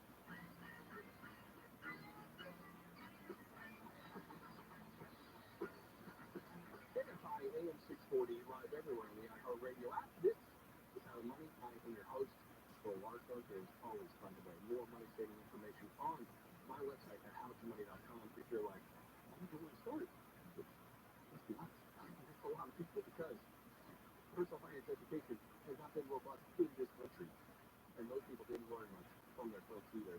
So go there. There's resources page. There are the money gears. There are plenty of blog posts there to help you with whatever your money quandary is. You can always give me a call too. The number is 1-800-520-1534. I'll get some more questions in just a bit, but I want to talk about aggregator websites. And you know what these are, right? These are the places where they say it's a one-stop shop.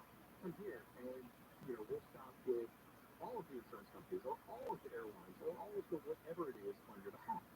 And some of these websites are really great. Talk about Google Flights on the show and how Google Flights rocks.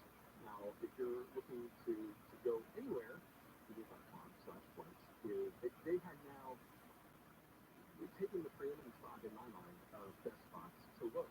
They just made it so easy to use. So if you're like, hey, I'm going to go to Maine, whatever, like wherever you go, Europe, Hawaii, like wherever you want to go, going to google.com/flights is a great way to see, based on when you can go and based on what airline you want to fly on, and hopefully you want to fly on the one that's cheapest. It's gonna lay everything out for you really nicely, right? But the problem is one little problem with Google Flights. Southwest.com doesn't list its flights on Google. So you got to go to Southwest.com if you want to find their prices, and they might have better airfare on some days at least than others. And they might be the best, cheapest airline, and if you only go to Google, you would not know that, right? So that's one thing I want you to know. But the other thing is, actually, not all aggregator sites are created equal. And so Consumer Reports have this article specifically talking about shopping around for car insurance. And there are a few websites out there that work to help you shop and find the best rate for car insurance. But the aggregator sites have not been able to do nearly as good of a job on this front as we've been able to do with something like airfare or hotels or something, or TripAdvisor. I think about TripAdvisor and how they're shopping all the rental car companies at one time to try to help you find the lowest rate. Well, the sites like the Zebra or Road.com are saying, hey, come here, we'll help you find the best rate on car insurance. And it turns out, based on Consumer Reports digging, that you might find a good rate, but you might not find the best rate, and you might not even get the best rate that each insurance company offers. So you might get an inflated rate quote when you shop on some of these aggregator sites. So, and just like Southwest, some of these insurance companies don't even participate. State Farm and Farmers, they don't participate on sites like the Zebra.com. And so you have to go directly to them to get a quote. And one of the most annoying parts of some of these aggregator sites is they're kind of like lead generation magnet. They're like sales mechanisms. And so if you put your information into some of these sites, they will spam call you and email you nonstop. And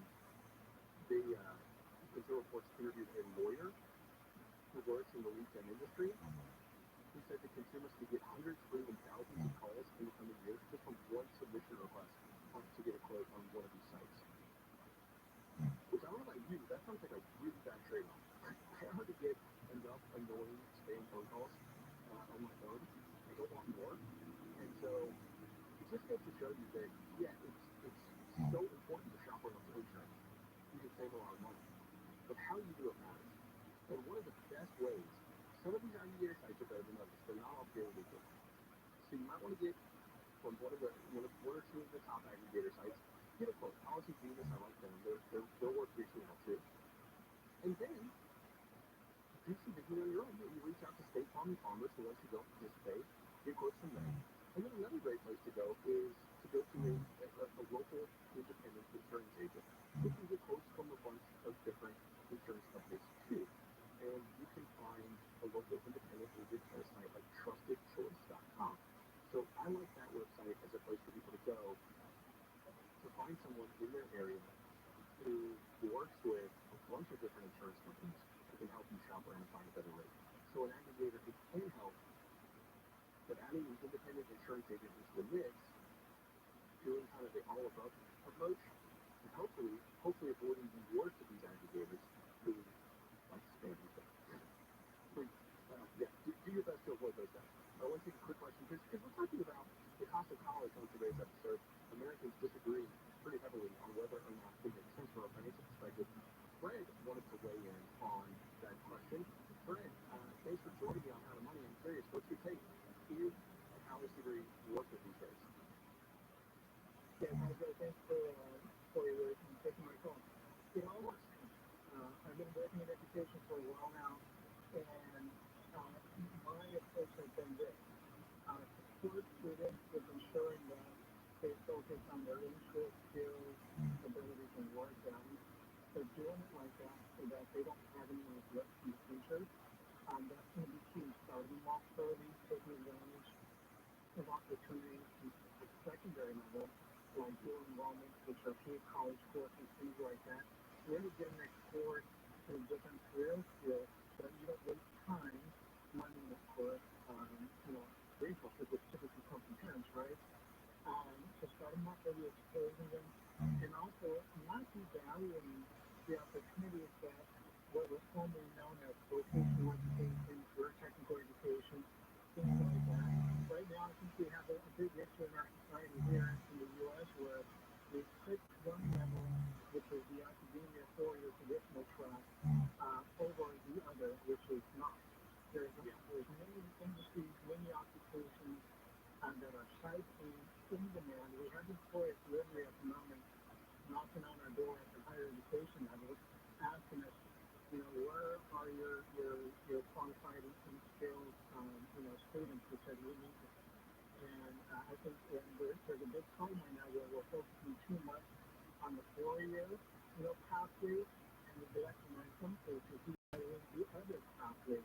And, that just goes against what we're supposed to be doing in terms of supporting, students as far as their pathway. And along with this, taking advantage of internship opportunities, course-based learning opportunities, and guess what? Apprenticeships, they're still around. They're growing. They're very diverse when it comes to different fields. You literally earn while you learn. Very good. Okay, you're able to contribute to, the local economy and really, and most importantly too, you're doing what you enjoy, and you're doing a craft and career path that's in line with your interest, skills, and abilities. I was thinking on something before you mentioned internships. I was going to talk about that direct on that. And so there's even been this kind of push to say, well, interns get paid. No one paid internships. I get that, but for example, I think it's kind of silly because, my unpaid internship, it landed me an awesome job, right? In the exact industry I wanted to be in, and I learned a lot on the fly. So not getting paid for that, I got paid so many other ways. But you're right, I love what you said at the beginning, Fred. It depends. Right? It depends on a whole number of factors. And it's so individualized. And it depends on what degree you get, and it depends on what you do with the opportunities that come along. And you also have to work to manufacture some of those opportunities too. And internships, I think, for a lot of young people, they're undervalued, but they can be the exact thing to, and some of them, most of them will pay these days. You might get paid, you might make the networking opportunities, and guess what? That might lead to an immediate job on graduation. So do not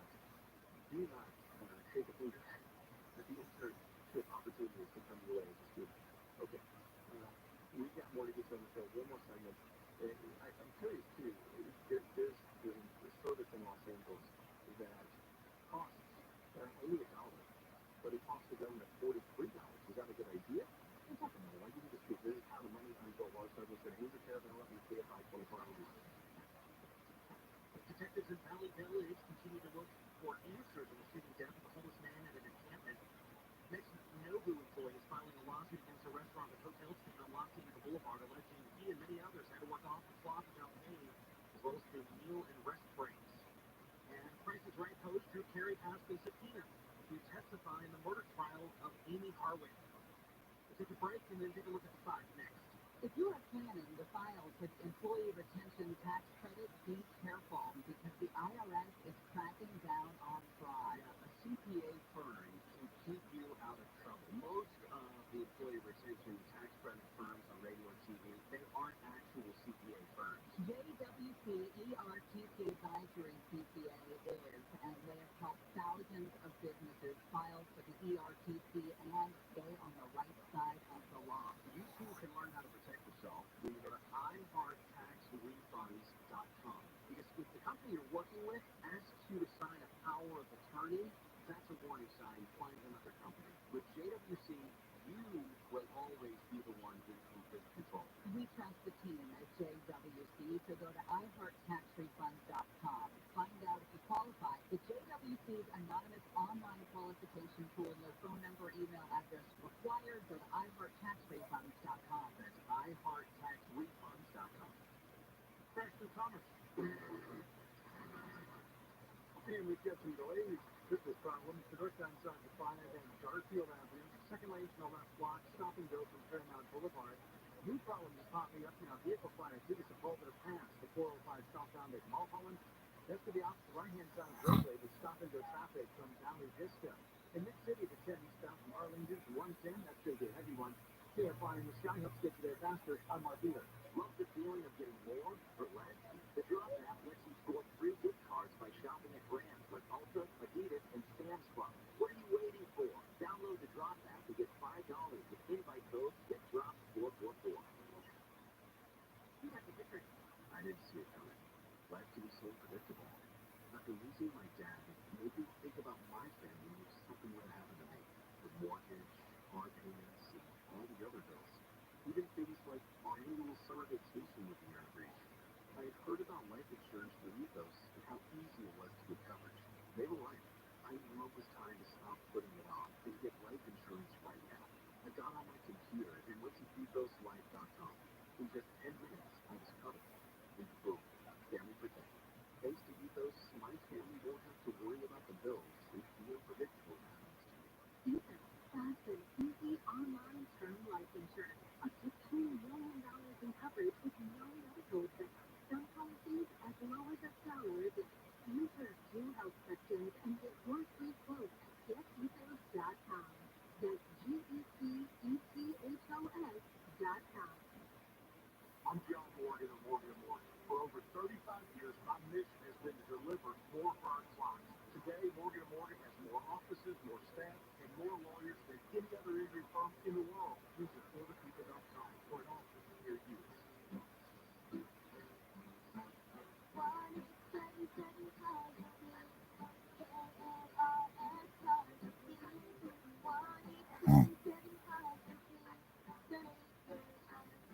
Donate today at carsforkids.org. That's cars with a K. Your car can be picked up as soon as the next day. Receive a tax deduction and vacation voucher. Outstanding donations of land, homes, buildings, or any kind of real estate. It's complicated. These days, that's how people even describe their relationship status. When it comes to the latest complexities in your car, it's getting really complicated. The experts at AMCO undergo the most rigorous training to stay on top of the latest car technologies, so there's nothing you can't fix. Well, except for that complicated relationship. When it comes to that, you're on your own. Double A, MCL. Check engine light on, or check it for free. It could be the official rendezvous. ILD is rare, but it's serious. It can be the fight of your life. And you can't face the fight of your life if you don't know your limits. Ask your doctor. Find a pulmonologist. Get cancer. There's hope. There's help. But don't wait.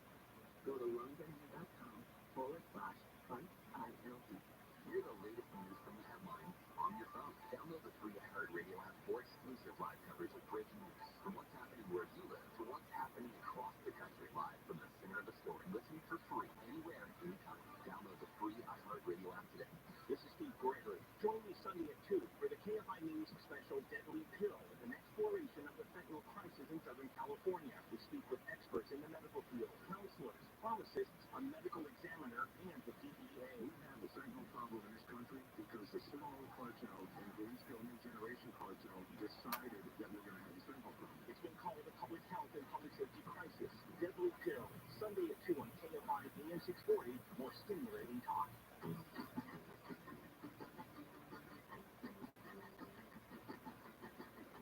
KFI AM 640, live everywhere on the iHeartRadio app. This is How to Money. I am your host, Joel Larstart. Thanks for joining me today. This has been a really fun show. I really appreciated hearing your perspective on the cost of college. A lot of educators out there in the audience, too, have some really great takes. And I think what I've learned from listening to you as well is that it's contextual, right? It is so contextual.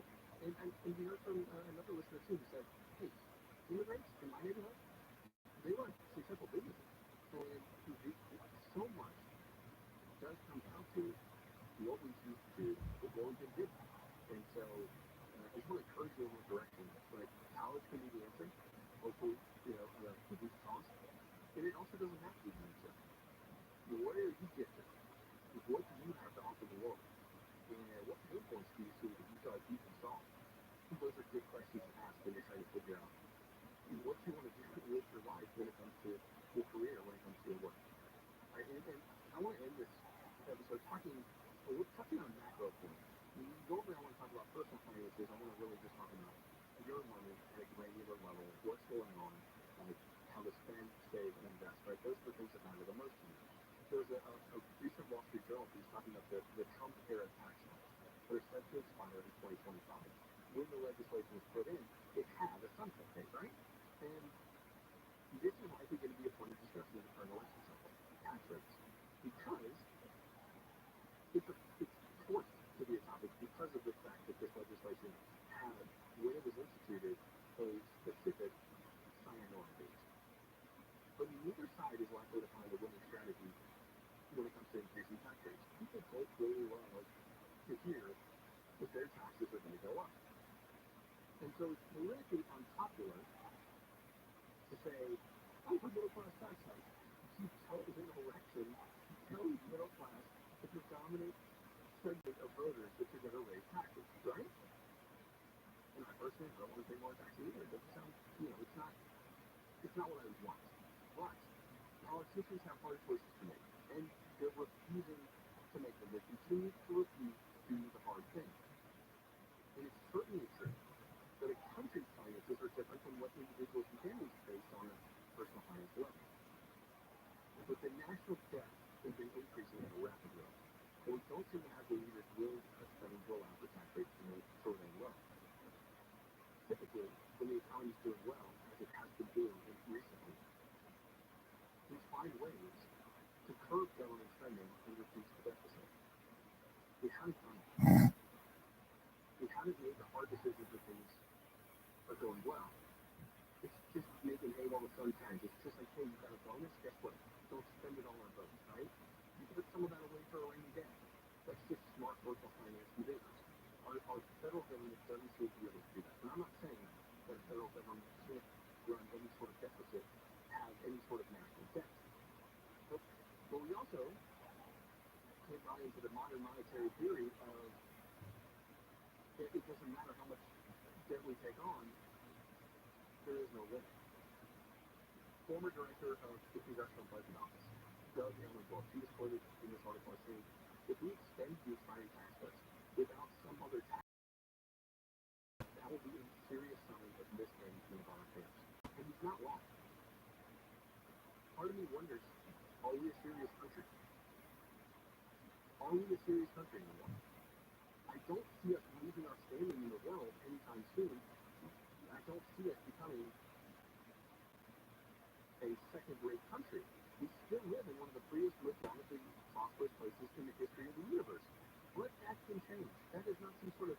very key entitled role that we have. And if we don't do the hard things sometimes, tighten the purse strings when things are good, cut back on spending, then at some point, you know what hits the fan. And so, you're not going to hear politicians telling you the real truth of what needs to happen. What's happening, we know what's going to happen with Social Security in the coming decade. And guess what? It'd be easier to address it now. It would have been easier to address it 10 years ago. Nobody has the political will to make the hard decisions. There are no Margaret Thatchers to be found. And so, this is just one of those things that you can vote based on what politicians are telling you, or you can read the wiki and know the facts on the ground and know what's coming down the pike and choose to maybe even vote for someone who's telling hard truths. And I don't have a candidate in mind. I'm not supporting anyone. I'm not telling you who to vote for. I'm not even telling a party. I'm just saying, this is a societal, countrywide problem. And we need leaders who are going to take us in the right direction, who are going to show us the hard steps that will need to be overcome, so that we can thrive in the long run. So the United States can remain a place where immigrants can and want to come, because it is and remains the most economically free, most prosperous country in the history of the world. That is what we currently are. And I don't want us to lose that statement. It's a beautiful place where we live. But even in the most beautiful garden, weeds spring up. If you don't tend to it, if you're not out there pulling the weeds, if you're not out there fertilizing the flowers, if you're not pruning in the right places, that garden can quickly, if you watched The Walking Dead back in the day, you learn quickly who without humanity to tend to take care of things, things can run off very quickly. You know, some parts of LA feel like you're walking The Walking Dead. But you're not wrong. You're not wrong. And we owe it to each other to care for one another and to care about the future of this country. And our politicians owe us the same. And guess what? If they're not going to give and they offer solutions to the real problems that are facing us, maybe you out there listening, you work for us to make a difference. But we need people who are willing to lead, not just point fingers at the other side, but who are willing to say things, who are willing to put in the roll up their sleeves and put in the hard work, not just roll up their sleeves in a campaign. All right, thank you so much for listening. I love being with you every Sunday here on How to Money. Can't wait to see you back here next week for more money saving info. I'm Joe Larson. This is How to Money on 458 and 640. And KOST HD2. Los Angeles, Orange County. Live every video app. Deputy ambushed. I'm Andrew Carabello live from the KFI 24-hour newsroom. An LA County Sheriff's deputy has been shot and killed in Palmdale. LA County Sheriff Rabbi says Deputy Ryan Clinton's rumor was shot in the head while in his patrol car outside the Palmdale station yesterday. A man in the area found the deputy. The Good Samaritan immediately reported it to the Palmdale station personnel. Deputy personnel transported our deputy to the Antelope Valley Medical Center, where he was treated for a gunshot wound. Despite the medical staff's best efforts to save our deputy's life, regrettably, he succumbed to his injuries. The shooter got away. CBS's The Talk has decided to postpone their season premiere because of the writer's strike. And in related news, writers on strike in Hollywood have been instead of Drew Barrymore for returning to work on her talk show, but today Drew Barrymore announced that she has decided to pause production of the show until further notice. Country's biggest stars are in SoCal this weekend. One of many things that might slow down the drive. KFI in the sky. Hi, Big Daddy. It is now 2:00 p.m.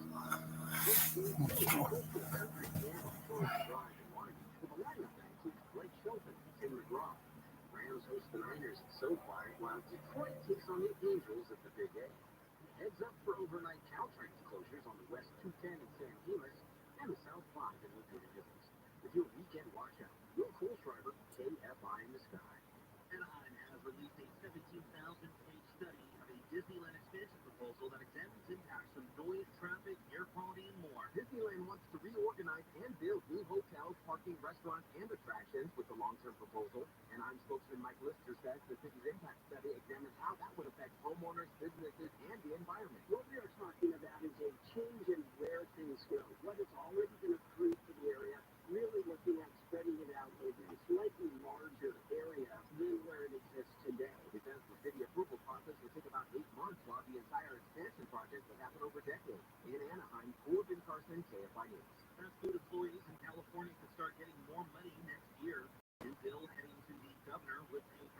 employees at least $20 an hour.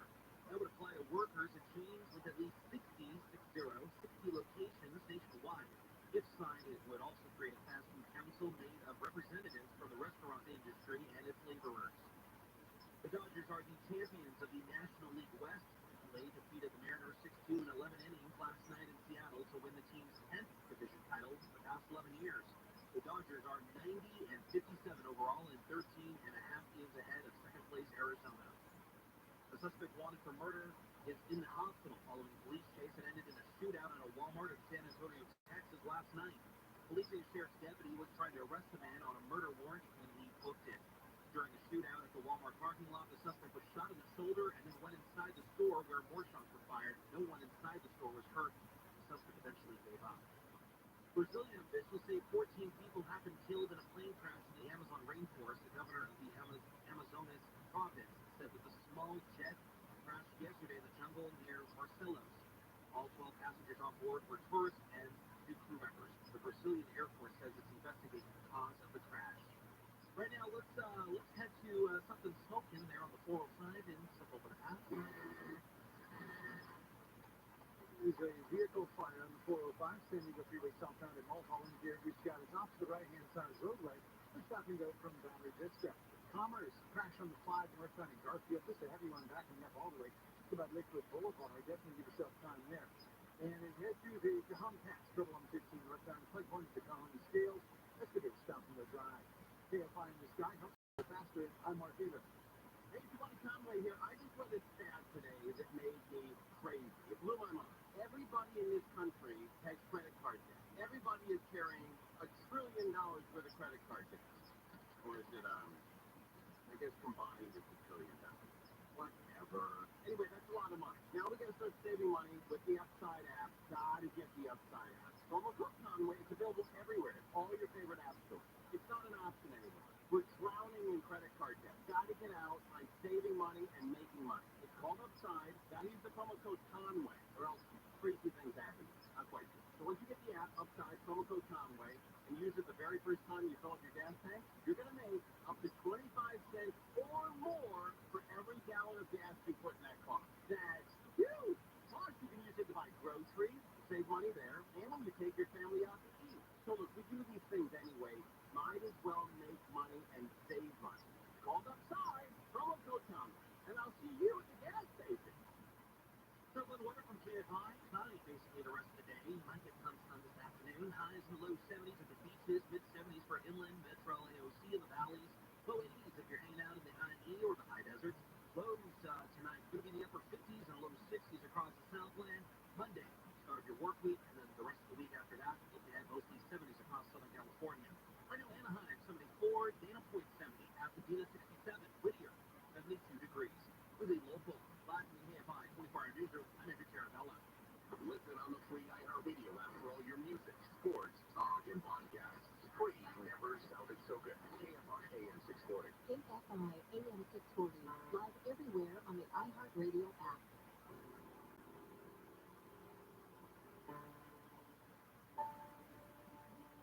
Last year, nearly every county in California lost one person to fentanyl. 5,722 Californians died in 1 year from fentanyl overdoses and poisoning. Another local high school is mourning after a student died from a fentanyl poisoning. The local high school student is dead, and at least 2 others are hospitalized after authorities say they 17 years old, gone before his life really began. Several young people overdosed in Hollywood last night. No parents would ever have to mourn the loss of a child, but that's exactly what one Fullerton mom has been grappling with as she deals with the tragic death of her 17-year-old daughter. The CDC says in the last 12 months in America, over 100,000 people have died from a drug overdose. More than half died from fentanyl. It's like people that just quit my family to me. I put out my friend, my baby. Cops and courts are cracking down hard on those who make and sell fentanyl. 2 teenage boys have been arrested in connection with the overdose death of that 15-year-old girl at Bernstein High School. 24-year-old Aaron Dare is now charged with murder. Originally, the defendant was charged with the sales of fentanyl that ultimately led to the death of the victim. Today is a down unit on our work to tackle the fentanyl crisis, and the poison peddlers in your neighborhood should watch out because we are coming for them next.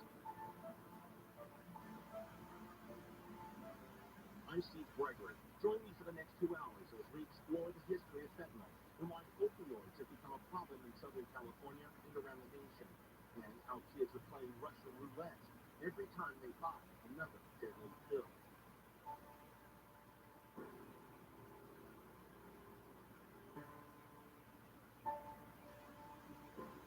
We begin our journey with one of the agencies tasked with stopping the flow of opioids and fentanyl.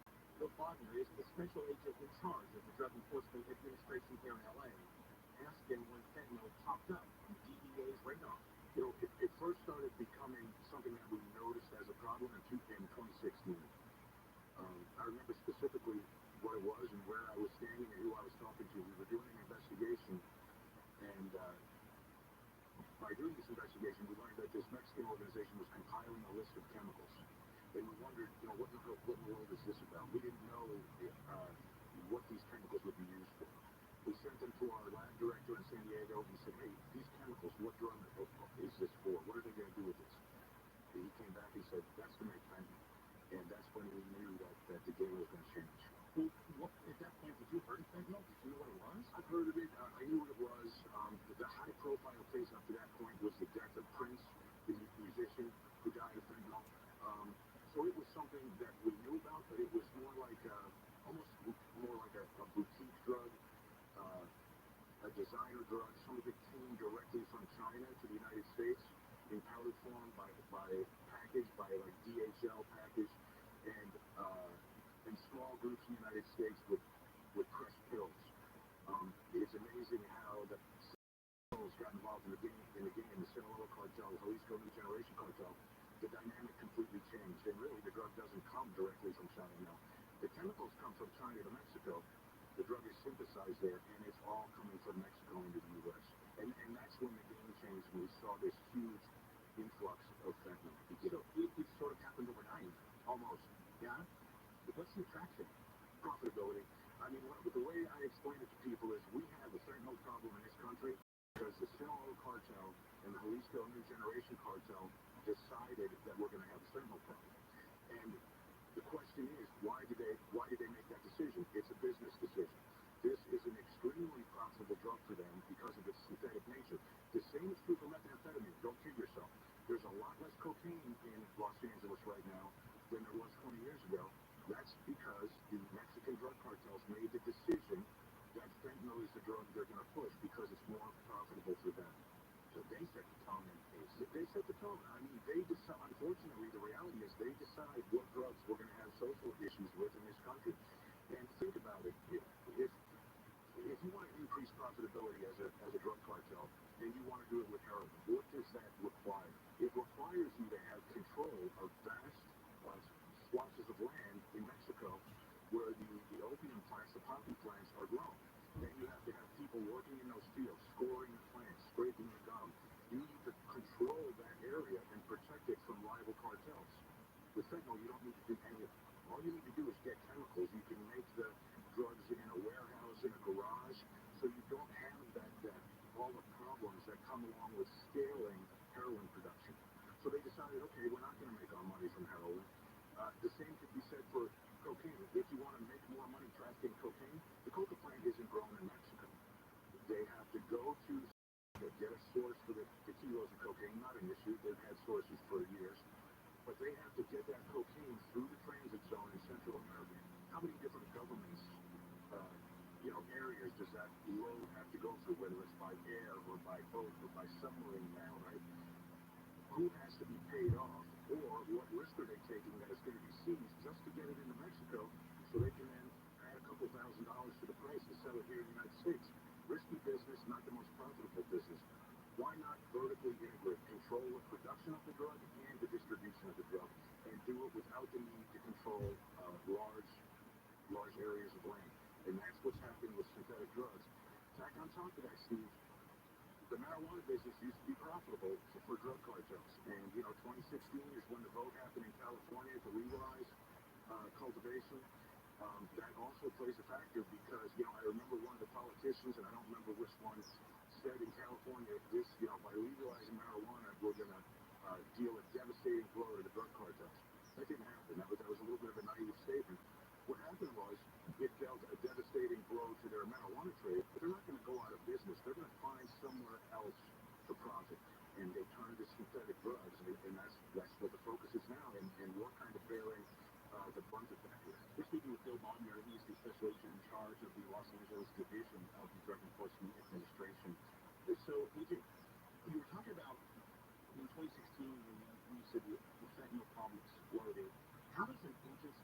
head around dealing with a new problem like this? Yeah, well, I'm going to say, lucky for us, and I hate to use that term because we're talking about such devastating drug, and anything that happens with fentanyl is tragic. But it's the same people trafficking fentanyl that were trafficking meth and cocaine. It's the same roots used to traffic fentanyl that were trafficking meth and cocaine. It's the same organizations that used to traffic cocaine and methamphetamine. They're now trafficking fentanyl. So we were in the right place, targeting the right people. That didn't change. Now it's just a question of the drug changing, right? The drug changing, and the drug being that much more deadly to the people of this country. So really, it's very, when we seize a load of fentanyl coming up from Mexico and we get it in the LA area here, it's very often, a majority of the time, mixed with other drugs. Like there'll be pounds of methamphetamine, packages of fentanyl, and then some grams of cocaine, all coming across the border in the same car, same truck, driven up to LA. So all these Mexican cartels are poly drugs. They're moving a lot of different drugs. They're moving them in the same manner, smuggling routes. The issue is that now more and more, every day, the focus is becoming synthetic drugs, fentanyl and methamphetamine. So the difference, though, is you usually be able to fly over these fields and each spot where marijuana grows were. You used to be able to, coca plants, if you will, if you had any kind of intel from other countries. But not this. This can be all done, like you say, in a warehouse. Yeah, does that cause a problem? And it makes it a lot more difficult. Of course, because, like you said, it's very easy to do flyovers, and that used to be a big part of what was done in Mexico way back in the 80s to identify marijuana fields. Flyovers were a big part of it. That's not possible with this type of synthetic drug operation. We're talking a warehouse, a nondescript warehouse in any kind of industrial neighborhood, and they could be making literally thousands of pounds of methamphetamine there or thousands of pounds of fentanyl. Coming up, we speak with a professor of pharmacology about the history of fentanyl and how future pharmacists are being trained to spot opioid abuse. But first, this is the KFI News Special Deadly Pill. KFI AM 640, time now for a news update. I'm Andrew Carabello, live from the KFI 24-hour newsroom. An LA County deputy has been shot and killed in what is being called an ambush. The deputy was parked just outside the Palmdale Sheriff's Station when he was shot. Six Flags Magic Mountain is delaying the opening of its Fright Fest on Friday. The park said it's due to unforeseen circumstances. No official opening date has been announced. And soap opera actor Billy Miller has died at age 4 battling manic depression. He died. We'll take a break and then take a look at the 10 next. If you are planning to file for the Employee Retention Tax Credit, be careful because the IRS is cracking down on fraud. A CPA firm can keep you out of trouble. Most of the Employee Retention Tax Credit firms on radio and TV, they aren't actual CPA firms. JWC ERTC Advisory CPA is, and they have helped thousands of businesses file for the ERTC and stay on the right side of the law. You too can learn how to protect yourself when you go to iHeartTaxRefunds.com. Because if the company you're working with asks you to sign a power of attorney, that's a warning sign. Find another company. With JWC, you will always be the one in complete control. We trust the team at JWC, so go to iHeartTaxRefunds.com. Find out if you qualify. The JWC's anonymous online qualification tool, no phone number, email address required. Go to iHeartTaxRefunds.com. That's iHeartTaxRefunds.com. Trouble through Baldwin Park. It's a heavy drive. It's on the 10 to Baldwin Park eastbound at Francis Speedo. Crash in the left lane, but as you stop and go from Fraser Street, vehicle fire features are called to the path continuing. The 405 south of Mulholland, crash through Commerce. It's on the 5 northbound at Garfield Avenue. That's about a 25-minute wait there. The 2 left lanes are blocked. Stop and go from Lakewood Boulevard and delays through Studio City in the 101 north of Laurel Canyon. KFI in the sky helps get you there faster. I'm Mark Vila. To most people, flashlight is just a light. But to Dental air conditioning and plumbing customers, it's a beacon, illuminating the way to total home comfort and peace of mind. When that flashlight comes on, our values shine bright. We respond quickly and get the job done right. From complex plumbing and sewer repairs to Sadie-certified AC installations. Gettle, Wisconsin. Visit us online at gettle.com. GOE-TTF. There's no one better, but it's hard to spell. It's important to be comfortable everywhere, and that's what Tommy John can do for you. Yeah, when you wear Tommy John underwear, you're that much more comfortable, so you can do just about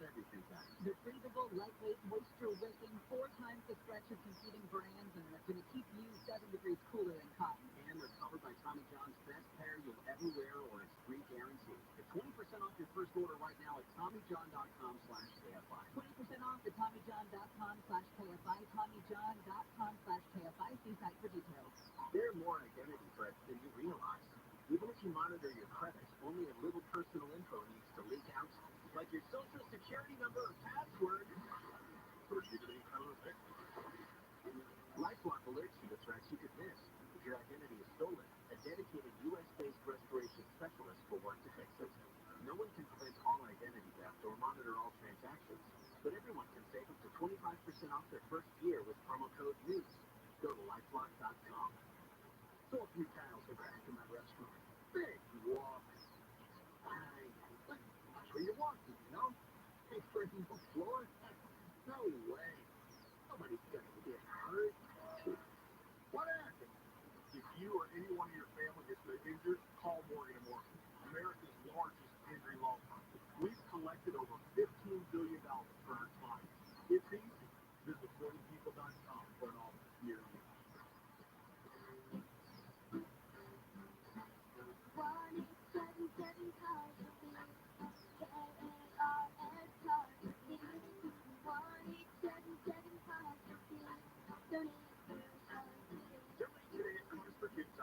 Your car, running or not, can be picked up as soon as the next day. No titles, no problem. Go to carsforkids.org today. Now accepting donations of land, homes, buildings, or any kind of real estate. You wouldn't trust a butcher to babysit your pet pig. You wouldn't trust a lumberjack to repair your antiques. Or a professional wrestler to be your massage therapist. So why would you trust anyone but Amco to fix your car? For over 50 years, we've been the trusted experts in transmission repair. Check engine light on? We'll check it for free. Limited time offer. Restrictions and exclusions apply. See participating centers for details. AA and CO. There is nothing more relaxing than sitting in a beautiful area and wine tasting. And one of the greatest areas to do that is the Temecula Valley Wine Country. It's just a short drive away. They have this cool thing there called the SIP Passport, and it gets you 5 wine tastings from your choice of 30-plus participating wineries. Hey, and September's California Wine Month, so KFI listeners are going to get access to the SIP Passport for only $50 with the code IHEART50. Go to TemeculaWines.org and enter the code IHEART50, redeemable now through the end of September. Why won't a plumber just tell me what it costs to unclog my drain over the phone? Is it that complicated? No, it's not. They obviously have a price. You've got a nice aroma. Who are you? Mike Diamond, the Snowball Plumber. Will you tell me how much to unclog my drain? $99. Doesn't matter if it's a kitchen sink or a mainline sewer stoppage. The Snowball Plumbers at Mike Diamond will unclog almost any drain for $99. There are a few exceptions, but you can read all about them on snowgoodplumber.com. Contact your license number 39917. iHeartRadio Earth is here with a new way to enjoy our beautiful planet. Reduce your impact on the environment this fall by packing a waste-free lunch for school or work. Avoid foods with excessive packaging. Use reusable cutlery, napkins, cups, bags, and containers, and recycle or compost any waste when possible. Brought to you by iHeartRadio Earth and the National Environmental Education Foundation. To find more tips for smarter, sustainable living, or to take action in your own community, go to iHeartRadio.com/Earth. iHeartRadio Earth is here with little tips for a healthier planet. When dining out or shopping at the grocery store, ask for sustainable features. By choosing sustainable features, you can help reduce overfishing, bycatch, loss of top predators, illegal fishing, and other harmful environmental impacts. Brought to you by iHeartRadio Earth and the National Environmental Education Foundation. To find more tips for smarter, sustainable living, or to take action in your own community, go to iHeartRadio.com/Earth. If you have, one of those Echo devices from Amazon, don't make me say Alexa. Yo, Alexa, cancel. Sorry, just tell your Amazon robot speaker thing to send the talkback to KFI. Send the talkback for KFI AM 640. Send your brilliant commentary to us now via your Amazon Echo. Just say, Alexa, send the talkback to KFI AM 640. Great, that's a wrap. KFI AM 640, live everywhere on the iHeartRadio app. If you or someone you know suffers from a mental or substance use disorder, call the National Toll-Free Helpline at 1-800-662-HELP.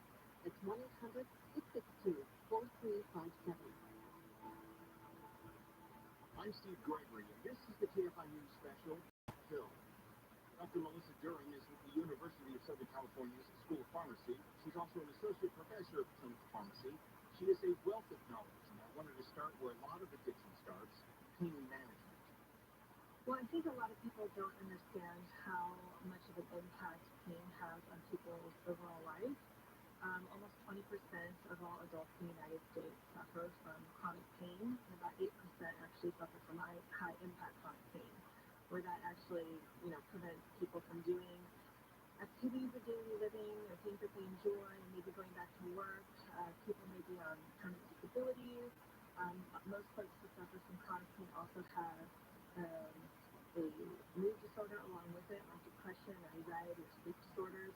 So it really has a huge impact and actually a high cost burden on our society too, when you think of the loss of productivity and just that huge impact on quality of life. So what we do in pain management is focus on restoring functionality and restoring quality of life by using a whole variety of treatment modalities, from medication to interventional therapies, pain and psychology, occupational therapy, physical therapy. It really takes a holistic approach to caring for the patient, and that's the gold standard, and that's what we do, at least in my practice when we talk about pain management.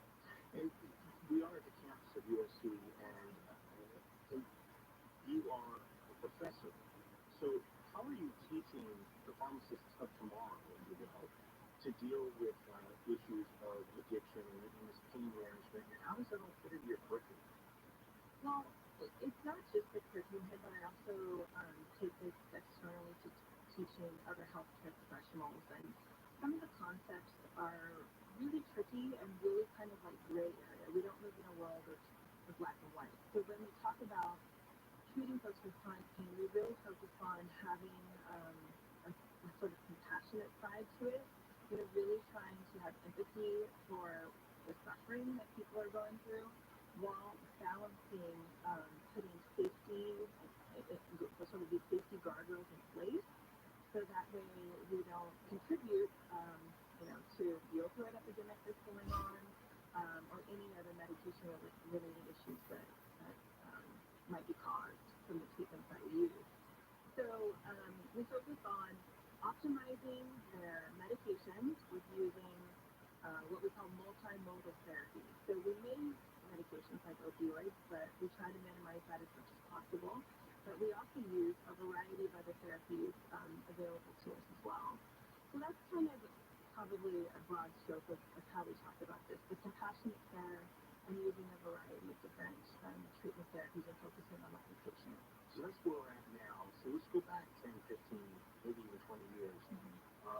In opioids, I don't know that I even remember the word opioid 10 years ago, or 20 years ago, but when it was first prescribed for pain management, it seemed like it was handed out for everything. It seemed like it was prescribed nonstop. Was that the case? Yeah, that's probably a semi-accurate depiction of it. I'd say that it was very widely prescribed and widely used. I mean, for years, hydrocodone acetaminophen, what you may know as Vicodin or Norco, that was the #1 prescribed medication in the United States as far as number of prescriptions, and it was like that for years, yes. And everyone had that bottle of Vicodin, in their medicine cabinet, whether that's from a dentist. I'm not trying to vilify any profession. A dentist, podiatrist, pain management specialist, primary, everybody had it. And it was widely accepted. So that's one example of how prevalent it was. When we look back to, and there's a lot of great resources outlining this process and how this kind of evolved in our history, but when we look back to the late 90s, early 2000s, that's when the long-acting opioids really sort of came into play in the market in a big way, and they were touted as allowing people to live pain-free and get back to work and do the things that they wanted to do, and also advertised in very unethical ways that they wouldn't cause addiction, right? So we had an explosion of those products in the market in the late 90s, early 2000s, and they were used pretty inappropriately. For, even in teenagers, because of sports injury, things like that, where nowadays we would never do anything like that. So use of opioids for pain management in kind of inappropriate ways out of, fear of people dying and living in pain and response to maybe unethical marketing practices, and then it's evolved to really decrease over time. Was, when, and I'm not sure if you know the answer to this, but anytime there's a medication on the market, regardless if it's for the most benign thing or the most severe thing, wasn't there any kind of an indication that this whole prescribing of opioids was going to cause a problem with addiction? I mean, was there any indication that this stuff was addictive? Yeah. I mean, listen, it's no newsflash that opioids cause quote-unquote addiction. I mean, we're kind of trying to move away from the word addiction to more substance use disorders, because addiction tends to be a very stigmatizing term. But yeah, I mean, you look back to the history of opioids, we have, like, for example, the opium wars, right? The opium dens, big drug scourges like the heroin, and I mean, this is no newsflash that opioids are addictive. So it is kind of mind-boggling that no one saw this coming, no one cared actually, because it was a profit to it maybe. But I know a lot of healthcare providers who were sounding alarm bells early on and who didn't take up the prescription classes of using opioids, as we talked about before. So it's not really surprising. So our society and the medical infrastructure, they really weren't prepared for this, were they? I wouldn't say that we were prepared for the vast amount of folks who ended up with opioid use disorder, and we weren't prepared to treat them properly. Bonus interview with Dr. Durham is available on the Deadly Pill podcast through the iHeartRadio app. Coming up, we go back to the DEA and talk to Special Agent Bill Bogner about how fentanyl is making its way into California and just how easy it is to buy it. First, this is Deadly Pill on KFI AM 640. Time now for a news update. I'm Andrew Carabello, live from the KFI 24-hour newsroom. An LA County Sheriff's deputy has been fatally shot while on duty. Sheriff Luna says Ryan Kagenbrummer was in a patrol SUV in front of the Palmdale station when someone approached from behind and opened fire. We need to get this guy off the street. Die or dies. He's a public safety threat. He ambushed and killed, murdered one of our deputies. We need your help to get him off the street. Luna says the shooting happened last night at around 6, intersection of Sierra Highway and Avenue Q. The City Hope Hospital in Lancaster. Steve Gregory, KFI News. Police in Seal Beach have arrested a guy who allegedly stole $74,000 in jewelry from a Kohl's store last month. The robbery took place on August 31st at the Kohl's in Chino. 3 guys were part of the theft. A store officer later recognized one of the suspects from a Beyond the Lookout advisory distributed to Kohl's stores throughout the region. The cops were able to find him and arrest him. Texas Attorney General Ken Paxton will remain in office. Texas Lieutenant Governor Dan Patrick made it official after state senators voted on 16 articles of impeachment yesterday. The senators acquitted the Republican Attorney General of all counts. Paxton only needed to be convicted on one of the articles to automatically be removed from office. He was accused of abusing the power of his office to help a political donor. And soap opera actor Billy Miller has died. He was 43. Miller died on Friday in Texas. He would have turned 44 today. Right now, let's head to a crash in Studio City on the 101. There's a delay here on the Ventura Freeway northbound at Laurel Canyon Boulevard. A few minutes of wait here, stopping the traffic from the 134. Baldwin Park gets crashed in the 10 east of Francis Speedo. That's a heavy drive there. 2 right lanes are taken away. Headed from the 605. We've got about a 5-minute wait for the Sepulveda Pass in the 405 south of Mulholland. The vehicle fire off the right shoulder. Stop and go from Ventura Boulevard. KFI in the sky helps get you there faster. I'm Mark Wheeler. Every day, you breathe in thousands of microscopic germs, allergens, and viruses. Don't let these invisible invaders make breathing through your nose impossible. Flush them out with Navage.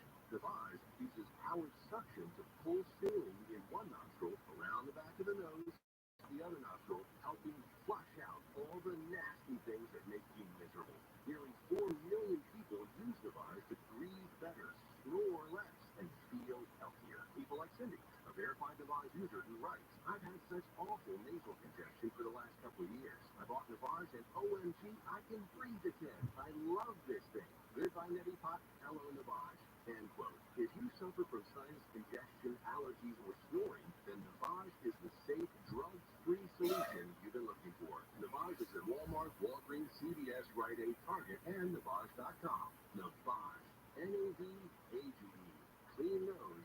healthy life. On weather from KFI, lows in the upper 50s and low 60s across the Southland tonight. Monday, we'll see highs in the low 70s at the beaches, mid-70s for inland, metro AOC in the valleys, low 80s in the Inland Empire and high deserts. Right now, San Clemente, 68, Fullerton, 73 degrees. Really local, live from the KFI 24-hour newsroom, I'm Andrew Carabella. This is Clay Travis. Here's what's trending from the iHeart Sports Network. Presented by Macy's Backstage. The Dodgers captured the NL West title for the 10th time in 11 years. The Angels meet the Tigers to wrap up their set at home, looking to snap a 4-game skid. The Chargers fell to 0-2 after losing to the Tennessee Titans in overtime. And running back Cam Akers has been listed as inactive for today's game. The Rams welcome the 49ers for an afternoon kickoff. DraftKings line has LA as 7.5-point underdogs. I'm Andy Betts. What will you find at Macy's Backstage? Here's a hint.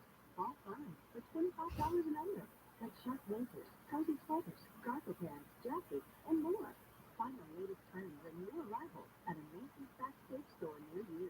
There is nothing more relaxing than sitting in a beautiful area and wine tasting. And one of the greatest areas to do that is the Temecula Valley Wine Country, just a short drive away. They have this cool thing there called the Sip Passport, and it gets you 5 wine tastings from your choice of 30-plus participating wineries. Hey, it's September's California Wine Month, so KFI listeners are going to get access to the Sip Passport for only $50 with the code IHEART50.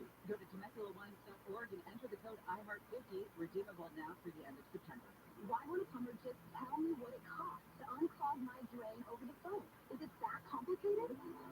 No, it's not. They obviously have a price. You've got a nice aroma. Who are you? Mike Diamond, the Smell Good plumber. Will you tell me how much to unclog my drain? $99. Doesn't matter if it's a kitchen sink or a mainline sewer stopper. The Smell Good plumbers at Mike Diamond will unclog almost any drain for $99. There are a few exceptions, but you can read all about them on our website, thesmellgoodplumber.com. Your license number 39970. Injured in an accident? Visit superwomansuperlawyer.com. Don't miss our 2023 iHeartRadio Music Festival. Featuring fighters, Kelly Clarkson, Tim McGraw, and many more. Friday and Saturday, September 22nd and 23rd. iHeartRadio Music Festival. Streaming live only on Hulu. Is it the Democrats or is it the Republicans? Well, yes, there's smaller central government and more local control. Except when it comes to the bedroom sex. They'll handle government stays out of your life, but it stays in your bedroom. Live 6 to 9 a.m. on KFI and on demand anytime on the iHeartRadio app. KFI AM 640, live everywhere on the iHeartRadio app. I'm Steve Gregory, and this is the KFI News Special Deadly Kill. Bill Bonner is the special agent in charge of the DEA's LA office, and we spoke to him at the top of the show. But I wanted to ask him how easy it is to get fentanyl, especially on social media. That's a major part of the issue today. The crux of it is we have a drug that's 50 times more powerful as heroin. It's been disguised as something else, and anyone who has a smartphone now can get it. That's a different thing. Years ago, it used to be, hey, if you want to do, first of all, people didn't experiment with heroin. It was an intravenous drug. You had a syringe, a tourniquet. There was a process you had to go through to inject it. That scared a lot of people away from that drug. Like I said, a drug that's 50 times more powerful today, that you don't have to go to a part of town where there's high crime, or you don't have to go looking for it. You can just sit in your bedroom or your living room, get on your smartphone, go on Snapchat, go on Instagram, go on one of the social media apps, find a dealer, you can have a delivery made to your house, and you can pay with one of the payment apps. And so here's where that kind of came from. COVID, when places shut down, all of us in the working world, it changed how we did business, right? There's a lot more remote work, a lot more digital work. The same thing happened in the drug trade. The places where people used to go to get drugs, maybe it was a nightclub, a bar, some kind of social gathering, whatever. Those were kind of non-existent. You couldn't go there, and dealers, sellers couldn't sell there. So what did? They started getting on social media and making it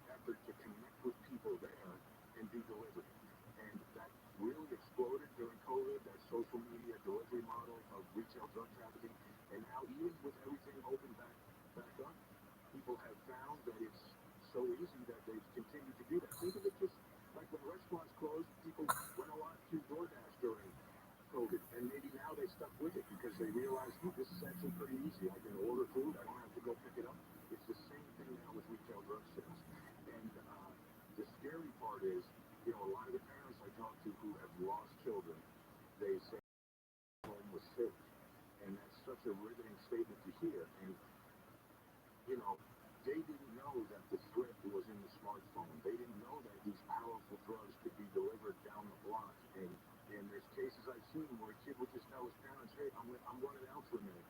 Literally run down the street, meet a dealer that the deal was arranged over Snapchat, pay on that, come back home, come in the house, go up to his room and not wake up the next morning. I mean, those are real cases that happen.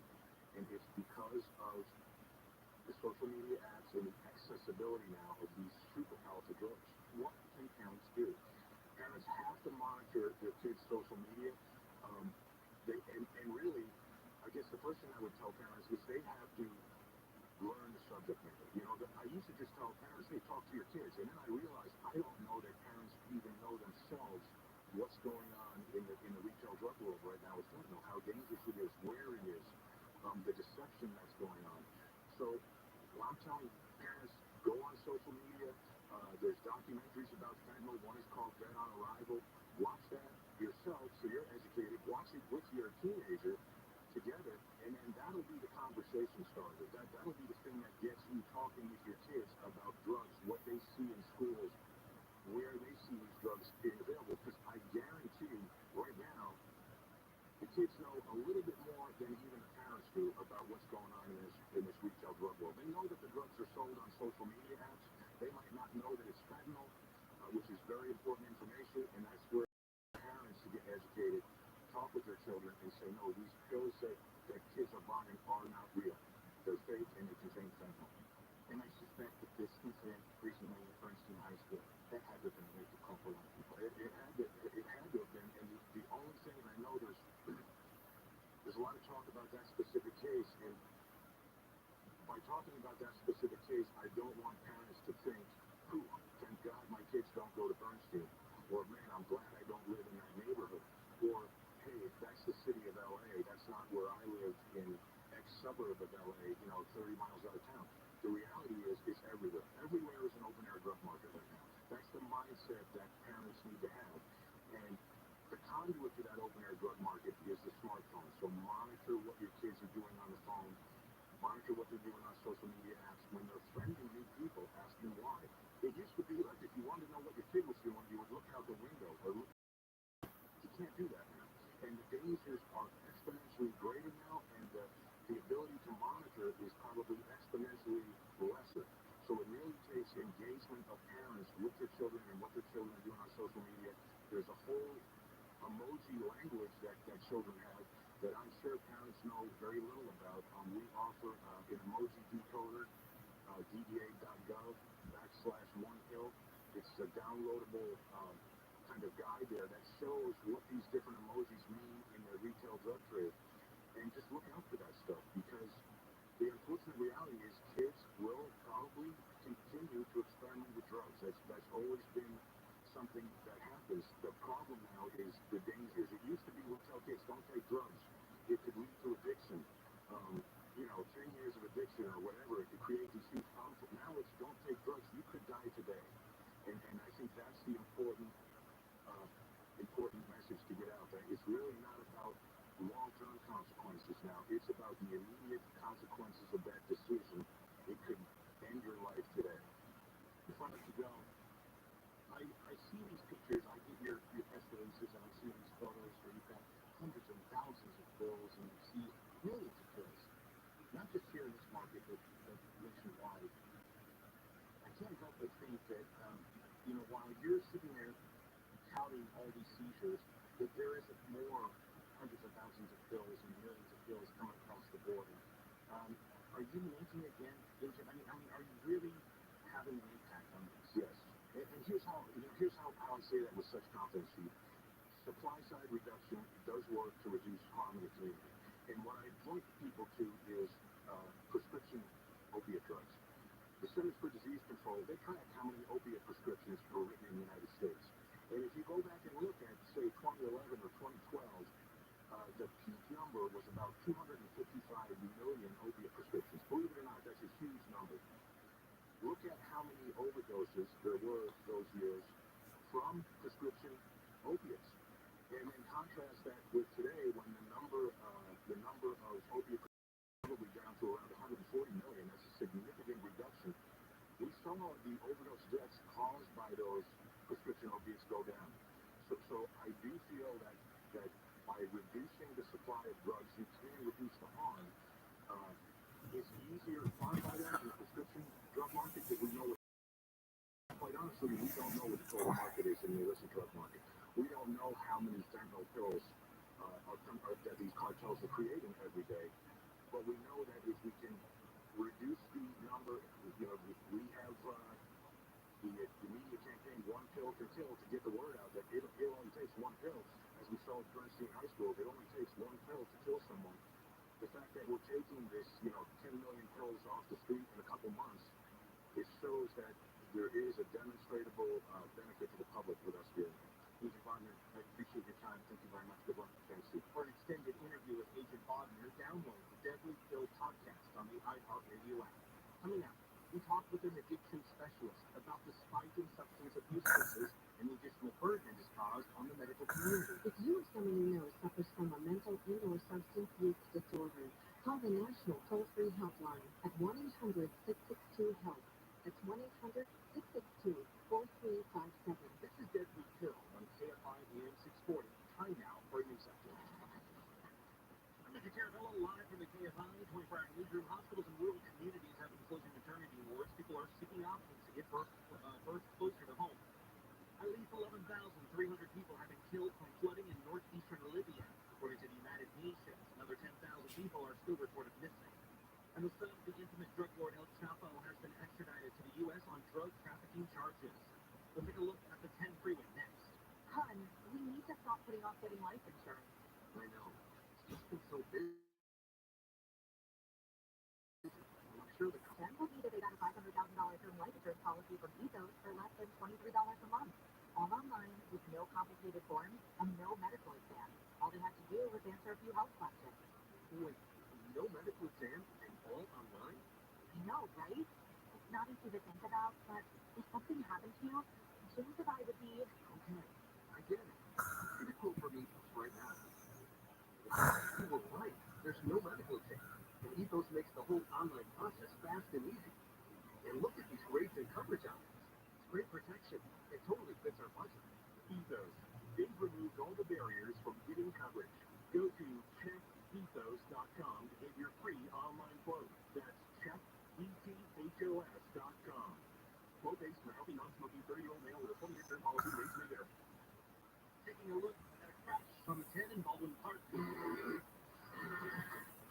Separate Adina Freeway, the eastbound side of Mosquito Avenue. 2 right lanes are blocked, stopping the traffic from Durfee Avenue to Commerce to 5 northbound Garfield. 2 left lanes blocked here, stop traffic from Lakewood Boulevard.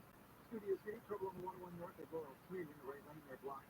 And to the Sepulveda Pass, still have a vehicle fire on 405 south at Mulholland, stop and go from Ventura Boulevard. KFI in the sky helps get you there faster. I'm Mark Wheeler. Be ready for extreme heat in your area.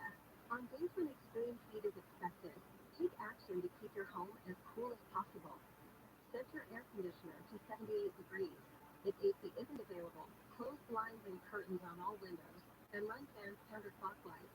Or find your nearest cooling center. Transportation help may be available. Learn more at heatreadyca.com. Brought to you by the state of California. As the experts in transmissions for over 50 years, there's nothing at AMCO we haven't heard. So when I hit the gas, it's just a belt. And nothing we can't fix.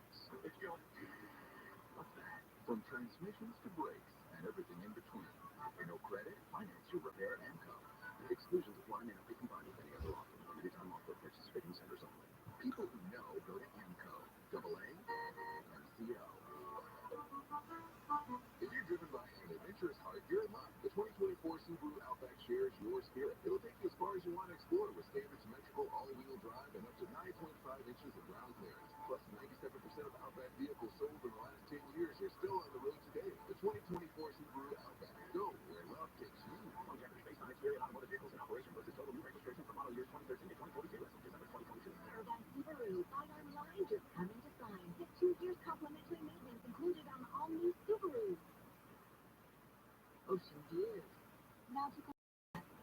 a luxury resort like no other. Discover Terranea, located along the coast of the Salisbury Peninsula in Southern California. Book your getaway to Terranea now at terranea.com or call 310-265-2800. That's 310-265-2800. Terranea.com. Why should you choose Sweet Change if you're hurt in a car, motorcycle, or trucking accident? Hi, Johnny Ken here. You choose Sweet Change because results matter. Here are some of the settlements won for injured victims by the attorneys at Sweet Change. $750,000 won for a rear-end auto accident victim. $580,000 for a client hurt in a ride. $3 million won for a client hurt in a three-way auto accident. Sweet Change wins for clients hurt in these types of cases 98% of the time. They settle for more money in 1 year than most firms settle for in their lifetime. So remember, if you're hurt in an accident and results matter to you, call the attorneys at Sweet Change. You pay nothing until they win. They can't guarantee the outcome of any case, but it's important to have an experienced and successful law firm on your side. Get a free consultation at 800-9-million, 800-9-million. That's 1-800-9-000-000. SweetChange.com. Hey, it's Buddy Conway here. I just read a stat today that made me crazy. It blew my mind. Everybody in this country has credit card debt. Everybody is sharing $1 trillion worth of credit card debt. Or is it, I guess combined it's $1 trillion. Whatever. Anyway, that's a lot of money. Now we gotta start saving money with the Upside app. Gotta get the Upside app. Promo code Conway. It's available everywhere at all your favorite app stores. It's not an option anymore. We're drowning in credit card debt. Gotta get out by saving money and making money. It's called Upside. Gotta use the promo code Conway, or else crazy things happen. Not quite true. So once you get the app, Upside, promo code Conway, and use it the very first time you fill up your gas tank, you're gonna make up to 25 cents or more for every gallon of gas you put in that car. That's huge! Plus, you can use it to buy groceries, save money there, and when you take your family out to eat. So look, we do these things anyway. Might as well make money and save money. It's called Upside, promo code Conway, and I'll see you at the gas station. Hear the latest news from the headlines on your phone. Download the free iHeartRadio app for exclusive live coverage of breaking news. From what's happening where you live to what's happening across the country. Live from the center of the story. Listen for free anywhere, anytime. Download the free iHeartRadio app today. Portions of the following program will be recorded. State tourism officials are now making desperate pleas for tourists to return to the other 75% of the island that is unscathed. When you go on vacation, you don't want to be confronted with devastation when you're on vacation. Exactly. Live 9 to 1 p.m. on KFI and on demand anytime on the iHeartRadio app. KFI AM 640, live everywhere on the iHeartRadio app.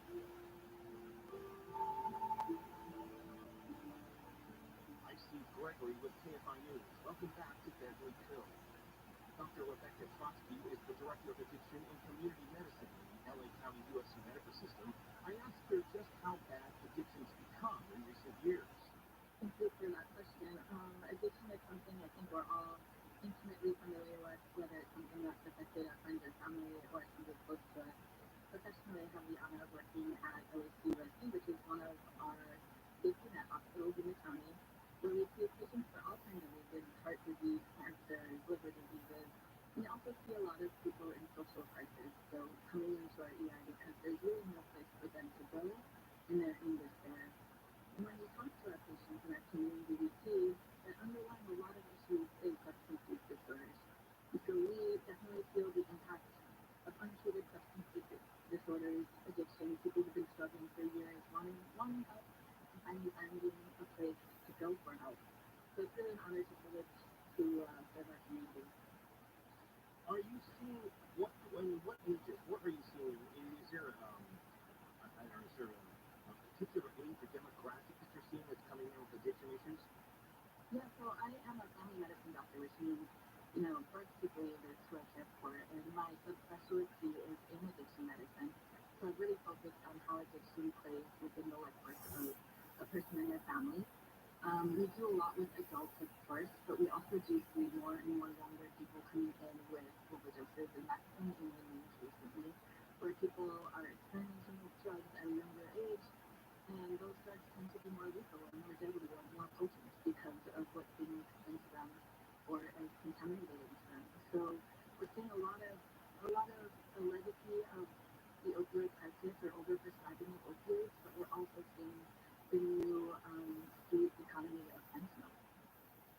when you talk about fentanyl, and I've been talking to others where they say that it wasn't even on their radar 5 or 6 years ago.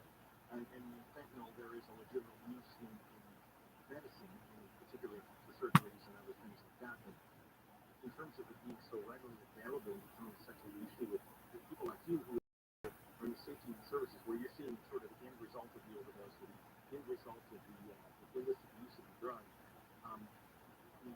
Have you ever seen this bad before, especially with fentanyl? Fentanyl has been in our minds for the past couple of years. We've been really aware of how opioids in general have impacted our community, but with fentanyl, it becomes almost a deadly lottery where people are not knowing that they're using a substance and it ends up having fentanyl, and then they have bad reactions to it. So it's a really different experience. We've had people come and say that they thought they were using methamphetamine, thought they were using cocaine, thought they were even using weed, and it turned out to be intermixed with fentanyl. We have had people who've been using heroin for a number of decades even, and then had a new distributor, and all of a sudden there was an overdose because it's just such a level of potency difference than what we had seen before. The good news is we are equipped well to help people who use fentanyl and use any sort of opioid, whether that's Norco or pills like morphine or injecting like heroin or fentanyl or smoking. We have great treatments here at the county, and we're more and more ready to be able to deploy those treatments wherever you come in, whether it's for a broken leg, for a car crash, for a heart attack. If it turns out you also have other issues, we're able to co-treat those issues with you. And would you please clarify and explain what a safety net service is, and when you say you're in the safety net portion of this? Yeah, well, I have a really interesting experience of being right across the street from USC hospitals, which are really well funded and serve a very different clientele than the safety net system, which is the community supported hospital and medical system of Los Angeles County. So we're really fortunate in LA County and in California that our civil society has stepped up and said, hey, healthcare is important to us. And so even if you don't have insurance, even if you didn't fill out your paperwork, even if you don't have immigration status, we're here to help you. And our doors are open to you, and we're very excited to be able to make sure that everybody has received the basic level of care that helps them thrive in that community. So that's what we mean by safety net. People have many options to go for healthcare, and we encourage people to go wherever they want to go, but we're here for people who don't have any other option or choose to come to us. You know, seeing that makes me think of something real quick. Is this, you know, a lot of times we talk about some of these drugs and they're very expensive, and very wealthy people can afford this really, all the high-end drugs and whatnot, or whatever you get on the streets. But one thing I'm noticing about fentanyl now, this is what I speak with both in medical and law enforcement, is that this seems to be a drug that's going across all demographics, all socioeconomic backgrounds. Are you seeing it as well? For sure. It's interesting to note that people use substances across all demographics, all ages, all genders, pretty much at the same rate, but the harms from use of drugs is really different based on a bunch of different factors. So we know certain populations get more criminalized for drug use than other populations. And it's important that when we talk about fentanyl, yeah, there is a sprinkling of fentanyl across everywhere, and it's harming everybody, but it's really impacting young poor people of color.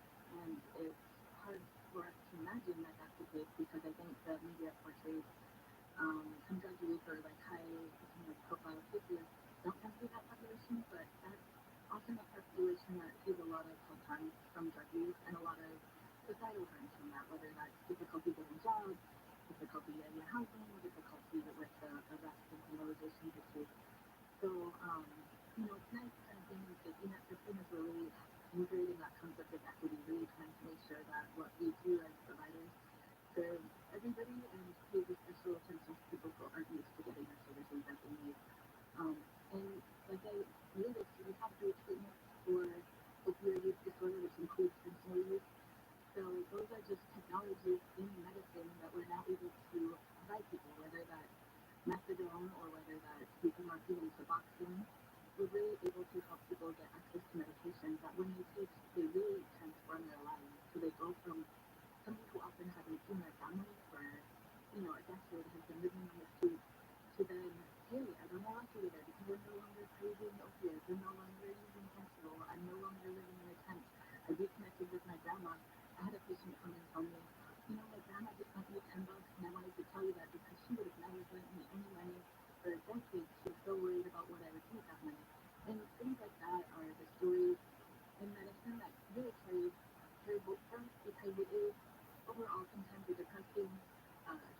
it's a second time social media.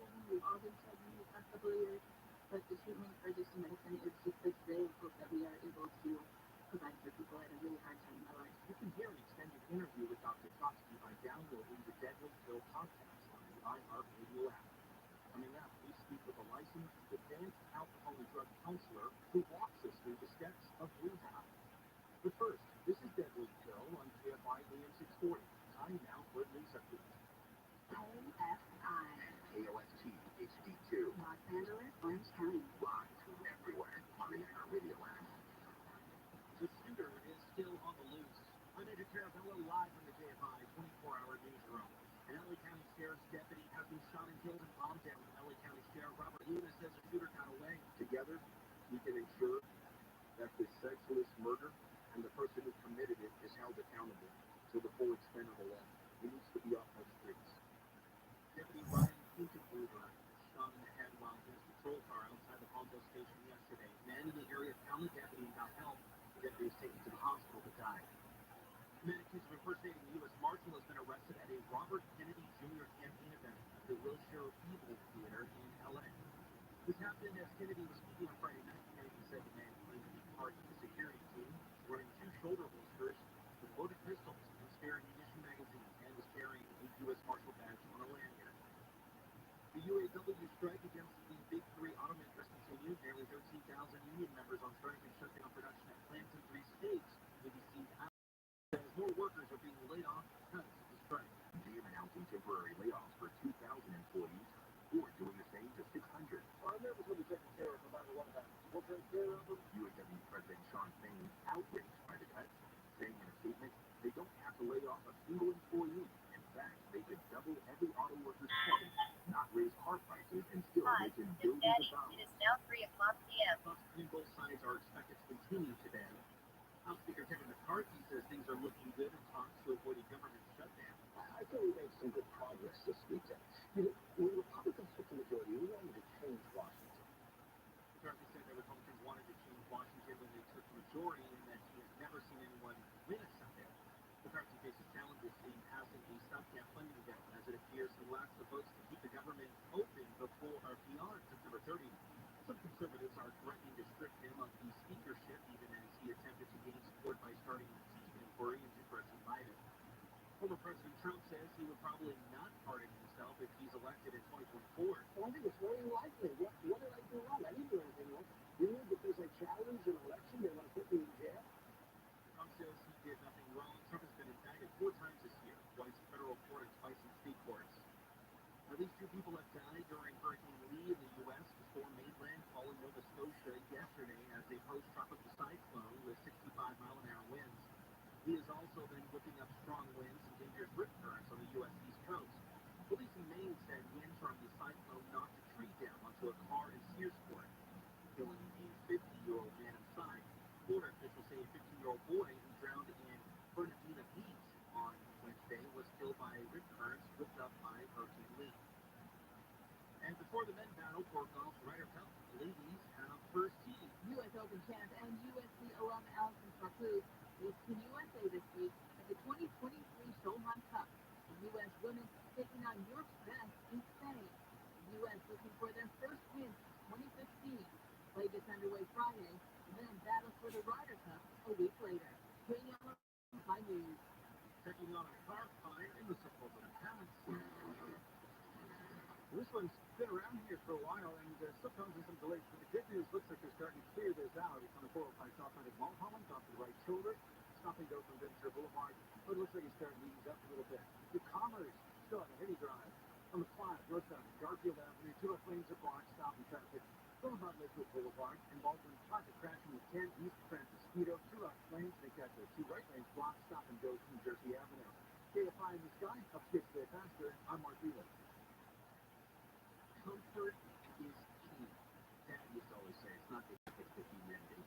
Doubly so when it comes to your underwear. Dion used to say, look good, play, feel good, but pay is good, and that is how you feel with Tommy John underwear. When you wear Tommy John, you are that much more comfortable. You can do just about everything that much better. They are breathable, lightweight, moisture-wicking fabric we're talking about. 4 times the stretch of competing brands that will keep you 7 degrees cooler than cotton. And Tommy John doesn't have just customers, they have fanatics. In fact, one Tommy John fanatic said, the most comfortable box of briefs ever. There's no downside. You buy one pair, you'll never want to wear any other underwear again. And you can bet you're always covered by Tommy John's best pair you'll ever wear, or it's free guarantee. Get 20% off on that first order right now when you go to TommyJohn.com/KFI. It's 20% off at TommyJohn.com/KFI. TommyJohn.com/KFI. See site for details. Sick of paying $100 for groceries and getting just eggs, orange juice, and a paper bag? Then download the Drop app. With Drop, you earn gift cards with your everyday shopping. So get Drop today and start getting more than you paid for. Tired of your car's transmission acting up on road trips? Trust the experts at Enco. Don't be the laughing stock of your next family vacation. Let Enco get you back on the road in no time. With our experienced technicians with famous AA warranty, you'll be cruising down the highway with confidence. Don't get stuck on the side of the road. Visit Amco today. The transmission experts. Drive with confidence. Drive with Amco. That's AA MCO. Bring your family and friends to Dodger Stadium on Saturday, September 23rd, when the boys in blue take on the Giants for La Gran Fiesta. Enjoy live music, player appearances, interactive games, and activities for all ages. For tickets and more information, visit Dodgers.com/promotion. Sour brought to you by Root Hero. Taking a look at Southland weather from today. High lows in the upper 50s and low 60s across the Southland. Monday's going to see highs in the low 70s at the beaches, mid 70s for inland metro AOC in the valleys, low 80s in the Inland Empire and Antelope Valley the rest of the week, and at mostly 70s across Southern California. Right now, Rancho, Santa Margarita 68, Costa Mesa, Malibu 71, and in Hacienda Heights 72 degrees. With legal local, live from the KFI 24-hour newsroom, I'm Andrew Caravella. Listen on the free iHeartRadio app for all your music, sports, talk, and podcasts. Free never sounded so good. KFI AM 640.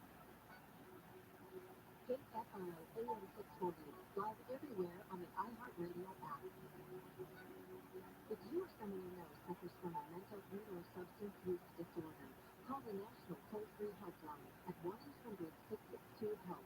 That's 1-800-662-4357.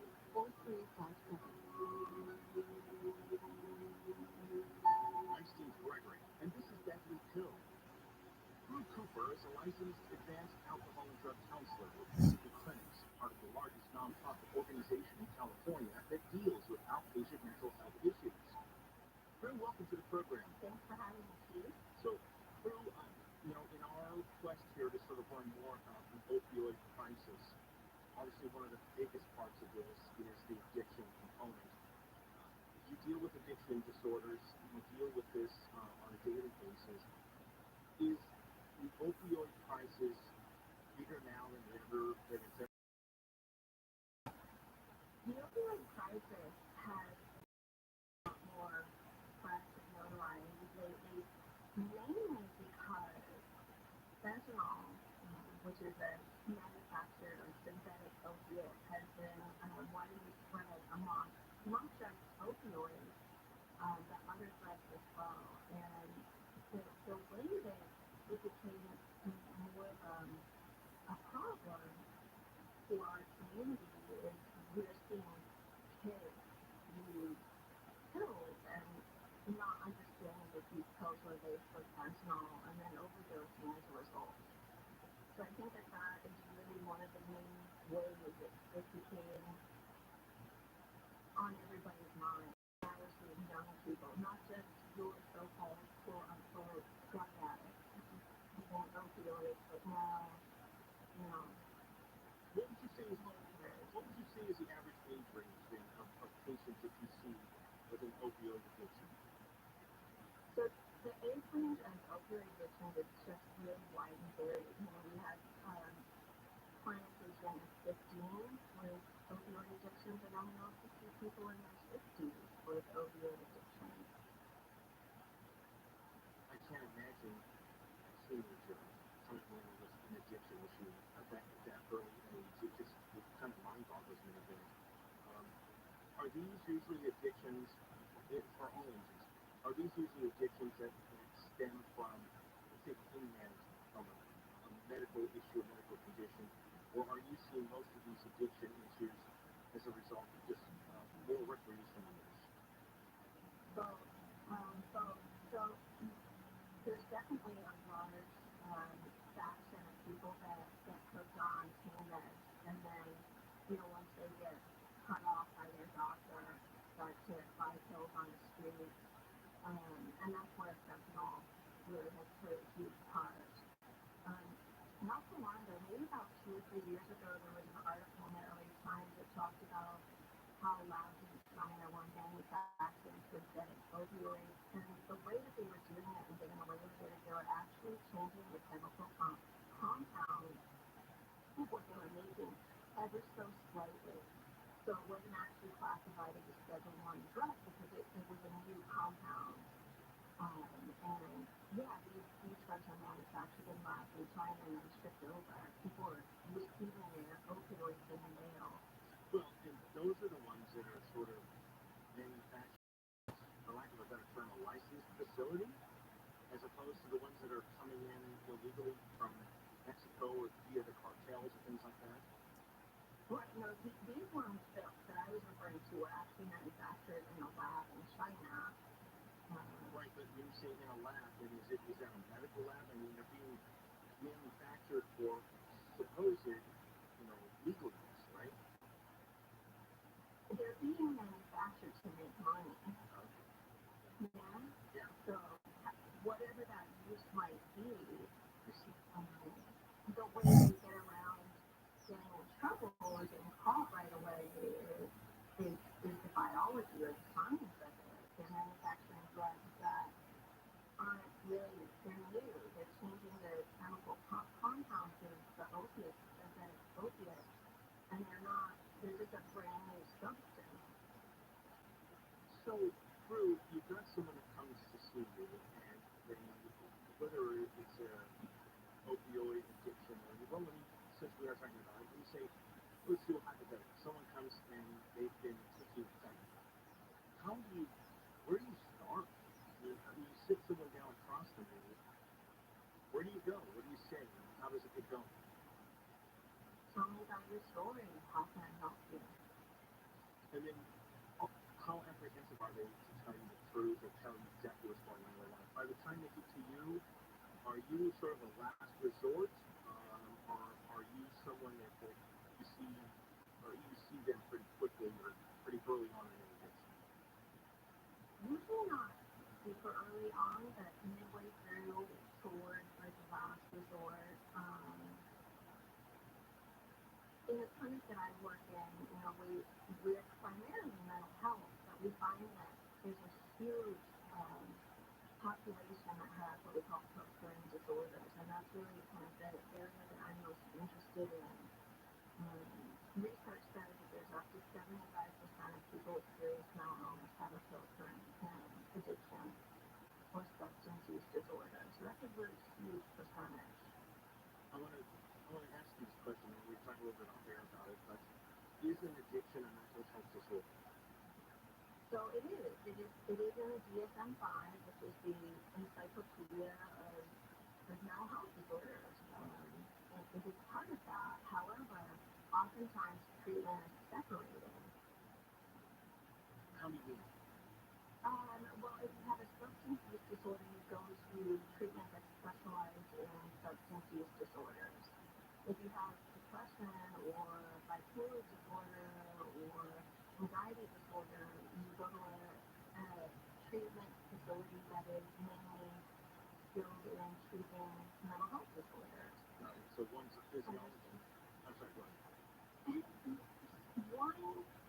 There's this sort of like kind of, I don't know, old school thinking that in order to get the treatment, in order for somebody to help another addict, they have to know what that person has been through.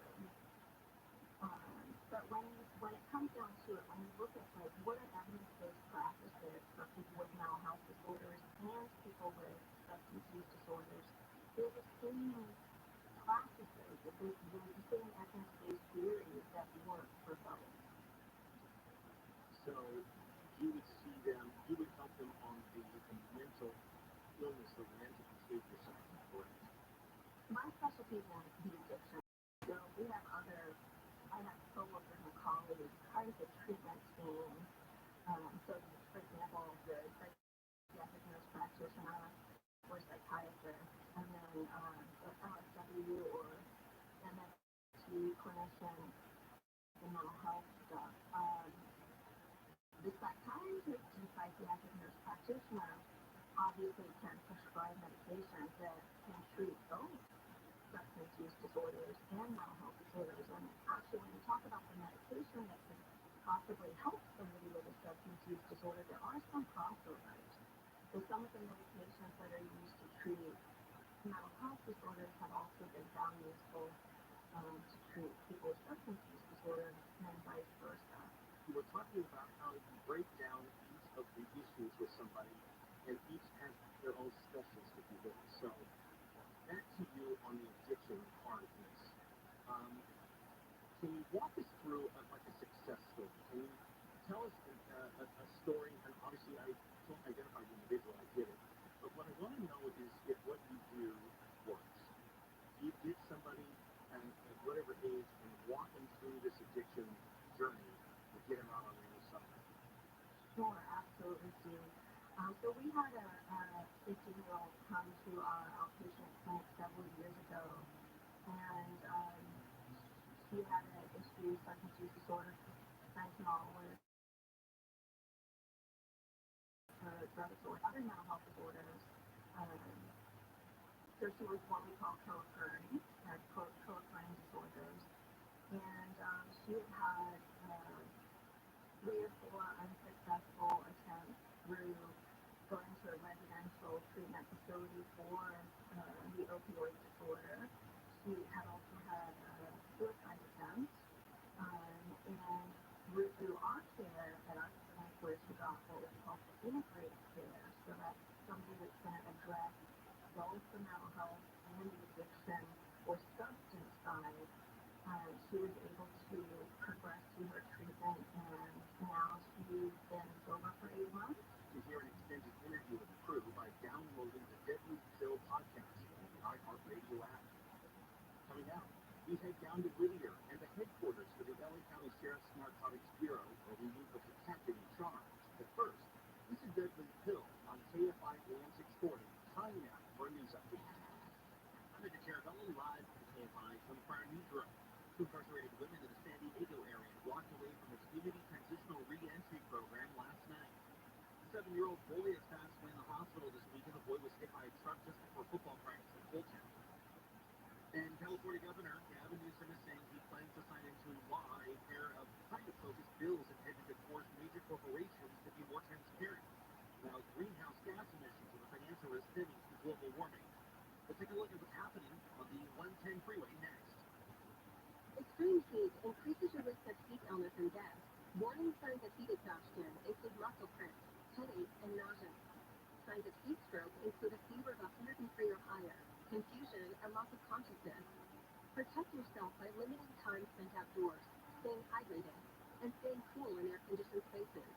Learn how to stay safer from extreme heat at heatreadyca.com. Brought to you by the state of California. Press through Elysian Park. The Pasadena Freeway northbound at Academy Road, the left lane's blocked. Stop and go traffic from Hill Street to Hollywood. Everyone on the 101 southbound from Sunset Boulevard to Benton Way. It has a 10-minute wait there. It's going to be a slow drive as you head through Baldwin Park, but the good news, a clearing column on the 10 east of Francis Vito. Still a vehicle on the side of the roadway. Let's see if they clear that out. KFI in the sky helps get you there faster. I'm Mark Hewitt, KTLA 5 News.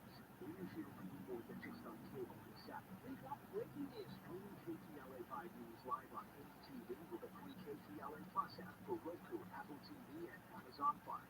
Or stay connected through the KTLA 5 mobile app on your phone or tablet. Sky 5 gives you a lot when you need to know. Open KTLA Plus for your TV with a KTLA 5 mobile app for your mobile device. Even more reasons why KTLA is LA's very own. This report is sponsored by MGM Rewards. Having the time of your life is more rewarding than ever when you visit any MGM Rewards destination nationwide. Dine, stay, play, and earn on all of it. Details at MGMRewards.com. Subject to annual redemption limitations applicable to certain purchases and in certain states. Comfort is key. That so when it comes to your underwear. Dion used to say, look good, play good, feel good, but pay you good. And that is how you feel with Tommy John underwear. You are that much more comfortable. You can do just about everything that much better. They are breathable, lightweight, moisture-wicking fabric we're talking about. 4 times the stretch of competing brands that will keep you 7 degrees cooler than cotton. And Tommy John doesn't have just customers, they have fanatics. In fact, one Tommy John fanatic said, the most comfortable boxer briefs ever. There's no downside. You buy one pair, you'll never want to wear any other underwear again. And you can bet you're always covered by Tommy John's best pair you'll ever wear, or it's free guarantee. Get 20% off on that first order right now when you go to TommyJohn.com/KFI. That's 20% off at TommyJohn.com/KFI. TommyJohn.com/KFI. See site for details. Tired of your car's transmission acting up on road trips? Trust the experts at AMCO. Don't be the laughing stock of your next family vacation. Let AMCO get you back on the road in no time. With our experienced technicians and famous AA warranty, you'll be cruising down the highway with confidence. Don't get stuck on the side of the road. Visit AMCO today. The transmission experts. Drive with confidence. Drive with AMCO. That's AA and CO.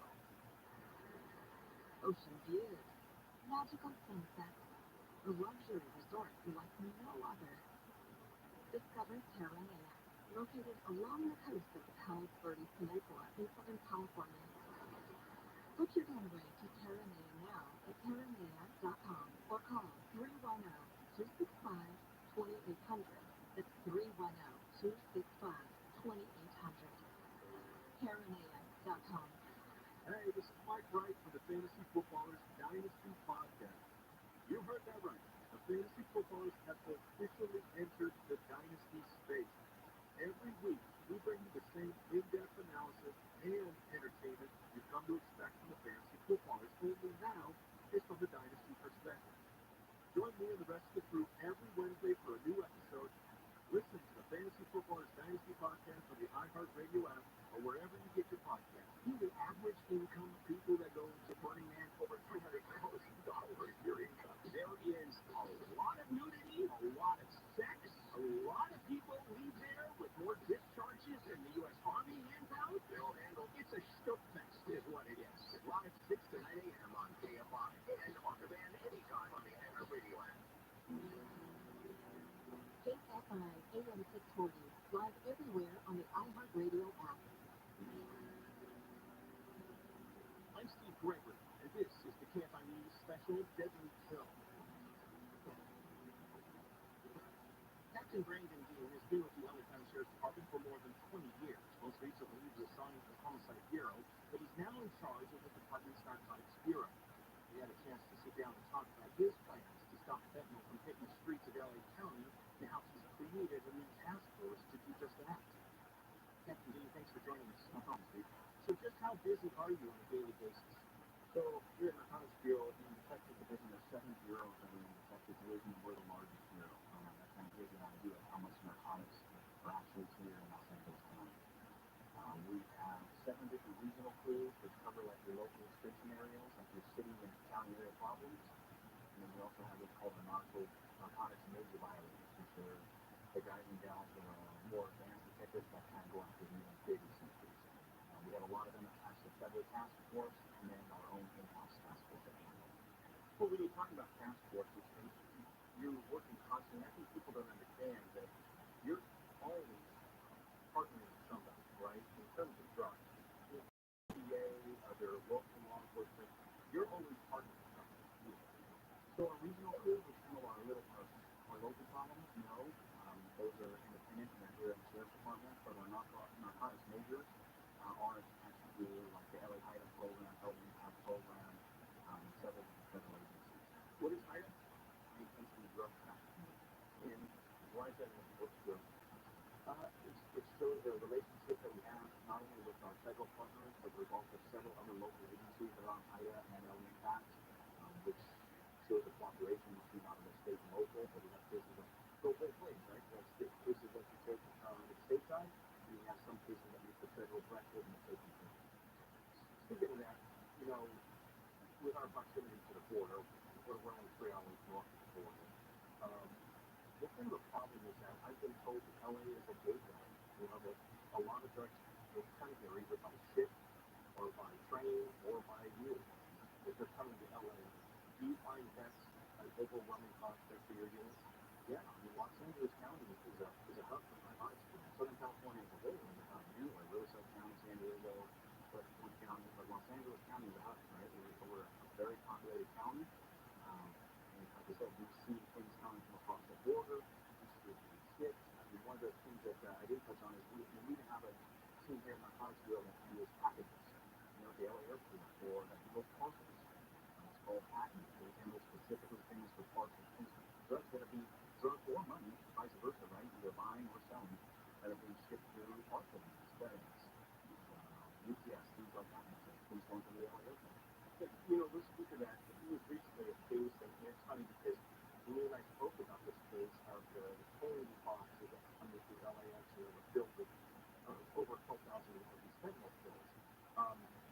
So it's just another day at the office to do it. But it was kind of an interesting look at just how desperate people are with respect to it. So talk about how you work with LAX and why is that such an important place to do? LAX, we got, I don't know what the number would be, but millions and millions of travelers every year, right? And they're trying to smuggle things through to LA and smuggle things out of LA, right? So over there we have a federal task force which is made up of LA County sheriffs along with DEA agents, an LAX police officer, and a couple of LAPD and TRUMAN officers. The particular incident you're talking about was last week. TSA did a great job of screening, saw some irregularities. Somebody kind of passed through TSA screening, flagged them instantly, and were able to see several candy boxes that had approximately 12,000 pills on them. You know, do you think that that person was going to hide pills in people's candy boxes for how many? No. I mean, it's just another way of smuggling, right? They're small. Fentanyl pills are small. Some people can be colored and see if rainbow pills before. If they're colored and in a candy box, it's more concealment than trying to put it inside just candy. But having that through at the airport is crucial because we see people trying to smuggle things through the airport. So what's the task force doing at the airport on a daily basis? What would the members of your department be doing with that? So they're assigned to take the task force made up of LA County Sheriff, 3 detectives of mine, a sergeant, and then it's also made up of DEA agents, an LAX police officer, and a canine. So their job is basically to keep intercept any drugs coming through the airport, packages, people shipping things in luggage. A lot of times we take people with money that are shipping money out, maybe purchasing drugs. So it's going both ways, right? We're pushing drugs coming in and money coming in, or drugs coming out and money coming out. How frequently is that happening? Like daily? Constantly. Now, I mean, the Narcotics Bureau as a whole, whether it's the LAX crew or the local crews or the major crews, we're doing warrants and operations daily. So far this year, we have served over 800 searches just here at Narcotics Bureau. Okay, so for comparison though, 800 in a year doesn't sound like the longest number, but how is that for like a homicide? You know, the homicide bureau, how many warrants? Give us a comparison to another unit. Is that, I mean, would it now need the number for Operation Safe Street, which would be our gang unit, which is a comparable unit doing a lot of proactive law enforcement work, which is what we do here at Narcotics Bureau, and around 400 at this time. So far, you're doing 20, and the roads are double what it is. Yeah. And that's not because they're not working. You know what I mean? OSS is doing a great job, and they're out there getting a lot of guns and solving a lot of crimes. There's just so much built in this county that the volume for us to be doing warrants, and that 800 is just, that really get done. Right? We could be doing more if we had more personnel this time. Yeah, but we can take that's the case. We need more resources. So let me ask you, it's kind of the front lines of this on a daily basis, especially when I was flying. You know, the war on drugs has been going on for decades. Do you feel like you guys are spinning the wheels 2 steps forward, 5 steps backwards? Are you making a difference?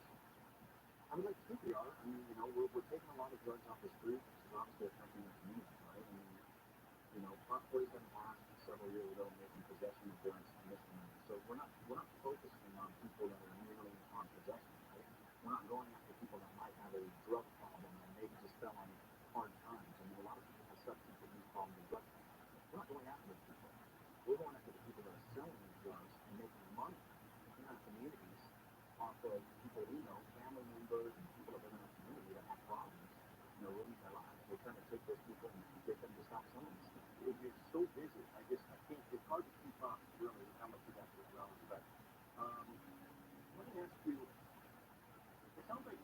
based on what you told me in the last segment, you're more interested in those people who sell illicit drugs and make those drugs than you are the ones that use them, right?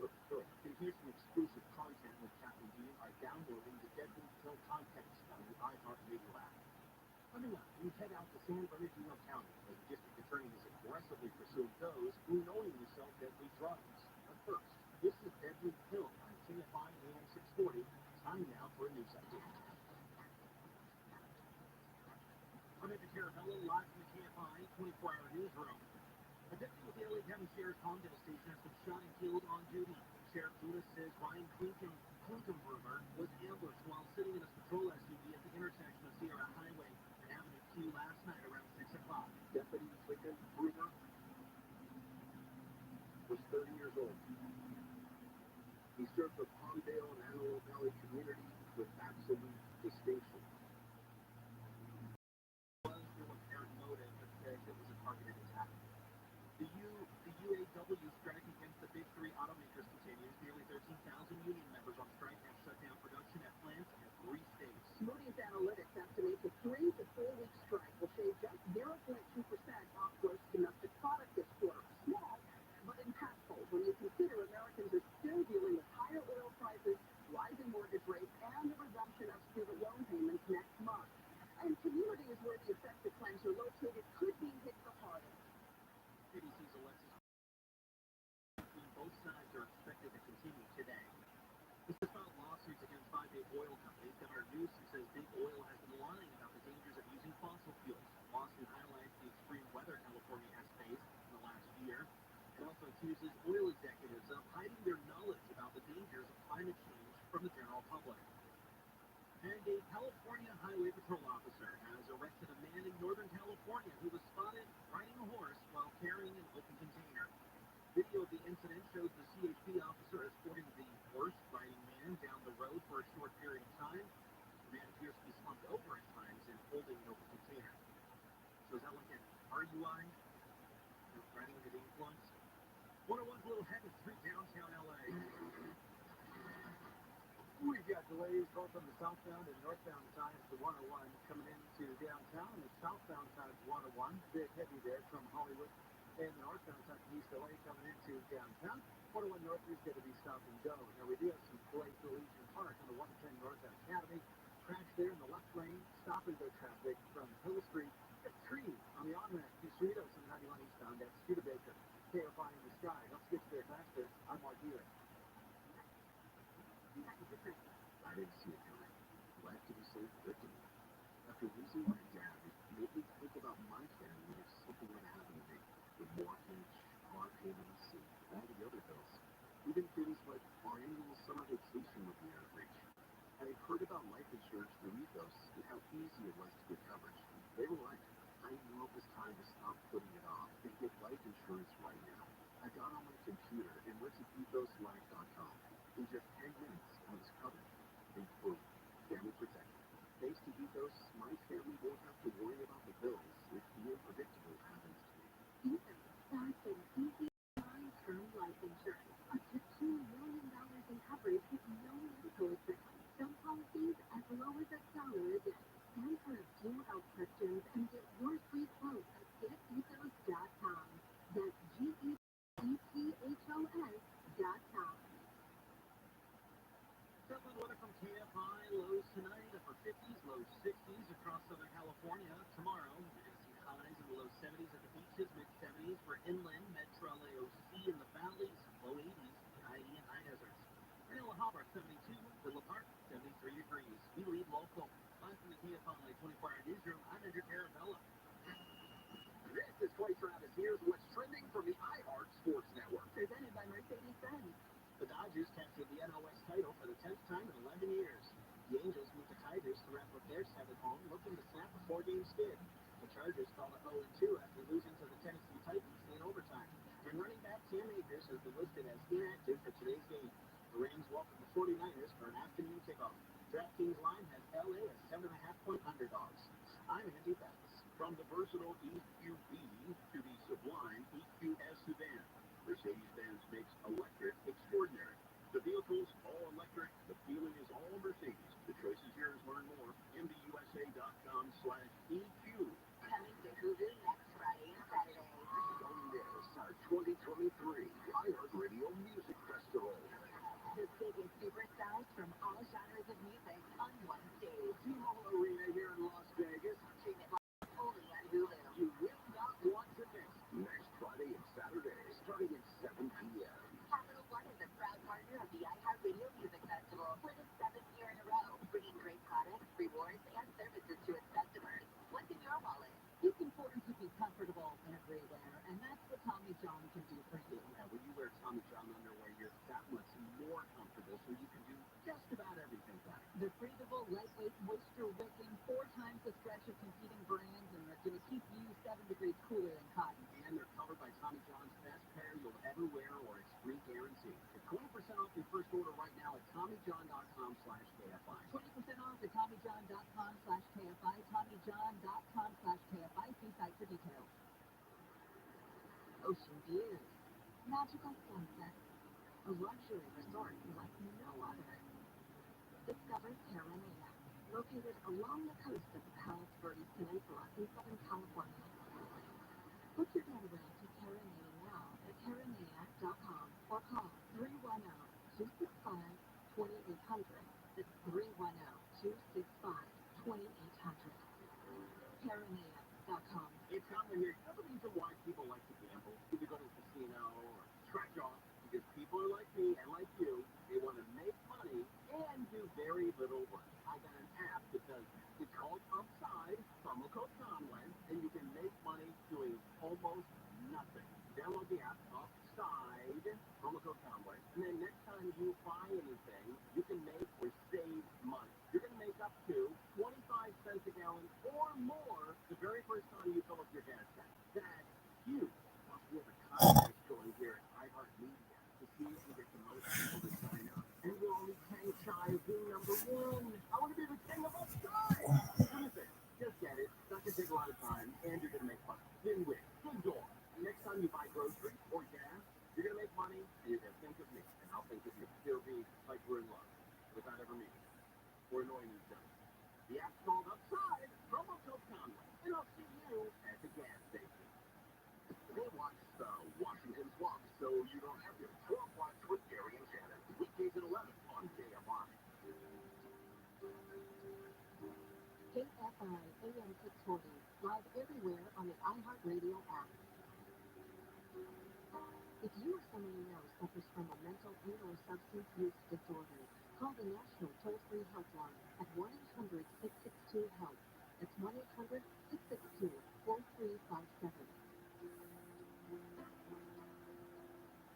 Welcome back to Deadly Hill. I'm KFI's Steve Gregory. Jason Anderson is the district attorney for San Bernardino County and has been an advocate for victims of crime. And now he's on a crusade to go after those who knowingly sell or provide any drug that kills another. Mr. DA, thank you for joining us. Thank you, Steve. My pleasure. I wanted to begin with the case of 18-year-old Brian and Aya Esquivel, a teen from Pomona who you prosecuted for providing a drug laced with fentanyl to a 17-year-old from Chino Hills who died as a result. Can you walk us through that case? Yeah, that case was one that we charged, and it was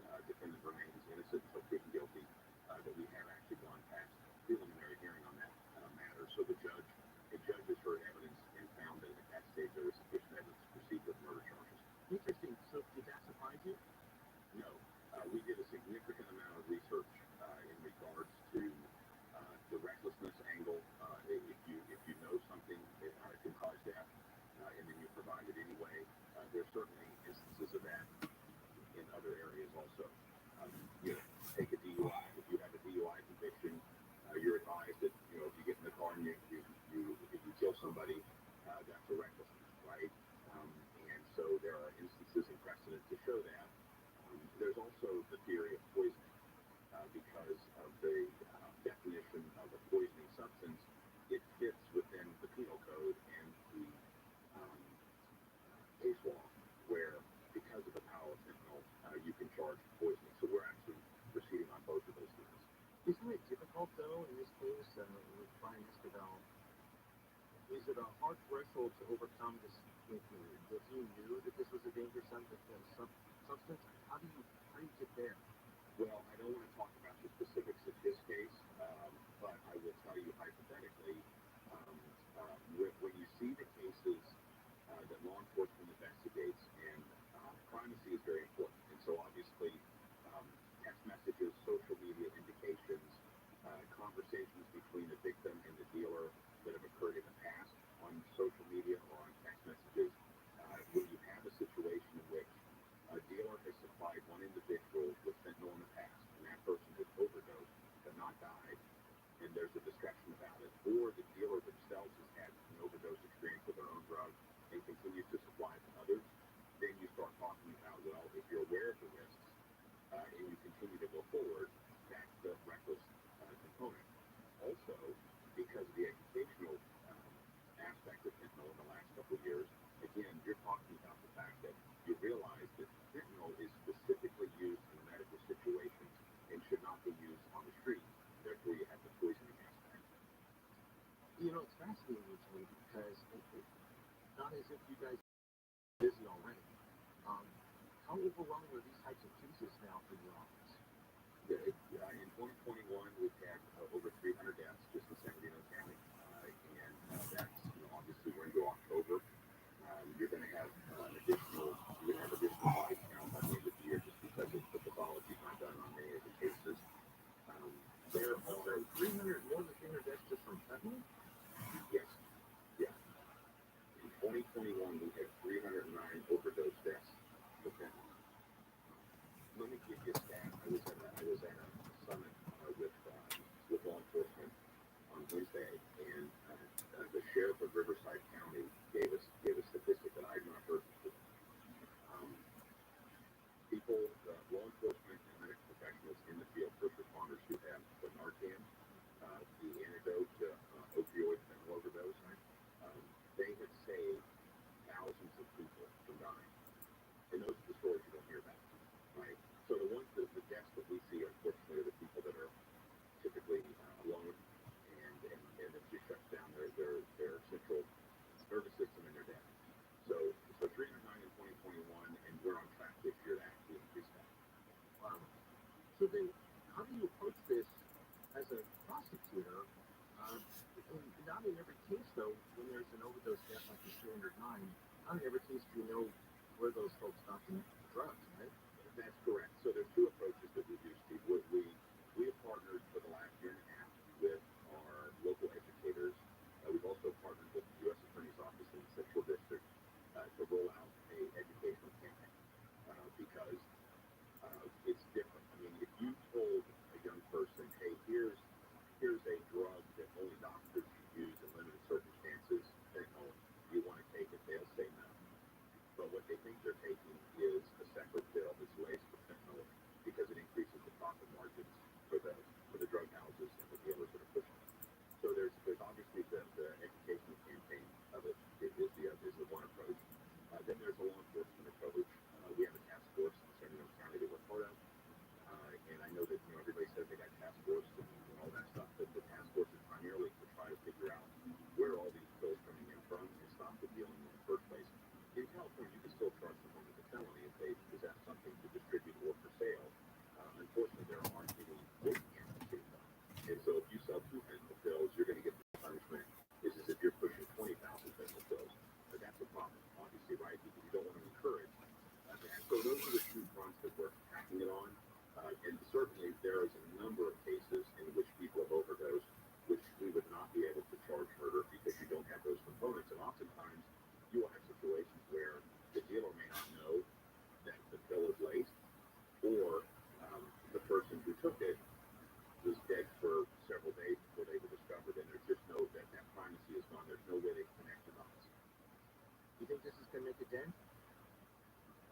do believe it will make a dent, and here's the reason why. We have to start somewhere. Here's the analogy I use all the time with people, and I was talking to a group last night, and they were asking me the same question. I want you to think back to 40 years ago, when the blood alcohol limit around this country was 0.15 or 0.17, or maybe nothing at all, right? And then all of a sudden, the body started piling up. And then what happened, the seminal time, is when one mother decided that's enough. My son was murdered, and mad was started. And then you saw the blood alcohol levels come down, right? To 0.08 in California, even lower in other states, right? I guarantee you there were politicians back 4 years ago that resisted voting in favor of reducing the blood alcohol level. And today those people look like fools. You can hear my extended interview with D.A. Anderson on the Deadly Pill podcast, available on the iHeartRadio app. Coming up, the last stop. We speak with the medical examiner of L.A. County. He gives us a brutally honest view from the perspective of a man who is with the dead bodies. But first, this is Deadly Pill on KFI AM 640. Time now for a news update.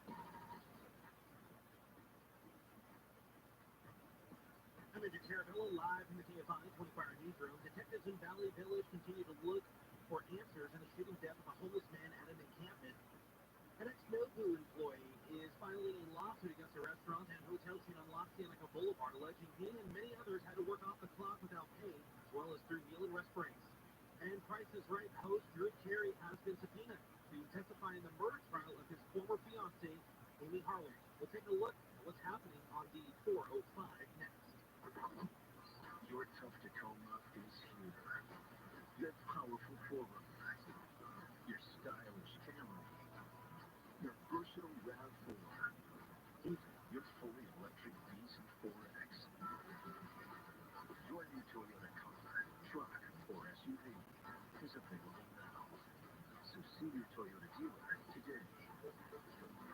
We make it easy. Toyota, let's go places. Toyota.com is Toyota Central for all things Toyota. At Toyota.com, you can get product information, compare models, check out all the latest offers, find a dealer, search our inventory, set up a test drive. You can even build your Toyota the way you want. The road to a great deal on a new Toyota starts at Toyota.com. We made it easy on you. Toyota, let's go places. Checking in on a crash through the Sepulveda Pass. Southbound side of the 405 at Sepulveda Boulevard, the on-ramp here. We've got a crash. Some slight delays as you make your way through the Sepulveda Pass. We do have delays for Legion Park from the 110 North at Academy. Stop and go drive from Hill Street into Hollywood. Heavy on the 101 South from Melrose to Glendale Boulevard. 10-minute wait. KFI in the sky helps get you there faster on Twitter. This report is sponsored by Boost Infinite. Hey, if you're thinking of getting the latest iPhone, you need to stop and check out the insane, amazing wireless offer for Boost Infinite. To learn all about it, just pick up your phone, dial pound 250 and say Boost Infinite. That's pound 250 and Boost Infinite. You know, addictions to drugs like meth or cocaine is a disease and not a choice. But getting help is. If you have similar use disorder, you, your family, and friends may have a lot of questions, including wellness thoughts. Choose Change California can help. Make a change today and find a proven treatment option for you at ChooseChangeCA.org. I'm John Morgan of Morgan & Morgan. Some people say bigger is better. When it comes to buying a home, a TV, or an ice cream sundae, would you rather go big? Insurance companies think that because they're bigger, they can pay injured people less than what they really deserve. But guess what?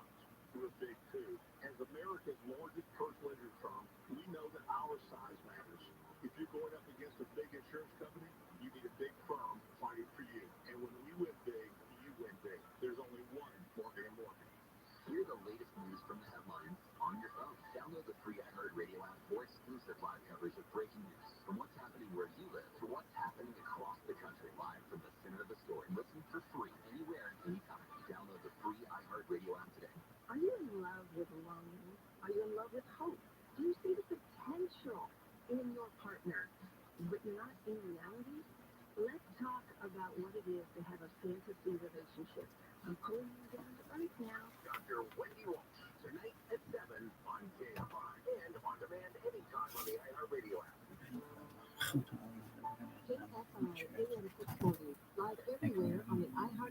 I'm Steve Gregory, and welcome back to Deadly Pill. Dr. Jonathan Lucas is the medical examiner for LA County, one of the nation's busiest corner operations. Dr. Lucas begins with his view of the opioid. Well, really, in the last 5 to 10 years, opioids have grown and grown in terms of overdose deaths in Los Angeles County. Certainly over the last 5 years, we've seen all unintentional overdoses increase or double, basically, the number of deaths up to about 3,000 in 2021. That's where that year was. And opioids have been growing. They've been driving that increase primarily. Opioids, of course, are a class of drugs, but have really became a main player in overdose deaths here in LA County. Did you see this coming? I would talk to general physicians, emergency room doctors, cops, firefighters, and they said it was just like one day a switch was flipped and they had all these ODs and they just didn't know what was happening and where it was coming from. No, absolutely. 15 years ago, we were talking about pills, people getting addicted to prescription medications, and then there was the illegal market. But even then, the numbers weren't growing all that much. Stop being a Lions fan, isn't it? Hey, look, it's my friend. Really exploded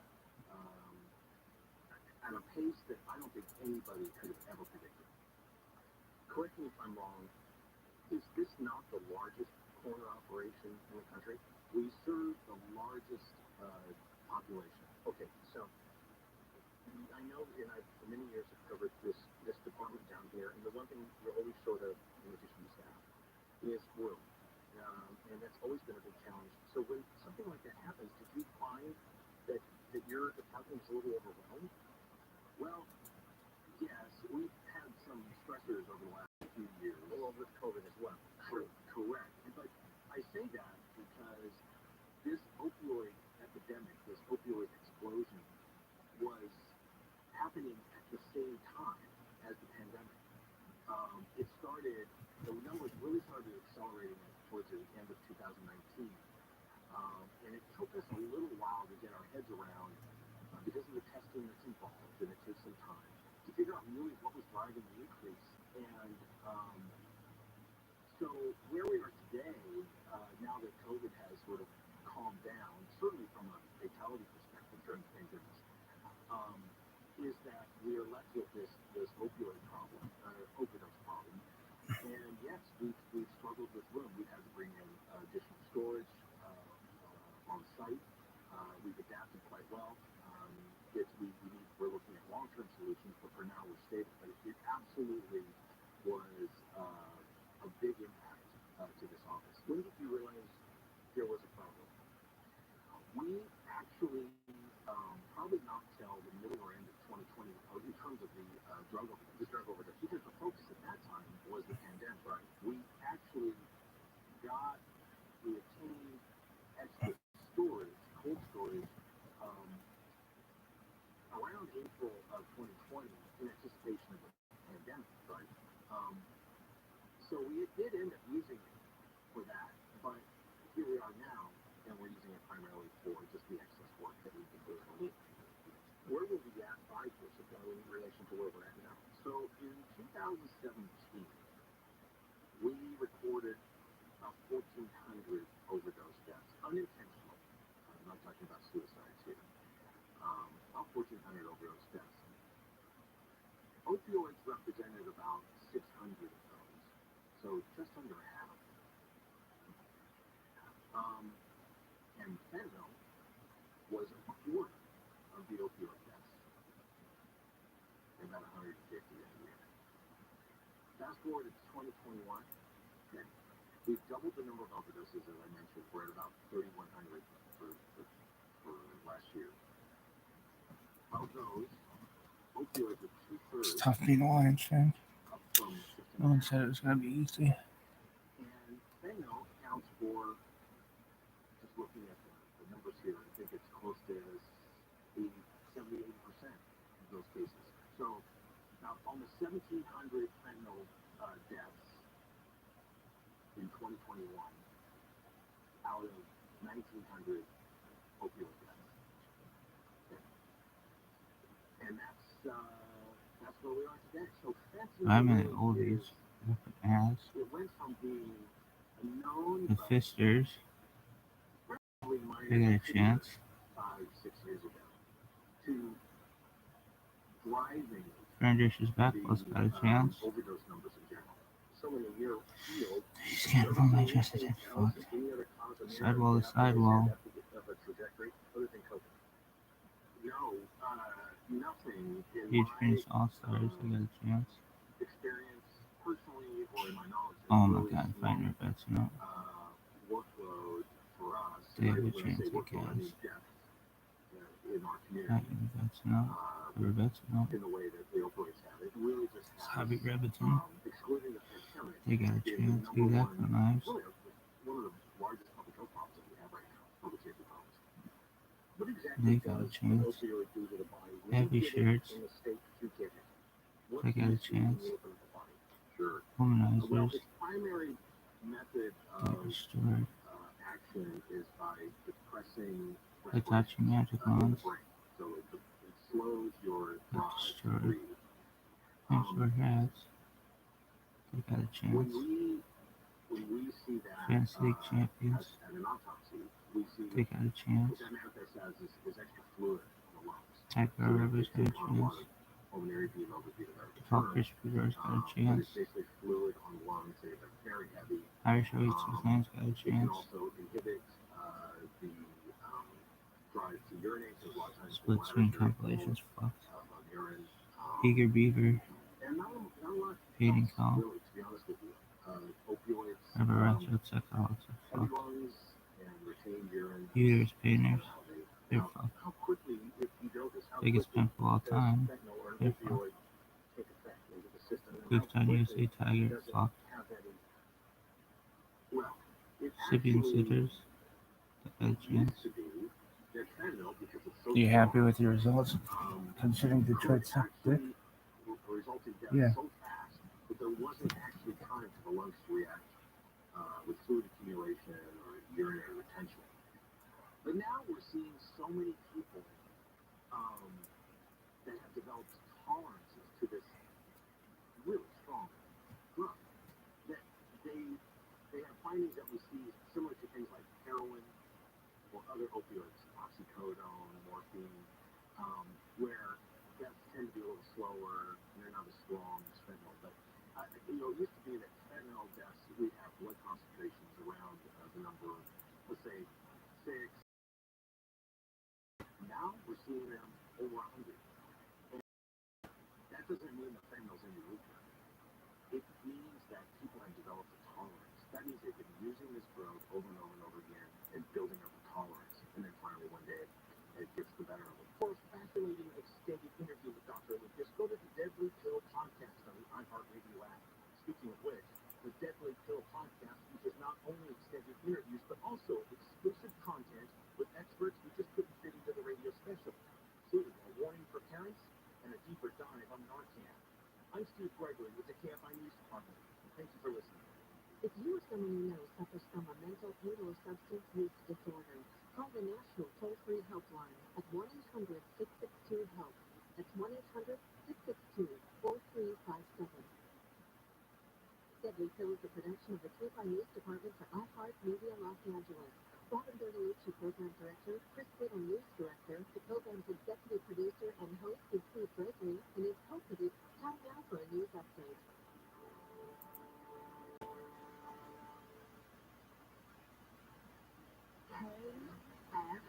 KOST HD2. Los Angeles, Orange County. Live everywhere on the iHeartRadio app. Sneak attack on a sheriff's deputy. I'm Andrew Carapello, live from the KFI 24-hour newsroom. An LA County Sheriff's deputy has been shot and killed in Palmdale. LA County Sheriff Robert Luna says Deputy Ryan Klinkenbroomer was shot in the head while in his patrol car outside the Palmdale station yesterday. He was a field training officer for 1.5 years. Not just anybody becomes a field training officer. It's usually the best of the best. The shooter got away. The second model has been found dead in downtown LA. 32-year-old Nicole Coates was found dead inside her apartment on September 10th. She was last seen going out September 8th. When her family didn't hear from her, her father and aunt went to her apartment and found her dead in her bed. The family says they could barely identify her. On September 12th, 31-year-old Melissa Mooney was found dead inside her apartment. When her family didn't hear from her, they sent the police